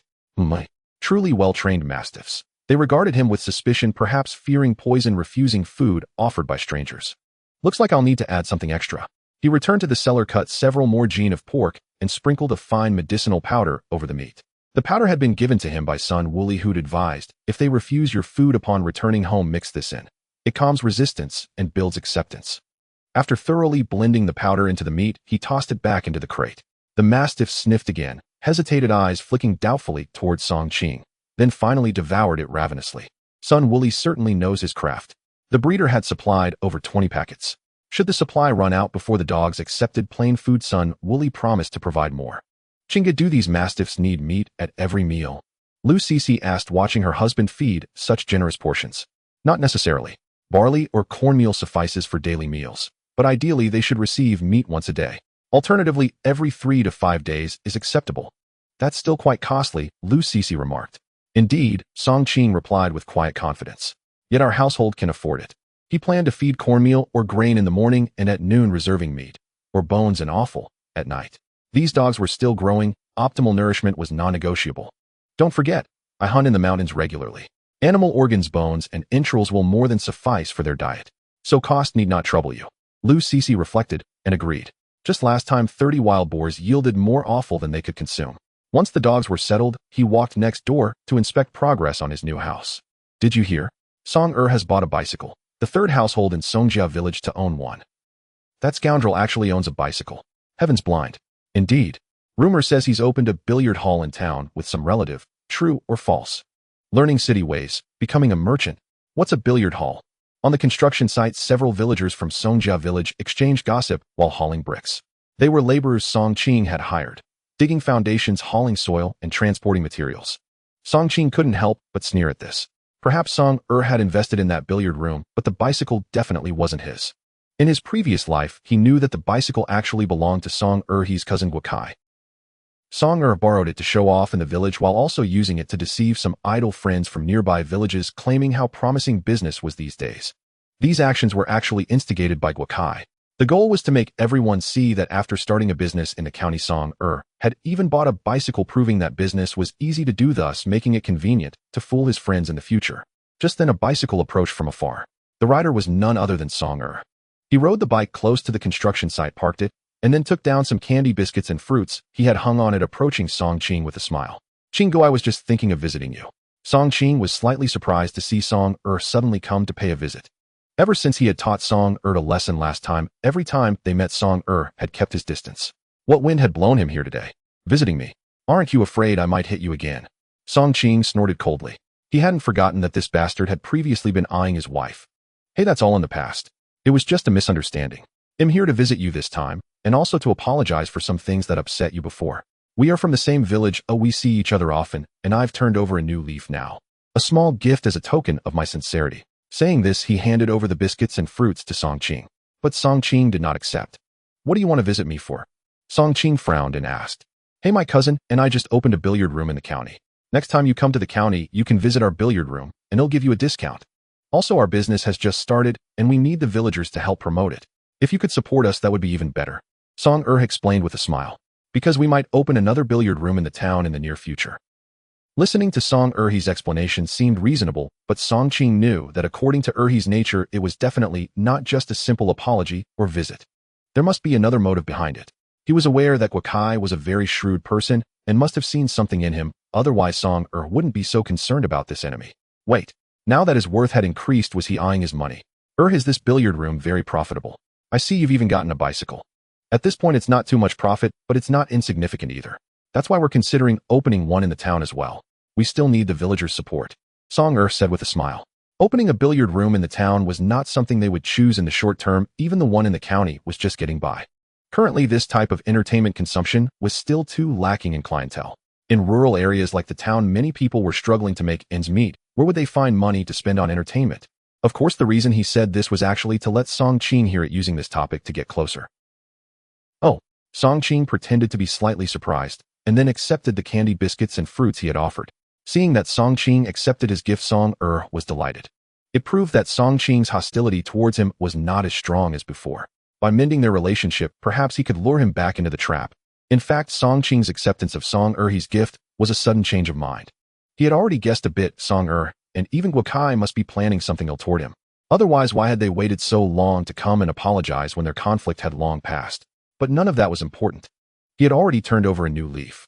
No matter how Song tried to deceive him, from now on, he would not be fooled again. Instead, he needed to seek revenge on Guokai, and that required getting close to him to find an opportunity for revenge. Since Song had suddenly approached him, he could pretend to accept the apology and wait for a chance to turn the tables. "Qinggu, can we consider the misunderstandings between us settled? I was blinded by greed and thought about cheating you, but I've given up gambling now and am focused on doing business," Song said earnestly. "By the way, Qinggu, we killed a chicken at home tonight, and I bought some marinated beef in the town. I also got a few bottles of wine. How about coming over to my place tonight for a drink? Forget it, we'll talk about it another time when there's an opportunity. I'm still busy, so I want to invite you in for tea." Song Qing waved his hand. Again with the drinking routine. But now that he had been reborn, his constitution was 100 times better than before. He found that he could drink nearly 3 gin without issue, which was quite abnormal. If anyone still tried to get him drunk at some gathering, they would definitely learn what regret meant. Alright, let's catch up next time.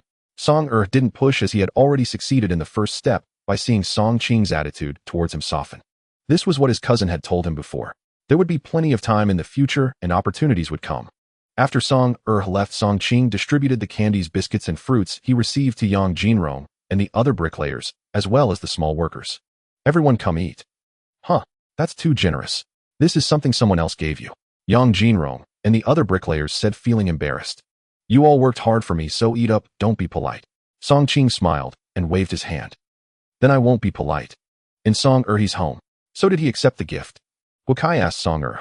He did. What was his attitude towards you? Guokai pressed on. At first he had a stern look, but later he didn't speak ill of me or threaten me. It seems that the method you taught me, cousin, was indeed correct. Taking a gift to apologize, as they say, one should not strike a smiling face. Guokai said lightly. Unfortunately, he didn't agree to come over for drinks and dinner tonight, otherwise we might have quickly built a closer relationship with him. Song Er sighed.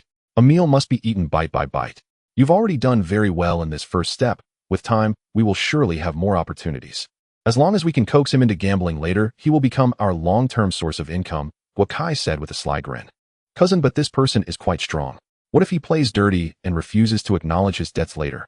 Remembering the past, he added, he'll bring over 10 or 8 people. I don't believe he would dare to default then. Guokai scoffed. He can fight 2 or 3 people, but do you think he can take on 10 or 8? Upon hearing this, Song Er felt reassured. In the kitchen, Song Qing was cooking while his wife helped with the fire. Watching her busy husband, Lu Cece couldn't help but say, Today I saw you chatting with Song Er at the construction site of the new house next door. He came to visit you. Oh, you saw it. Song Qing looked at his wife. The new house's construction site was just 10 meters away, so it was normal for his wife to hear some noise. Yes, he visited me and said the previous matters were misunderstandings, and he apologized to me. Song Qing spoke honestly. Are you worried that I might continue to associate with him and even gamble again? Seeing his wife ask this way, he realized she likely had concerns in this regard. It's not that I'm afraid, I just feel that Song Er has never been a good person. Now that he suddenly visits you, I'm afraid he has some ulterior motives. What if he becomes friends with you again? I worry that over time. Lu Cece didn't finish her sentence. Indeed, seeing how well Song Er seemed to get along with her husband today made her feel uneasy. She was genuinely afraid that her husband might not resist associating with Song Er for too long and would fall back into gambling. What could happen then? She didn't dare to imagine any further. Their home had become quite good, as she didn't want any unexpected incidents to occur. Seeing the worry on his wife's face, Song Qing sighed softly. He understood his wife's concerns and thoughts, given that he had done some terrible things during that time, although he had changed significantly recently. Life would get better. However, perhaps seeing him interact with Song Er again made her worry that he might be led astray. Wife, I understand your worries, but don't worry. I swear I will never gamble again, and I won't get close to Song Er. I said I would turn over a new leaf. I am already doing so. I won't do anything to let down our family or you. Now all the money is entrusted to you for safekeeping, you can rest assured. As for Song Er visiting me today, I know what his intentions are. I won't be fooled again. Song Qing patiently explained. He couldn't tell his wife that he wanted to take revenge on Guokai, perhaps by temporarily easing his relationship with Song Er, or even finding an opportunity through him to secretly take revenge on Guokai. But if he told his wife that, she probably wouldn't understand or believe him. After all, she knew he didn't know Guokai at all, let alone anything about revenge. Saying it out loud would be too far-fetched. It was better left unsaid. Seeing his wife silent, Song Qing continued to explain, I know why Song Er suddenly approached me wanting to ingratiate himself. He must have seen that we've made quite a bit of money and have a good amount saved up, and now he wants to find an opportunity to squeeze money out of me. I am well aware of this. So I won't be fooled. Wife, you must trust me, your husband is not that foolish. If he dares to play tricks on me, I will make sure he pays the price. Song Qing said earnestly. Upon hearing this, Lu Cece finally believed him a little. Since her husband seemed to understand that Song Er was coming with ulterior motives, she felt reassured. I believe you, but you must be careful. A rogue like Song Er might devise some schemes to trap you. Lu Cece reminded him. Don't worry, wife. I will be cautious. Song Qing replied with a smile. However, he thought to himself that he couldn't let his wife worry about this matter anymore. Even if he wanted to contact Guokai through Song Er for revenge, he had to do it discreetly and not let his wife know about his frequent interactions with Song Er. Otherwise, it would only cause his wife to worry. Yet this grudge must be avenged. In his past life, Guokai had taken away his money, ruining his family. He could never let go of that revenge.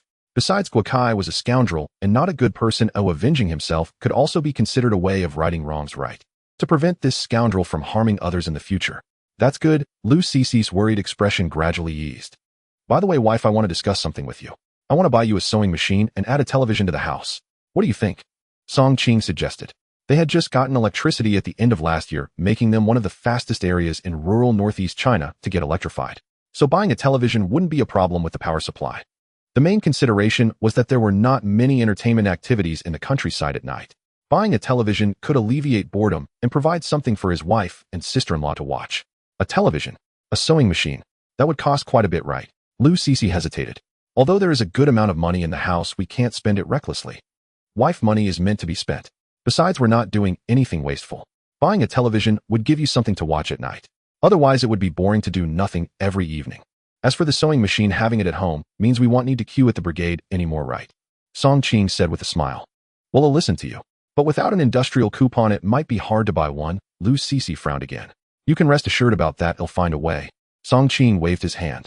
He would probably need to go to the black market in the county town to obtain an industrial coupon for the television. Just in time, he planned to visit the county town soon. Early the next morning after having breakfast, Song Ching took cash and his savings book, driving Lu Cece to the town to deposit money. Upon arriving in town, he deposited 2,000 yuan, leaving a total of 7,000 yuan in his savings book. However, he still had over 900 yuan in cash on hand.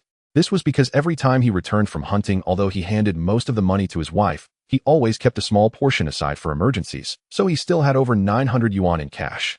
After depositing the money, he said, "Wife, you can ride back home first. I need to make a trip to the county town." Song Ching planned to visit the black market in the county town to procure some items. Are you going to stay overnight in the county town tonight? Yes, the black market opens at night. Song Ching nodded. All right then. He felt reassured about his wife riding back during the day. After bidding farewell to his wife, he boarded the bus to the county town. By noon, he arrived at the county town, checked into a small inn, and then headed out to stroll around. He first visited the supply and marketing cooperative in the county town. It had to be said that the cooperative was quite large. After entering, he took a leisurely tour. He actually intended to buy clothes for his wife. After all, the garments made by tailors in the countryside or those he made himself were, to be honest, not very aesthetically pleasing. They were practical, but not good-looking. However, after looking around, he found that the ready tower samples at the cooperative were very few, and he couldn't find anything suitable.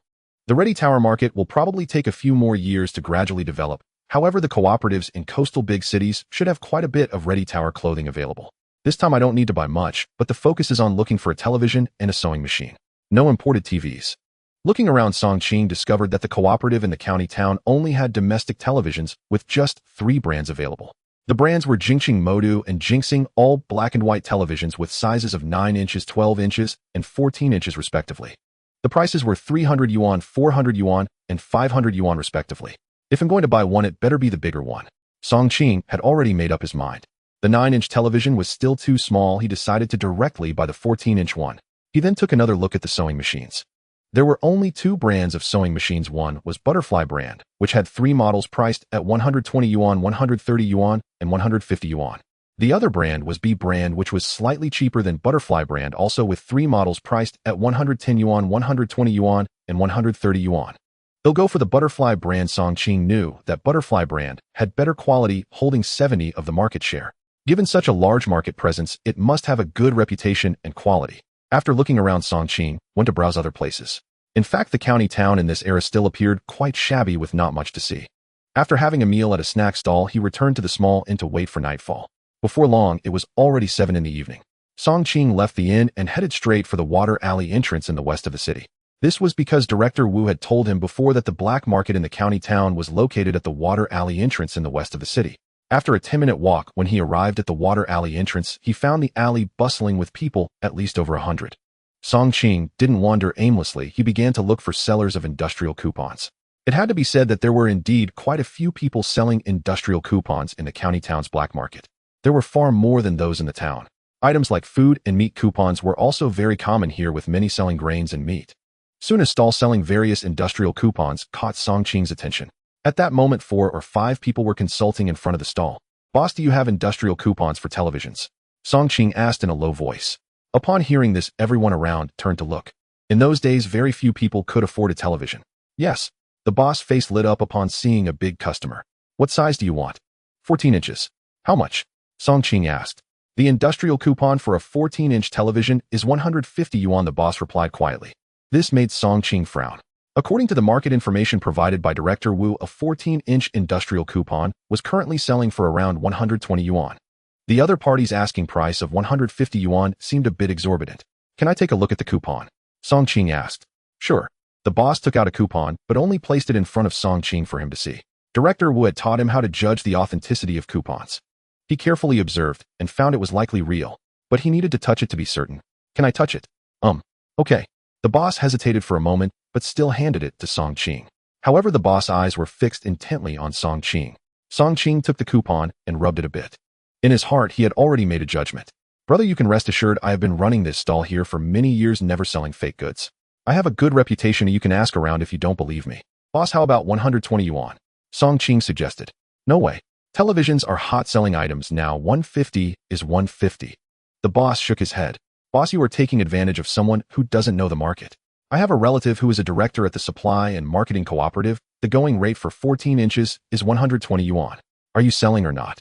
If not, I will leave, Song Qing said, preparing to walk away. Hey, big brother, wait a minute.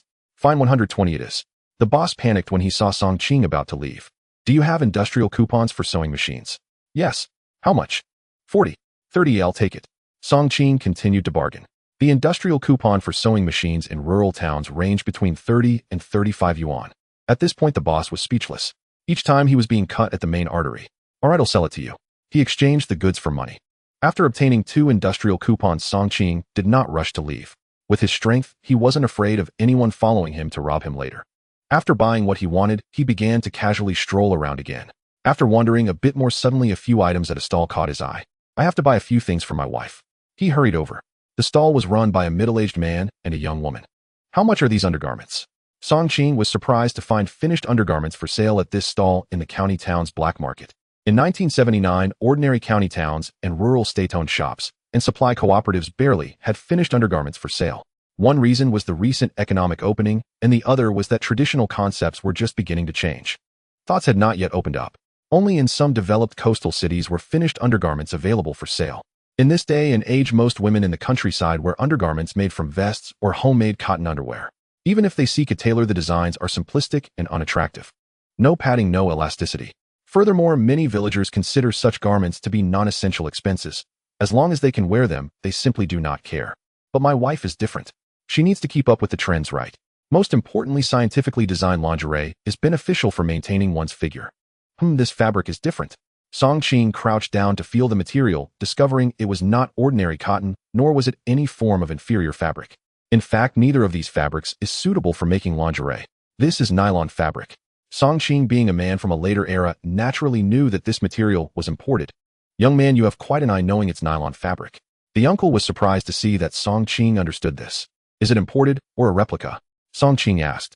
It's definitely imported. This is a Hong Kong brand nylon bra. The uncle's daughter blushed slightly upon seeing a man here to buy lingerie. Of course, Song Qing did not care about the gazes of outsiders. How much for each piece? Song Qing inquired. This is imported merchandise, 10 yuan each. The uncle replied quietly. Too expensive, let's lower the price. Song Qing did not expect imported goods to be sold here. He decided to buy a few pieces for his wife. Though not cheap, it was the thought that counted.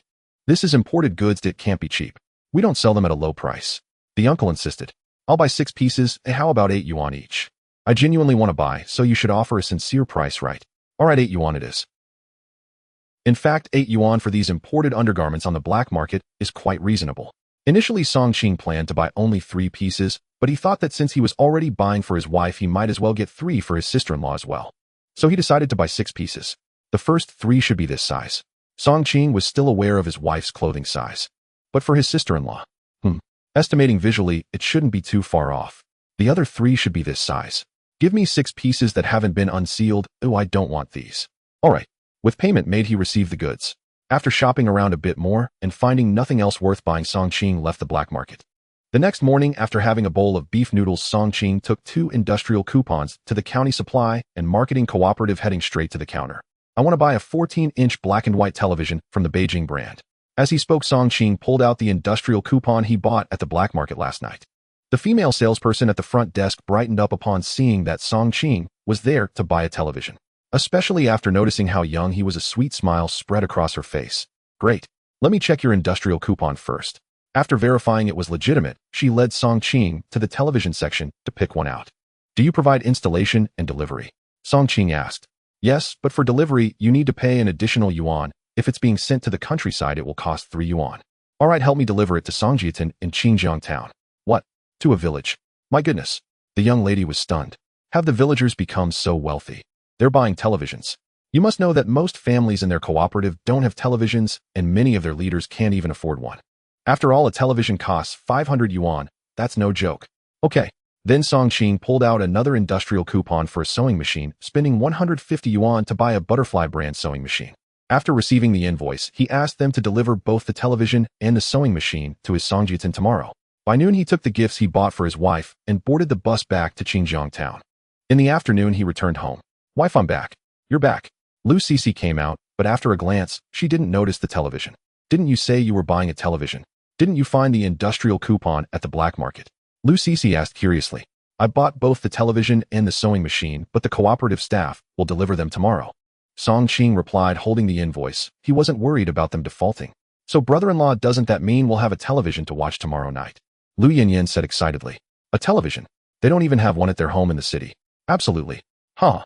Then doesn't that mean our family will be the first in the village to own a television?" Lu Yanyan exclaimed with excitement. "No, perhaps we'll be the first in the entire town." Song Qing joked.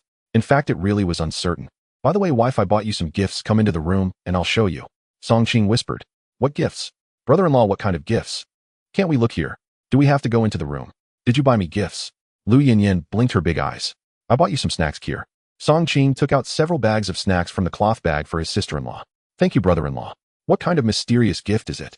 Lu Cece was pulled into the room by Song Qing, yet she felt quite excited. Closing the door, Song Qing took out the 6 Hong Kong brand nylon bras from the cloth bag. "Tada!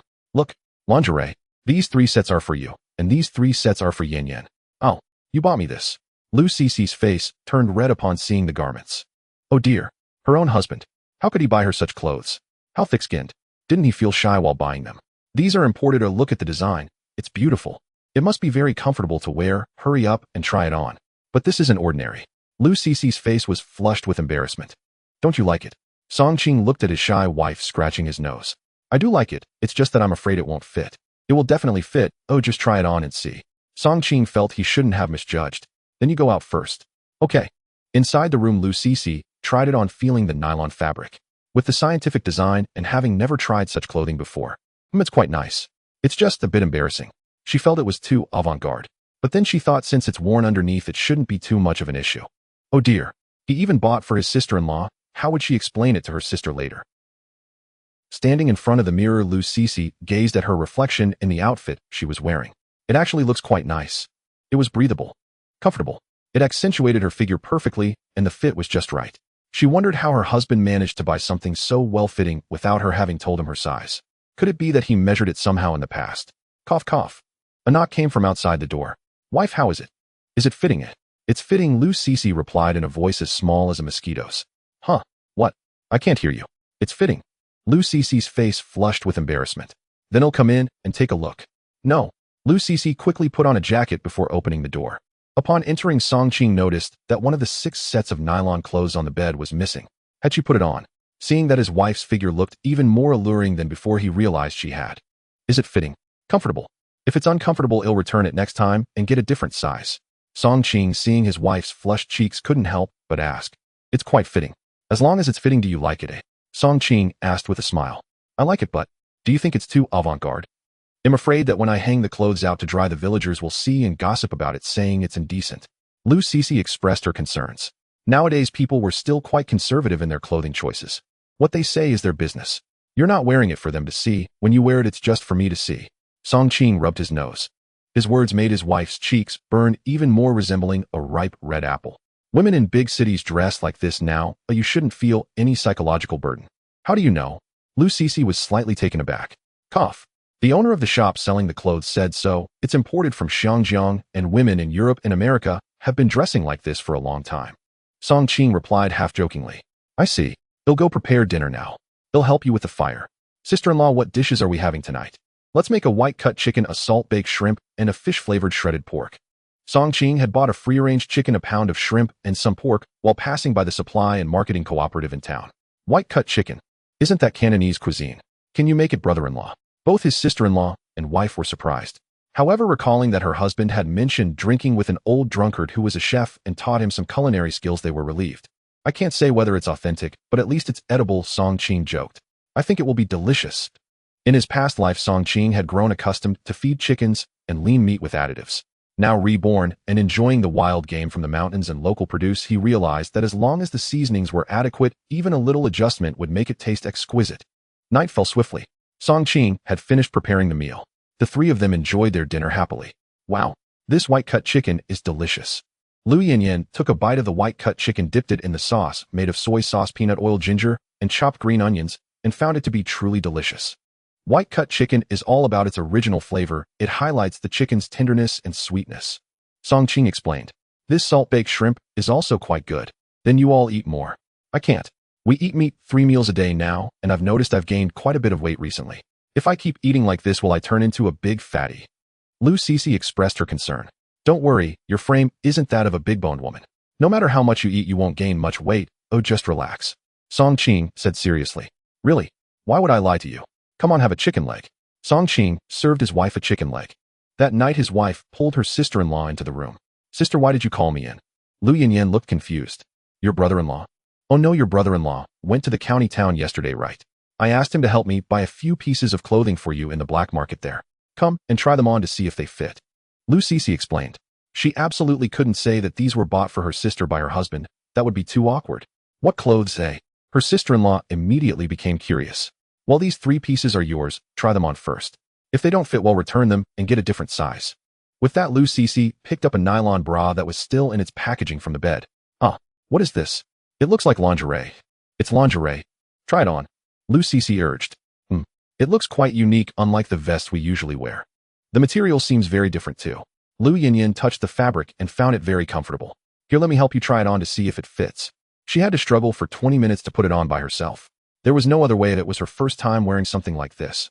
It certainly required some exploration. Oh. Soon his wife helped her sister-in-law put on the clothes. Is it too tight? Is it snug? Is it uncomfortable, eh? Lu Cece asked. Not tight at all, it feels just right. Very comfortable. It feels nothing like the loose and saggy feeling before. It feels as if there's a pair of hands supporting me, a sensation I've never experienced before. Lu Yinyan exclaimed in amazement after feeling it. I want to see the mirror. With that, she walked to the mirror to take a look. Wow, sister, this outfit is really beautiful. Sister, I feel like I've gotten bigger.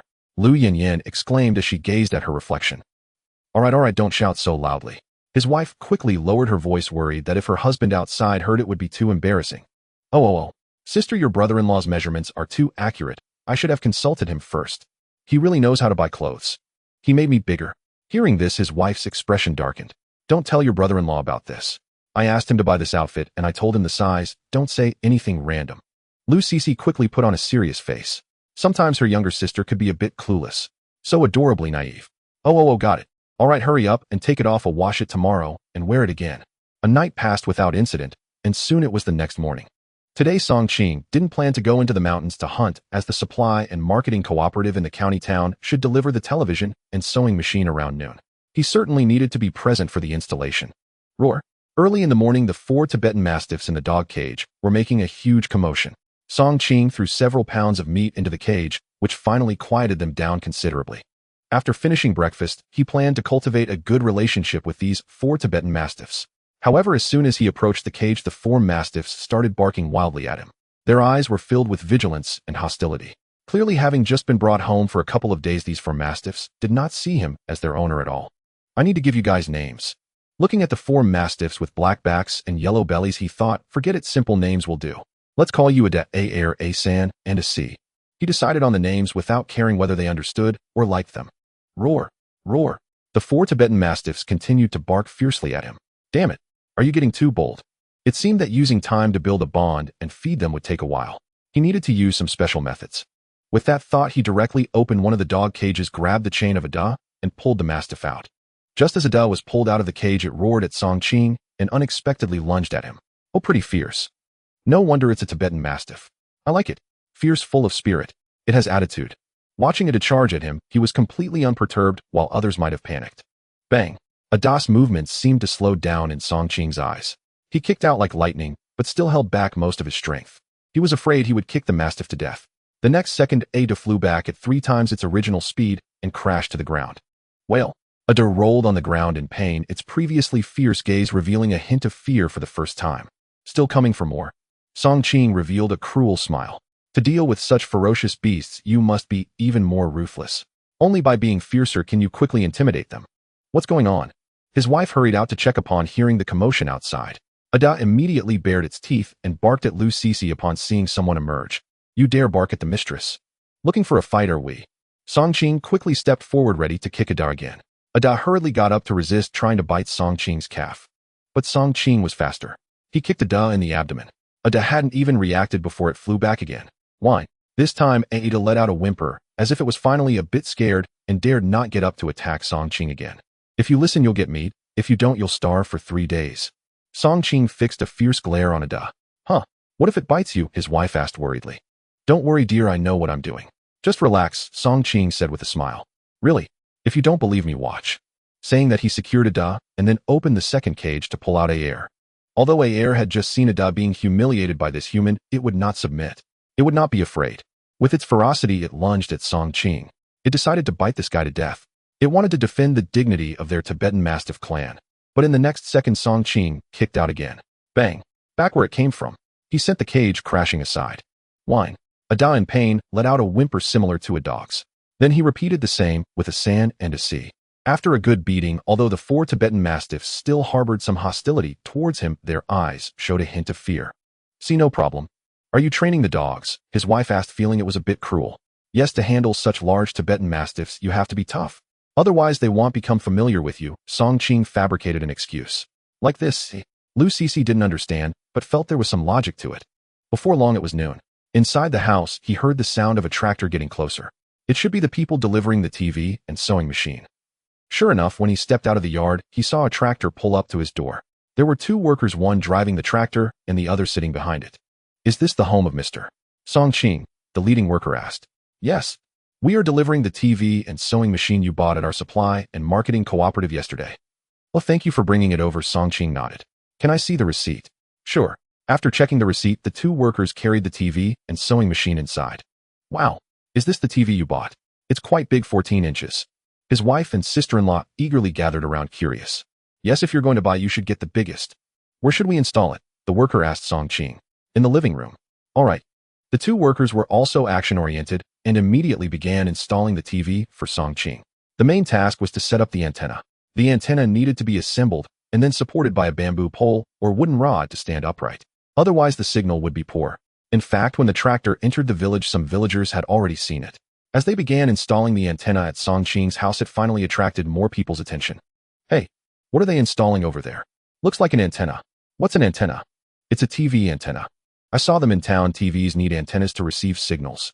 Oh my, isn't that Songqing's house? Did he buy a TV? Aren't TVs expensive? By the afternoon, many villagers had heard this news. Even many villagers, including the elderly and children with nothing to do, came over to watch the excitement. Qingzi, that TV isn't cheap, right? Old Song also came over to join the fun. I spent over 600 yuan on this TV using industrial coupons from the black market. Oh, you have the first TV in the village. No, it should be the first TV in several nearby villages. Anyway, I haven't seen any family in the vicinity that owns a TV. Old Song sighed. You know, in 1979, the TV penetration rate in rural areas was less than 1. So who in the countryside could own a TV back then? Being able to buy a bicycle was already considered a wealthy household. Let's be the first to take care of this matter, Songqing said with a smile. Old master, I will remember this, Songqing nodded solemnly. As he installed the antenna and tuned the television, more and more villagers gathered to watch. Now, not only had he added a lot of furniture to the house, but he had also bought a bicycle, a television, and built a new house. To be honest, he had become the richest in the village. I will keep that in mind, Grandpa, Songqing replied earnestly. Many of the villagers who had never seen a television before were curious. Qingzi, where did you buy this television? Qingge, how much did this television cost?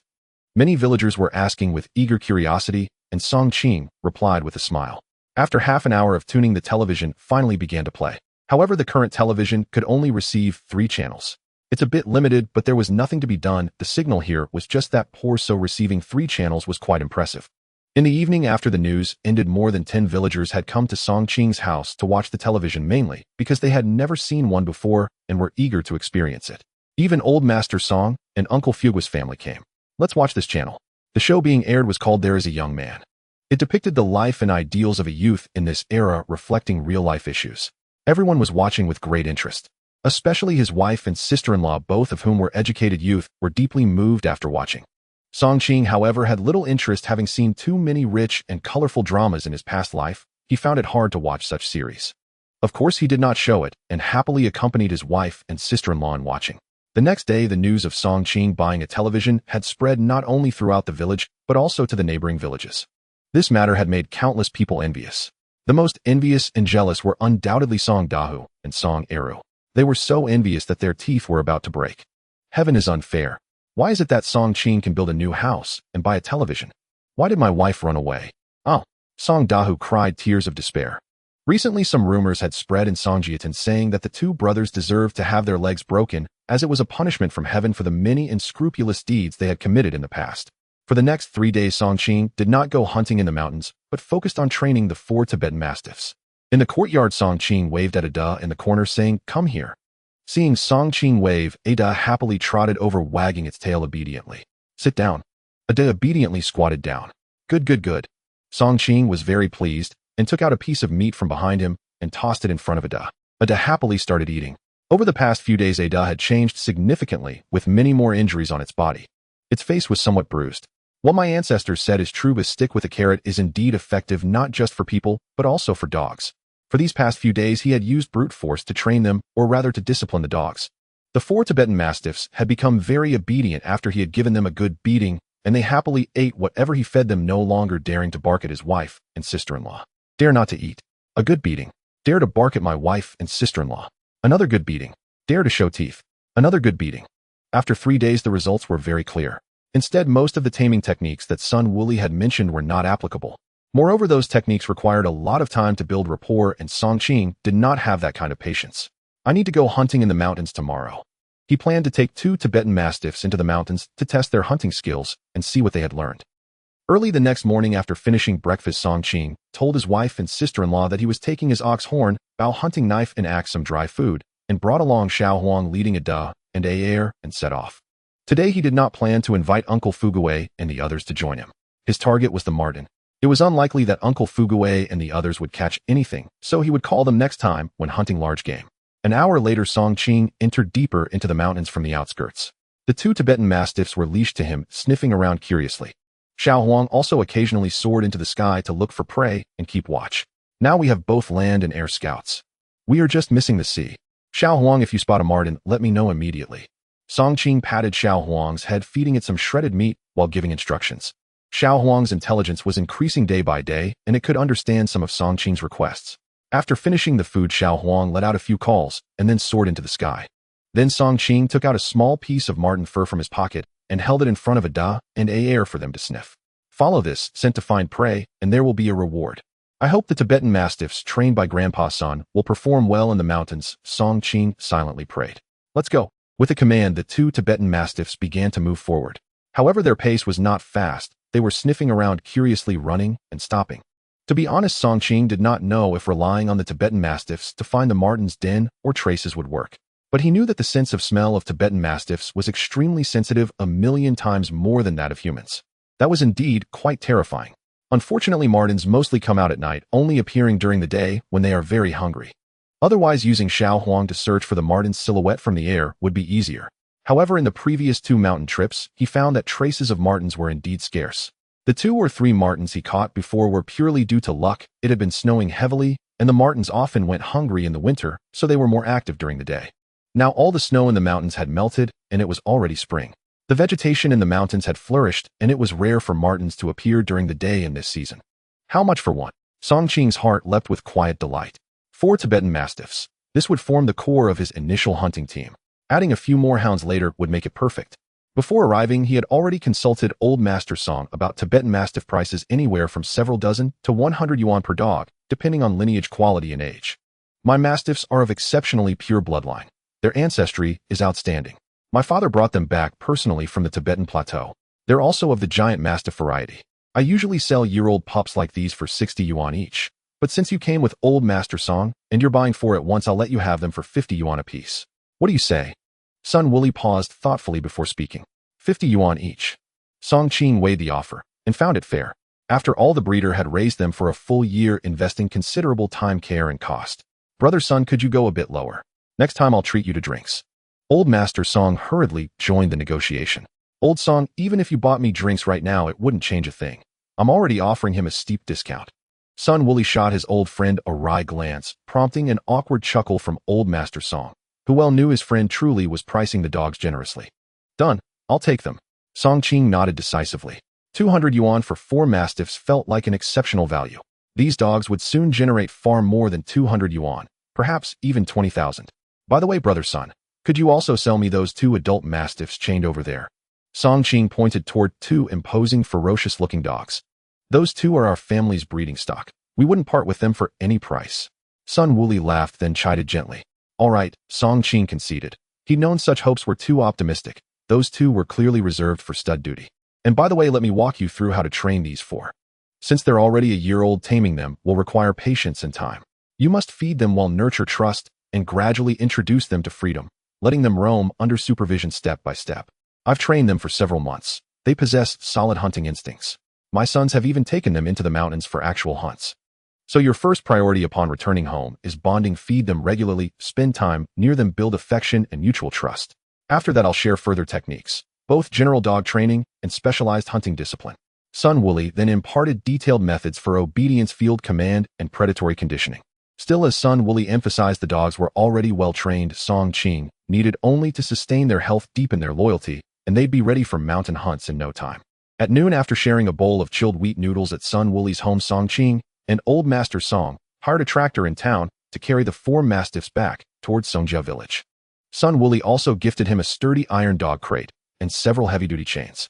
By afternoon, when Song Qing arrived home with the mastiffs, his wife and younger sister-in-law rushed out, curious and wide-eyed.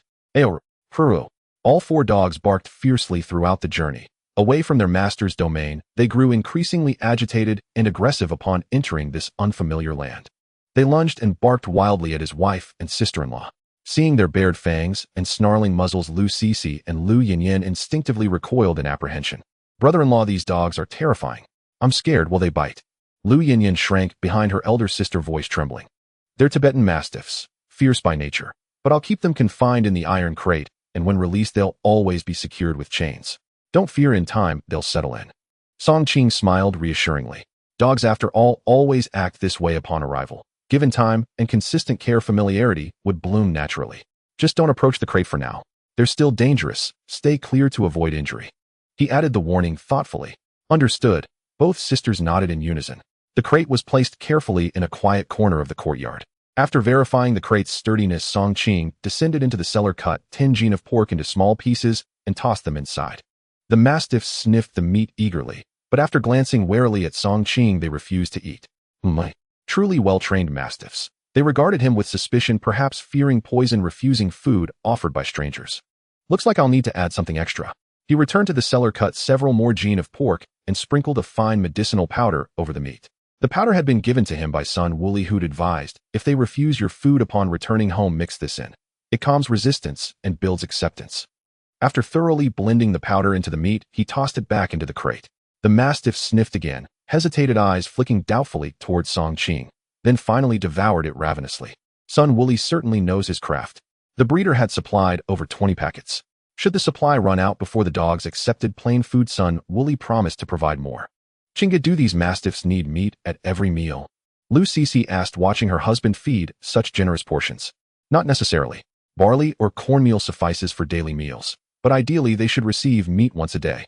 Alternatively, every 3 to 5 days is acceptable. That's still quite costly, Lu Sisi remarked. Indeed, Song Qing replied with quiet confidence. Yet our household can afford it. He planned to feed cornmeal or grain in the morning and at noon reserving meat, or bones and offal, at night. These dogs were still growing. Optimal nourishment was non-negotiable. Don't forget, I hunt in the mountains regularly. Animal organs, bones, and entrails will more than suffice for their diet, so cost need not trouble you. Lu Sisi reflected and agreed. Just last time, 30 wild boars yielded more offal than they could consume. Once the dogs were settled, he walked next door to inspect progress on his new house. Did you hear?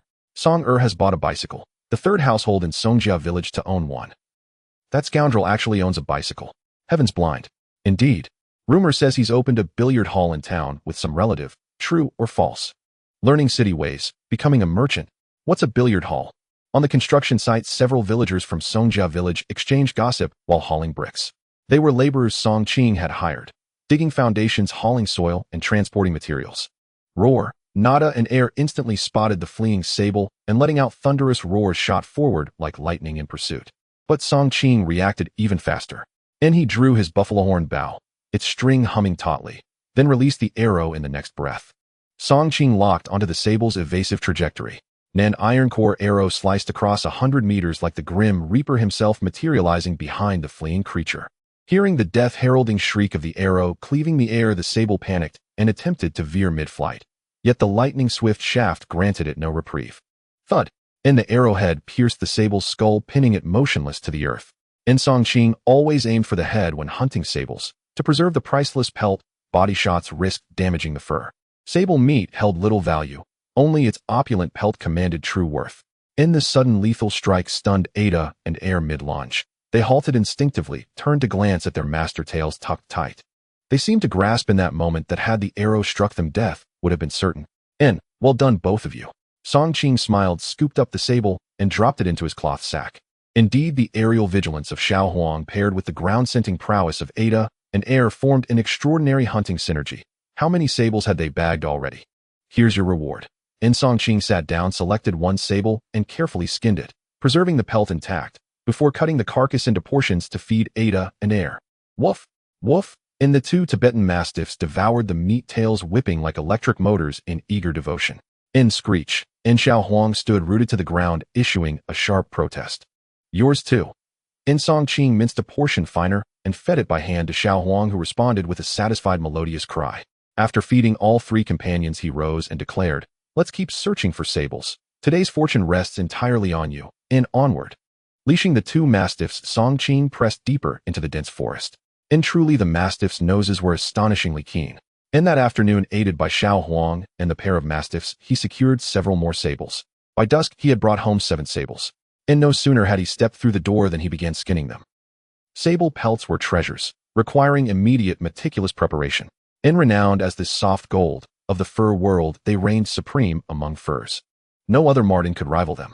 Even the North American mink, raised commercially in later eras, bore only superficial resemblance, its pelt far less esteemed. During China's Qing dynasty, only imperial family members and second-rank officials were permitted to wear sable fur. Brother Qing, such an abundant haul today, his wife asked, astonished at the dinner table. Truth be told, today's success owed as much to luck as to Xiao Huang and the two mastiffs. They were indispensable. Without them, I'd count myself lucky to bag even one. Traditional sable hunting was extraordinarily difficult. Most hunters relied on traps, a method dictated as much by skill as by sheer fortune. Ancient lore warned of 10 trappers who venture into snowbound mountains, none return alive. Legend held that the Buddha 8 banners required each adult male to submit 1 sable pelt annually, but only around 340 premium quality sable pelts were collected per year. This alone attests to the sable's elusiveness. Song Qing's capture of 7 today stemmed from 2 advantages: the unmatched coordination of Xiao Huang and the 2 mastiffs, and his own peerless archery. Within 250 meters, his aim was virtually infallible. Even if startled awake, smoked out, or flushed from its burrow, the sable, swift, agile adept at scrambling up trees and leaping between branches, stood no chance against Song Qing's arrows. It never escaped beyond that 250-meter radius. Compare this to seasoned hunters like Uncle Fugue, even armed with firearms. Yet, given the sable's small size, uncanny agility, and explosive speed, once it burst from its den, hitting it at distances of 10, 20, or even dozens of meters remained a near impossible feat. It seems your decision to raise mastiffs was astute, Lu Cixi remarked, impressed. Brother-in-law, a single sable pelt fetches 300 or 400 yuan. So today alone you've earned over 2,000. Wow. Lu Yinyan's eyes widened. To her brother-in-law earned money as effortlessly as drinking water, whereas even her father earned only 60 yuan monthly. Exactly. Wow, brother-in-law, you're amazing. Here, let me reward you with a leg piece. Keep up the great work. She promptly placed a sable leg portion into Song Qing's bowl. Oh, what a sweet tongue you have. Next time I'll buy you a wristwatch, Song Qing replied, smiling. Really? Her eyes lit up. She'd long coveted a watch, having seen her sister wear one yet dared not ask, while living under her brother-in-law's roof and sharing his meals. Don't waste money, Lu Cixi interjected. It's just pocket change, and besides I'll need one too soon. Judging time by the sun's position is unreliable when hunting deep in the mountains. Fair enough. You decide. It's your hard-earned money, Lu Cixi conceded after a moment's reflection. She hadn't expected him to offer a watch to her younger sister, proof indeed of his genuine affection for her. Recalling how he'd once contemplated selling her sister to settle debts, then contrasting it with his present generosity, she found the transformation utterly unimaginable. Thank you, brother-in-law. Thank you, sister. Hee hee. From now on, feeding the dogs and Xiao Huang is my responsibility, Lu Yinyan declared with cheerful confidence. By the way, will you sell the pelts tomorrow, or, his wife asked. Not yet. Tomorrow at dawn I'll head back into the mountains. I'll test my luck once more. Very well. And the next morning Song Qing set out again, buffalo horn bow in hand accompanied by Xiao Huang, Ada, and Heir. Yet fortune proved less generous this day. Though aided by the 2 mastiffs and Xiao Huang sables were never abundant in the deep wilderness, their numbers remained scarce. Sable hunting had persisted in northeast China for centuries, and intensified sharply over recent decades, causing severe population decline. Most hunters still relied on traps, but with so many hunters, active pressure mounted relentlessly. And moreover, female sables bore gestation periods of 229 to 276 days and produced only 2 to 4 kits per litter, making them inherently slow to replenish. Thus, Song Qing secured only 4 sables that day, and just won the following. On the way back, Song Qing thought to himself, it seems that the purple minks in the nearby mountains and forests are almost all gone. Next time I need to go somewhere farther away. So perhaps in the future I will have to consider spending the night in the mountains. However, I worry about my wife being anxious. Early the next morning after finishing breakfast, Song Qing took his bankbook, brought along 12 pieces of processed purple mink fur, and rode his bicycle to the town. As soon as he arrived at the supply and marketing cooperative, he sought out Wu Junhua. Brother Wu, I've brought you some good goods this time, Song Qing said with a smile. Oh, Brother Song, what good goods do you have this time? I don't see your convoy around. Wu Junhua looked outside the door, but did not see any tractor pulling a cart full of prey. All he saw was Song Qing, holding a bulging cloth bag. Hee, it's purple mink fur. Saying this, Song Qing took out several pieces of purple mink fur from the bag and placed them on the counter. Wu Junhua's face showed a look of shock when he saw the dozen pieces of purple mink fur. He counted them a total of 12 pieces. Brother Song, how many traps did you set to catch so many purple minks? Wu Junhua said in astonishment. Everyone knows that purple minks are difficult to catch. The most he had ever received at once was 6 pieces of purple mink fur. Now Song Qing presented 12 pieces all at once, which was indeed very rare. For the first time, it's a secret, Song Qing said vaguely. All right, everyone knows your skills, Brother Song. Shall we check the goods first? Sure. The fur is all in very good condition. How did you manage that? Wu Junhua was a bit curious. Generally speaking, the fur from the body of the purple mink is absolutely the best part, but during the hunting process, it is inevitable that some damage will occur. For example, from a gun, arrows, or traps. However, in this batch of fur from Song Qing, almost none showed any signs of damage. I shot them in the head, so the fur from the body was preserved, Song Qing explained. Then your marksmanship is truly precise. Wu Junhua gave a thumbs up. If he knew that Song Qing was using a cow horn bow, he would not know what level of shock he would experience. Outside the supply and marketing cooperative, someone passed by, and that person was none other than Song Song Qing. Seeing Wu Junhua discussing prices with Song Qing inside the cooperative, he was slightly surprised. Is that purple mink fur? Looking at the dozen pieces of purple mink fur, Song was stunned. Song Qing is selling purple mink fur, and he's selling a dozen pieces at once. My goodness.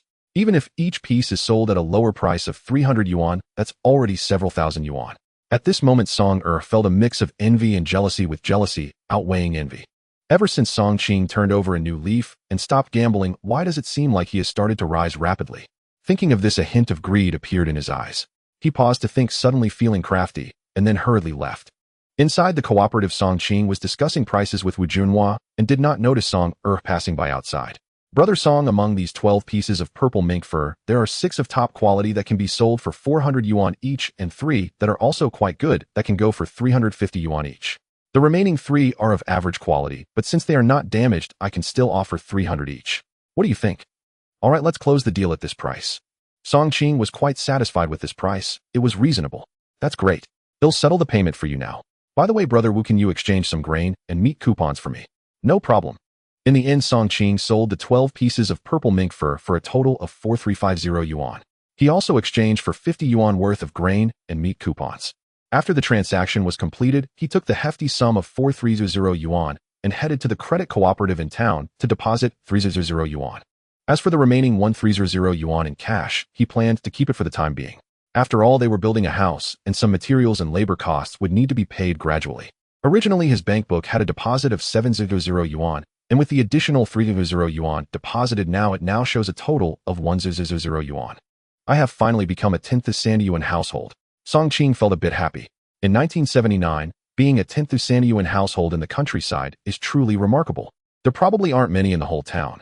After depositing the money, he bought 20 pounds of pork, a local duck, 2 pounds of beef, and some condiments before heading back to Songjiaten. By noon he returned home. Buying so much pork, are we going to eat it for a week? His wife reminded him upon seeing the large amount of groceries Song Qing had bought. There are still 7 or 8 pieces of purple mink meat at home that haven't been used yet. The weather is gradually warming up, making it inconvenient to preserve. Hey, let's keep some for the 4 Tibetan Mastiffs, and Xiaohuang, it won't hurt to save a little for ourselves. By the way, dear, let me share some good news. Can you guess how much we have in savings now? Song Qing smiled as he shared this. Could it be 10,000? Haha, you guessed it right, but no reward.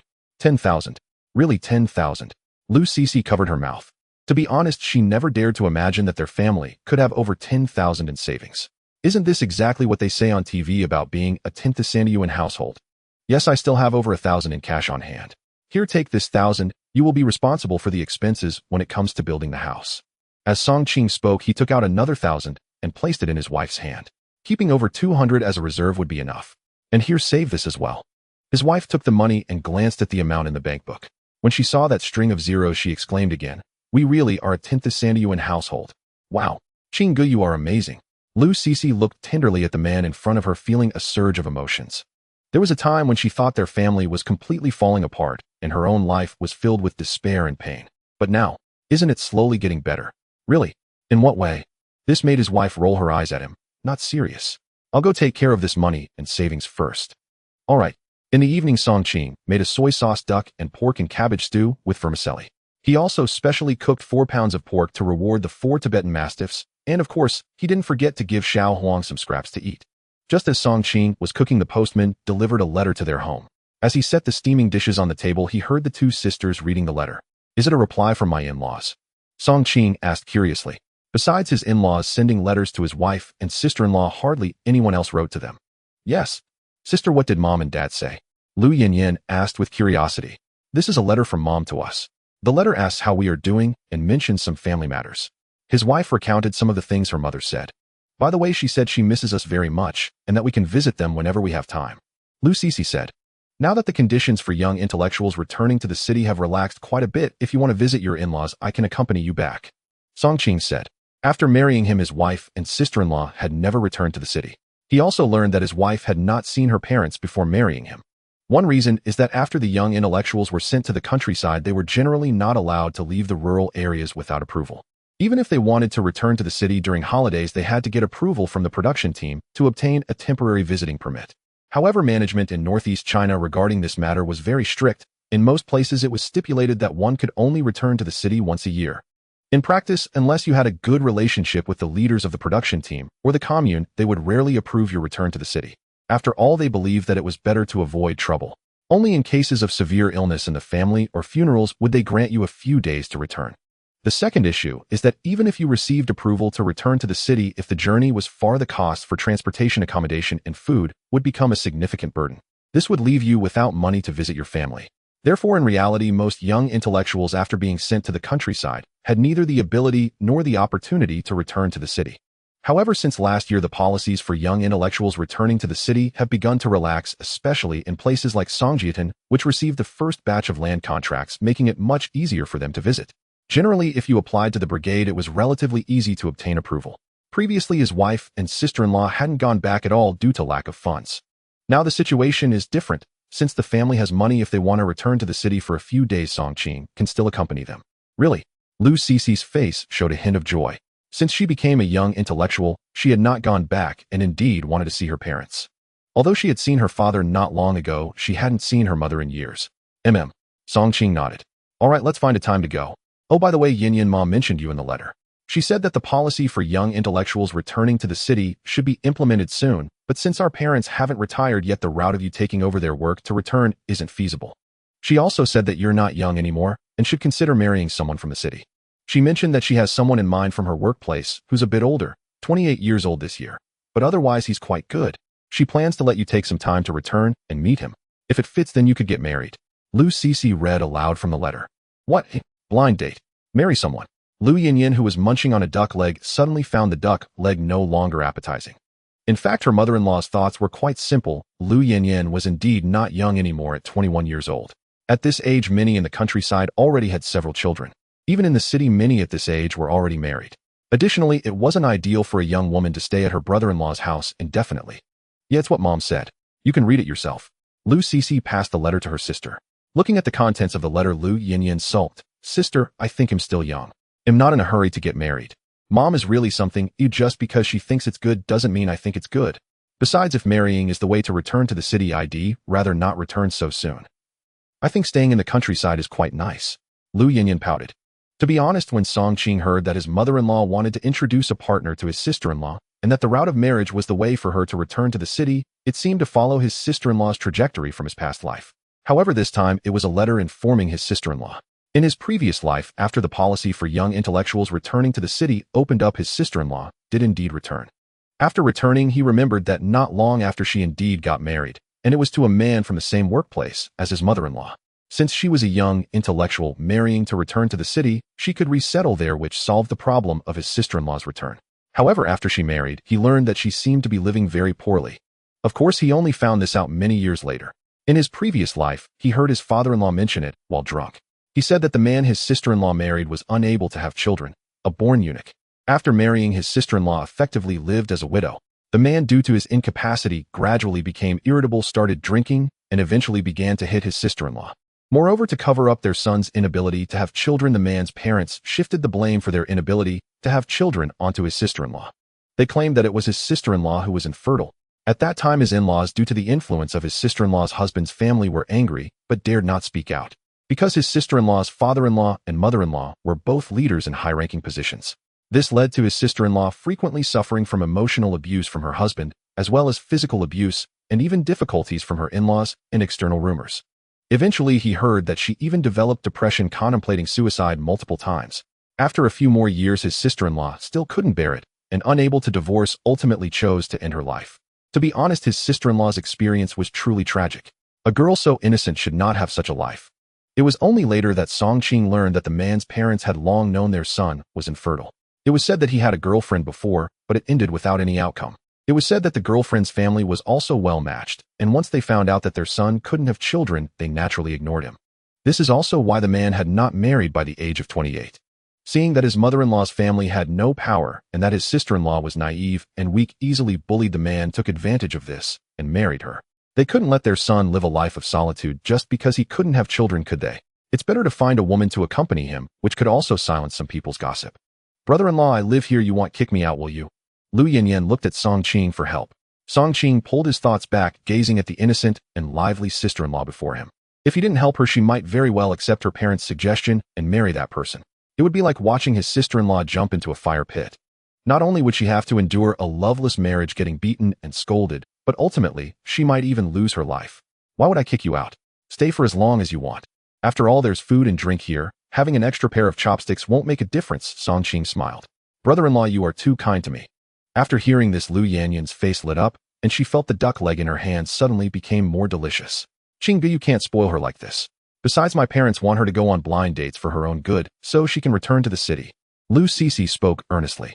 I understand my in-laws' intentions, but marriage is a serious matter. We shouldn't rush into blind dates or marriage just to return to the city. Marriage is a lifelong commitment. If it comes to it, I can give my father-in-law some money to use his connections and arrange a job for Yin Yan. This way she won't have to rush into marriage just to return to the city, right? Song Qing said. For him, giving a few hundred or 1,000 yuan wasn't a big deal. If he didn't help his sister-in-law, given the current trend, many women would follow the orders of their parents and get married that way. Really? What if? Lu Cece hesitated. She also felt that if there were other ways, it would be best not to pursue the path of relying on marriage to return to the city. To be honest, this path was not an ideal choice. Especially after she had been married, she knew that if one married the wrong person, happiness in the second half of life would be very hard to guarantee. She had first-hand experience. Had it not been for her husband turning over a new leaf, she couldn't imagine what kind of life she would be living now. It's just a small amount. My money is also your money. Would you really stand by and not help Yin Yan when she is in trouble? We are family. Song Qing smiled and waved his hand. Seeing her husband willing to spend money to help her sister find a way back to the city warmed her heart. All right, we can talk about it later, Lu Cece said with a light smile. If it really could work that way, she would agree with this approach, using money to create connections to help her sister find a job, allowing her sister to pursue love freely later on. They were well-educated and had a broader mindset. Sister, brother-in-law, you are all so good to me. Why don't you hurry up and have a child? I can help take care of it. Otherwise, I feel guilty just eating and drinking at home all day," Lu Yinyin said with a grin. This made Lu Cici's cheeks flush. "Sister, why aren't you speaking? You're not young anymore, you're already 25. It's time to have a baby," Lu Yinyin reasoned. Seeing this, Song Qing felt a surge of joy. This was definitely not a situation that needed to be interrupted. He actually wanted to have a child soon. "Let's eat. Adult matters shouldn't concern you children," Lu Cici shot her sister a glare. "Sister, you just said I wasn't young anymore and should get married. How come now you say I'm a child? That's double standards." Lu Yinyin pouted.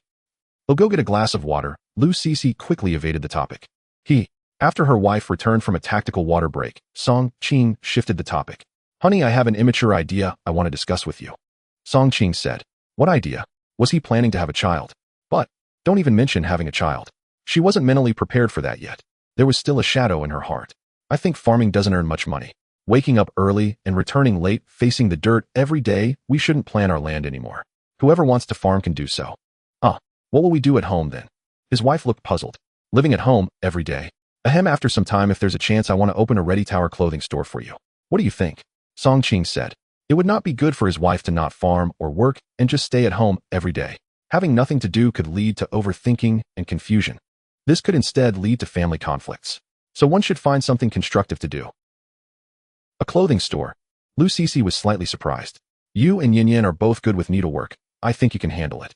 You could also find some skilled seamstresses from nearby villages to produce clothes, turning it into a Ready Tower store." Song Qing was not joking. With the vision from his previous life and what he had seen regarding business models and the history of clothing development, combined with the various updates and iterations he had observed, he could definitely share some advanced designs with his wife, or even simply sketch some clothing design ideas for her to see. The clothes design would undoubtedly be both attractive and trendy, so there would be no shortage of a market. Take simple underwear, for example. He could casually mention a few styles that were definitely better looking and more advanced in design than what was currently available worldwide. The underwear market in the mainland was just beginning to sprout. Not to mention making other clothes. Even just starting the underwear business would present a huge opportunity. While opening a store cost a lot. "I don't know if I can manage it or I can't design either." Lu Cici still felt a bit insecure. "I can give you inspiration for the designs. Actually, I already have several concepts in mind for more beautiful and scientifically designed underwear that you wear. As for being capable, as they say, it's better to be bold than to be overly cautious. As long as you dare to think, to do, and to strive, you will definitely progress and succeed." Song Qing encouraged. I can't hunt forever. We have money now, so we should consider starting a business or something, right? You all have been educated and should understand this logic. What if one day I can't hunt anymore? Wouldn't I be unemployed?" Song Qing said with a smile. Hearing this, his wife felt it made sense, especially since she was very worried about her husband encountering danger while hunting in the mountains. If their family could do some small business, it would indeed be a good idea. "Qingge, you have a point. We can't stick to one path until the end. So when should I open this store?" Lu Cici was already feeling eager. "No rush. Before starting a business, we need to research the market. It's best to understand the sales channels before making a decision. If we blindly produce finished clothing without doing our homework, we would suffer huge losses if they don't sell," Song Qing said. After hearing this, Lu Cici also thought it made sense. She realized her husband seemed quite knowledgeable about business. Not at all like someone who grew up in the mountains. "Brother-in-law, if my sister opens a store, can I help out?" Lu Yinyin was also quite interested. She felt very fashionable and comfortable in the clothes her brother-in-law bought for her, and most importantly, they were flattering. "Of course you can," Song Qing replied with a smile. "After I finish eating, I'll draw some lingerie designs I've imagined for you to see. You can use some existing fabric to sew a sample and see how it turns out. If the design works, we can source specialized fabric for making these clothes and then delve deeper into the design and research. What do you think?" Song Qing said to his wife. "Sounds good." At that moment, his wife was also curious about what kind of designs her husband had in mind. After dinner, the sister-in-law went to clean up the dishes. Song Qing began doodling on the coffee table with his wife. "Look, this is my first design." Song Qing didn't have professional drawing skills and didn't label sizes. He just sketched out the general shapes and structures. "What do you think? Is it nice?" At that moment, his wife's cheeks turned bright red as she looked at the drawing. She thought her husband's drawing skills were poor, but the lingerie he drew appeared even more avant-garde and fashionable than what she was currently wearing. For example, he made the straps thinner and enhanced the shapes of the front pieces to make them visually more appealing. "It looks pretty good." Her face turned red to the tips of her ears. She couldn't understand why her husband knew all this. Did he come up with it just through imagination? "By the way, I'll also draw a sample of the pants for you." Song Qing started drawing the pants. "Oh, these pants. Are they triangular? What is this design?" This was her first time seeing something like this. Following that, Song Qing drew several other styles of clothes and pants. Various avant-garde designs, all sorts of cutouts, all kinds of bold styles that left Lu Cece dazzled. He even drew some playful outfits from his past life. It couldn't be helped. In his previous life, information exploded, and he could see these styles through various channels and even in physical stores. Qing, your designs look very nice and quite bold, but won't such designs be too much for people to accept? What if everyone is unable to accept it and doesn't dare to buy? His wife worriedly asked. Looking at these designs, she felt her entire being was flushing. If men saw such clothes, wouldn't they just lose their minds? Ahem. Dear, don't limit your vision to our small county or town. We should target customers in big cities where there are plenty of wealthy people and avant-garde fashion-forward women. We need to make money from these people. Relying on ordinary folks won't make us rich. Song Qing earnestly instilled a cross-era mindset in her. Besides, we shouldn't just focus on the domestic market, we can also target foreign markets. You know that people in Europe and America are quite fashion-forward, and they might really like the styles we design. Song Qing explained with a smile. Oh, are you suggesting we do export trade? Lu Cece couldn't even dare to think about it. Isn't that possible? I still say the bolder the person, the greater the outcome. Song Qing chuckled. Well, that seems to make sense. All right, I will design a few outfits for outside wear. Saying this, Song Qing began sketching some popular clothing styles from the 1990s. For example, high-waisted flared jeans, denim jackets, suspender skirts, side-striped sweatpants, even ripped jeans, and so on. When Song Qing drew these design patterns, Lu Cece was left speechless. Although they looked strange and hard to comprehend, they actually appeared quite nice. She just found it hard to accept at the moment. Qing, you are so talented. Have you studied design before? Lu Cece asked curiously. I haven't studied it. I just went to the black market a couple of times and saw some clothes that were designed terribly with ugly styles. So for the past little while, I've been thinking about my ideas while sleeping at night, wondering if such designs would be popular. Song Qing said seriously. The clothes he had just designed were all styles popular in the 1990s. If they were placed in the present, they would definitely be a game changer. You wouldn't be a genius as described in books, would you? Are you a design genius? Song Qing was slightly taken aback, but shamelessly accepted it. Just be a literary plagiarist for a day. That night his wife couldn't sleep. She knew her husband was strong in hunting, but she didn't expect him to be so genius in clothing as well. It made her feel like she had only scratched the surface of understanding her husband, especially regarding his thoughts and views on business.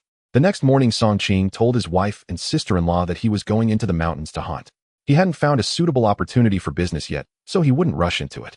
Thus, the family's main income still relied on hunting. He had already arranged to go hunting with Uncle Fu Gui early that morning. After preparing everything, he brought along dried food, Xiao Huang, and 4 Tibetan Mastiffs to Uncle Fu Gui's house. Qingzi, you're taking 4 Tibetan Mastiffs into the mountains today? Uncle Fu Gui was quite astonished at the sight of Song Qing's setup. Yes. Have you tamed these 4 Tibetan Mastiffs? Uncle Fu Gui still had some doubts. He knew Song Qing had recently raised Tibetan Mastiffs, but how long had it been since they were caught? They still hadn't been trained well, right? Aren't you afraid they'll run away once you get into the mountains? They are very obedient. Song Qing laughed and released the leash. The 4 Tibetan Mastiffs sat obediently in place. Obedient. They had all been trained by Song Qing's strength, especially Ada and Air, who had gone into the mountains with him before. Quite obedient, huh? How did you manage to tame these 4 Tibetan Mastiffs in such a short time? Uncle Fu Gui asked curiously. If they don't obey, just give them a beating. It's that simple and straightforward, Song Qing replied. Is it really that simple? Uncle Fu Gui and his son were a bit taken aback. It's getting late, let's head into the mountains. Sure. 10 minutes later, the 3 of them set off into the mountains. On the way, Song Qing communicated with Xiao Huang. If we find any small animals later, don't get attached. Today, we are looking for larger prey for animals and herds. Do you understand? Song Qing gestured to Xiao Huang. He didn't care whether the other Uncle Fu Gui, let's go to another mountain range. The area we usually go to probably won't have any big game left, Song Qing suggested. Mainly because they had been into the mountains so many times and each time they had great success. The chances of encountering a herd of sheep or wild boars again were quite slim. I trust your judgment. After walking for about 3 hours, they finally reached their destination. We're heading into the mountains. This time, we probably won't get deep until noon. It was already 11 in the morning. Along the way, Xiao Huang and the 4 Tibetan Mastiffs had made several discoveries. For instance, they found some wild rabbits and some silly roe deer, or perhaps some mountain chickens, but Song Qing thought it was a waste of time and chose not to pursue them. At this moment, Xiao Huang saw that its owner was not interested in pursuing the discovered prey. It gradually understood that its master was likely looking for larger game today. Thus, it began to search the skies more frequently for targets. An hour passed in the blink of an eye. In a low-lying forest area, the trees were sparse, but there were plenty of shrubs. However, due to the low-lying area, the wild vegetables and weeds on the ground were quite abundant. There were even several small ponds appearing. At this moment, about 20 deer were leisurely grazing here, while some were drinking water by the small ponds. In the sky, an immature eagle appeared from who knows where. It was none other than Xiao Huang. Xiao Huang looked at the group of deer below, excitement gleaming in its eyes. It wanted to cry out, but remembered its master's teachings to remain silent when encountering suitable prey to avoid scaring them away. So it quietly observed from high above for a few seconds before hastily returning along the way it came. Soon it returned to Song Qing's arms. Caught. Xiao Huang began to call out repeatedly. Song Qing, who understood bird language, quickly grasped what Xiao Huang was saying. Did you find a herd of deer behind that mountain? Upon hearing this, Song Qing's eyes lit up with joy. Of course he wouldn't voice this thought. Xiao Huang has done it again. Song Qing was overjoyed. A herd of deer. It had been a long time since he encountered such a sight. Hasn't Xiao Huang found them yet? Uncle Fugue asked. He was contemplating whether to find a suitable place to set some wild boar traps and snares. The morning had passed, and there were no gains yet. It might be better to set some traps and try their luck coming back tomorrow to check. Caught. Xiao Huang soared high again, flying ahead. Xiao Huang must have discovered something. Ooh, let's follow. Remember, don't be too loud. I fear if there are any big game around, we might scare them away, Song Qing said. Maybe there's a discovery. Then let's go. At this moment, Song Qing patted the 4 Tibetan Mastiffs, calming them down. If these 4 guys started barking wildly as soon as they got there, it would be bad if they scared everything away. Thinking this way, Song Qing planned to observe first and let Uncle Fugue hold on to the 4 Tibetan Mastiffs so they wouldn't get too close for now. After all, he had only just begun to tame these 4 Tibetan Mastiffs.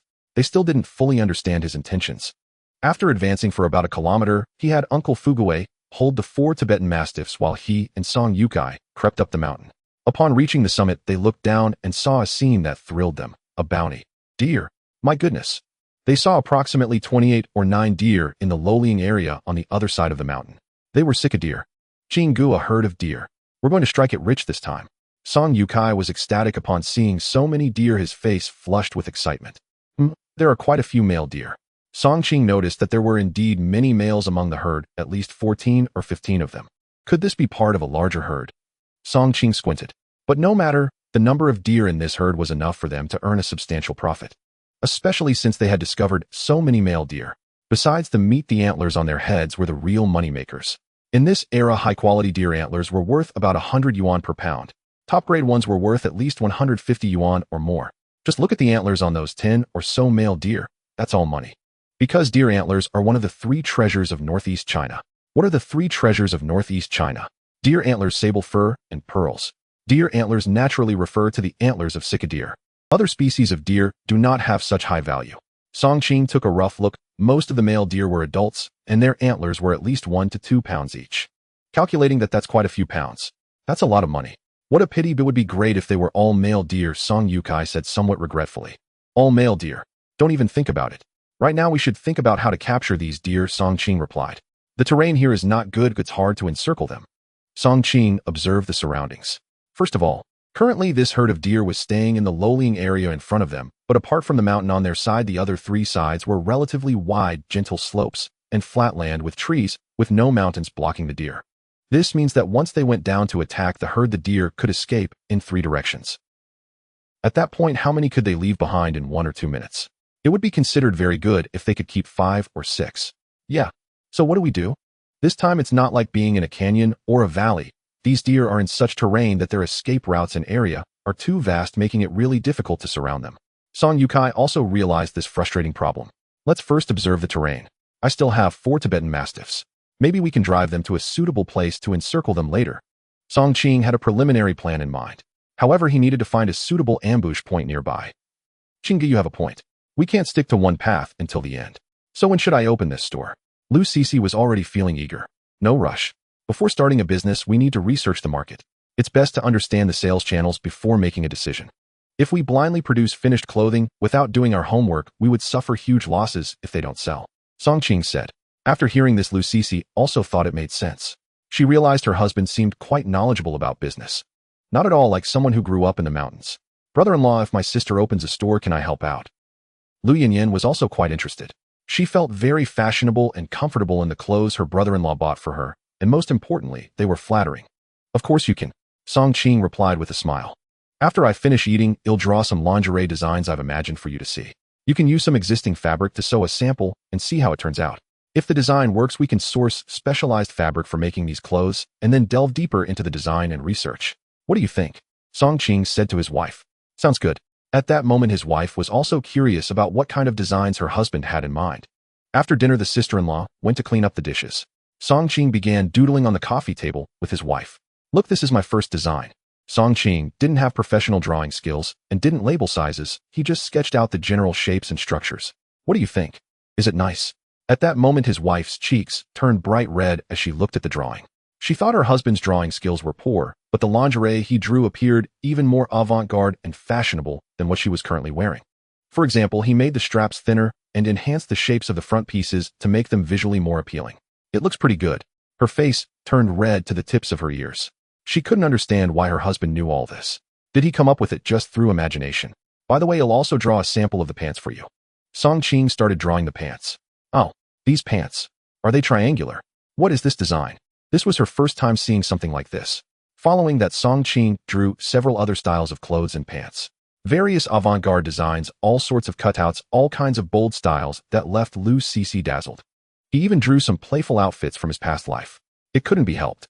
In his previous life, information exploded, and he could see these styles through various channels and even in physical stores. Qing, your designs look very nice and quite bold, but won't such designs be too much for people to accept? What if everyone is unable to accept it and doesn't dare to buy? His wife worriedly asked. Looking at these designs, she felt her entire being was flushing. If men saw such clothes, wouldn't they just lose their minds? Ahem. Dear, don't limit your vision to our small county or town. We should target customers in big cities where there are plenty of wealthy people and avant-garde fashion-forward women. We need to make money from these people. Relying on ordinary folks won't make us rich. Song Qing earnestly instilled a cross-era mindset in her. Besides, we shouldn't just focus on the domestic market, we can also target foreign markets. You know that people in Europe and America are quite fashion-forward, and they might really like the styles we design. Song Qing explained with a smile. Oh, are you suggesting we do export trade? Lu Cece couldn't even dare to think about it. Isn't that possible? I still say the bolder the person, the greater the outcome. Song Qing chuckled. Well, that seems to make sense. All right, I will design a few outfits for outside wear. Saying this, Song Qing began sketching some popular clothing styles from the 1990s. For example, high-waisted flared jeans, denim jackets, suspender skirts, side-striped sweatpants, even ripped jeans, and so on. When Song Qing drew these design patterns, Lu Cece was left speechless. Although they looked strange and hard to comprehend, they actually appeared quite nice. She just found it hard to accept at the moment. Qing, you are so talented. Have you studied design before? Lu Cece asked curiously. I haven't studied it. I just went to the black market a couple of times and saw some clothes that were designed terribly with ugly styles. So for the past little while, I've been thinking about my ideas while sleeping at night, wondering if such designs would be popular. Song Qing said seriously. The clothes he had just designed were all styles popular in the 1990s. If they were placed in the present, they would definitely be a game changer. You wouldn't be a genius as described in books, would you? Are you a design genius? Song Qing was slightly taken aback, but shamelessly accepted it. Just be a literary plagiarist for a day. That night, his wife couldn't sleep. She knew her husband was strong in hunting, but she didn't expect him to be so genius in clothing as well. It made her feel like she had only scratched the surface of understanding her husband, especially regarding his thoughts and views on business. The next morning, Song Qing told his wife and sister-in-law that he was going into the mountains to hunt. He hadn't found a suitable opportunity for business yet, so he wouldn't rush into it. Thus, the family's main income still relied on hunting. He had already arranged to go hunting with Uncle Fu Gui early that morning. After preparing everything, he brought along dried food, xiao huang, and 4 Tibetan Mastiffs to Uncle Fu Gui's house. Qingzi, you're taking 4 Tibetan Mastiffs into the mountains today? Uncle Fu Gui was quite astonished at the sight of Song Qing's setup. Yes. Have you tamed these 4 Tibetan Mastiffs? Uncle Fu Gui still had some doubts. He knew Song Qing had recently raised Tibetan Mastiffs, but how long had it been since they were caught? They still hadn't been trained well, right? Aren't you afraid they'll run away once you get into the mountains? They are very obedient. Song Qing laughed and released the leash. The 4 Tibetan Mastiffs sat obediently in place. Obedient. They had all been trained by Song Qing's strength, especially Ada and Air, who had gone into the mountains with him before. Go. Song Qing released Xiao Huang back into the sky, then led the 4 Tibetan Mastiffs down the mountain. At this moment, in the low-lying area at the foot of the mountain, several deer were leisurely grazing on wild vegetables and grass. Suddenly, a steel arrow shot swiftly and struck a buck that was lowering its head to eat grass. Thud! The iron arrow pierced directly into the buck's abdomen, causing it to fall to the ground and convulse. The fallen buck let out a cry of agony, instinctively trying to struggle to its feet and escape, but no matter how it struggled, it could not rise. A whoa! The sudden change startled the surrounding deer, who began to call out in alarm and panic. Moo! The deer immediately scattered in all directions in a frenzy. Chase! Block them and drive them towards Xiaohuang's direction. 50 meters away from the herd, Song Qing released the 4 Tibetan Mastiffs, and without pausing, arrows flew from his horn, bow targeting the deer herd. Woof! Woof! Woof howl! The 4 Tibetan Mastiffs pounced on the deer herd like lions descending a mountain. Although these Mastiffs were not yet adults, their giant Tibetan Mastiff genes made them already weigh around 80 to 90 pounds. This instilled a tremendous sense of intimidation in the spotted deer. Moo! 4 or 5 spotted deer fled in one direction. A deer dashed forward at incredible speed, barking furiously at the 4 spotted deer. Seeing the fierce appearance of the Tibetan Mastiff, the spotted deer quickly turned to escape in another direction. Air, block that side and don't let them get away. Song Qing continued to shoot arrows while directing the 4 Tibetan Mastiffs. Pay attention, drive them towards Xiaohuang's direction. At this moment, the 4 Tibetan Mastiffs were each spaced 50 meters apart, forming a concave formation to herd the group of deer. Over there, a few deer are trying to break out, block them. Song Qing shouted. Some Mastiffs failed to encircle the gap in time, and he quickly shot arrows to intercept them. Since they had just started herding, he could still intercept at a distance of 250 meters to a certain extent. If the deer got further away, he wouldn't be able to do anything. On the other side, Uncle Fuguwei had just finished setting all the traps when he heard the commotion coming from Song Qing's direction. Dad, it seems that Qing Ge has started to take action. Song Yukai said. Yes, I heard it. Let's get ready. Once the deer herd is driven over, we will start shooting immediately. Uncle Fuguwei said in a deep voice. All right. I hope King's Tibetan Mastiffs can work wonders and really drive the deer herd over, otherwise it could be troublesome. On Song Qing's side, the 4 Tibetan Mastiffs, having been trained by Grandpa Sun for several months, actually understood how to herd the deer. Mainly following Xiaohuang's guidance in the sky, they began to understand how to herd in the direction indicated by Xiaohuang. A few minutes later, a smile appeared on Song Qing's face.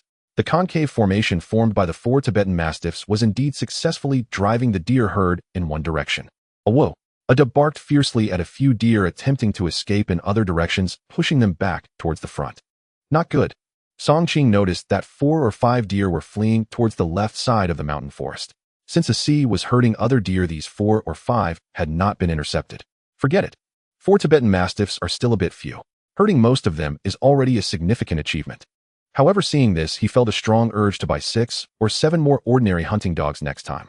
With more than 4 hunting dogs and Tibetan Mastiffs, they could form a herding army. Going into the mountains to drive off wolves and tigers should not be a problem. Go. Speed up. 1 kilometer is neither too far nor too close. The deer herd was already frightened by Song Qing's arrows, as he had already shot down 5 or 6 deer during the previous process. If it weren't for the fact that the deer herd was now 300 meters away from him, he could still continue shooting. However, the deer were running quite fast in the mountainous area, but his 4 Tibetan Mastiffs were not slow either. The general direction is correct. The herding is right. Song Qing observed the route and direction of the 4 Tibetan Mastiffs herding the deer herd, and suddenly his eyes lit up. Go for it. As long as they manage to herd them over this kilometer distance, everything will be fine. 700 meters. 500 meters. At this point, the distance between them and Uncle Fugui's area between the 2 mountains was getting closer. They are coming in. Uncle Fuguwei and his son were overjoyed as they watched the panicking deer herd rushing forward. Qing Ge has succeeded. Song Yukai was filled with admiration. The 4 Tibetan Mastiffs have also made great contributions. Wait until they are about 150 meters away before we start shooting. Understood, Dad. The deer herd was getting closer to Uncle Fuguwei and the others. In the blink of an eye, they were only 150 meters away. Bang! Bang! The father and son quickly aimed at the leading deer and fired. This time both were well prepared. As a result, both shots hit their targets. In an instant, the 2 leading deer fell to the ground. The intense gunfire startled the rest of the leading deer herd. After all, such sounds are terrifying for animals. Continue. The 2 continued to fire. Since making money, they had purchased rapid-fire hunting dogs. Bang! Bang! Another 2 shots. This time Uncle Fuguwei hit one while Song Yukai missed. Hiss! The deer herd let out terrified sounds. Some deer continued to charge forward recklessly, while others turned to flee back. The deer that charged forward became the moving targets for Uncle Fuguwei and his son. Those fleeing to the left and right quickly realized something was wrong. To the left and right were mountains, steep mountains. After climbing for about 10 meters, they realized they couldn't climb any further. Some even began to look for paths to escape. As for those running back, they encountered Song Qing and the 4 Tibetan Mastiffs again. Don't get too close, or you might get hit by stray bullets. Just guard this spot. Song Qing kept whistling to instruct the 4 Tibetan Mastiffs not to chase too closely. The 4 Tibetan Mastiffs, hearing Song Qing's whistle, quickly slowed down. They too heard the gunfire ahead, and being animals naturally felt afraid. Soon a portion of the deer herd that had been fleeing returned to within Song Qing's shooting range. Watch me unleash my rapid-fire arrow technique. With that, Song Qing drew his bow and nocked an arrow. He pulled out iron-tipped arrows from his back and placed them on the horn bow. Each arrow was launched with a speed of nearly 1 every 5 seconds. Each arrow could take the life of a deer. Within 200 meters, he hit every target. In one breath, 6 or 7 deer fell under Song Qing's iron-tipped arrows. Terrified, the deer fled in all directions. Some even turned back to escape. Push them back. As he calculated the distance, Song Qing continued to shoot one arrow after another. After Song Qing pressured them, the deer herd began to retreat. This increased the pressure on Uncle Fuguwei significantly. Damn it! Why are there so many more deer? Song Yukai cursed, yet his gun did not slow down. After all, a deer kill was worth several hundred yuan. It must be that Qingzi is putting pressure on them, causing the deer to rush this way, Uncle Fuguwei said. Hurry and shoot whatever you can get. Quickly, Uncle Fuguwei and the others realized that although they had 2 guns, their speed in killing deer could not match Song Qing's single horn bow. Finally, 3 or 4 deer crossed their interception zone and escaped behind them. However, 2 of them immediately triggered the traps they had set. Both deer were caught in the traps, unable to escape. Another one fared no better. While passing a certain spot, it was caught by a wild boar snare tightly bound. Meanwhile, Yang Wen displayed his monstrous archery skills, shooting down one deer after another. In the end, only 3 or 4 deer managed to escape from Uncle Fugui's side, while none could flee from Song Qing's direction. As the dust settled, 4 Tibetan Mastiffs surrounded Song Qing, barking joyfully to claim their share of the glory. Xiao Huang flew down from the sky, affectionately rubbing against Song Qing's arm. You've all done well, and I will reward you later. Truth be told, it was thanks to Xiao Huang and the 4 Tibetan Mastiffs that they managed to drive the deer herd to this ambush point. Without them, capturing the deer today would have been impossible. Qingzi, we're going to strike it rich again. Uncle Fuguwei excitedly approached. Today we were fortunate to encounter a herd of deer. Indeed, Song Qing replied with a smile. Xiao Huang deserves the most credit. Without it spotting the deer herd, we might not have encountered them at all, Song Yukai added with a grin. That's right. With so many deer, the 3 of us can't carry them all back. As per our usual agreement, Yotsai, you should head back to the village immediately to gather help and arrange for 2 tractors to wait for us at the foot of the mountain. We'll transport the deer directly to the supply cooperative in town. Given that the weather is warming up today, the deer can't be stored overnight. Well, sell them directly to the cooperative for them to handle, Song Qing stated. Oh, and send someone to the town cooperative to notify Director Wu, telling him not to close the door if it's late. Just say it's from me. He should give me this courtesy. Understood. I'll rush home now. After Song Yukai left, Song Qing and Uncle Fuguwei began stacking the deer they had hunted together. Uncle Fuguwei counted and exclaimed in surprise, this time we harvested a total of 24 deer, including 11 stags. We still couldn't catch them all, but this is still very good. Song Qing also displayed a satisfied smile. Qingzi, once again you put in the most effort along with your pet. Therefore, according to our previous agreement, we will take 30, and the remaining 70 is yours. Uncle Fuguwei was the first to speak, worried that Song Qing might take care of them. All right, Song Qing nodded. From now on, the 2 sides would use this agreement to divide the spoils of their hunting trips. Song Jiatan. Song Yukai hurriedly made his way back. Soon he shared the news with his family and Lu Sisi. What? You guys hunted over 20 deer again. You're currently calling people to help carry them out. When Lu Sisi heard this, she was astonished. Yes, sister-in-law, I need to borrow your bicycle to hire 2 tractors, and I'll also send someone to the town supply cooperative. Mom, sister-in-law, can you help me organize some manpower? I estimate we'll need over 20 people. All right, let's go. Aunt Fuguwei nodded. Soon the news of Song Qing and the others encountering a herd of deer and harvesting over 20 deer shocked everyone in Songjiatan once again. Especially when the village chief organized manpower, many households were envious to the point of tears when they learned of the situation. Over 20 deer. Doesn't that mean we're going to get rich? My goodness. How come Song Qing and his companions are so lucky? They either encounter wild boars or deer or sometimes even sheep. Why do they always run into these? Yeah, we've been in the mountains for half a month and haven't encountered any wild boar or deer herds at all. It's puzzling. A group of villagers were baffled. In reality, it wasn't just good luck for Song Qing. It was thanks to Xiao Huang, who served as their aerial scout. Xiao Huang searched for prey from the sky, capable of scanning an area of 7 to 8 kilometers or even over 10 kilometers in a short time. Can humans achieve that? No, they cannot. Thus, this is where Song Qing's confidence lies. When entering the mountains, he almost never returns empty-handed. Half an hour later, Song Yukai summoned the tractors while the village chief organized over 20 people. Earlier, Song Yukai had announced that each person would receive 1 yuan for helping in the mountains, and there would also be a meal provided tonight. And drinks. Naturally, everyone was eager to help. Moreover, these were the same people who had helped before. With the added incentive of payment, they were even more willing to assist. Song Yukai's approach was all instructed by Song Qing. After all, treating people to a meal once or twice is fine, but over time it's better to offer some money. Spending 20 or 30 yuan to hire laborers is quite cheap. Do not underestimate the value of 1 yuan. In this era, an ordinary worker's salary is only 30 yuan a month, equivalent to hiring a day laborer for 1 yuan. At 3 p.m., everyone entered the mountains. By 5 p.m., over 20 deer had been transported to the foot of the mountain and loaded onto the tractors. However, after discussing with Uncle Fuguei, Song Qing decided to leave 1 small deer for tonight's meal and drink while selling the rest in town. Everyone take this deer back first to slaughter and cook.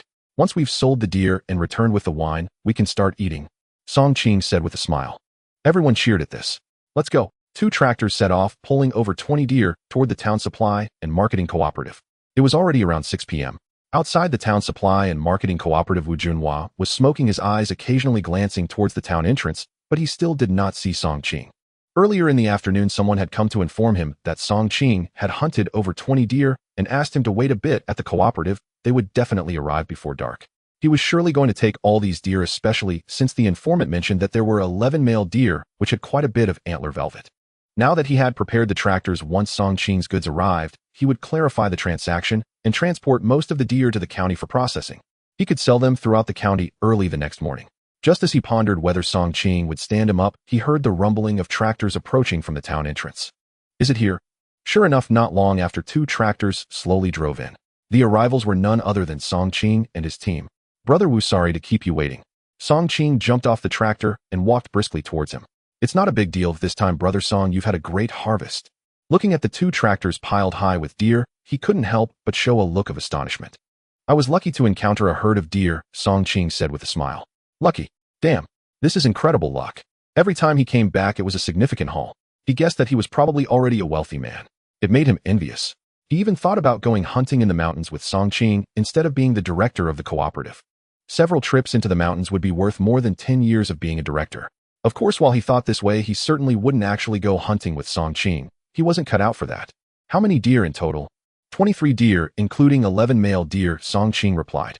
Originally, there were 24, but 1 was kept in the village to treat the villagers helping tonight. These deer have all been bled, but the internal organs have yet to be processed, Song Qing added. According to Uncle Fuguei, it was a waste of so much deer blood.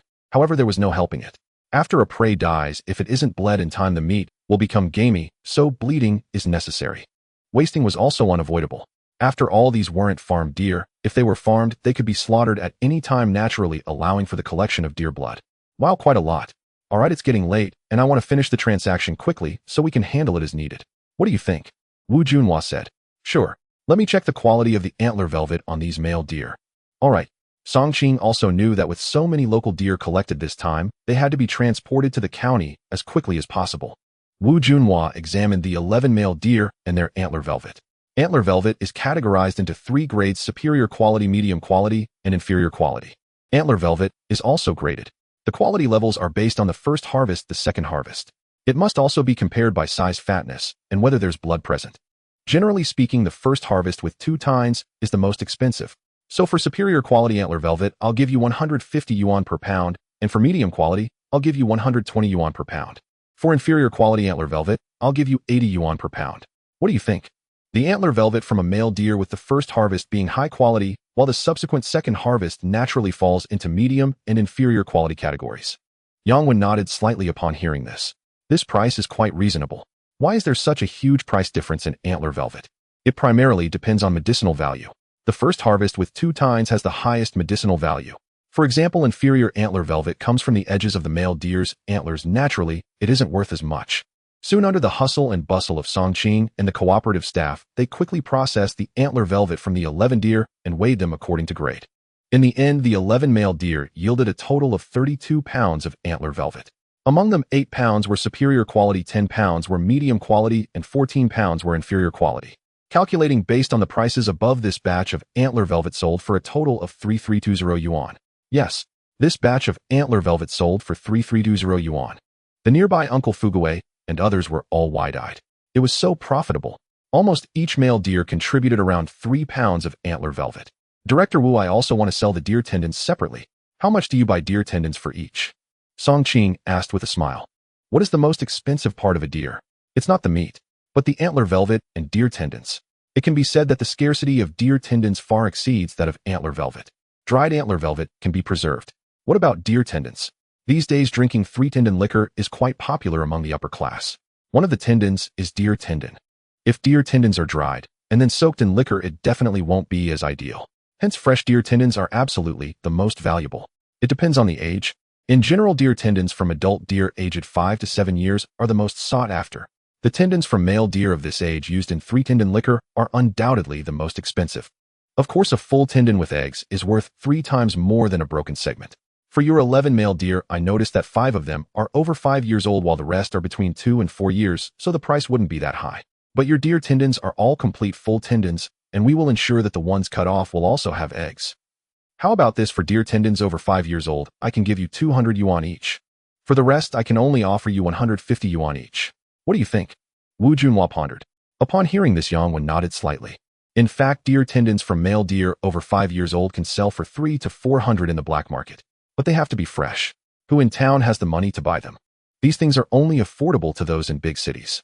So now he could only sell them to the cooperative. Of course, Wu Junhua's purchase price of 200 yuan each was already the highest market price offered to Song Qing. Song Qing knew that the other party wasn't trying to rip him off. So for the 11 male deer, 5 of them are over 5 years old.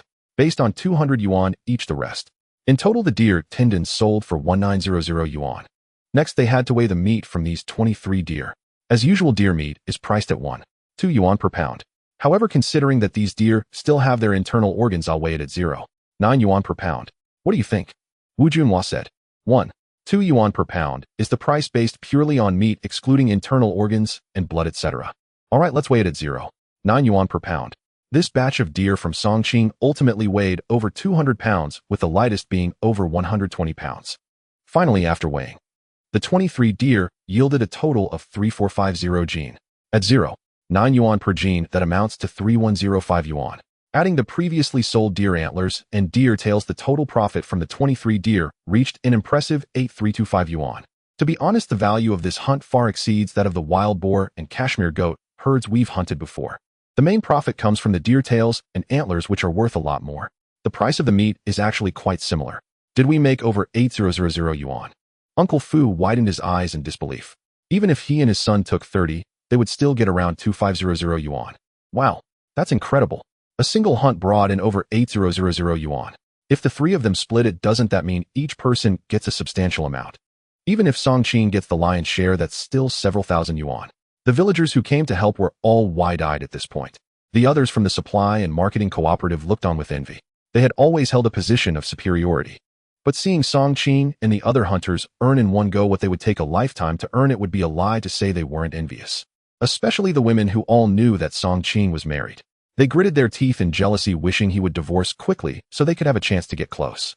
Does that silly guy know if he's married or not? A woman from the cooperative looked at Song Yukai with other thoughts in mind. I need to ask Director Wu about this later. After settling the accounts, Wu Junhua smiled and said, Brother Song, I need to handle these deer and send them to the county quickly, so I want chat with you. Next time you must treat me to a drink. Haha, Brother Wu, definitely. You get busy first. Song waved with a smile. Sure. Then Song Qing bought 20 bottles of Erguo 2 and hurried back to Songjiaton with everyone. Back at Songjiaton, Song Qing took out more than 8000 yuan and gave Uncle Fu 2500 yuan. Uncle Fu, you take 30, which totals 2497. 5 yuan. He'll round it up to 2500 yuan. This is your share with Yukai. Song Qing counted out 2500 yuan for him. Originally, he planned to save this money, but it was too late. The rural credit cooperative in town was already closed. He could only go to deposit it tomorrow. Then I won't be polite. Uncle Fu smiled as he accepted the money. Qingzi, I feel like we took advantage of you this time. Next time we hunt in the mountains, how about we take 20? No. If it weren't for your help, we wouldn't have been able to hunt so many deer. Don't undervalue yourselves. Song Qing waved his hand. To be honest, even with a few more dogs, he wouldn't be able to hunt so many prey alone when encountering a herd of beasts. He still needed to find helpers. He felt that Uncle Fu and his son were very suitable as his partners. Taking 30 was only fair. Sigh. Uncle Fu still felt that he and his son had taken too much advantage. All right, Uncle Fu, just keep the money for now. We need to prepare for drinking later. Seeing that he was fidgeting, Song Qing directly changed the subject. All right. At that moment, with the help of the villagers, the deer had already been stewed. This time, Song Qing still invited the helpers to bring their families over for a meal and drinks. He also gave each helper a reward of 1 yuan for their hard work. Everyone was naturally overjoyed. After feasting and drinking, they all dispersed. Uncle Fu, shall we go to town to deposit the money tomorrow? Sure. After all, having such a large sum of cash at home made him uneasy about sleeping tonight. He was worried about thieves keeping an eye on them, right? At home, he closed the door. Wife, can you guess how much money we made today? We sold 23 deer and made 3 to 4,000 yuan. Lu Sisi instinctively asked. Wrong, wrong, wrong. They'll give you another chance, guess a higher number. Song Qing smiled mysteriously. Could it be 4,000? Ding, ding, ding. Saying this, Song Qing took out 580 yuan from the cloth bag. Seeing this thick pile of cash, both his wife and sister-in-law were stunned. My goodness. So much. Are deer really that valuable? Worth more than wild boars? Lu Sisi looked at the large sum of money, estimating it to be over 5,000. There's a total of 580 yuan here.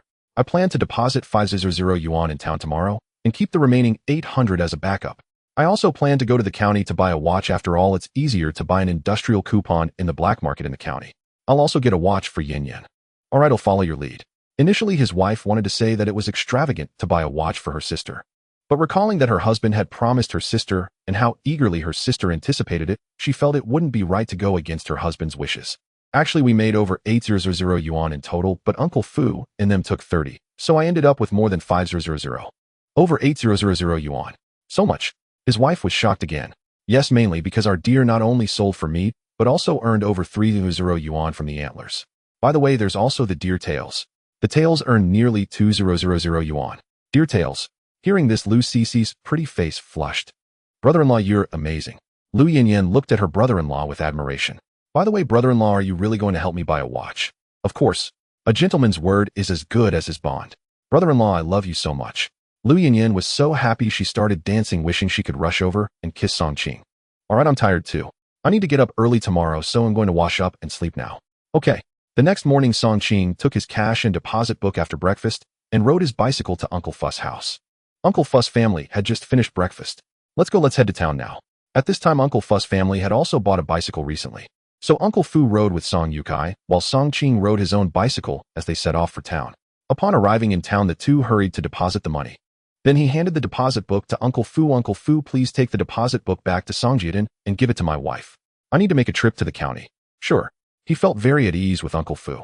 Thus, Song Qing rode his bicycle directly to the county, not planning to take a bus. After all, with his cycling speed, he should be able to reach the county in a little over 2 hours. Upon reaching the county, he found a small inn to stay and stored his bicycle there and started to stroll around the streets. Song Qing. While wandering the streets, someone suddenly called out to him from behind. He turned around and was surprised to see Song Er. He did not expect to encounter Song Er here. Qinggo, are you here to play in the county? Upon seeing Song Qing, a broad smile immediately appeared on his face.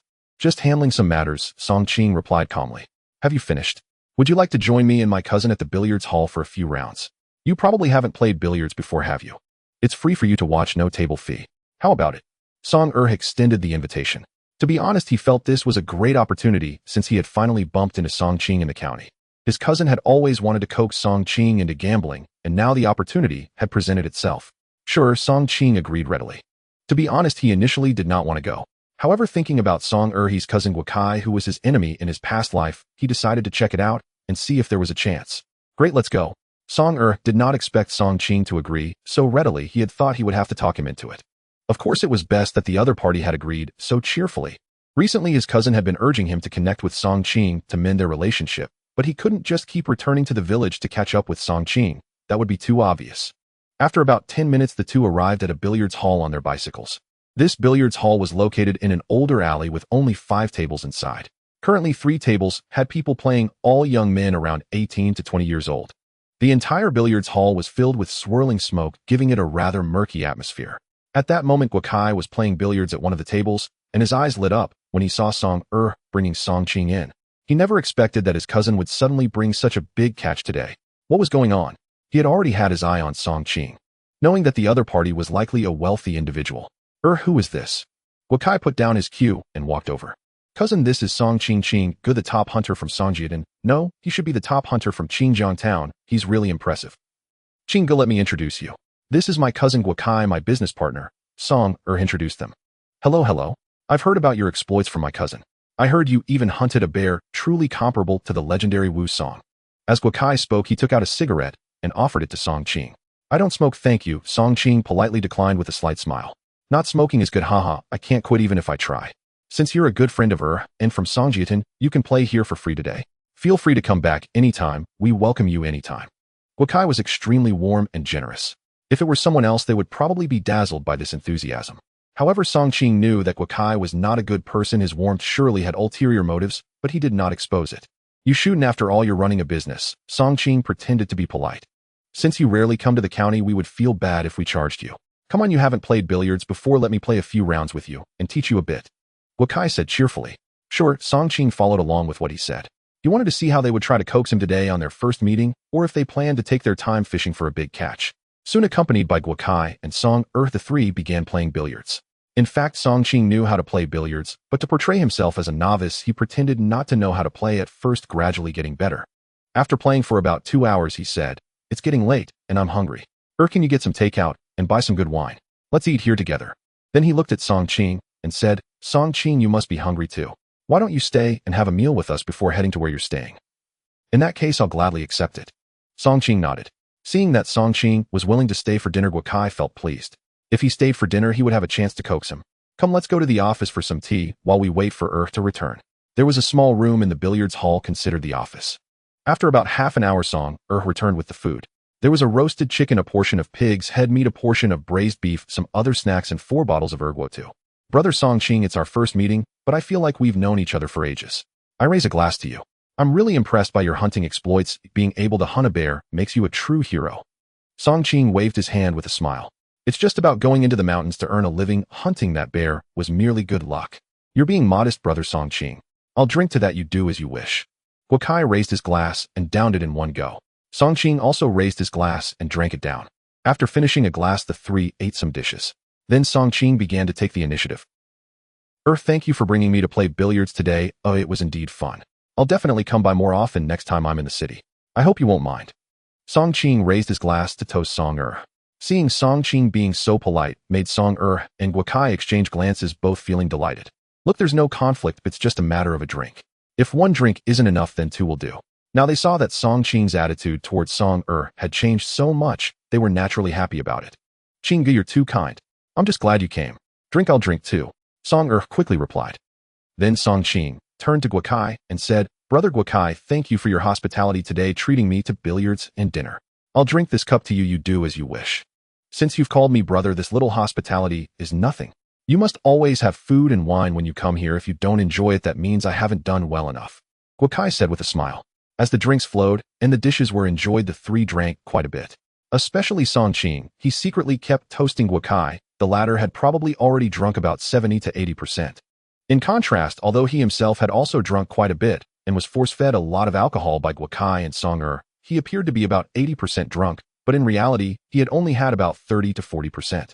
Since his rebirth, not only had his physique strengthened, but his tolerance for alcohol had also increased. Mainly because his physique improved, his alcohol tolerance surely improved. Now I can drink 2 gin of baijiu, and of high quality. In my past life, I could only handle 6 liang, so I often got easily drunk and was coaxed into gambling. Seeing that the atmosphere was just right, Guokai forced himself to perk up. We've drunk enough, how about we try something new?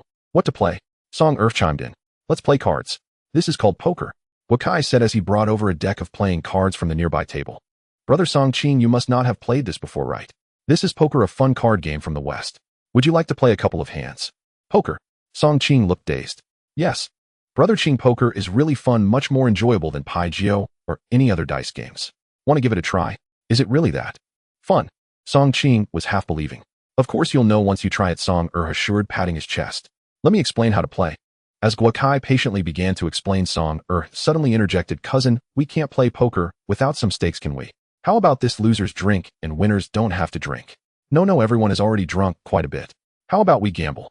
Let's not go too big, just 1 or 2 cents per round. How does that sound? Guokai suggested. Now that Song Qing was about 70 to 80% drunk, Guokai naturally wanted to find a way to entice him into gambling. Today he could first lure the opponent into a small gamble, and the next time after the opponent was hooked on gambling again, he could set a proper trap. Hearing this, Song Qing couldn't help but scoff inwardly. Sure enough, they were still trying to set a trap for him. In his past life, Guokai had already betrayed him badly enough, and now he wanted to trick him again. In his previous life, that bastard had made off with several thousand yuan, which they had all pooled together after selling their possessions and borrowing money, even from loan sharks. In the end, Guokai absconded with the money, leading to the ruin of more than 20 of them. He had always remembered this grudge. No, I've had too much to drink. I want to go back to the hotel and sleep now. Burp. Hey, don't go. Play a couple of rounds before you leave. Seeing Song Qing about to leave, Guokai became anxious. Come on, brother Qing, play a couple of rounds before going. It's only 8 o'clock. The night is still long, why the hurry? Song also hurriedly stood up to persuade him. No, I'm too drunk to play, you guys go ahead. Saying this, Song Qing directly walked toward the door. What? Song looked at his cousin, asking if they should stop him. Guokai shook his head slightly. Haste makes waste. The more we try to force him, the more cautious Song Qing will be. Well then, brother Song Qing, take care, I'll see you off. Guokai stood up to see Song Qing out. At the entrance of the billiards hall, brother Song Qing, take care on your way back. You're welcome to come again next time. Sure, I'll definitely look for you guys next time I'm in town. Song Qing nodded. He then staggered towards the direction of the hotel. Inside the billiards hall office, after sending the other party off, Guokai's expression immediately darkened. Damn it. What a wasted effort, I shouldn't have gotten him so drunk just now. Originally his plan was to coax Song Qing into playing poker while he was a bit tipsy to ignite his gambling addiction again, and maybe next time he could reel him in. But this time Song Qing surprisingly did not stay to play cards. What a pity. Cousin, do you think he will come again next time? Song asked. He doesn't come to the city often, and we don't know when that will be. Next time if I have the chance, I'll go to Song's family village and invite him for drinks to see if there's a chance to get him to gamble again. Guokai said in a deep voice. That sounds good. Song his eyes brightened. Now it seems that he has no more grudges against me, and with tonight's drinks he has become familiar with you, cousin, so we still have opportunities in the future. You're right, there will be plenty of time in the future. Guokai squinted his eyes. By the way, you really think he's become a wealthy man? Absolutely he. After a few minutes, Song Qing quickly returned to the hotel entrance. There was no trace of drunkenness on his face. He had only drunk 8 liang, far from his 2 gin limit. Guokai. This banquet tonight was probably because they were eyeing the money he had wanted to set a trap for him. Whether it's to set a trap or to become familiar with him, they all have their own motives. In his past life, he had seen plenty of gamblers and many traps being set. Seeing that you have wealth, those gamblers or thugs can spend a year or more eating and drinking with you, getting close to you. When you think everyone is brothers and very familiar, they will then set a trap for you. In other words, in order to win your wealth, they can endure for a year and a half, spending a lot on food and drinks to treat you, waiting for you to think that everyone has become brothers before they make their move. If Song Qing had seen through these tricks earlier in his past life, he wouldn't have been so badly deceived. These were all bloody lessons. After entering the hotel, Song Qing pretended to be about 80% drunk. Boss, do you have water? Give me some. Song Qing, pretending to be drunk, stood at the hotel front desk and asked the boss for a cup of water. Did you go drinking? The front desk boss looked at Song Qing's dazed appearance. Yeah, I ran into some friends and had a few drinks. After drinking water, Song Qing staggered upstairs to his room. Once inside his room, Song Qing immediately closed the door and didn't even turn on the light, showing no signs of drunkenness at all. He opened the window and looked around and down. There was no one, because his window opened into a dark alley. He lightly leaped down, disappearing into the darkness in the blink of an eye. This time, after encountering Guokai, he planned to first collect some interest. At the entrance of the billiards hall, I'm heading back, Guokai said to Song Song who lived in the billiards hall office, was concerned. It was already 9 o'clock at night. No need. Him leaving. Guokai waved his hand and walked towards home. One touch and I got it. Guokai hummed a little tune as he stumbled out of the billiard hall. Today he was in a good mood. Although he couldn't trick Song Qing into gambling tonight, he did see Song Qing drinking and playing dice with them, which was a good start. He believed that as long as he drank with Song Qing a few more times and solidified their relationship, this fat sheep would eventually be trapped in his net. His cousin mentioned that Song Qing likely had over 10,000 in savings, which made him very envious. Soon this money will fall into my pocket. Although I heard from my cousin that Song Qing is quite strong, I'm not afraid. When the time comes, he would lure the opponent to the county town, get him drunk, gamble, and set up a trap to make him lose everything. He would arrange for a dozen brothers to block the billiard hall outside, as he didn't believe that Song Qing could take down so many people alone. As the saying goes, 2 fists are no match for 4 hands. A good tiger cannot withstand a pack of wolves, and he was not worried about this at all. Late at night, he didn't know when a cool breeze began to blow. The cool wind made Guokai, who was already about 80% drunk, feel even more inebriated. I drank too much tonight. Hiccup, that Song Qing can really drink. Next time I need to bring a few more people to help get him drunk. Suddenly Guakai felt the urge to urinate. There was a dark alley to his left. He looked around to see no one, and walked and then propped himself against the wall to relieve himself. Out of nowhere, a masked man appeared from the shadows. In a flash, he appeared behind Guakai, and then a sack was thrown over Guakai's head. The sudden turn of events instantly sobered Guakai up halfway. Guakai instinctively reached for the sack over his head. The masked man kicked upward into Guakai's groin. Bang! Crack! The sound of destruction was particularly crisp in the night. The next moment, Guakai's screams echoed from the alley, even more pitiful than a pig being slaughtered. Oh, it hurt so much. Guakai collapsed to the ground, clutching his groin. The excruciating pain made him feel like his little brother was definitely ruined, utterly ruined. Who attacked me? Guakai endured the intense pain and pulled the sack off his head, but after looking around the dark alley, he saw no trace of anyone. Help, help. At this moment, Guakai felt his consciousness fading, and in just a few seconds he passed out from the unbearable pain. On the other side, Song Qing had stealthily returned to his room at the small hotel. Of course, he didn't enter through the front door, but climbed in through his window.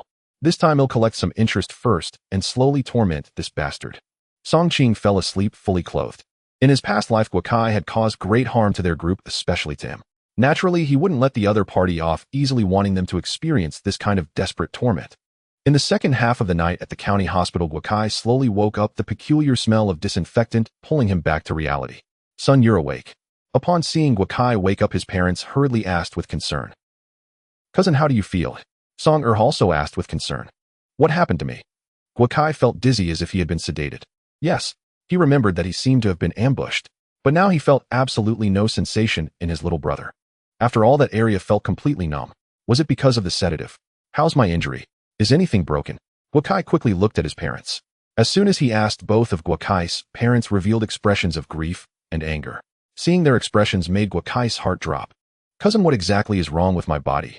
Guakai quickly turned to Song. This? Speak. No, I'll look myself. Guakai hurriedly lifted the blanket, only to find it wrapped in bandages, completely unable to uncover it. Don't move around, you just had surgery. Guakai's father quickly stopped him. What? Surgery? Why did I have to have surgery? Seeing this, Guakai's father finally couldn't help but confess, your eggs are broken and they're ruined. The doctor said we could only remove the damaged part otherwise. What? Your eggs are broken and part of it has been cut off. Upon hearing this, Guakai nearly fainted again. Impossible, I don't want to be a eunuch. Are you all lying to me? How could this happen to me? No. Guakai clutched his hair and began to cry out loud. Son, try to stay calm and don't think too much. No, I want to see for myself. I want to see what exactly happened. Saying this, Guakai attempted to peel off the bandages, but he was held back by Song and the others, fearing that the wound would open up. Finally, after half an hour of persuasion and comfort, Guakai's emotions calmed down a bit. Son, you need to think about who attacked you. What was the situation back then? We have already reported to the police. The officers are waiting outside to ask about the situation so they can help catch the culprit. Guakai's father said solemnly.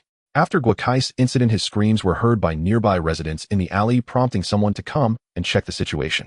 After discovering the unconscious Guakai, he was sent to the hospital. Then they notified his family, who in turn informed Song. From Song, they learned that tonight their son had been drinking with Song and another person. By 8 o'clock, they had drunk quite a bit, and the person named Song Qing left for the hotel to sleep first. Their son returned home alone around 9. It was during this time that he was ambushed. The culprit. Thinking of this, Guakai's eyes revealed a strong killing intent. Damn it. Who on earth? Having turned himself into a eunuch, if he found out who it was, he would skin them alive. I couldn't see who the culprit was. I was in the alley relieving myself, when suddenly a sack was thrown over my head. Then I was ambushed, and when I took off the sack, there was no one in the alley. Then I passed out. Guakai said bitterly. You didn't see the culprit. This is bad. It will be troublesome to investigate this way. Suddenly Guakai's mother said, could it be that Song Qing did this? It shouldn't be, aunt. That Song Qing and cousin just met for the first time. There shouldn't be any hatred between them. It shouldn't come to such severe actions. Besides, Song Qing also drank quite a bit tonight. It shouldn't be. Song spoke up. This is not Song defending Song Qing. Rather, he believes that since it was the first meeting between Song Qing and his cousin, and everyone was so harmonious during tonight's drinking, how could there possibly be any conflict? Even to the point of using lethal force. Even if Song Qing had a motive, it would only be to act against him. There couldn't possibly be any enmity with his own cousin. At this moment, Guakai fell into a brief silence. This was also his first encounter with Song Qing, and he had no doubts about him at all. On the contrary, he was currently suspecting a few other individuals, those who bore grudges against him. Could it be that one of them held a grudge and chose to act secretly against him? After all, he had been involved in unsavory dealings, committing numerous acts of deception and trickery, naturally accumulating many enemies. Forget it, let's have the police come in to get a clearer understanding of the situation and let them investigate, Guo Kai's father said with a serious expression. There's no other way. Soon a few police officers entered. The one at the forefront was none other than Zhou Yuan. If Song Qing were here, he would naturally recognize this person, as Zhou Yuan was the one who led the investigation when Song Dahu and Song Eru were reported missing. After Zhou Yuan understood the situation, he turned to Guo Kai and asked, where are the people who were drinking with you now staying? They seem to be at a place called the Red Sun Hotel. Song hurriedly replied. He had asked during tonight's drinking, and Song Qing had informed him. Song Qing. The name sounded somewhat familiar. Are you all from Songjiatan? Zhou Yuan asked Song Yes, we are all from Songjiatan. What was Song Qing doing in the county today? How did he end up drinking with you? He said he came to the city to handle some matters, and by chance I ran into him and invited him to play a couple of rounds of pool, and then the three of us casually had a meal and drank. Song recounted the course of events. We have already sent someone to investigate the scene. For now, there are no findings. We need to visit this hotel. You all wait patiently for news. Zhou Yuan, I entrust this matter to you. You must find the culprit, Guo Kai's father pleaded. Don't worry, if we find any clues, we will definitely unearth the culprit. Zhou Yuan nodded. Okay, thank you. In the midst of his dreams, Song Qing was awakened by a knocking sound. Who is it? At this late hour? Could it be the police? Song Qing had already mentally prepared himself, then he pretended to calmly get up and opened the door, still carrying a bit of morning grumpiness. When he opened the door, he indeed saw 3 police officers. One of them was someone he had seen before, Zhou Yuan. Oh, Officer Zhou. Song Qing pretended to show a hint of surprise. Song Qing, we need to ask you a few questions. Zhou Yuan stated directly. What questions, Officer Zhou? You previously told me not to leave Songjiatan casually, since the case of Song Dahu is still unresolved, but I really have matters to attend to in the city these past few days. Song Qing feigned ignorance regarding the case of Song Dahu. Observing Song Qing's expression and the slight bewilderment on the officer's face, Zhou Yuan said, it's not about that. Guo Kai, who drank with you tonight, was ambushed on his way home and beaten badly. His vital parts were injured, and we are here to investigate whether this incident is related to you. Oh, he was beaten, and his vital parts were injured. Song Qing revealed a look of shock. Well, Officer Zhou, this definitely has nothing to do with me. I only met Guo Kai for the first time, and we have no grudges. How could I possibly act against him? Besides, I also drank quite a bit, or I was drunk. How could I have the ability to beat someone up? Whether it was you or not, we will determine. Let me ask you, around what time did you leave the pool hall? Zhou Yuan inquired. I think it was around 8 o'clock. Then approximately what time did you return here? I don't know what time I returned because I was quite drunk and I didn't have a watch on me. Song Qing shook his head. When you returned, was there anyone else at the front desk on the first floor? Zhou Yuan asked. Yes, the hotel owner was on night duty.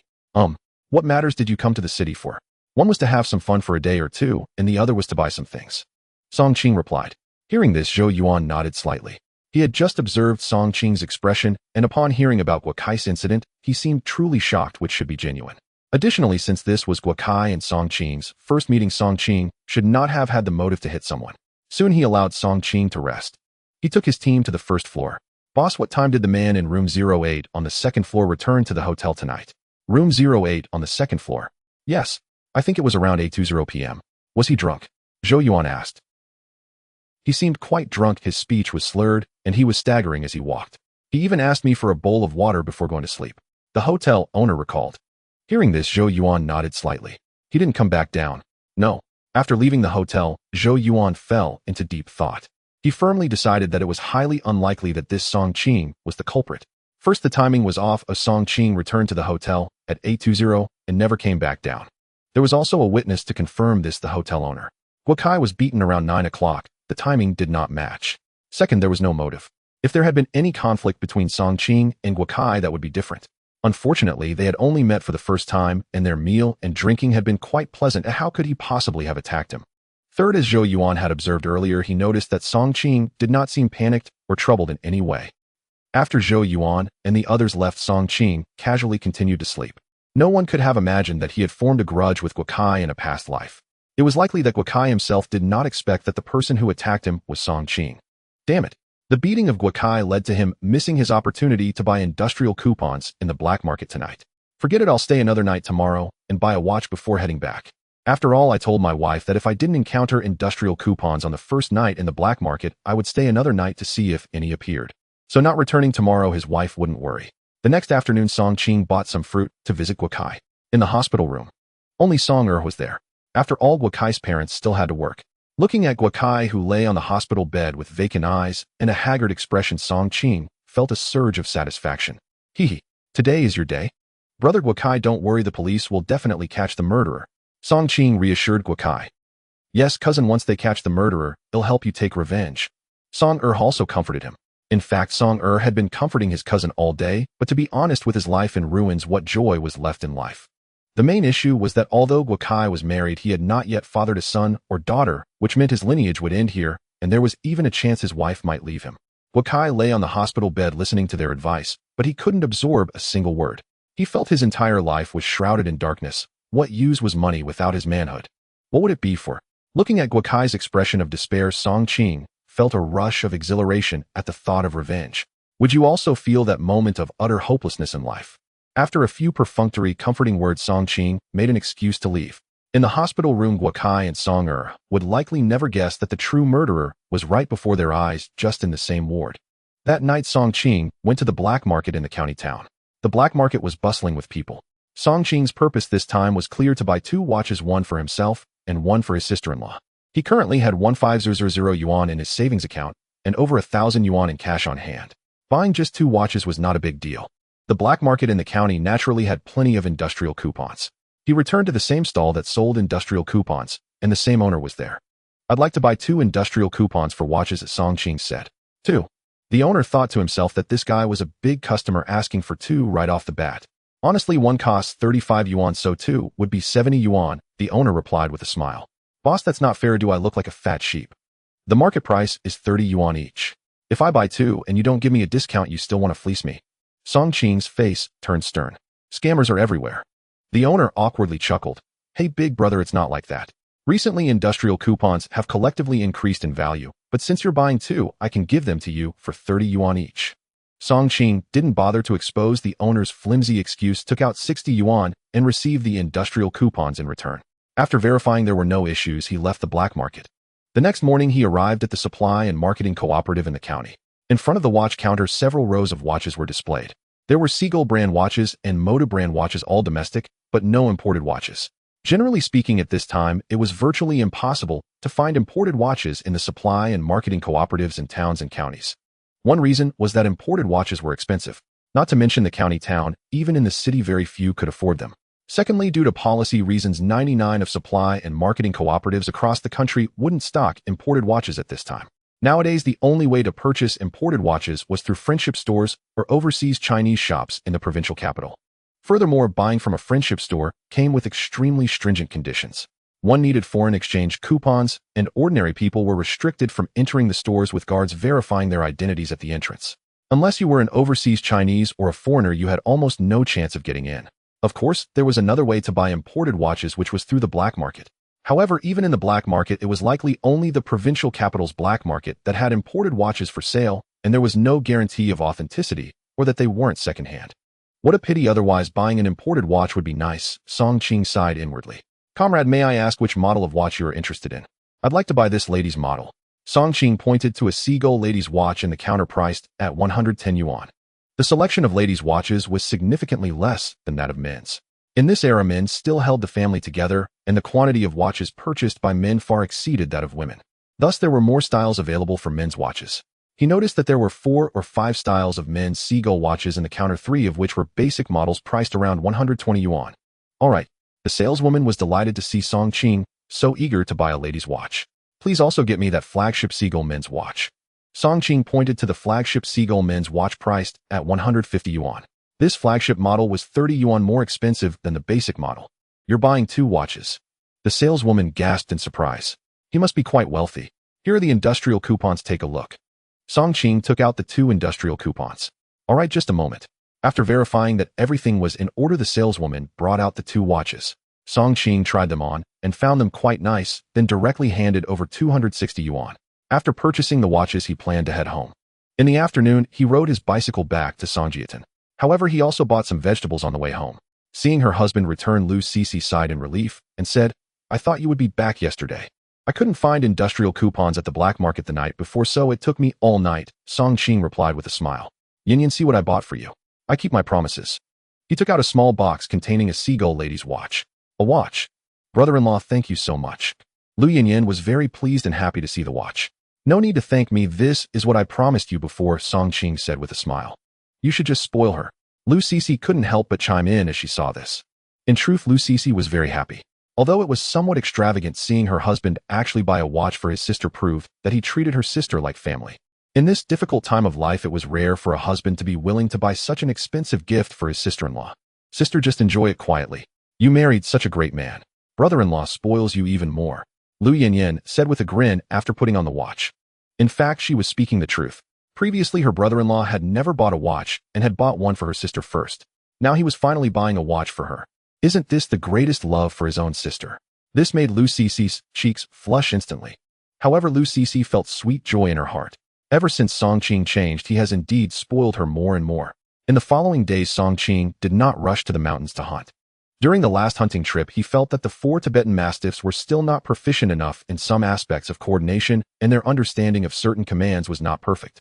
So for the past few days, Song Qing has been systematically training them in the nearby mountains. The main focus was to train their commands for driving and encircling. What he wanted was for these 4 Tibetan Mastiffs to understand his commands. This was very important. He didn't expect them to catch the prey, but he hoped they could comprehend his orders, hitting wherever he pointed. One noon, not long after Song Qing returned home, the sound of gongs suddenly echoed through the village. Soon after, he heard the voice of the village head approaching from afar. Dear villagers, I have good news to share. The production team has put up a notice stating that the government allows our local educated youth to return to the city. For the specific conditions for returning, everyone should go to the brigade for detailed consultation. Fellow educated youth, now I bring you good news. The authorities have permitted your return to the city, but what are the conditions for returning, and do you meet them? You need to go to the production team to the commune to understand the situation in detail. The sound of gongs resonated throughout the village. At home, the Song Qing family, who were having lunch, were somewhat surprised by this news. Has the policy come out? Lu Cece said, slightly startled. Since the village head said so, it should not be false. Shall we go and see it together after lunch?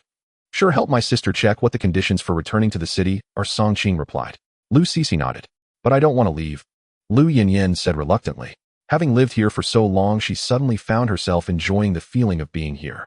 Sister treats me so well, and brother-in-law is so good to me. Let's first check what the policy conditions are. Besides, if you don't return to the city, who will take care of mom and dad? Also, mom and dad miss you so much. You can't just ignore that. Lu Cece chided with a smile. You're right. Lu Yinyin became conflicted. Yinyin, this place will always be your home. You can come back whenever you want to live here. As for work, you needn't worry. If you don't want to work, brother-in-law can open a small shop for you in the city. Whenever you don't want to run the shop anymore, you can come back to the countryside for a few days. Song Qing spoke tenderly. To prevent his sister-in-law from jumping into a pit like in his past life, he was naturally willing to lend a hand. Really? Brother-in-law, you're so good to me, how can I repay you? Lu Yinyin exclaimed, joyfully shaking Song Qing's arm with both hands. Watching her spoiled sister, Lu Cece couldn't help but shake her head, saying, You've been spoiled by your brother-in-law. Haha, you only have one sister, who else should I spoil? Song Qing chuckled. All right, let's eat quickly, and then we'll go see. The 3 of them hurriedly finished their lunch and headed towards the village office. When they arrived, there were already many people gathered around to see the notice about the educated youth's return to the city. Most of those gathered were educated youth. Sure enough, it was similar to what Hu Qiuli had said before. Currently, there were only 4 types of educated youth who met the conditions to return to the city. First, medical retirement.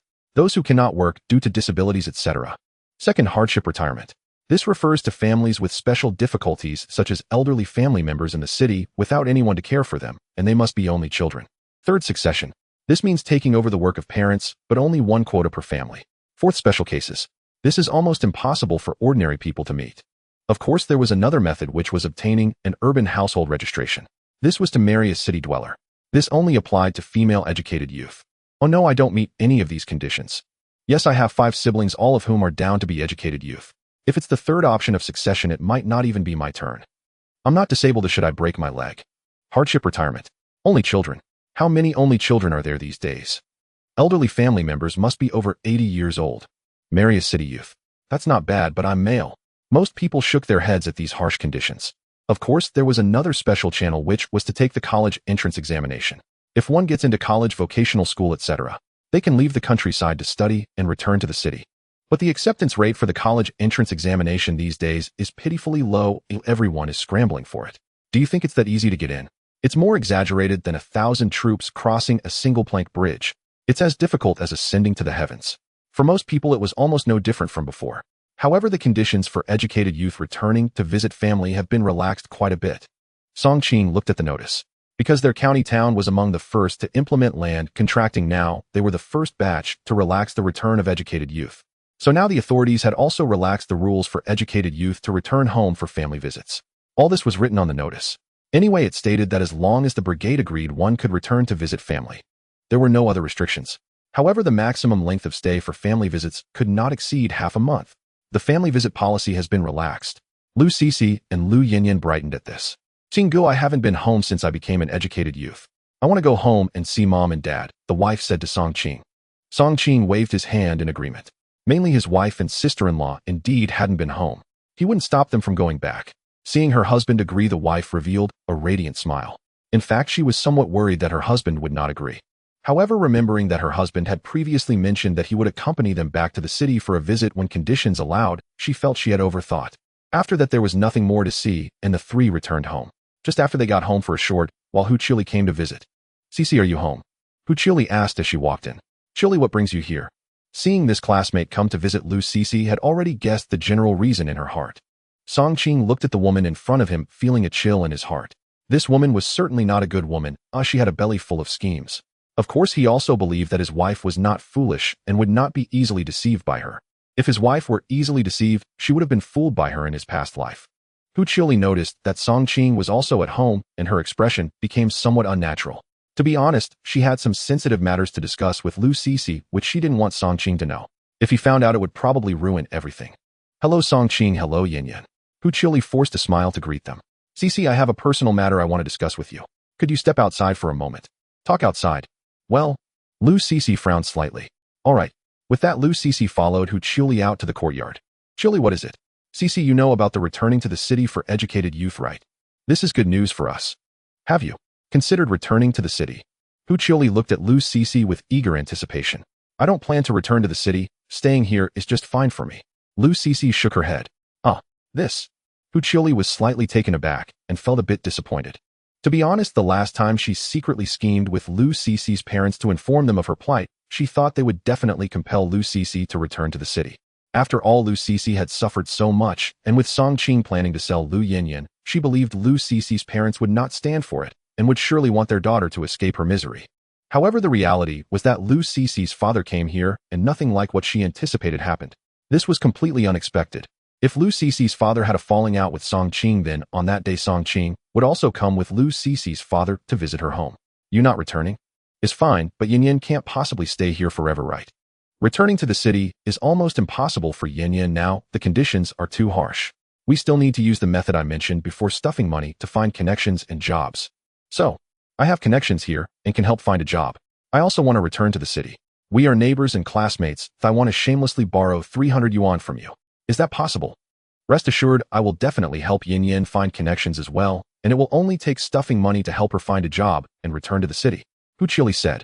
Upon hearing this, Lu Cece secretly thought to herself as expected. Chili, please don't mention this again. I haven't earned a single penny. All the money at home is earned by my husband, and he makes the decisions. If you want to borrow money, go ask my husband. Oh, I can't lend you a cent. Hee. The last incident made her see her classmate and neighbor clearly. In order to persuade her to return to the city or to borrow money from her, she didn't hesitate to reveal her own situation to her parents, making them worry. She even had her father come down to the countryside to demand justice. She had previously told Hu Chili not to inform her parents about her plight, but for her own benefit, the other party sold her out. She naturally had a very unfavorable view of Hu Chili now. On the other hand, the money was earned by her husband. If someone wanted to borrow it, they should go find her husband. As for her sister, her husband would surely have a way to help her sister return to the city. Find connections. She believed that her father should be able to find connections if he had the money. This isn't necessary, is it? Can't you secretly lend it to me? You should think about your sister too. Hu Chili was anxious. My sister's matters are not your concern. As for borrowing money, I've already said go to my husband. If there's nothing more, I'll head back now. If you want to borrow money, just come in and ask my husband for it. After Lu Cece finished speaking, she directly walked back into her house. You? Seeing this, Hu Chiuli's expression immediately darkened. She gritted her teeth and followed her inside. Song Qing, could you lend me 300 yuan? Hu Chiuli was desperate. Borrow money. So much. What do you need it for? Song Qing frowned. I want to borrow money to go into the city and find a connection to get a job. Oh, I want to return to the city. Hu Chiuli gritted her teeth and confessed her thoughts. MCC's classmate and neighbor, please help me out. Hu Qiuli began to play the emotional card. Sorry, 300 yuan is too much for me to lend. Aren't you married now? Wouldn't going back to the city mean getting a divorce? What if this matter gets out? I might be accused of breaking apart your marriage, so you should look for someone else. After saying this, Song Qing walked straight into the house, not giving her a chance to say anything more. In the end, Hu Qiuli could only leave in resentment. Inside the house, Brother Qing, just now she also wanted to borrow money from me, but I didn't lend it. This money isn't mine to give away. Lu Sisi explained to Song Qing to avoid misunderstandings. Upon hearing his wife's explanation, Song Qing felt warmth in his heart. Look, his wife still considered him. Actually, Hu Qiuli is quite scheming. I don't want to lend her anything, and I hope you understand. Song Qing said with a smile. I support you. By the way, the day after tomorrow, we should visit my in-laws in Beijing. Let's prepare tomorrow. Song Qing thought for a moment. The day after tomorrow. Sure. Lu Sisi was delighted. The next day, Song Qing, his wife, and sister-in-law prepared their luggage. They also prepared a sum of cash, and on the third day, early in the morning, they rushed to the town. Upon arrival, they hired a tractor to reach the county town. By the time they arrived at the county town, it was already noon. After eating, they bought tickets for a bus to the city, as only the city had trains. By the time they reached the city, it was already afternoon. Since they hadn't bought train tickets, the three of them decided to stay overnight in the city and take a train to Beijing the next morning. That evening, Song Qing went to the black market in the city. This black market was something director Wu Junhua had told him about. He visited the city frequently and knew about the black market there. Song Qing thought since they were going to visit his in-laws, he should buy some gifts, right? Thus, he planned to buy a few alcohol vouchers at the black market to bring some mitai for his father-in-law. It must be said that this was Song Qing's first visit to the city's black market, and the variety of goods was indeed abundant. Many things were for sale. Soon he found 4 special alcohol vouchers. These special vouchers could be used to purchase mitai, whereas regular alcohol vouchers could not. After returning from the black market, the next morning Song Qing first went to the supply and marketing cooperative in the city to buy 4 bottles of mitai before rushing to catch the train. Fortunately, it was the city, so there was mitai available for sale. In the county, it might not be available often. Very rarely. On the train, both his wife and her younger sister were visibly elated, having not returned home since their assignment to the countryside. Sister, do you think Mom and Dad will be utterly stunned when they see us walk through the door? Lu Yinyin gazed out the window, then turned suddenly to Lu Sisi. They'll certainly be astonished. Lu Sisi covered her mouth with a light laugh. Qinggu, will you feel nervous on your first visit to my family's home? Gazing at his wife's question, Song Qing smiled softly. Had father-in-law not already visited our village, I might well have felt some trepidation on this first trip, but having met him before, I believe I shall feel quite at ease this time. That's good. Just treat it as your own home. After a full day and night aboard the train, the three finally arrived at the Beijing railway station the following noon. Emerging from the station, Song Qing said, I can't arrive empty-handed. I must first stop by a supply store to buy gifts. 4 bottles of baijiu will suffice. Lu Sisi chimed in sweetly. No, absolutely not. We must purchase other things as well, Song Qing insisted, waving his hand. Very well. I'll take you to a supply store near my parents' neighborhood. Agreed. At the supply store, Song Qing first bought candies and biscuits, then a chicken, a duck, a fish, and several jean of pork. Only then did he follow his wife and her younger sister to his father-in-law's residence. By then, dusk was already drawing near. Today being Friday, Mom and Dad are likely still at work. They may not yet be home, or will probably need to wait a while. Lu Sisi reasoned that her parents would almost certainly be working. My, how familiar. As the trio approached the neighborhood and entered the low-rise building, an elderly woman peered curiously at the 2 sisters, her brow furrowed in recognition. Sisi, is that really you? Granny Lu? It's me, Sisi. Lu Sisi instantly recalled her neighbor Granny Lu. Weren't you both sent down to the countryside as sent-down youth? Have you returned to the city? Granny Lu asked, eyeing their bulging luggage with open curiosity. Yes, there is indeed a policy allowing sent-down youth to return, but this time I've come home simply to visit my family, Lu Sisi explained. Oh, I see.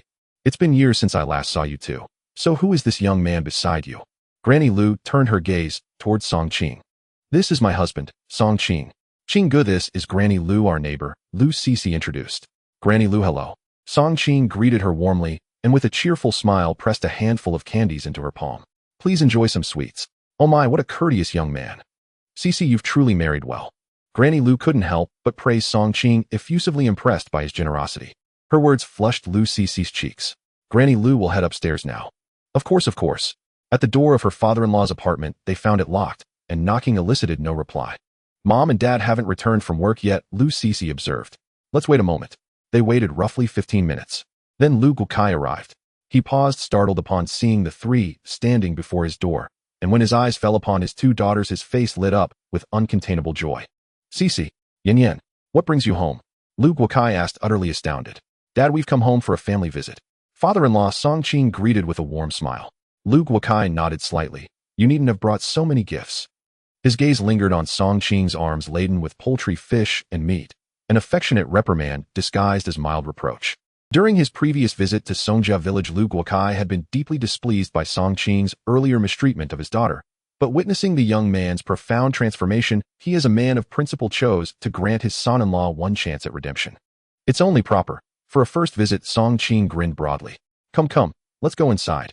Lu Guokai unlocked the door and ushered them all in. Once inside, Song Qing set down the poultry and fish, then retrieved 4 bottles of Mao Dai from his travel bag. Dad, I've brought you 4 bottles of Mao Dai for your daily enjoyment. Seeing the 4 bottles, Lu Guotsai's heart swelled with quiet delight. So the young man remembered his fondness for fine liquor, and had gone so far as to procure 4 premium bottles. Truly filial and thoughtful. Mao Dai is far too expensive. Even 4 bottles is excessive.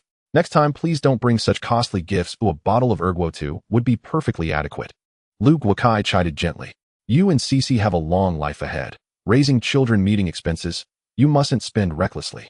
Yes, absolutely, Song Qing readily agreed, though inwardly resolved to do precisely the same next time. Dad, isn't this exactly how a son-in-law shows respect? Just look how devoted Qing Gu is to you. Lu Yan added with a playful grin. You little rascal. Just then mother-in-law Huang Qifan returned home. The moment she stepped through the door and heard the lively commotion within, she froze in astonishment. And when her eyes fell upon her 2 daughters, she stood utterly transfixed. Sisi, Yan, you're finally home. Huang Qifan rushed forward and pulled both daughters fiercely into her embrace, tears streaming down her cheeks. Mom, I've missed you so much. The 3 women clung together sobbing. I heard you'd suffered many injustices and hardships in the countryside. I and your father worried about you endlessly these past years. Huang Qifan spoke through choked sobs. Mom, we're so sorry to have worried you, Lu Sisi murmured, her eyes red-rimmed. Come, let me look at you both properly. Releasing them, Huang Qifan stepped back and studied them closely. She noticed both daughters wore new clothes, their complexions free of pallor, instead glowing with healthy, rosy warmth. Clearly their diet had been abundant and nourishing. Even more astonishing, both daughters wore wristwatches. Her husband had mentioned that her elder daughter now owned a watch, but she'd remained skeptical. Now seeing both daughters wearing watches, she stared in utter disbelief. Mom, we've lived very well in the countryside. Please don't worry about us anymore.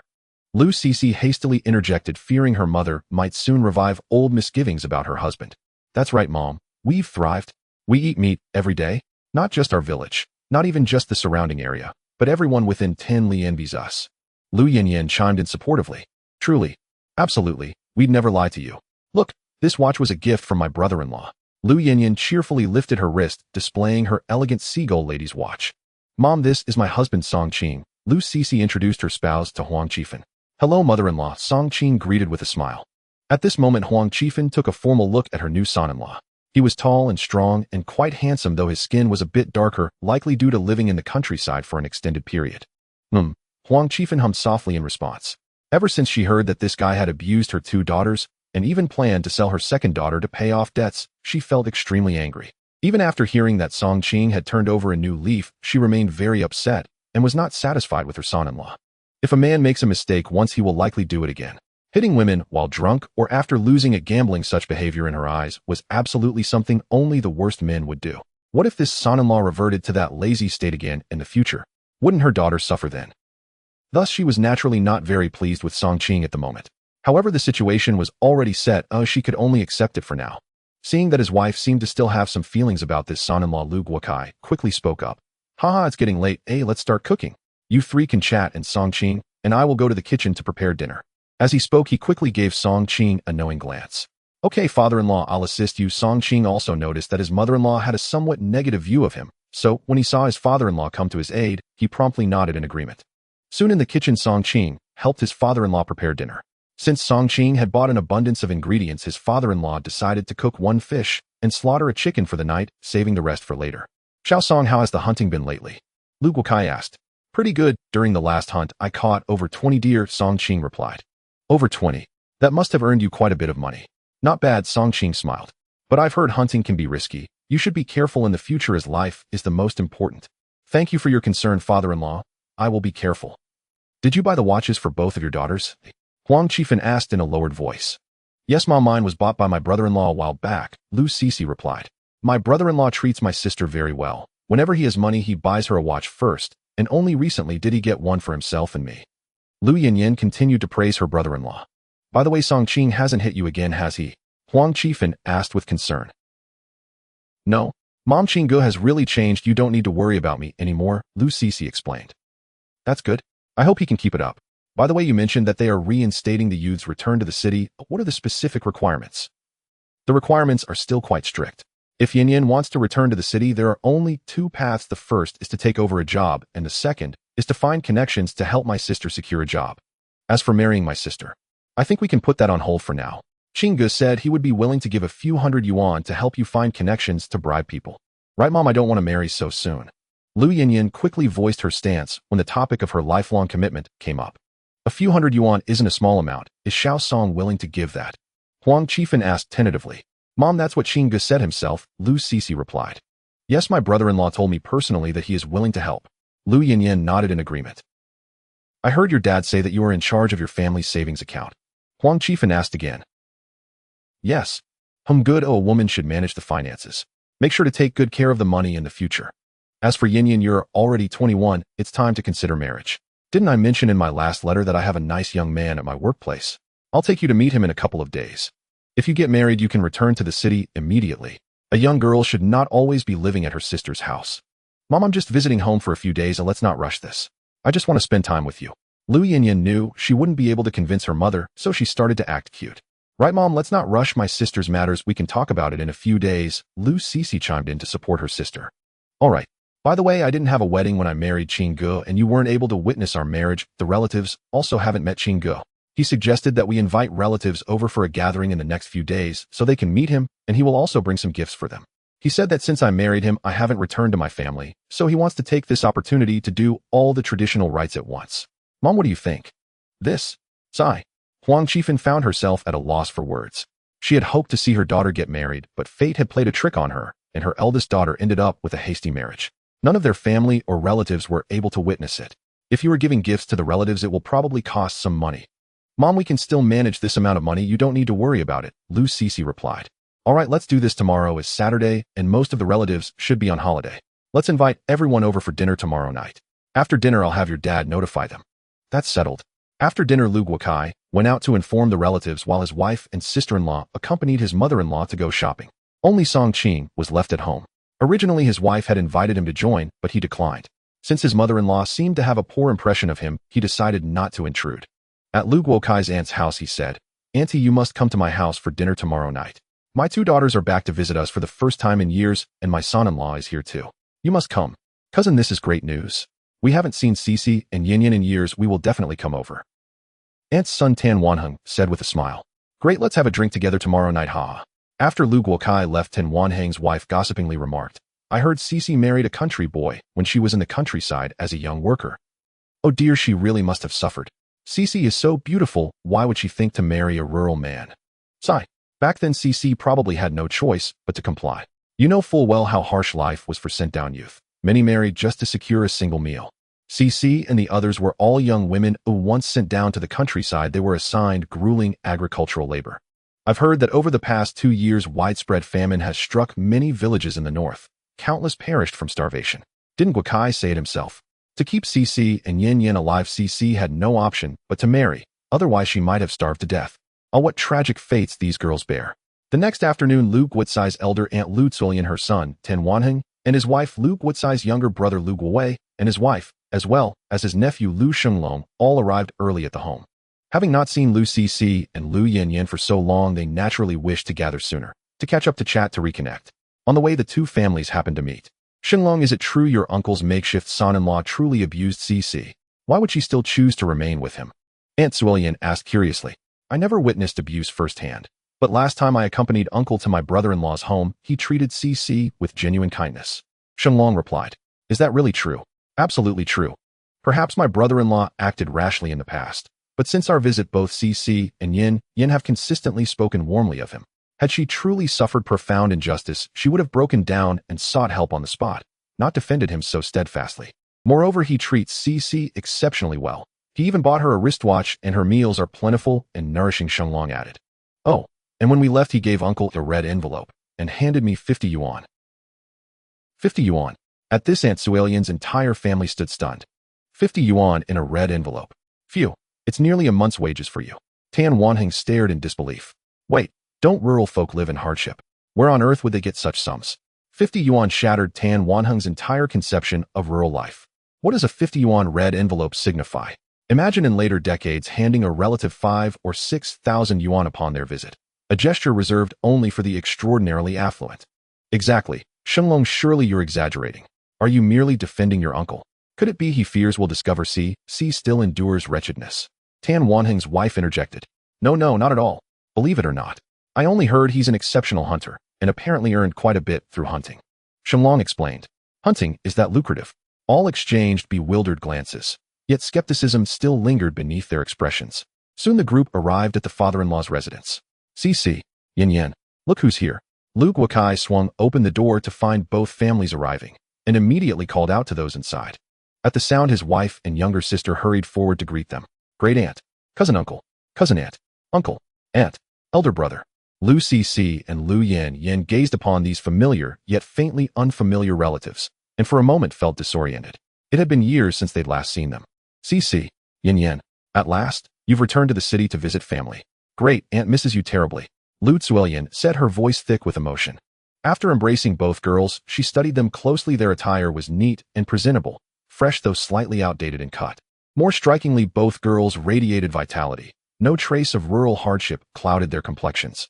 And most astonishing of all, they each wore wristwatches, prompting quiet astonishment. Could Shenglong's account truly be accurate? Great aunt, we miss you deeply too. Lu Cc gently guided Lu Zuelian to a seat. Please sit down. Sit down. Huang Qifan, the mother-in-law, bustled about offering seats. Song Qing, come here. Let me introduce you. With that, Lu Guokai turned to Song Qing.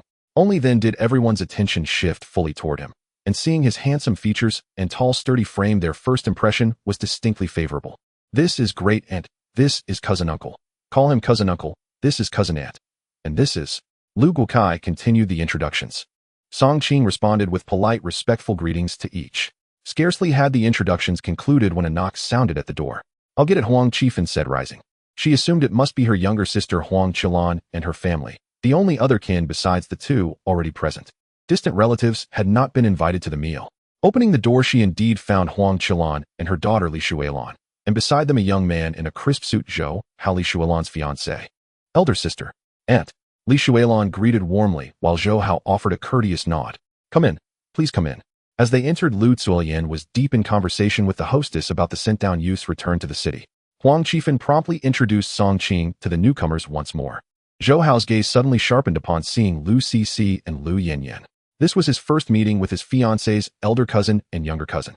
He hadn't expected them to be so stunningly beautiful, whereas Li Shuilan, though graceful in figure, possessed rather ordinary features. So Cc, you've been granted permission to return to the city. No wonder you're back, Huang Qilan remarked. Not quite. We are eligible to return, but the conditions are strict. We've only come home for a brief family visit, Lu Cc clarified. I see. Then Yin must return to the countryside soon after. Huang Qilan asked instinctively. Yes. Sister, you really ought to consider your options. Cc is already married in the countryside, but Yin mustn't follow the same path. I hear marrying an urban dweller secures one's return to the city. My son-in-law works for a company teeming with outstanding young men. I'd be happy to make introductions. Huang Qilan smiled warmly. I'd be glad to assist. My multinational foreign-invested enterprise employs numerous excellent unmarried young professionals. Zhou Hao emphasized the word multinational with quiet pride. Second aunt, I'm not ready to marry just yet. I prefer to wait and see. Yin recoiled inwardly like a cat startled by a sudden tread, terrified of another wave of well-meaning pressure to wed. Yin, that mindset is mistaken. Have you not suffered enough in the countryside? Look, just now your parents gifted you both wristwatches. In the countryside, you likely hadn't even laid eyes on one before. Though phrased as concern, Huang Qilan's words subtly belittled her elder sister, implying plainly Cc had married a peasant. In truth, Huang Qilan's husband passed away early, which made it very difficult for her to raise her daughter over the years, resulting in her becoming extremely sensitive inside. Since childhood, she had a tendency to compare herself with others. Now that her daughter has found a wealthy son-in-law working in a foreign company, it naturally brings her a sense of pride. Seeing her younger sister look down on her less fortunate son-in-law made Huang Qifan feel a bit unhappy. However, thinking about her sister's sensitivity over the years, she couldn't be bothered to dwell on it. Forget it, let her be. Huang Qifan silently thought to herself. Second, and our watches weren't bought by our parents. They were given to us by our brother-in-law. Really? Lu Yinyan pouted. What? Your brother-in-law bought them for you? Huang Qilan glanced at Song Qing seated nearby, her face revealing a hint of disbelief. No way. Country folks toil in the fields every day facing the dirt and the sky. How could they afford watches? What a ridiculous notion. How much could they earn in a month? Can they afford it? Yes, Lu Yinyan nodded. However, Huang Qilan noticed that her brother-in-law Lu Guokai and sister Huang Qifan did not explain and subconsciously assumed they might be trying to save face. Her daughter marrying a country boy was so unfortunate. Now returning to the city to visit relatives, she didn't want her family to see her daughter living poorly. The watches were probably bought with great difficulty, and the clothes on the three of them were likely hastily purchased yesterday or today. Anyway, she didn't believe that someone from the village could afford a watch. Sister, you must take this matter of Yin Yin returning to the city seriously. Right now, only a few places allow young people to return to the city. It's easier to marry a city person at this time. If later most young people can return, then the young folks working in the city will become hot commodities. Huang Qilan shifted the topic, not wanting to embarrass her sister too much. After all, they were here for dinner at her sister's house. In any case, with her son-in-law on display, she was the brightest person here today. My son-in-law Zhou Hao works for a foreign company that just opened here this year. It wasn't easy for him to get in and work there. Do you know? Previously, Zhou Hao earned only 100 yuan a month. A few days ago, due to his excellent performance, he gained the recognition of those foreigners and has now become a team leader in his department with a monthly salary raised to 110 yuan. Huang Qilan said with a smile, Sister, I'll have him introduce one of his colleagues to Yin Yin. She'll be marrying a wealthy man in the future. He earns in 1 month what others earn in 3 to 4 months. 110 yuan a month. Upon hearing this, Lu Shenlong and Tan Wanha gasped. Lu Shenlong earns only 30 yuan a month. Tan Wanha currently makes just 45 yuan a month.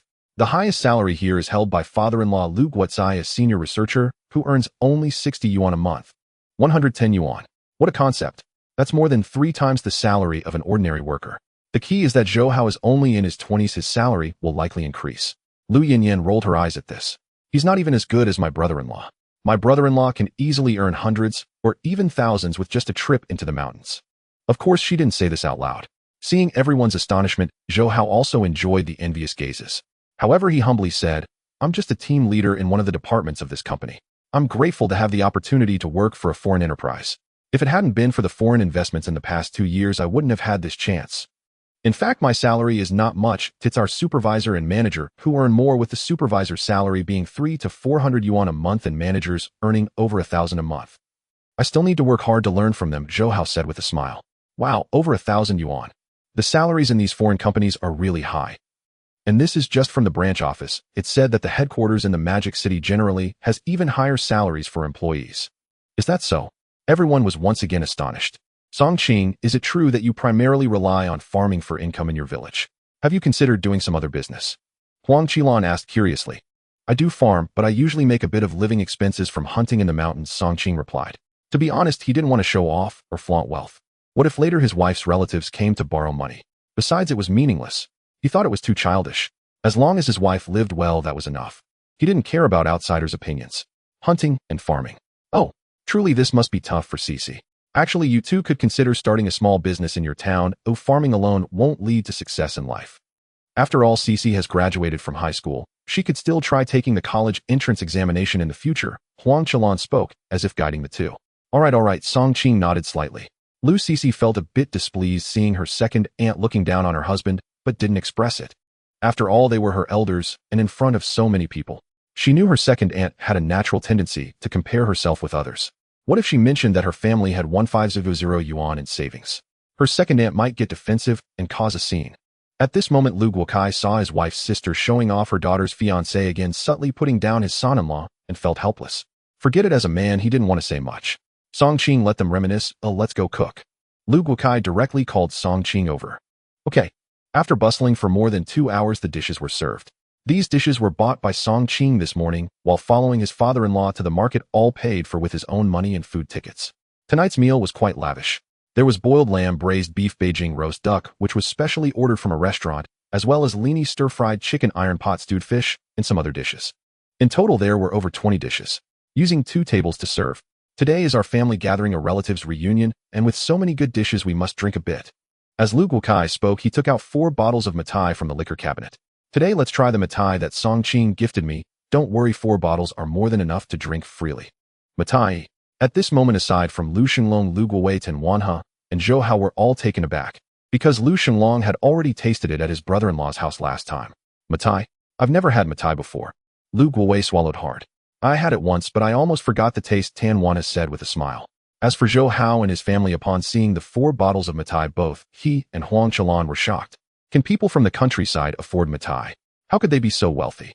For those who haven't tasted it yet, now is the time to try. You for those who have drink your fill tonight, ha.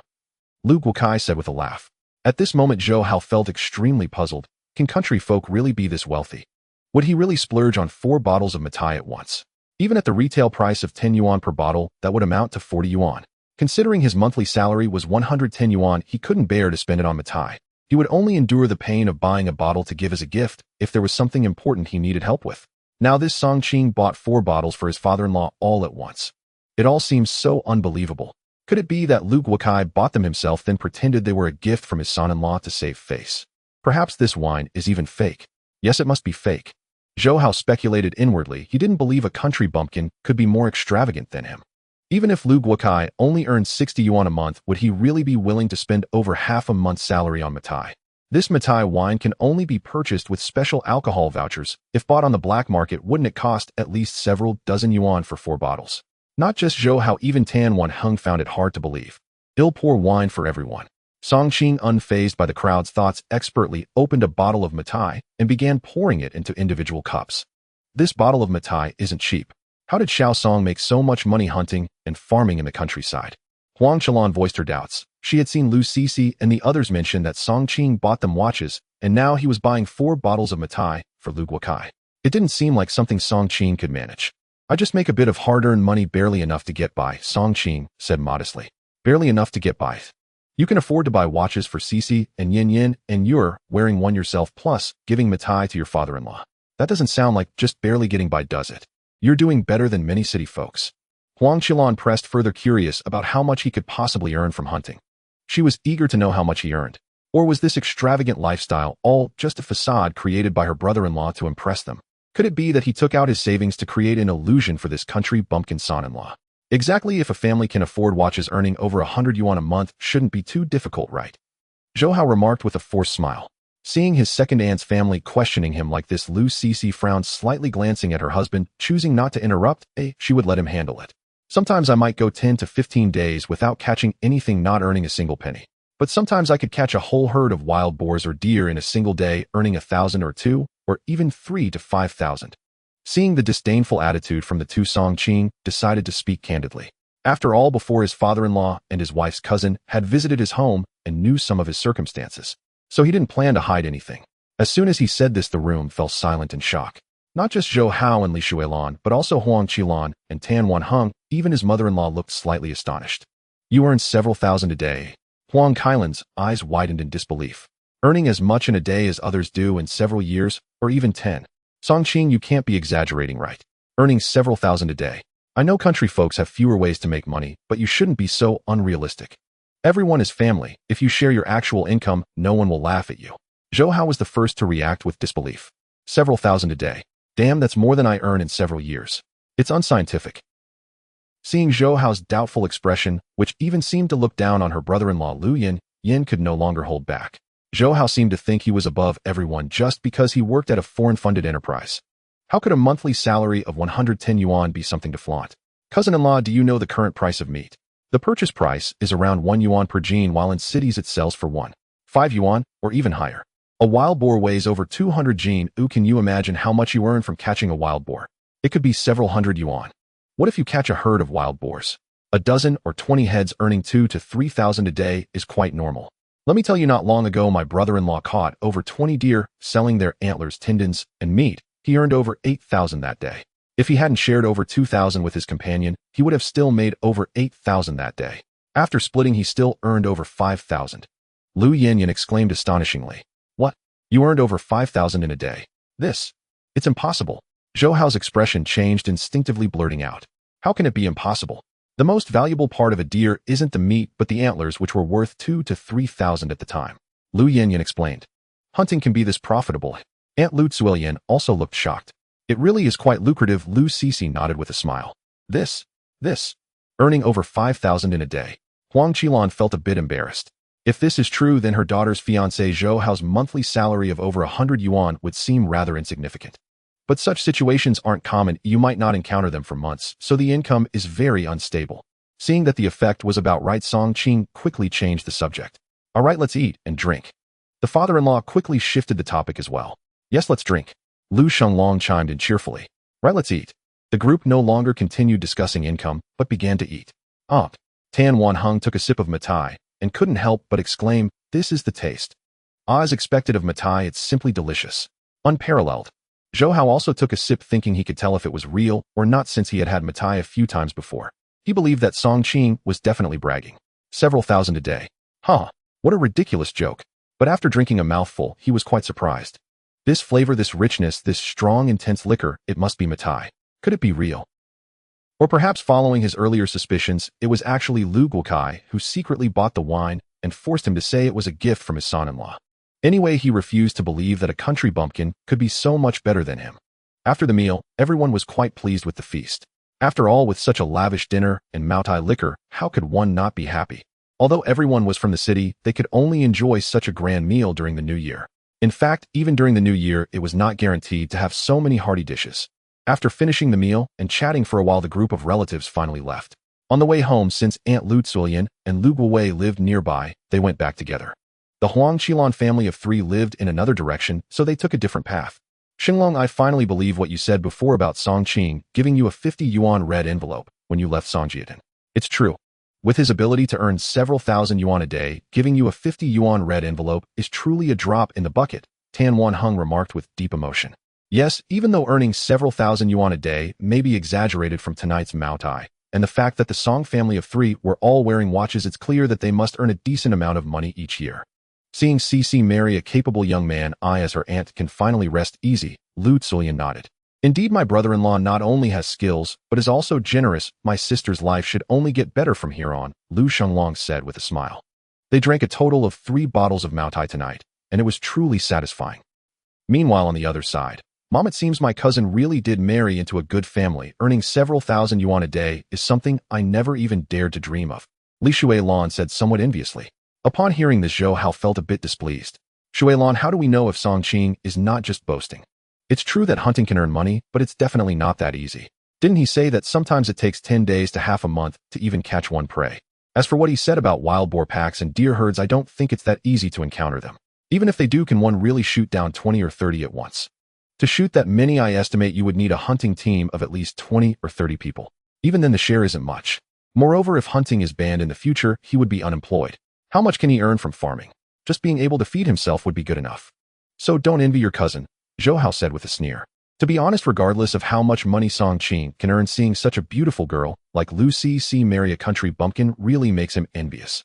On the contrary, when he looked at Li Shuilan in front of him, he was increasingly dissatisfied, as she was only good in figure but average in appearance. The main reason was that he had known Li Shuilan for over 2 years. He had only joined this foreign company half a year ago. As his salary increased, he gradually felt that Li Shuilan was somewhat unworthy of him. On the contrary, he thought Lu Yanyan was also very beautiful. If Zhou Hao is right, earning several thousand yuan a day must be fake. I think earning a few hundred yuan a month is the best it can get. Huang Qilan also thought it was impossible. However, as soon as the words came out, she regretted it. A few hundred yuan a month is still more than what her future son-in-law can earn, right? So she quickly spoke up. I estimate he can only earn a few dozen yuan a month at most. Now he's buying watches and Maotai. He probably doesn't want to lose face in front of us city relatives, so he's spending all his savings to put on a brave front. Shuilan, don't envy your cousin. Zhou Hao is just a team leader now. In the future, once he becomes a supervisor or manager, a stable and promising job that pays hundreds or thousands a month has the future. Hunting for money is ultimately still a country bumpkin. Oh, what's the point of living in the countryside for a lifetime? Anne is right. The mindset of country folk is bound to have no great prospects for development. In the future, I will only earn more and more, while he will only continue hunting. Seeing his cheap mother-in-law support him, Zhou Hao felt quite pleased. Back at home in the living room, Song Qing and his father-in-law were chatting over tea. His mother-in-law Huang Qifan was whispering to Lu Cece in the room.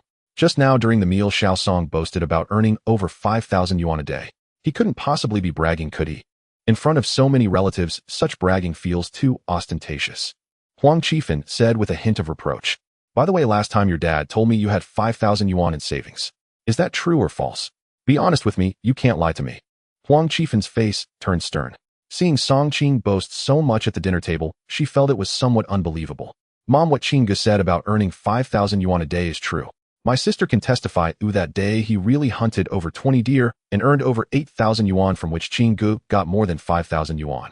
Lu Cixi faced her mother, not wanting to lie, but telling the truth simply to let her mother feel assured that the man she married is reliable and capable. She didn't want her future life to be a worry for her. Are you sure? Sure. And our savings now are no longer 5,000 yuan, but have risen to 15,000 yuan. We are definitely millionaires. Lu Cixi continued. As soon as these words were spoken, Huang Qifan was astonished on the spot. What did you say? 15,000 in savings. Yes, in the past few months Qingge has made a good income from hunting, so he has saved quite a bit, Lu Cixi said. No way, you have to show me the bank book to see if there is really that much. 15,000 in savings shattered Huang Qifan's previous fantasies. It was terrifying. Even she couldn't imagine such a number. But could her cheap son-in-law really have saved that much money? Mom, aren't you making things difficult for me? The bank book is at home, I didn't bring it with me. It's inconvenient to carry it across provinces. Lu Cixi said with a face full of helplessness. All right. Huang Qifan still felt somewhat skeptical at this moment. But she knew that her cheap son-in-law must have earned some money, otherwise he wouldn't be able to afford watches for her 2 daughters and buy moutai for her husband. She knew what kind of person her husband was, a good-natured man who might secretly speak well of her son-in-law. In any case, Lu Guotsai's claim of 5,000 yuan in savings was still met with some suspicion. The main reason was that she knew Lu Guokai's mindset was too traditional and stubborn. Perhaps he didn't want to see his daughter divorce and remarry, and as long as her cheap son-in-law wasn't too bad, he wouldn't persuade his daughter to leave. In fact, it was the same in her past life. One must say that the one who truly understands the father-in-law is the person beside the pillow, her mother-in-law. By the way, Mom, what are your thoughts on my sister's return to the city? Lu Cixi changed the subject and asked. Your sister definitely can't stay in the countryside forever. She must return to the city. My initial plan is to introduce her to a young man from my workplace. Once she gets married, she can return to the city. Huang Qifan said. Mom, I think we should ask my sister for her opinion. After all, she might not like the person we introduce her to. Of course, I'm not opposed to your approach, Mom. I just feel that we now have the means to give my sister more options. Qing said he would be willing to give you 500 yuan to help you find a connection and see if you can find a job. If she can find a job, my sister can still return to the city, and she can either look for herself or get to know a few more people through introductions. Once she has a job, her options will be broader, and she will meet more people. She might even meet someone she truly likes. Lu Cixi said. 500 yuan in funding. Huang Qifan was slightly surprised. Do you really have that much money? Is Song Qing really willing? Really, why would I lie to you? I'm giving you 500 yuan right now. Saying this, Lu Cixi began to open her travel bag and took out 500 yuan in cash to hand to the other party. Seeing the 500 yuan in cash, Huang Qifan was stunned. Could it be that her cheap son-in-law really is making good money? Did hunting really earn him a few thousand yuan? Otherwise, how could he be so generous as to take out 500 yuan? Just like that. Their couple's savings currently do not exceed 300 yuan. Are you really giving this? Really, Mom? Lu Cixi said with a smile. All right. She felt that her cheap son-in-law was quite good, for the future of her sister, he was providing substantial support. Was this to make up for the guilt of nearly selling her second daughter? Outside the living room, Song Qing was drinking tea with his father-in-law. Father-in-law, there should be a black market here in the capital, right? Song Qing asked with a smile. Of course there is. There's always been one. I should say there are black markets all over the country. After all, resources have been quite scarce over the years. Without black markets, life would be even tougher for everyone. Lu Guokai said with a sip of tea and a smile. Do you know where the black market in the capital is? I'm very curious and hope to see what kind of things are sold in the black market of a big city. Song Qing asked seriously. Yes, he indeed wanted to see the black market in the capital. The main reason was that he saw that his father-in-law's family didn't even have a television, and he planned to buy them one. It would also be a small surprise for his father-in-law's family. There are many black markets here in the capital, not just one, at least a dozen. In fact, there is a quite large black market near our home, just a couple of alleys away, called Shiho Hatong. It starts at 8 o'clock every evening and ends at 10 at night, said his father-in-law. Oh, do you want to go check it out? Since it's late after drinking tonight, I can take you to explore it tomorrow night. Lu Guokai said enthusiastically. He now found himself increasingly satisfied with this son-in-law. You see, this trip to the city brought him 4 bottles of moutai. Although they had drunk 3 bottles, he was happy. He wanted many relatives to see that his daughter, although married to the countryside, was not living as miserably as they imagined, but rather enjoying a rich life. All right. Soon it was late at night, and everyone began to wash up and sleep, according to his mother-in-law's customs. He returned to his wife's family home. He could not share a room with his wife, so for these 2 nights his wife shared a room with her younger sister while he had his own room. Late at night, after Song Qing heard that everyone was asleep, he opened the window of his room. His father-in-law's house was on the 3rd floor, so the window did not have any railings added. He climbed out of the window and grabbed hold of a nearby drainage pipe, quietly making his way down. That's right. He wanted to go see the black market by himself. If he left through the front door at night, he would definitely disturb the whole family, so he planned to sneak out. After about 10 minutes, he arrived at the place called wholeheartedly.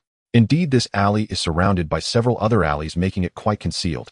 No wonder the black market is located in this alley. There were quite a few people in the alley. Although it appeared crowded, everyone was speaking in low voices, trying not to make too much noise. Of course, since it is a black market, naturally the transactions cannot be in the light. Although everyone turns a blind eye, one should not be too blatant, right? If too much noise is made, it would be difficult for the patrolling people to handle the situation right. There are indeed quite a few stalls here. There are even more varieties than in the county town, and even more than in the city. The black market in the town mainly consists of agricultural products. Most of the black market in the county town also consists of agricultural products with a portion of industrial products. The black market in the city is different, though it has a wide variety of items from all aspects. However, the black market in the capital is different. He saw a lot of imported goods, especially some imported watches. These items would definitely not be found in the black market of the county town. Even the city's black market would probably have very few. It's a pity I already bought a watch, otherwise I would definitely get an imported one to wear. No wonder it's a big city. It truly has everything. Song Qing thought to himself. However, he knew the purpose of his visit today was to buy an industrial coupon for a television to buy a set for his father-in-law's family. So he headed straight for the stalls selling industrial coupons. Young man, what do you want to buy? Grain coupons, meat coupons, or various industrial coupons? I can tell you, I even have motorcycle industrial coupons for sale. A middle-aged man in his 40s speaking with a Beijing accent was running the stall. Do you have industrial coupons for televisions? Song Qing asked. Of course. What size do you want? 14 inches. For 14 inches, it's a fixed price of 110 yuan, said the boss. 110 yuan. Song Qing was slightly surprised upon hearing this. He recalled that when he got the industrial coupon for a television in the county town, it was 120 yuan for a 14-inch one, but here in the capital, it was only 110 yuan.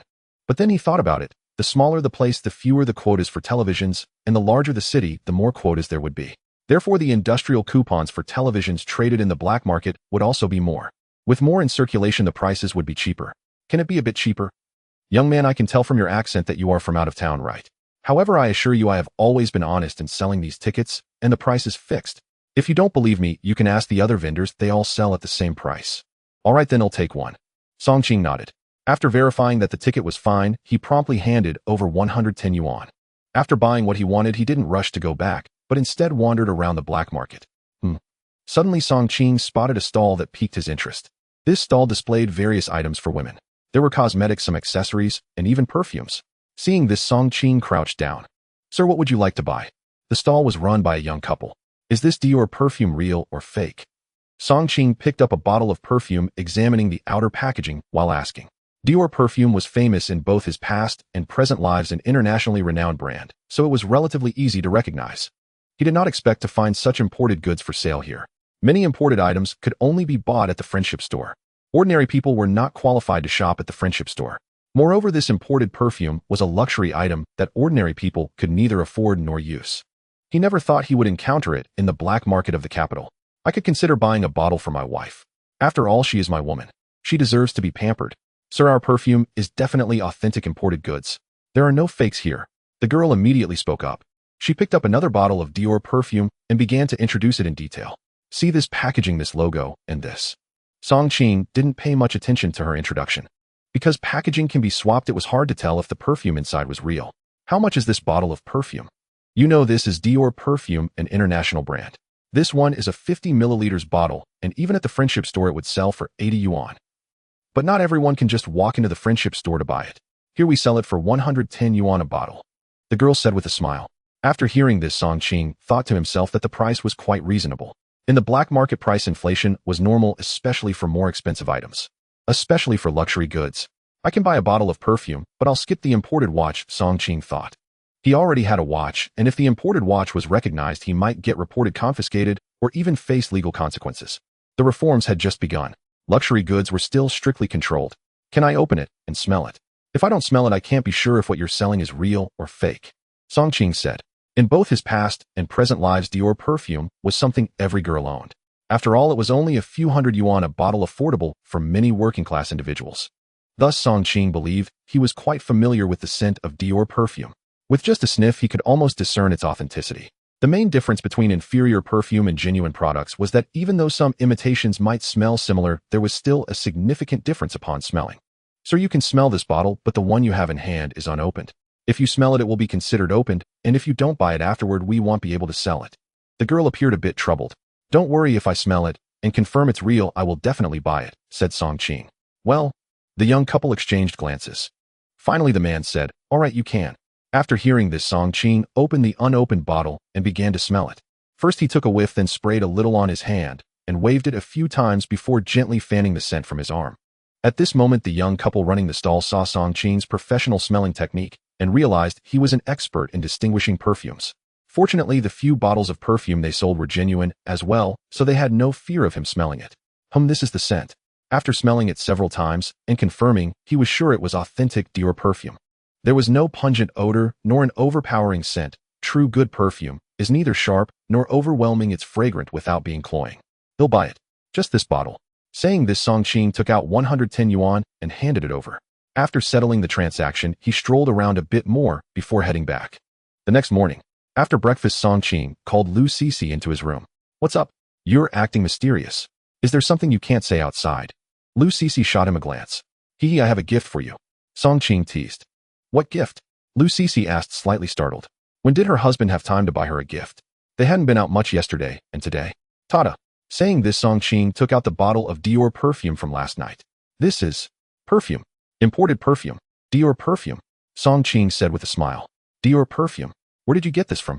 Lu Cici looked at him in surprise. While you all were sleeping last night, I went to the black market near your house to find it. Here, try it on. I hope you like the scent.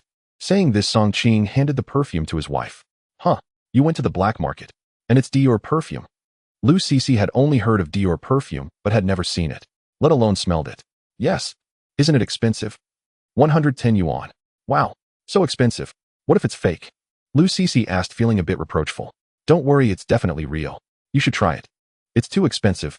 For my wife, nothing is too expensive. You. Lu Cici didn't know what to say, but she felt sweet inside. She just worried that the perfume might be fake. Did her husband really understand perfumes? Come, let me spray it for you. Songqing quickly took the perfume and sprayed it on the ends of his wife's hair. Then he sprayed a bit on her shoulders. He also sprayed a little on her clothes. Wow, it smells so good. This scent is 100 times better than floral water. Lu Cici instantly fell in love with the scent. Haha, of course. How much does floral water cost? Songqing chuckled. But it's too expensive. I feel like it's a waste of money, not worth it. Lu Cici felt a bit heartbroken about the money, 110 yuan. She was not from the upper class, so using this felt like too much of a waste. What a waste. Money is meant to be spent, and your happiness brings me joy, Songqing said with a smile. The cheesy words made his wife's face blush, making her unable to meet Songqing's gaze. By the way, I got an industrial coupon for a television in the black market last night. I noticed your parents don't have a TV yet, so I plan to buy one for them. With a TV, they can have something to pass the time in the evenings. How about you go to the supply and marketing cooperative to buy the TV? Songqing suggested. You plan to buy a TV for my parents? Lu Cici was a bit surprised after hearing this. I've been married to you for so long without giving my in-laws a gift. This TV can count as a betrothal gift. All right, then, that's very thoughtful of you, Lu Cici said, feeling warmth in her heart. Don't tell your parents just yet. Let's give them a surprise. Okay. Not long after, Lu Cici informed her in-laws, and the two of them headed out together to the nearby supply and marketing cooperative. Upon arriving at the cooperative, they headed straight for the TV sales area. The televisions at the Beijing Supply and Marketing Cooperative were still predominantly domestic products with no imports. Imports must be purchased at the Friendship Store. Qinggu, which brand do you think we should buy? Lu Cici asked Songqing while looking at 3 models of domestic TVs. Let's go with the Beijing brand and get a 14-inch model. Songqing decided. I'll go with your choice. They took out the industrial coupon and spent 500 yuan to buy a black and white television from the Beijing brand. For this trip, he brought along 2,000 yuan in cash to visit his wife's family. Excuse me, do you know when you can come to install it? Songqing asked. We can come to install it around noon, and it should be completed by the afternoon, the male staff at the counter replied. All right, please deliver it at noon then. Song Ching was surprised by how quickly the television delivery and installation were handled by the cooperative in the city. But then again, it's a city, the distance isn't far, so there's no need to wait until the next day. Lu, Cece. Suddenly someone called out. Lu, Cece, and Song Ching turned curiously toward the source of the voice. They saw a girl with a delicate appearance and two ponytails calling out from a nearby watch sales counter. Oh my Lu, Cece, it's really you. Ma Ching exclaimed. Ma Ching. Lu, Cece instinctively blurted out, though she still felt a hint of uncertainty. Cece, I can't believe it's really you. Ma Ching hurried over. They were both high school classmates and even sat at the same desk. I didn't expect to run into you here, it's been such a long time, Lu, Cece marveled. They had a good relationship during their school days, but they lost contact over the years after both went to the countryside as educated youth. Are you back from being an educated youth? Ma Ching knew that Lu, Cece had gone down to the countryside as an educated youth. They were part of the same group, just sent to different places. It seemed Ma Ching had gone to a coastal area in the south. No, I'm back to visit family this time. How about you? Lu, Cece said with a smile and shook her head. I just returned last month, taking over my mother's position. You know, my mom used to work at the cooperative and her health has not been good in recent years. Fortunately, there's a policy for educated youth returning to replace their parents, so I directly took over my mom's position at this cooperative, Ma Ching explained. That's great. By the way, why haven't you returned yet? I remember your location was one of the first pilot areas. There should have been relevant policies by now, Ma Ching asked eagerly. I got married, so I might not return here in the future, Lu, Cece said with a smile. Oh, I see. Ma Ching was taken aback. Is this your? She looked at Song Ching standing beside her. Song Ching stood tall and strong, looking quite sunny and handsome, though slightly tanned, likely from being in the sun frequently. This is my husband, Song Ching. Ching-gu, this is my high school classmate and desk mate, Ma Ching. Hello, Miss Ma. Hello. Ma Ching smiled. Just then Ma Ching noticed someone walking out from the back room, and she quickly ducked her head, saying, Oh no, our cooperative director is here to inspect. I can't chat with you now. By the way, there's a class reunion tonight. Would you like to join us? There will probably be over 10 people. We haven't seen each other for so long, we should have a good chat tonight. Lu, Cece glanced at her husband, seemingly seeking his opinion. If you want to go, then go. After all, it's been many years since you last met, Song Ching said with a smile. It's a rare occasion for his wife to come back, so attending a class reunion to chat and have a meal would be nice. In reality, although Lu, Cece could chat with the villagers in Songjiatin, the villagers lacked education and probably wouldn't have many topics to discuss. All right then, Lu, Cece nodded. Okay, I'll find you at your home after work and we can go together. I'll head back to my duty now. After saying that, Ma Ching ran back to her post. By the way, let's buy some clothes while we're here. The clothes here are much better than in our county town. It's not like I don't have clothes, Lu, Cece thought, feeling that she had spent money like water these past few days.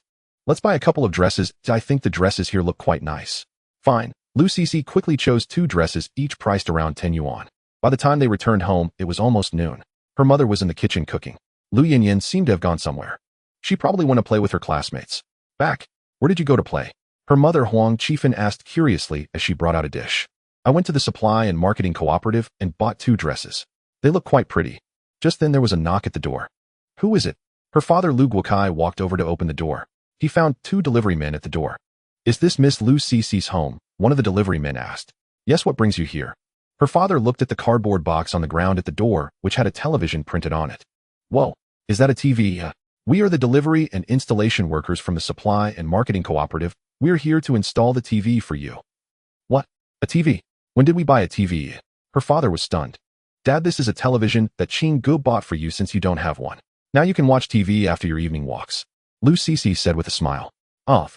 Her father-in-law looked astonished. Her mother-in-law, who heard the commotion from the kitchen, also came out with a surprised expression. This cheap son-in-law really knows how to make people happy. He has truly given them a big surprise.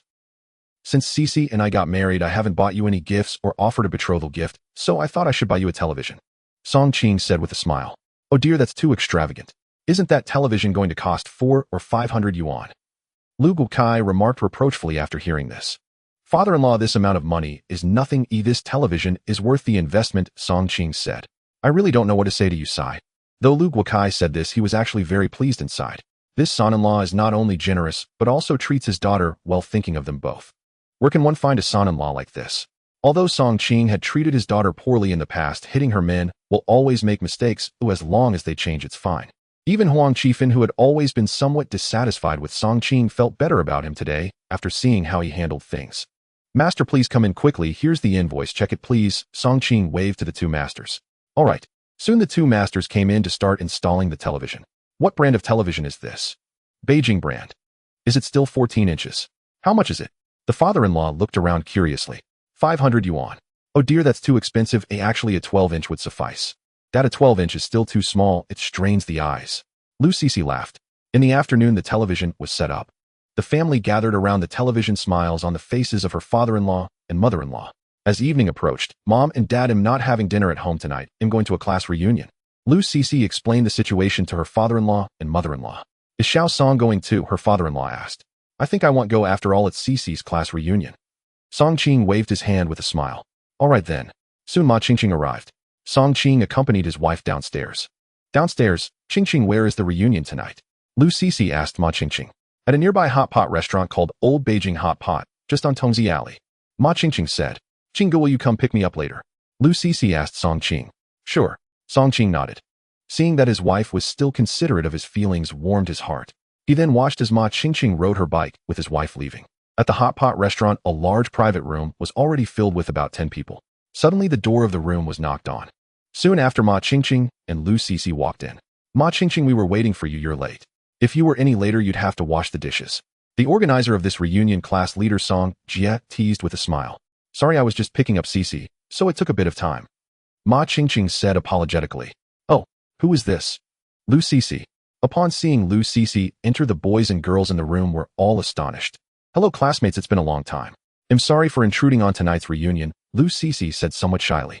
However, upon seeing familiar classmates in the room, she wore a radiant smile. The friendships among classmates in this era are still very pure. Oh, it's Lu Sisi. Welcome, welcome.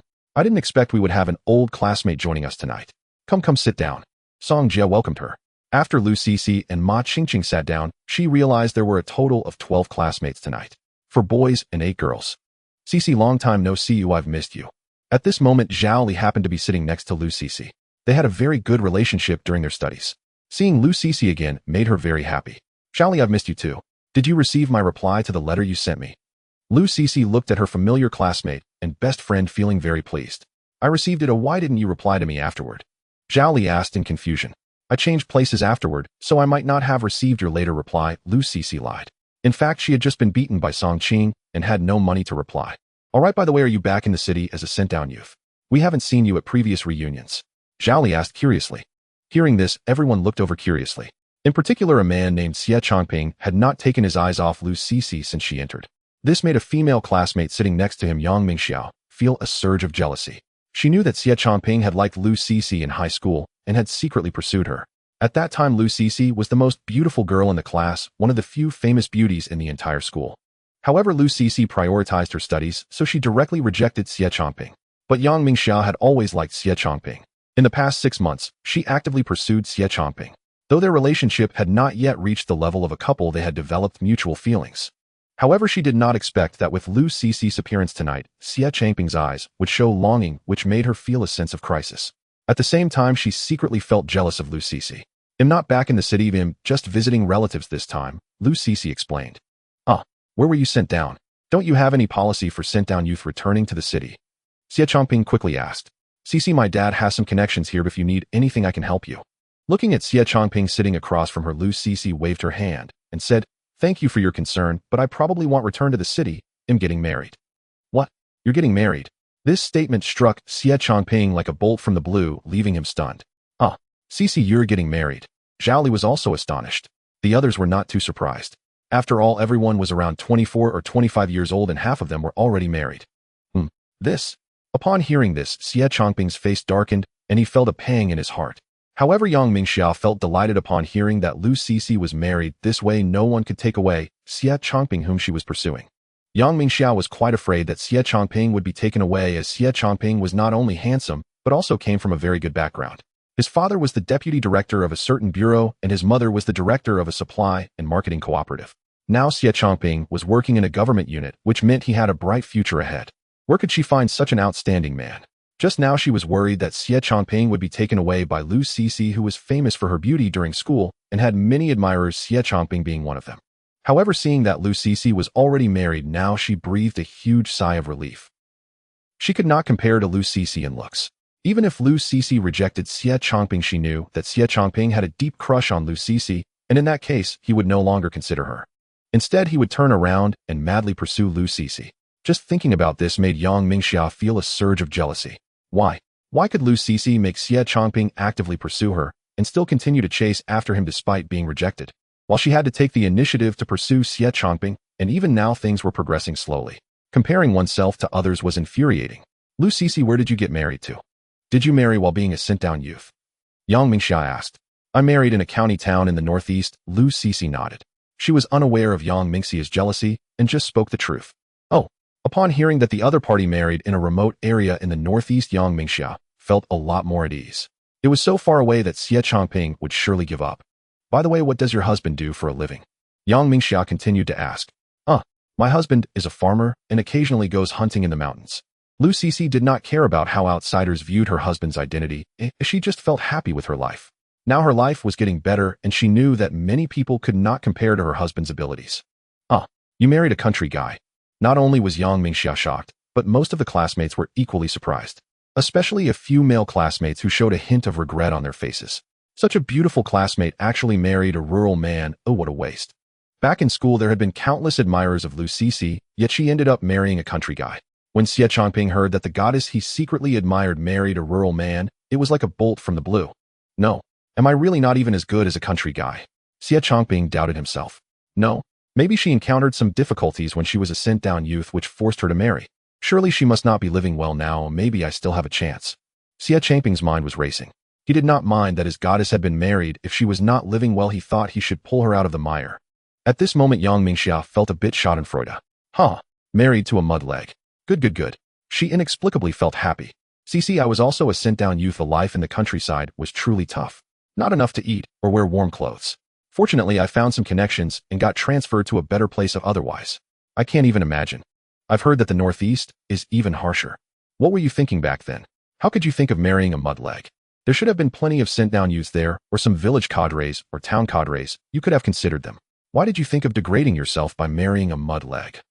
Yang Mingxia couldn't help but want to expose her rival's wounds upon seeing that her rival was not doing well. At the same time, she wanted Xie Chongping to know, look, your goddess has been taken by a mud-leg, give up on her. Yang Mingxia continuously referred to the country guy and mud-leg, even claiming that Lu Cixi degraded herself, which made Lu Cixi furrow her brows slightly. Everyone present noticed that Yang Mingxia seemed to be targeting Lu Cixi. Song Jie and a few others knew that Yang Mingxia had been madly pursuing Xie Chongping recently and recalled that Xie Chongping had pursued Lu Cixi during high school, but was rejected. Everyone understood immediately. Yang Mingxia, what do you mean? What do you mean Lu Cixi degraded herself? I have met Lu Cixi's husband, and I think he's a great person. Look at Lu Cixi. Does she look like someone who is suffering? Ma Qingqing immediately stood up for her desk mate. Indeed. Lu Cixi was now wearing a dress she bought today, and it was ready-made, selling for 12 yuan at the supply and marketing cooperative. In this day and age, even in the city, many people would not spend money on ready-made clothes. They would buy fabric to find a tailor to make their clothes, which could be done for just a few yuan. Then looking at Lu Cixi wearing a watch, could the villagers afford watches? Moreover, looking at Lu Cixi's complexion, it was rosy and healthy, indicating she had been eating well. I'm just speaking the truth. Most of us here have been sent-down youths who doesn't know how hard it was back then. Yang Mingxiao pouted. She thought that perhaps Lu Cixi's clothes were bought by her parents when she returned home, and that watch might belong to her parents as well. After all, no one wanted others to know they were not doing well when attending a class reunion. All right, Yang Mingxiao, why don't you say a little less? We are all classmates. There's no need to be so harsh with your words. Xie Chongping said with a serious face. Upon hearing this, Yang Mingxia stared blankly at Xie Chongping. Damn it. This infatuated man saw that someone had already married and still spoke up for her. She felt so angry. Originally, she wanted to stomp on Lu Cixi a few times, letting Xie Chongping know that there was no possibility of them anymore, but unexpectedly, it only aroused his sympathy. Cixi, are you lying to us? You must be living very well. The perfume you're wearing seems to be Dior. Zhao Li, who was next to her, could not stand Yang Mingxia's act and chimed in. So the perfume on Cixi is Dior. No wonder I feel it smells so good all the way, or it turns out to be a famous imported brand, an international brand perfume. Ma Qingqing exclaimed in surprise. She had noticed the pleasant scent of Lu Cixi's perfume along the way, but had not thought to ask about it. At this moment, the rest of the people in the private room were also astonished. I indeed use Dior perfume. Lu Cixi blushed slightly. It was her husband who had sprayed it on her today. I knew it. The perfume my cousin uses is exactly the same. I can't even afford this perfume, Zhao Li said with envy. Zhao Li's words convinced everyone present, because apart from Xie Changping, who had a good family background, the other person was Zhao Li. Zhao Li's parents also worked in government positions. Her father was a deputy director. Moreover, Zhao Li's cousin's family had lived in Xianjiang for many years and returned to this area last year to start a business, opening a department store, which everyone was aware of. She said it was the scent of Dior perfume, and no one would think it was fake. I was wondering why there was such a pleasant fragrance in the private room as soon as Cici walked in. It turns out she sprayed perfume. It really smells wonderful. Two female classmates sitting nearby took deep sniffs. The reaction from everyone made Lu Cici feel a bit shy. Is this Dior perfume very expensive? Ma Qingqing asked. This Dior perfume is only sold at the friendship store, priced between 60 to 80 yuan. The one Cici is using should be the one priced at 80 yuan. If it were on the black market, it would sell for over 100 yuan a bottle. Zhao Li informed the group. Wow, over 100 yuan a bottle. Buying it at the friendship store? Forget it. It's not something ordinary people can buy. Even someone from Zhao Li's or Xie Changping's background probably wouldn't have the chance to purchase it. They don't have the qualifications. Does that mean the perfume Lu Cici wears costs as much as their combined salaries for several months? How wealthy must one be to afford Dior perfume? Perfume is not a necessity. One can imagine how affluent one must be to use imported perfume. Moreover, such luxurious perfume is unlikely to be recognized by those around you, whether it's imported or Dior. Only the upper-class individuals who understand high-end perfumes would know. In other words, Lu Cici is very likely to marry a man who is extremely powerful, influential, and wealthy. Just thinking of how they usually only use cheap floral water reveals the stark contrast. Dior perfume. Yang Mingxiao felt a burning sensation on her face, as if slapped. Just moments ago she had mocked Lu Cici for marrying a country bumpkin. Now she was the fool. She felt a bit like a bumpkin herself. Because she had never seen or smelled Dior perfume, she didn't recognize this particular fragrance. Look, only Zhao Li recognized this perfume in the entire room. Why does Lu Cici have such good luck? Yang Mingxia's jealousy flared even more. She was somewhat aware of Lu Cici's family background, and indeed most classmates had a good understanding of each other's family situations. They all knew Lu Cici's father was merely a senior researcher, and her mother worked in a unit without any leadership position. A family like that couldn't possibly afford Dior perfume. This allowed them to conclude that Lu Cici's husband must be someone from the upper class. Xie Changping, upon hearing that his goddess used such a luxury item as Dior perfume, felt his previously hopeful confidence collapse. With his salary, he couldn't afford it even after several months. Originally, he thought Lu Cici married poorly and had hoped to help her, but unexpectedly, she married well. Cici, you've been so low-key, yet you deceived us, Zhao Li said with a laugh. She didn't know who Lu Cici married, but she recognized the Dior perfume she wore and felt her classmate must be living quite well. All right, Cici, you have to treat us tonight. Ma Qingqing joked. I really didn't lie to you all. My husband is truly a farmer. Lu Cici felt a bit awkward with everyone adoring her. Cici, you are still as low-key as ever, not want to show off. I trust you, whatever you say is true. Unlike some people who are too petty, Zhao Li implied. This made Yang Mingxia's expression change slightly. She felt a surge of anger, but dared not express it. She was someone who feared the strong. She believed she couldn't compete with Zhao Li. Seeing the atmosphere become somewhat awkward, class leader Song Jie quickly stepped in to ease the tension. Classmates, we rarely gather like this tonight, as shouldn't we drink a little? All right. Several male classmates cheered. Then let's get the drinks. Under Song Jie's oversight, the atmosphere in the private room finally became lively. Several male classmates and a few female classmates began drinking, while Lu Cici, Ma Qingqing, and Zhao Li chatted animatedly. Cici, how many days are you back for a family visit? Are you really not going to settle down in Beijing? Ma Qingqing asked curiously. I probably won't settle in Beijing, but it depends on what my husband thinks, Lu Cici nodded. By the way, where did you buy this Dior perfume? Zhao Li asked. My husband bought it for me. He said he got it on the black market. Oh, buying it on the black market is indeed pricey, but it's more convenient. Going to the friendship store is too troublesome. Zhao Li was aware of some of the strict conditions at the friendship store. Plus, if you openly went to buy it, it would be easy to get reported. After all, everyone knows you don't have the qualifications to shop at that store. Zhao Li, you just mentioned your cousin's family used to live in Xianjiang, and your cousin just returned to Beijing to do business recently. Lu Cici suddenly remembered her husband had mentioned the clothing business to her. Now was a good opportunity to inquire about it, right? Yes. My cousin opened a department store here and also started a trading company, but the trading company is still in the preparatory stage. I see, that's impressive. By the way, I want to inquire if your cousin knows any bosses who wholesale fabrics in Xianjiang. Lu Cici asked. Are you looking to get into the fabric wholesale business? Zhao Li instinctively spoke up, thinking to herself that Lu Cici clearly didn't marry a country person. Oh, would a country person inquire about this? I want to see if I can do something in the clothing business. You know imported fabric is better, Lu Cc said with a smile. At this moment, the other classmates hearing the two of them discussing business were all taken aback. Especially Yang Mingxia. With Lu Cc and Zhao Li talking like this, didn't it just confirm that they were indeed wealthy? They were even discussing business. I don't know if my cousin knows. Oh, I'll ask her for you later. How about that? Sure, I'll leave my family's phone number for you. After a meal, everyone began to leave the restaurant. Originally, Xie Chongping planned to take Lu Cc home alone after dinner, wanting to inquire about her recent situation, but upon seeing that Lu Cc used such luxurious imported perfume, he started to lose confidence. Ultimately, he was the first to leave in a dejected and unwilling manner. Yang Mingxia hurriedly followed behind him, fleeing in embarrassment. Qinggu, I'm here. Lu Cc waved at Song Qing, who was not far away. Yes. Zhao Li looked at Song Qing, who was walking over, standing over 6 feet tall and handsome though slightly tanned. Overall, he didn't appear to be a successful person. However, since Lu Cc could afford Dior perfume, it was definitely something only the upper class could use. Low-key. Yes. She had met several business owners who worked with her cousin, and they were almost all very low-key. Qinggu, let me introduce you. This is my classmate Zhao Li. Lili, this is my husband Song Qing. Hello, beautiful. Song Qing greeted her with a smile. Hello, Mr. Song. Qing Lili, I'm heading back now. Let's meet up again sometime. Lu Cc said. Alright, take care. See you on the way back.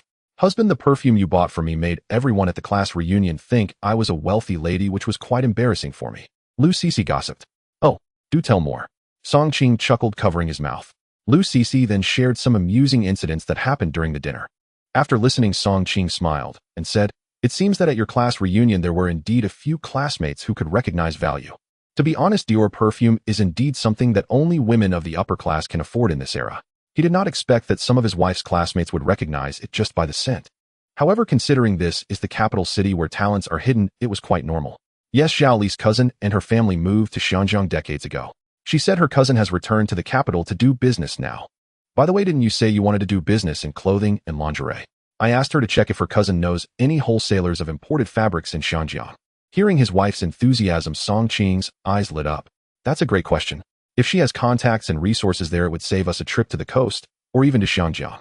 However, what we need to do now is to buy a batch of fabric to take back home, then conduct some design experiments, and try making garments to see how our designs turn out when made into finished products.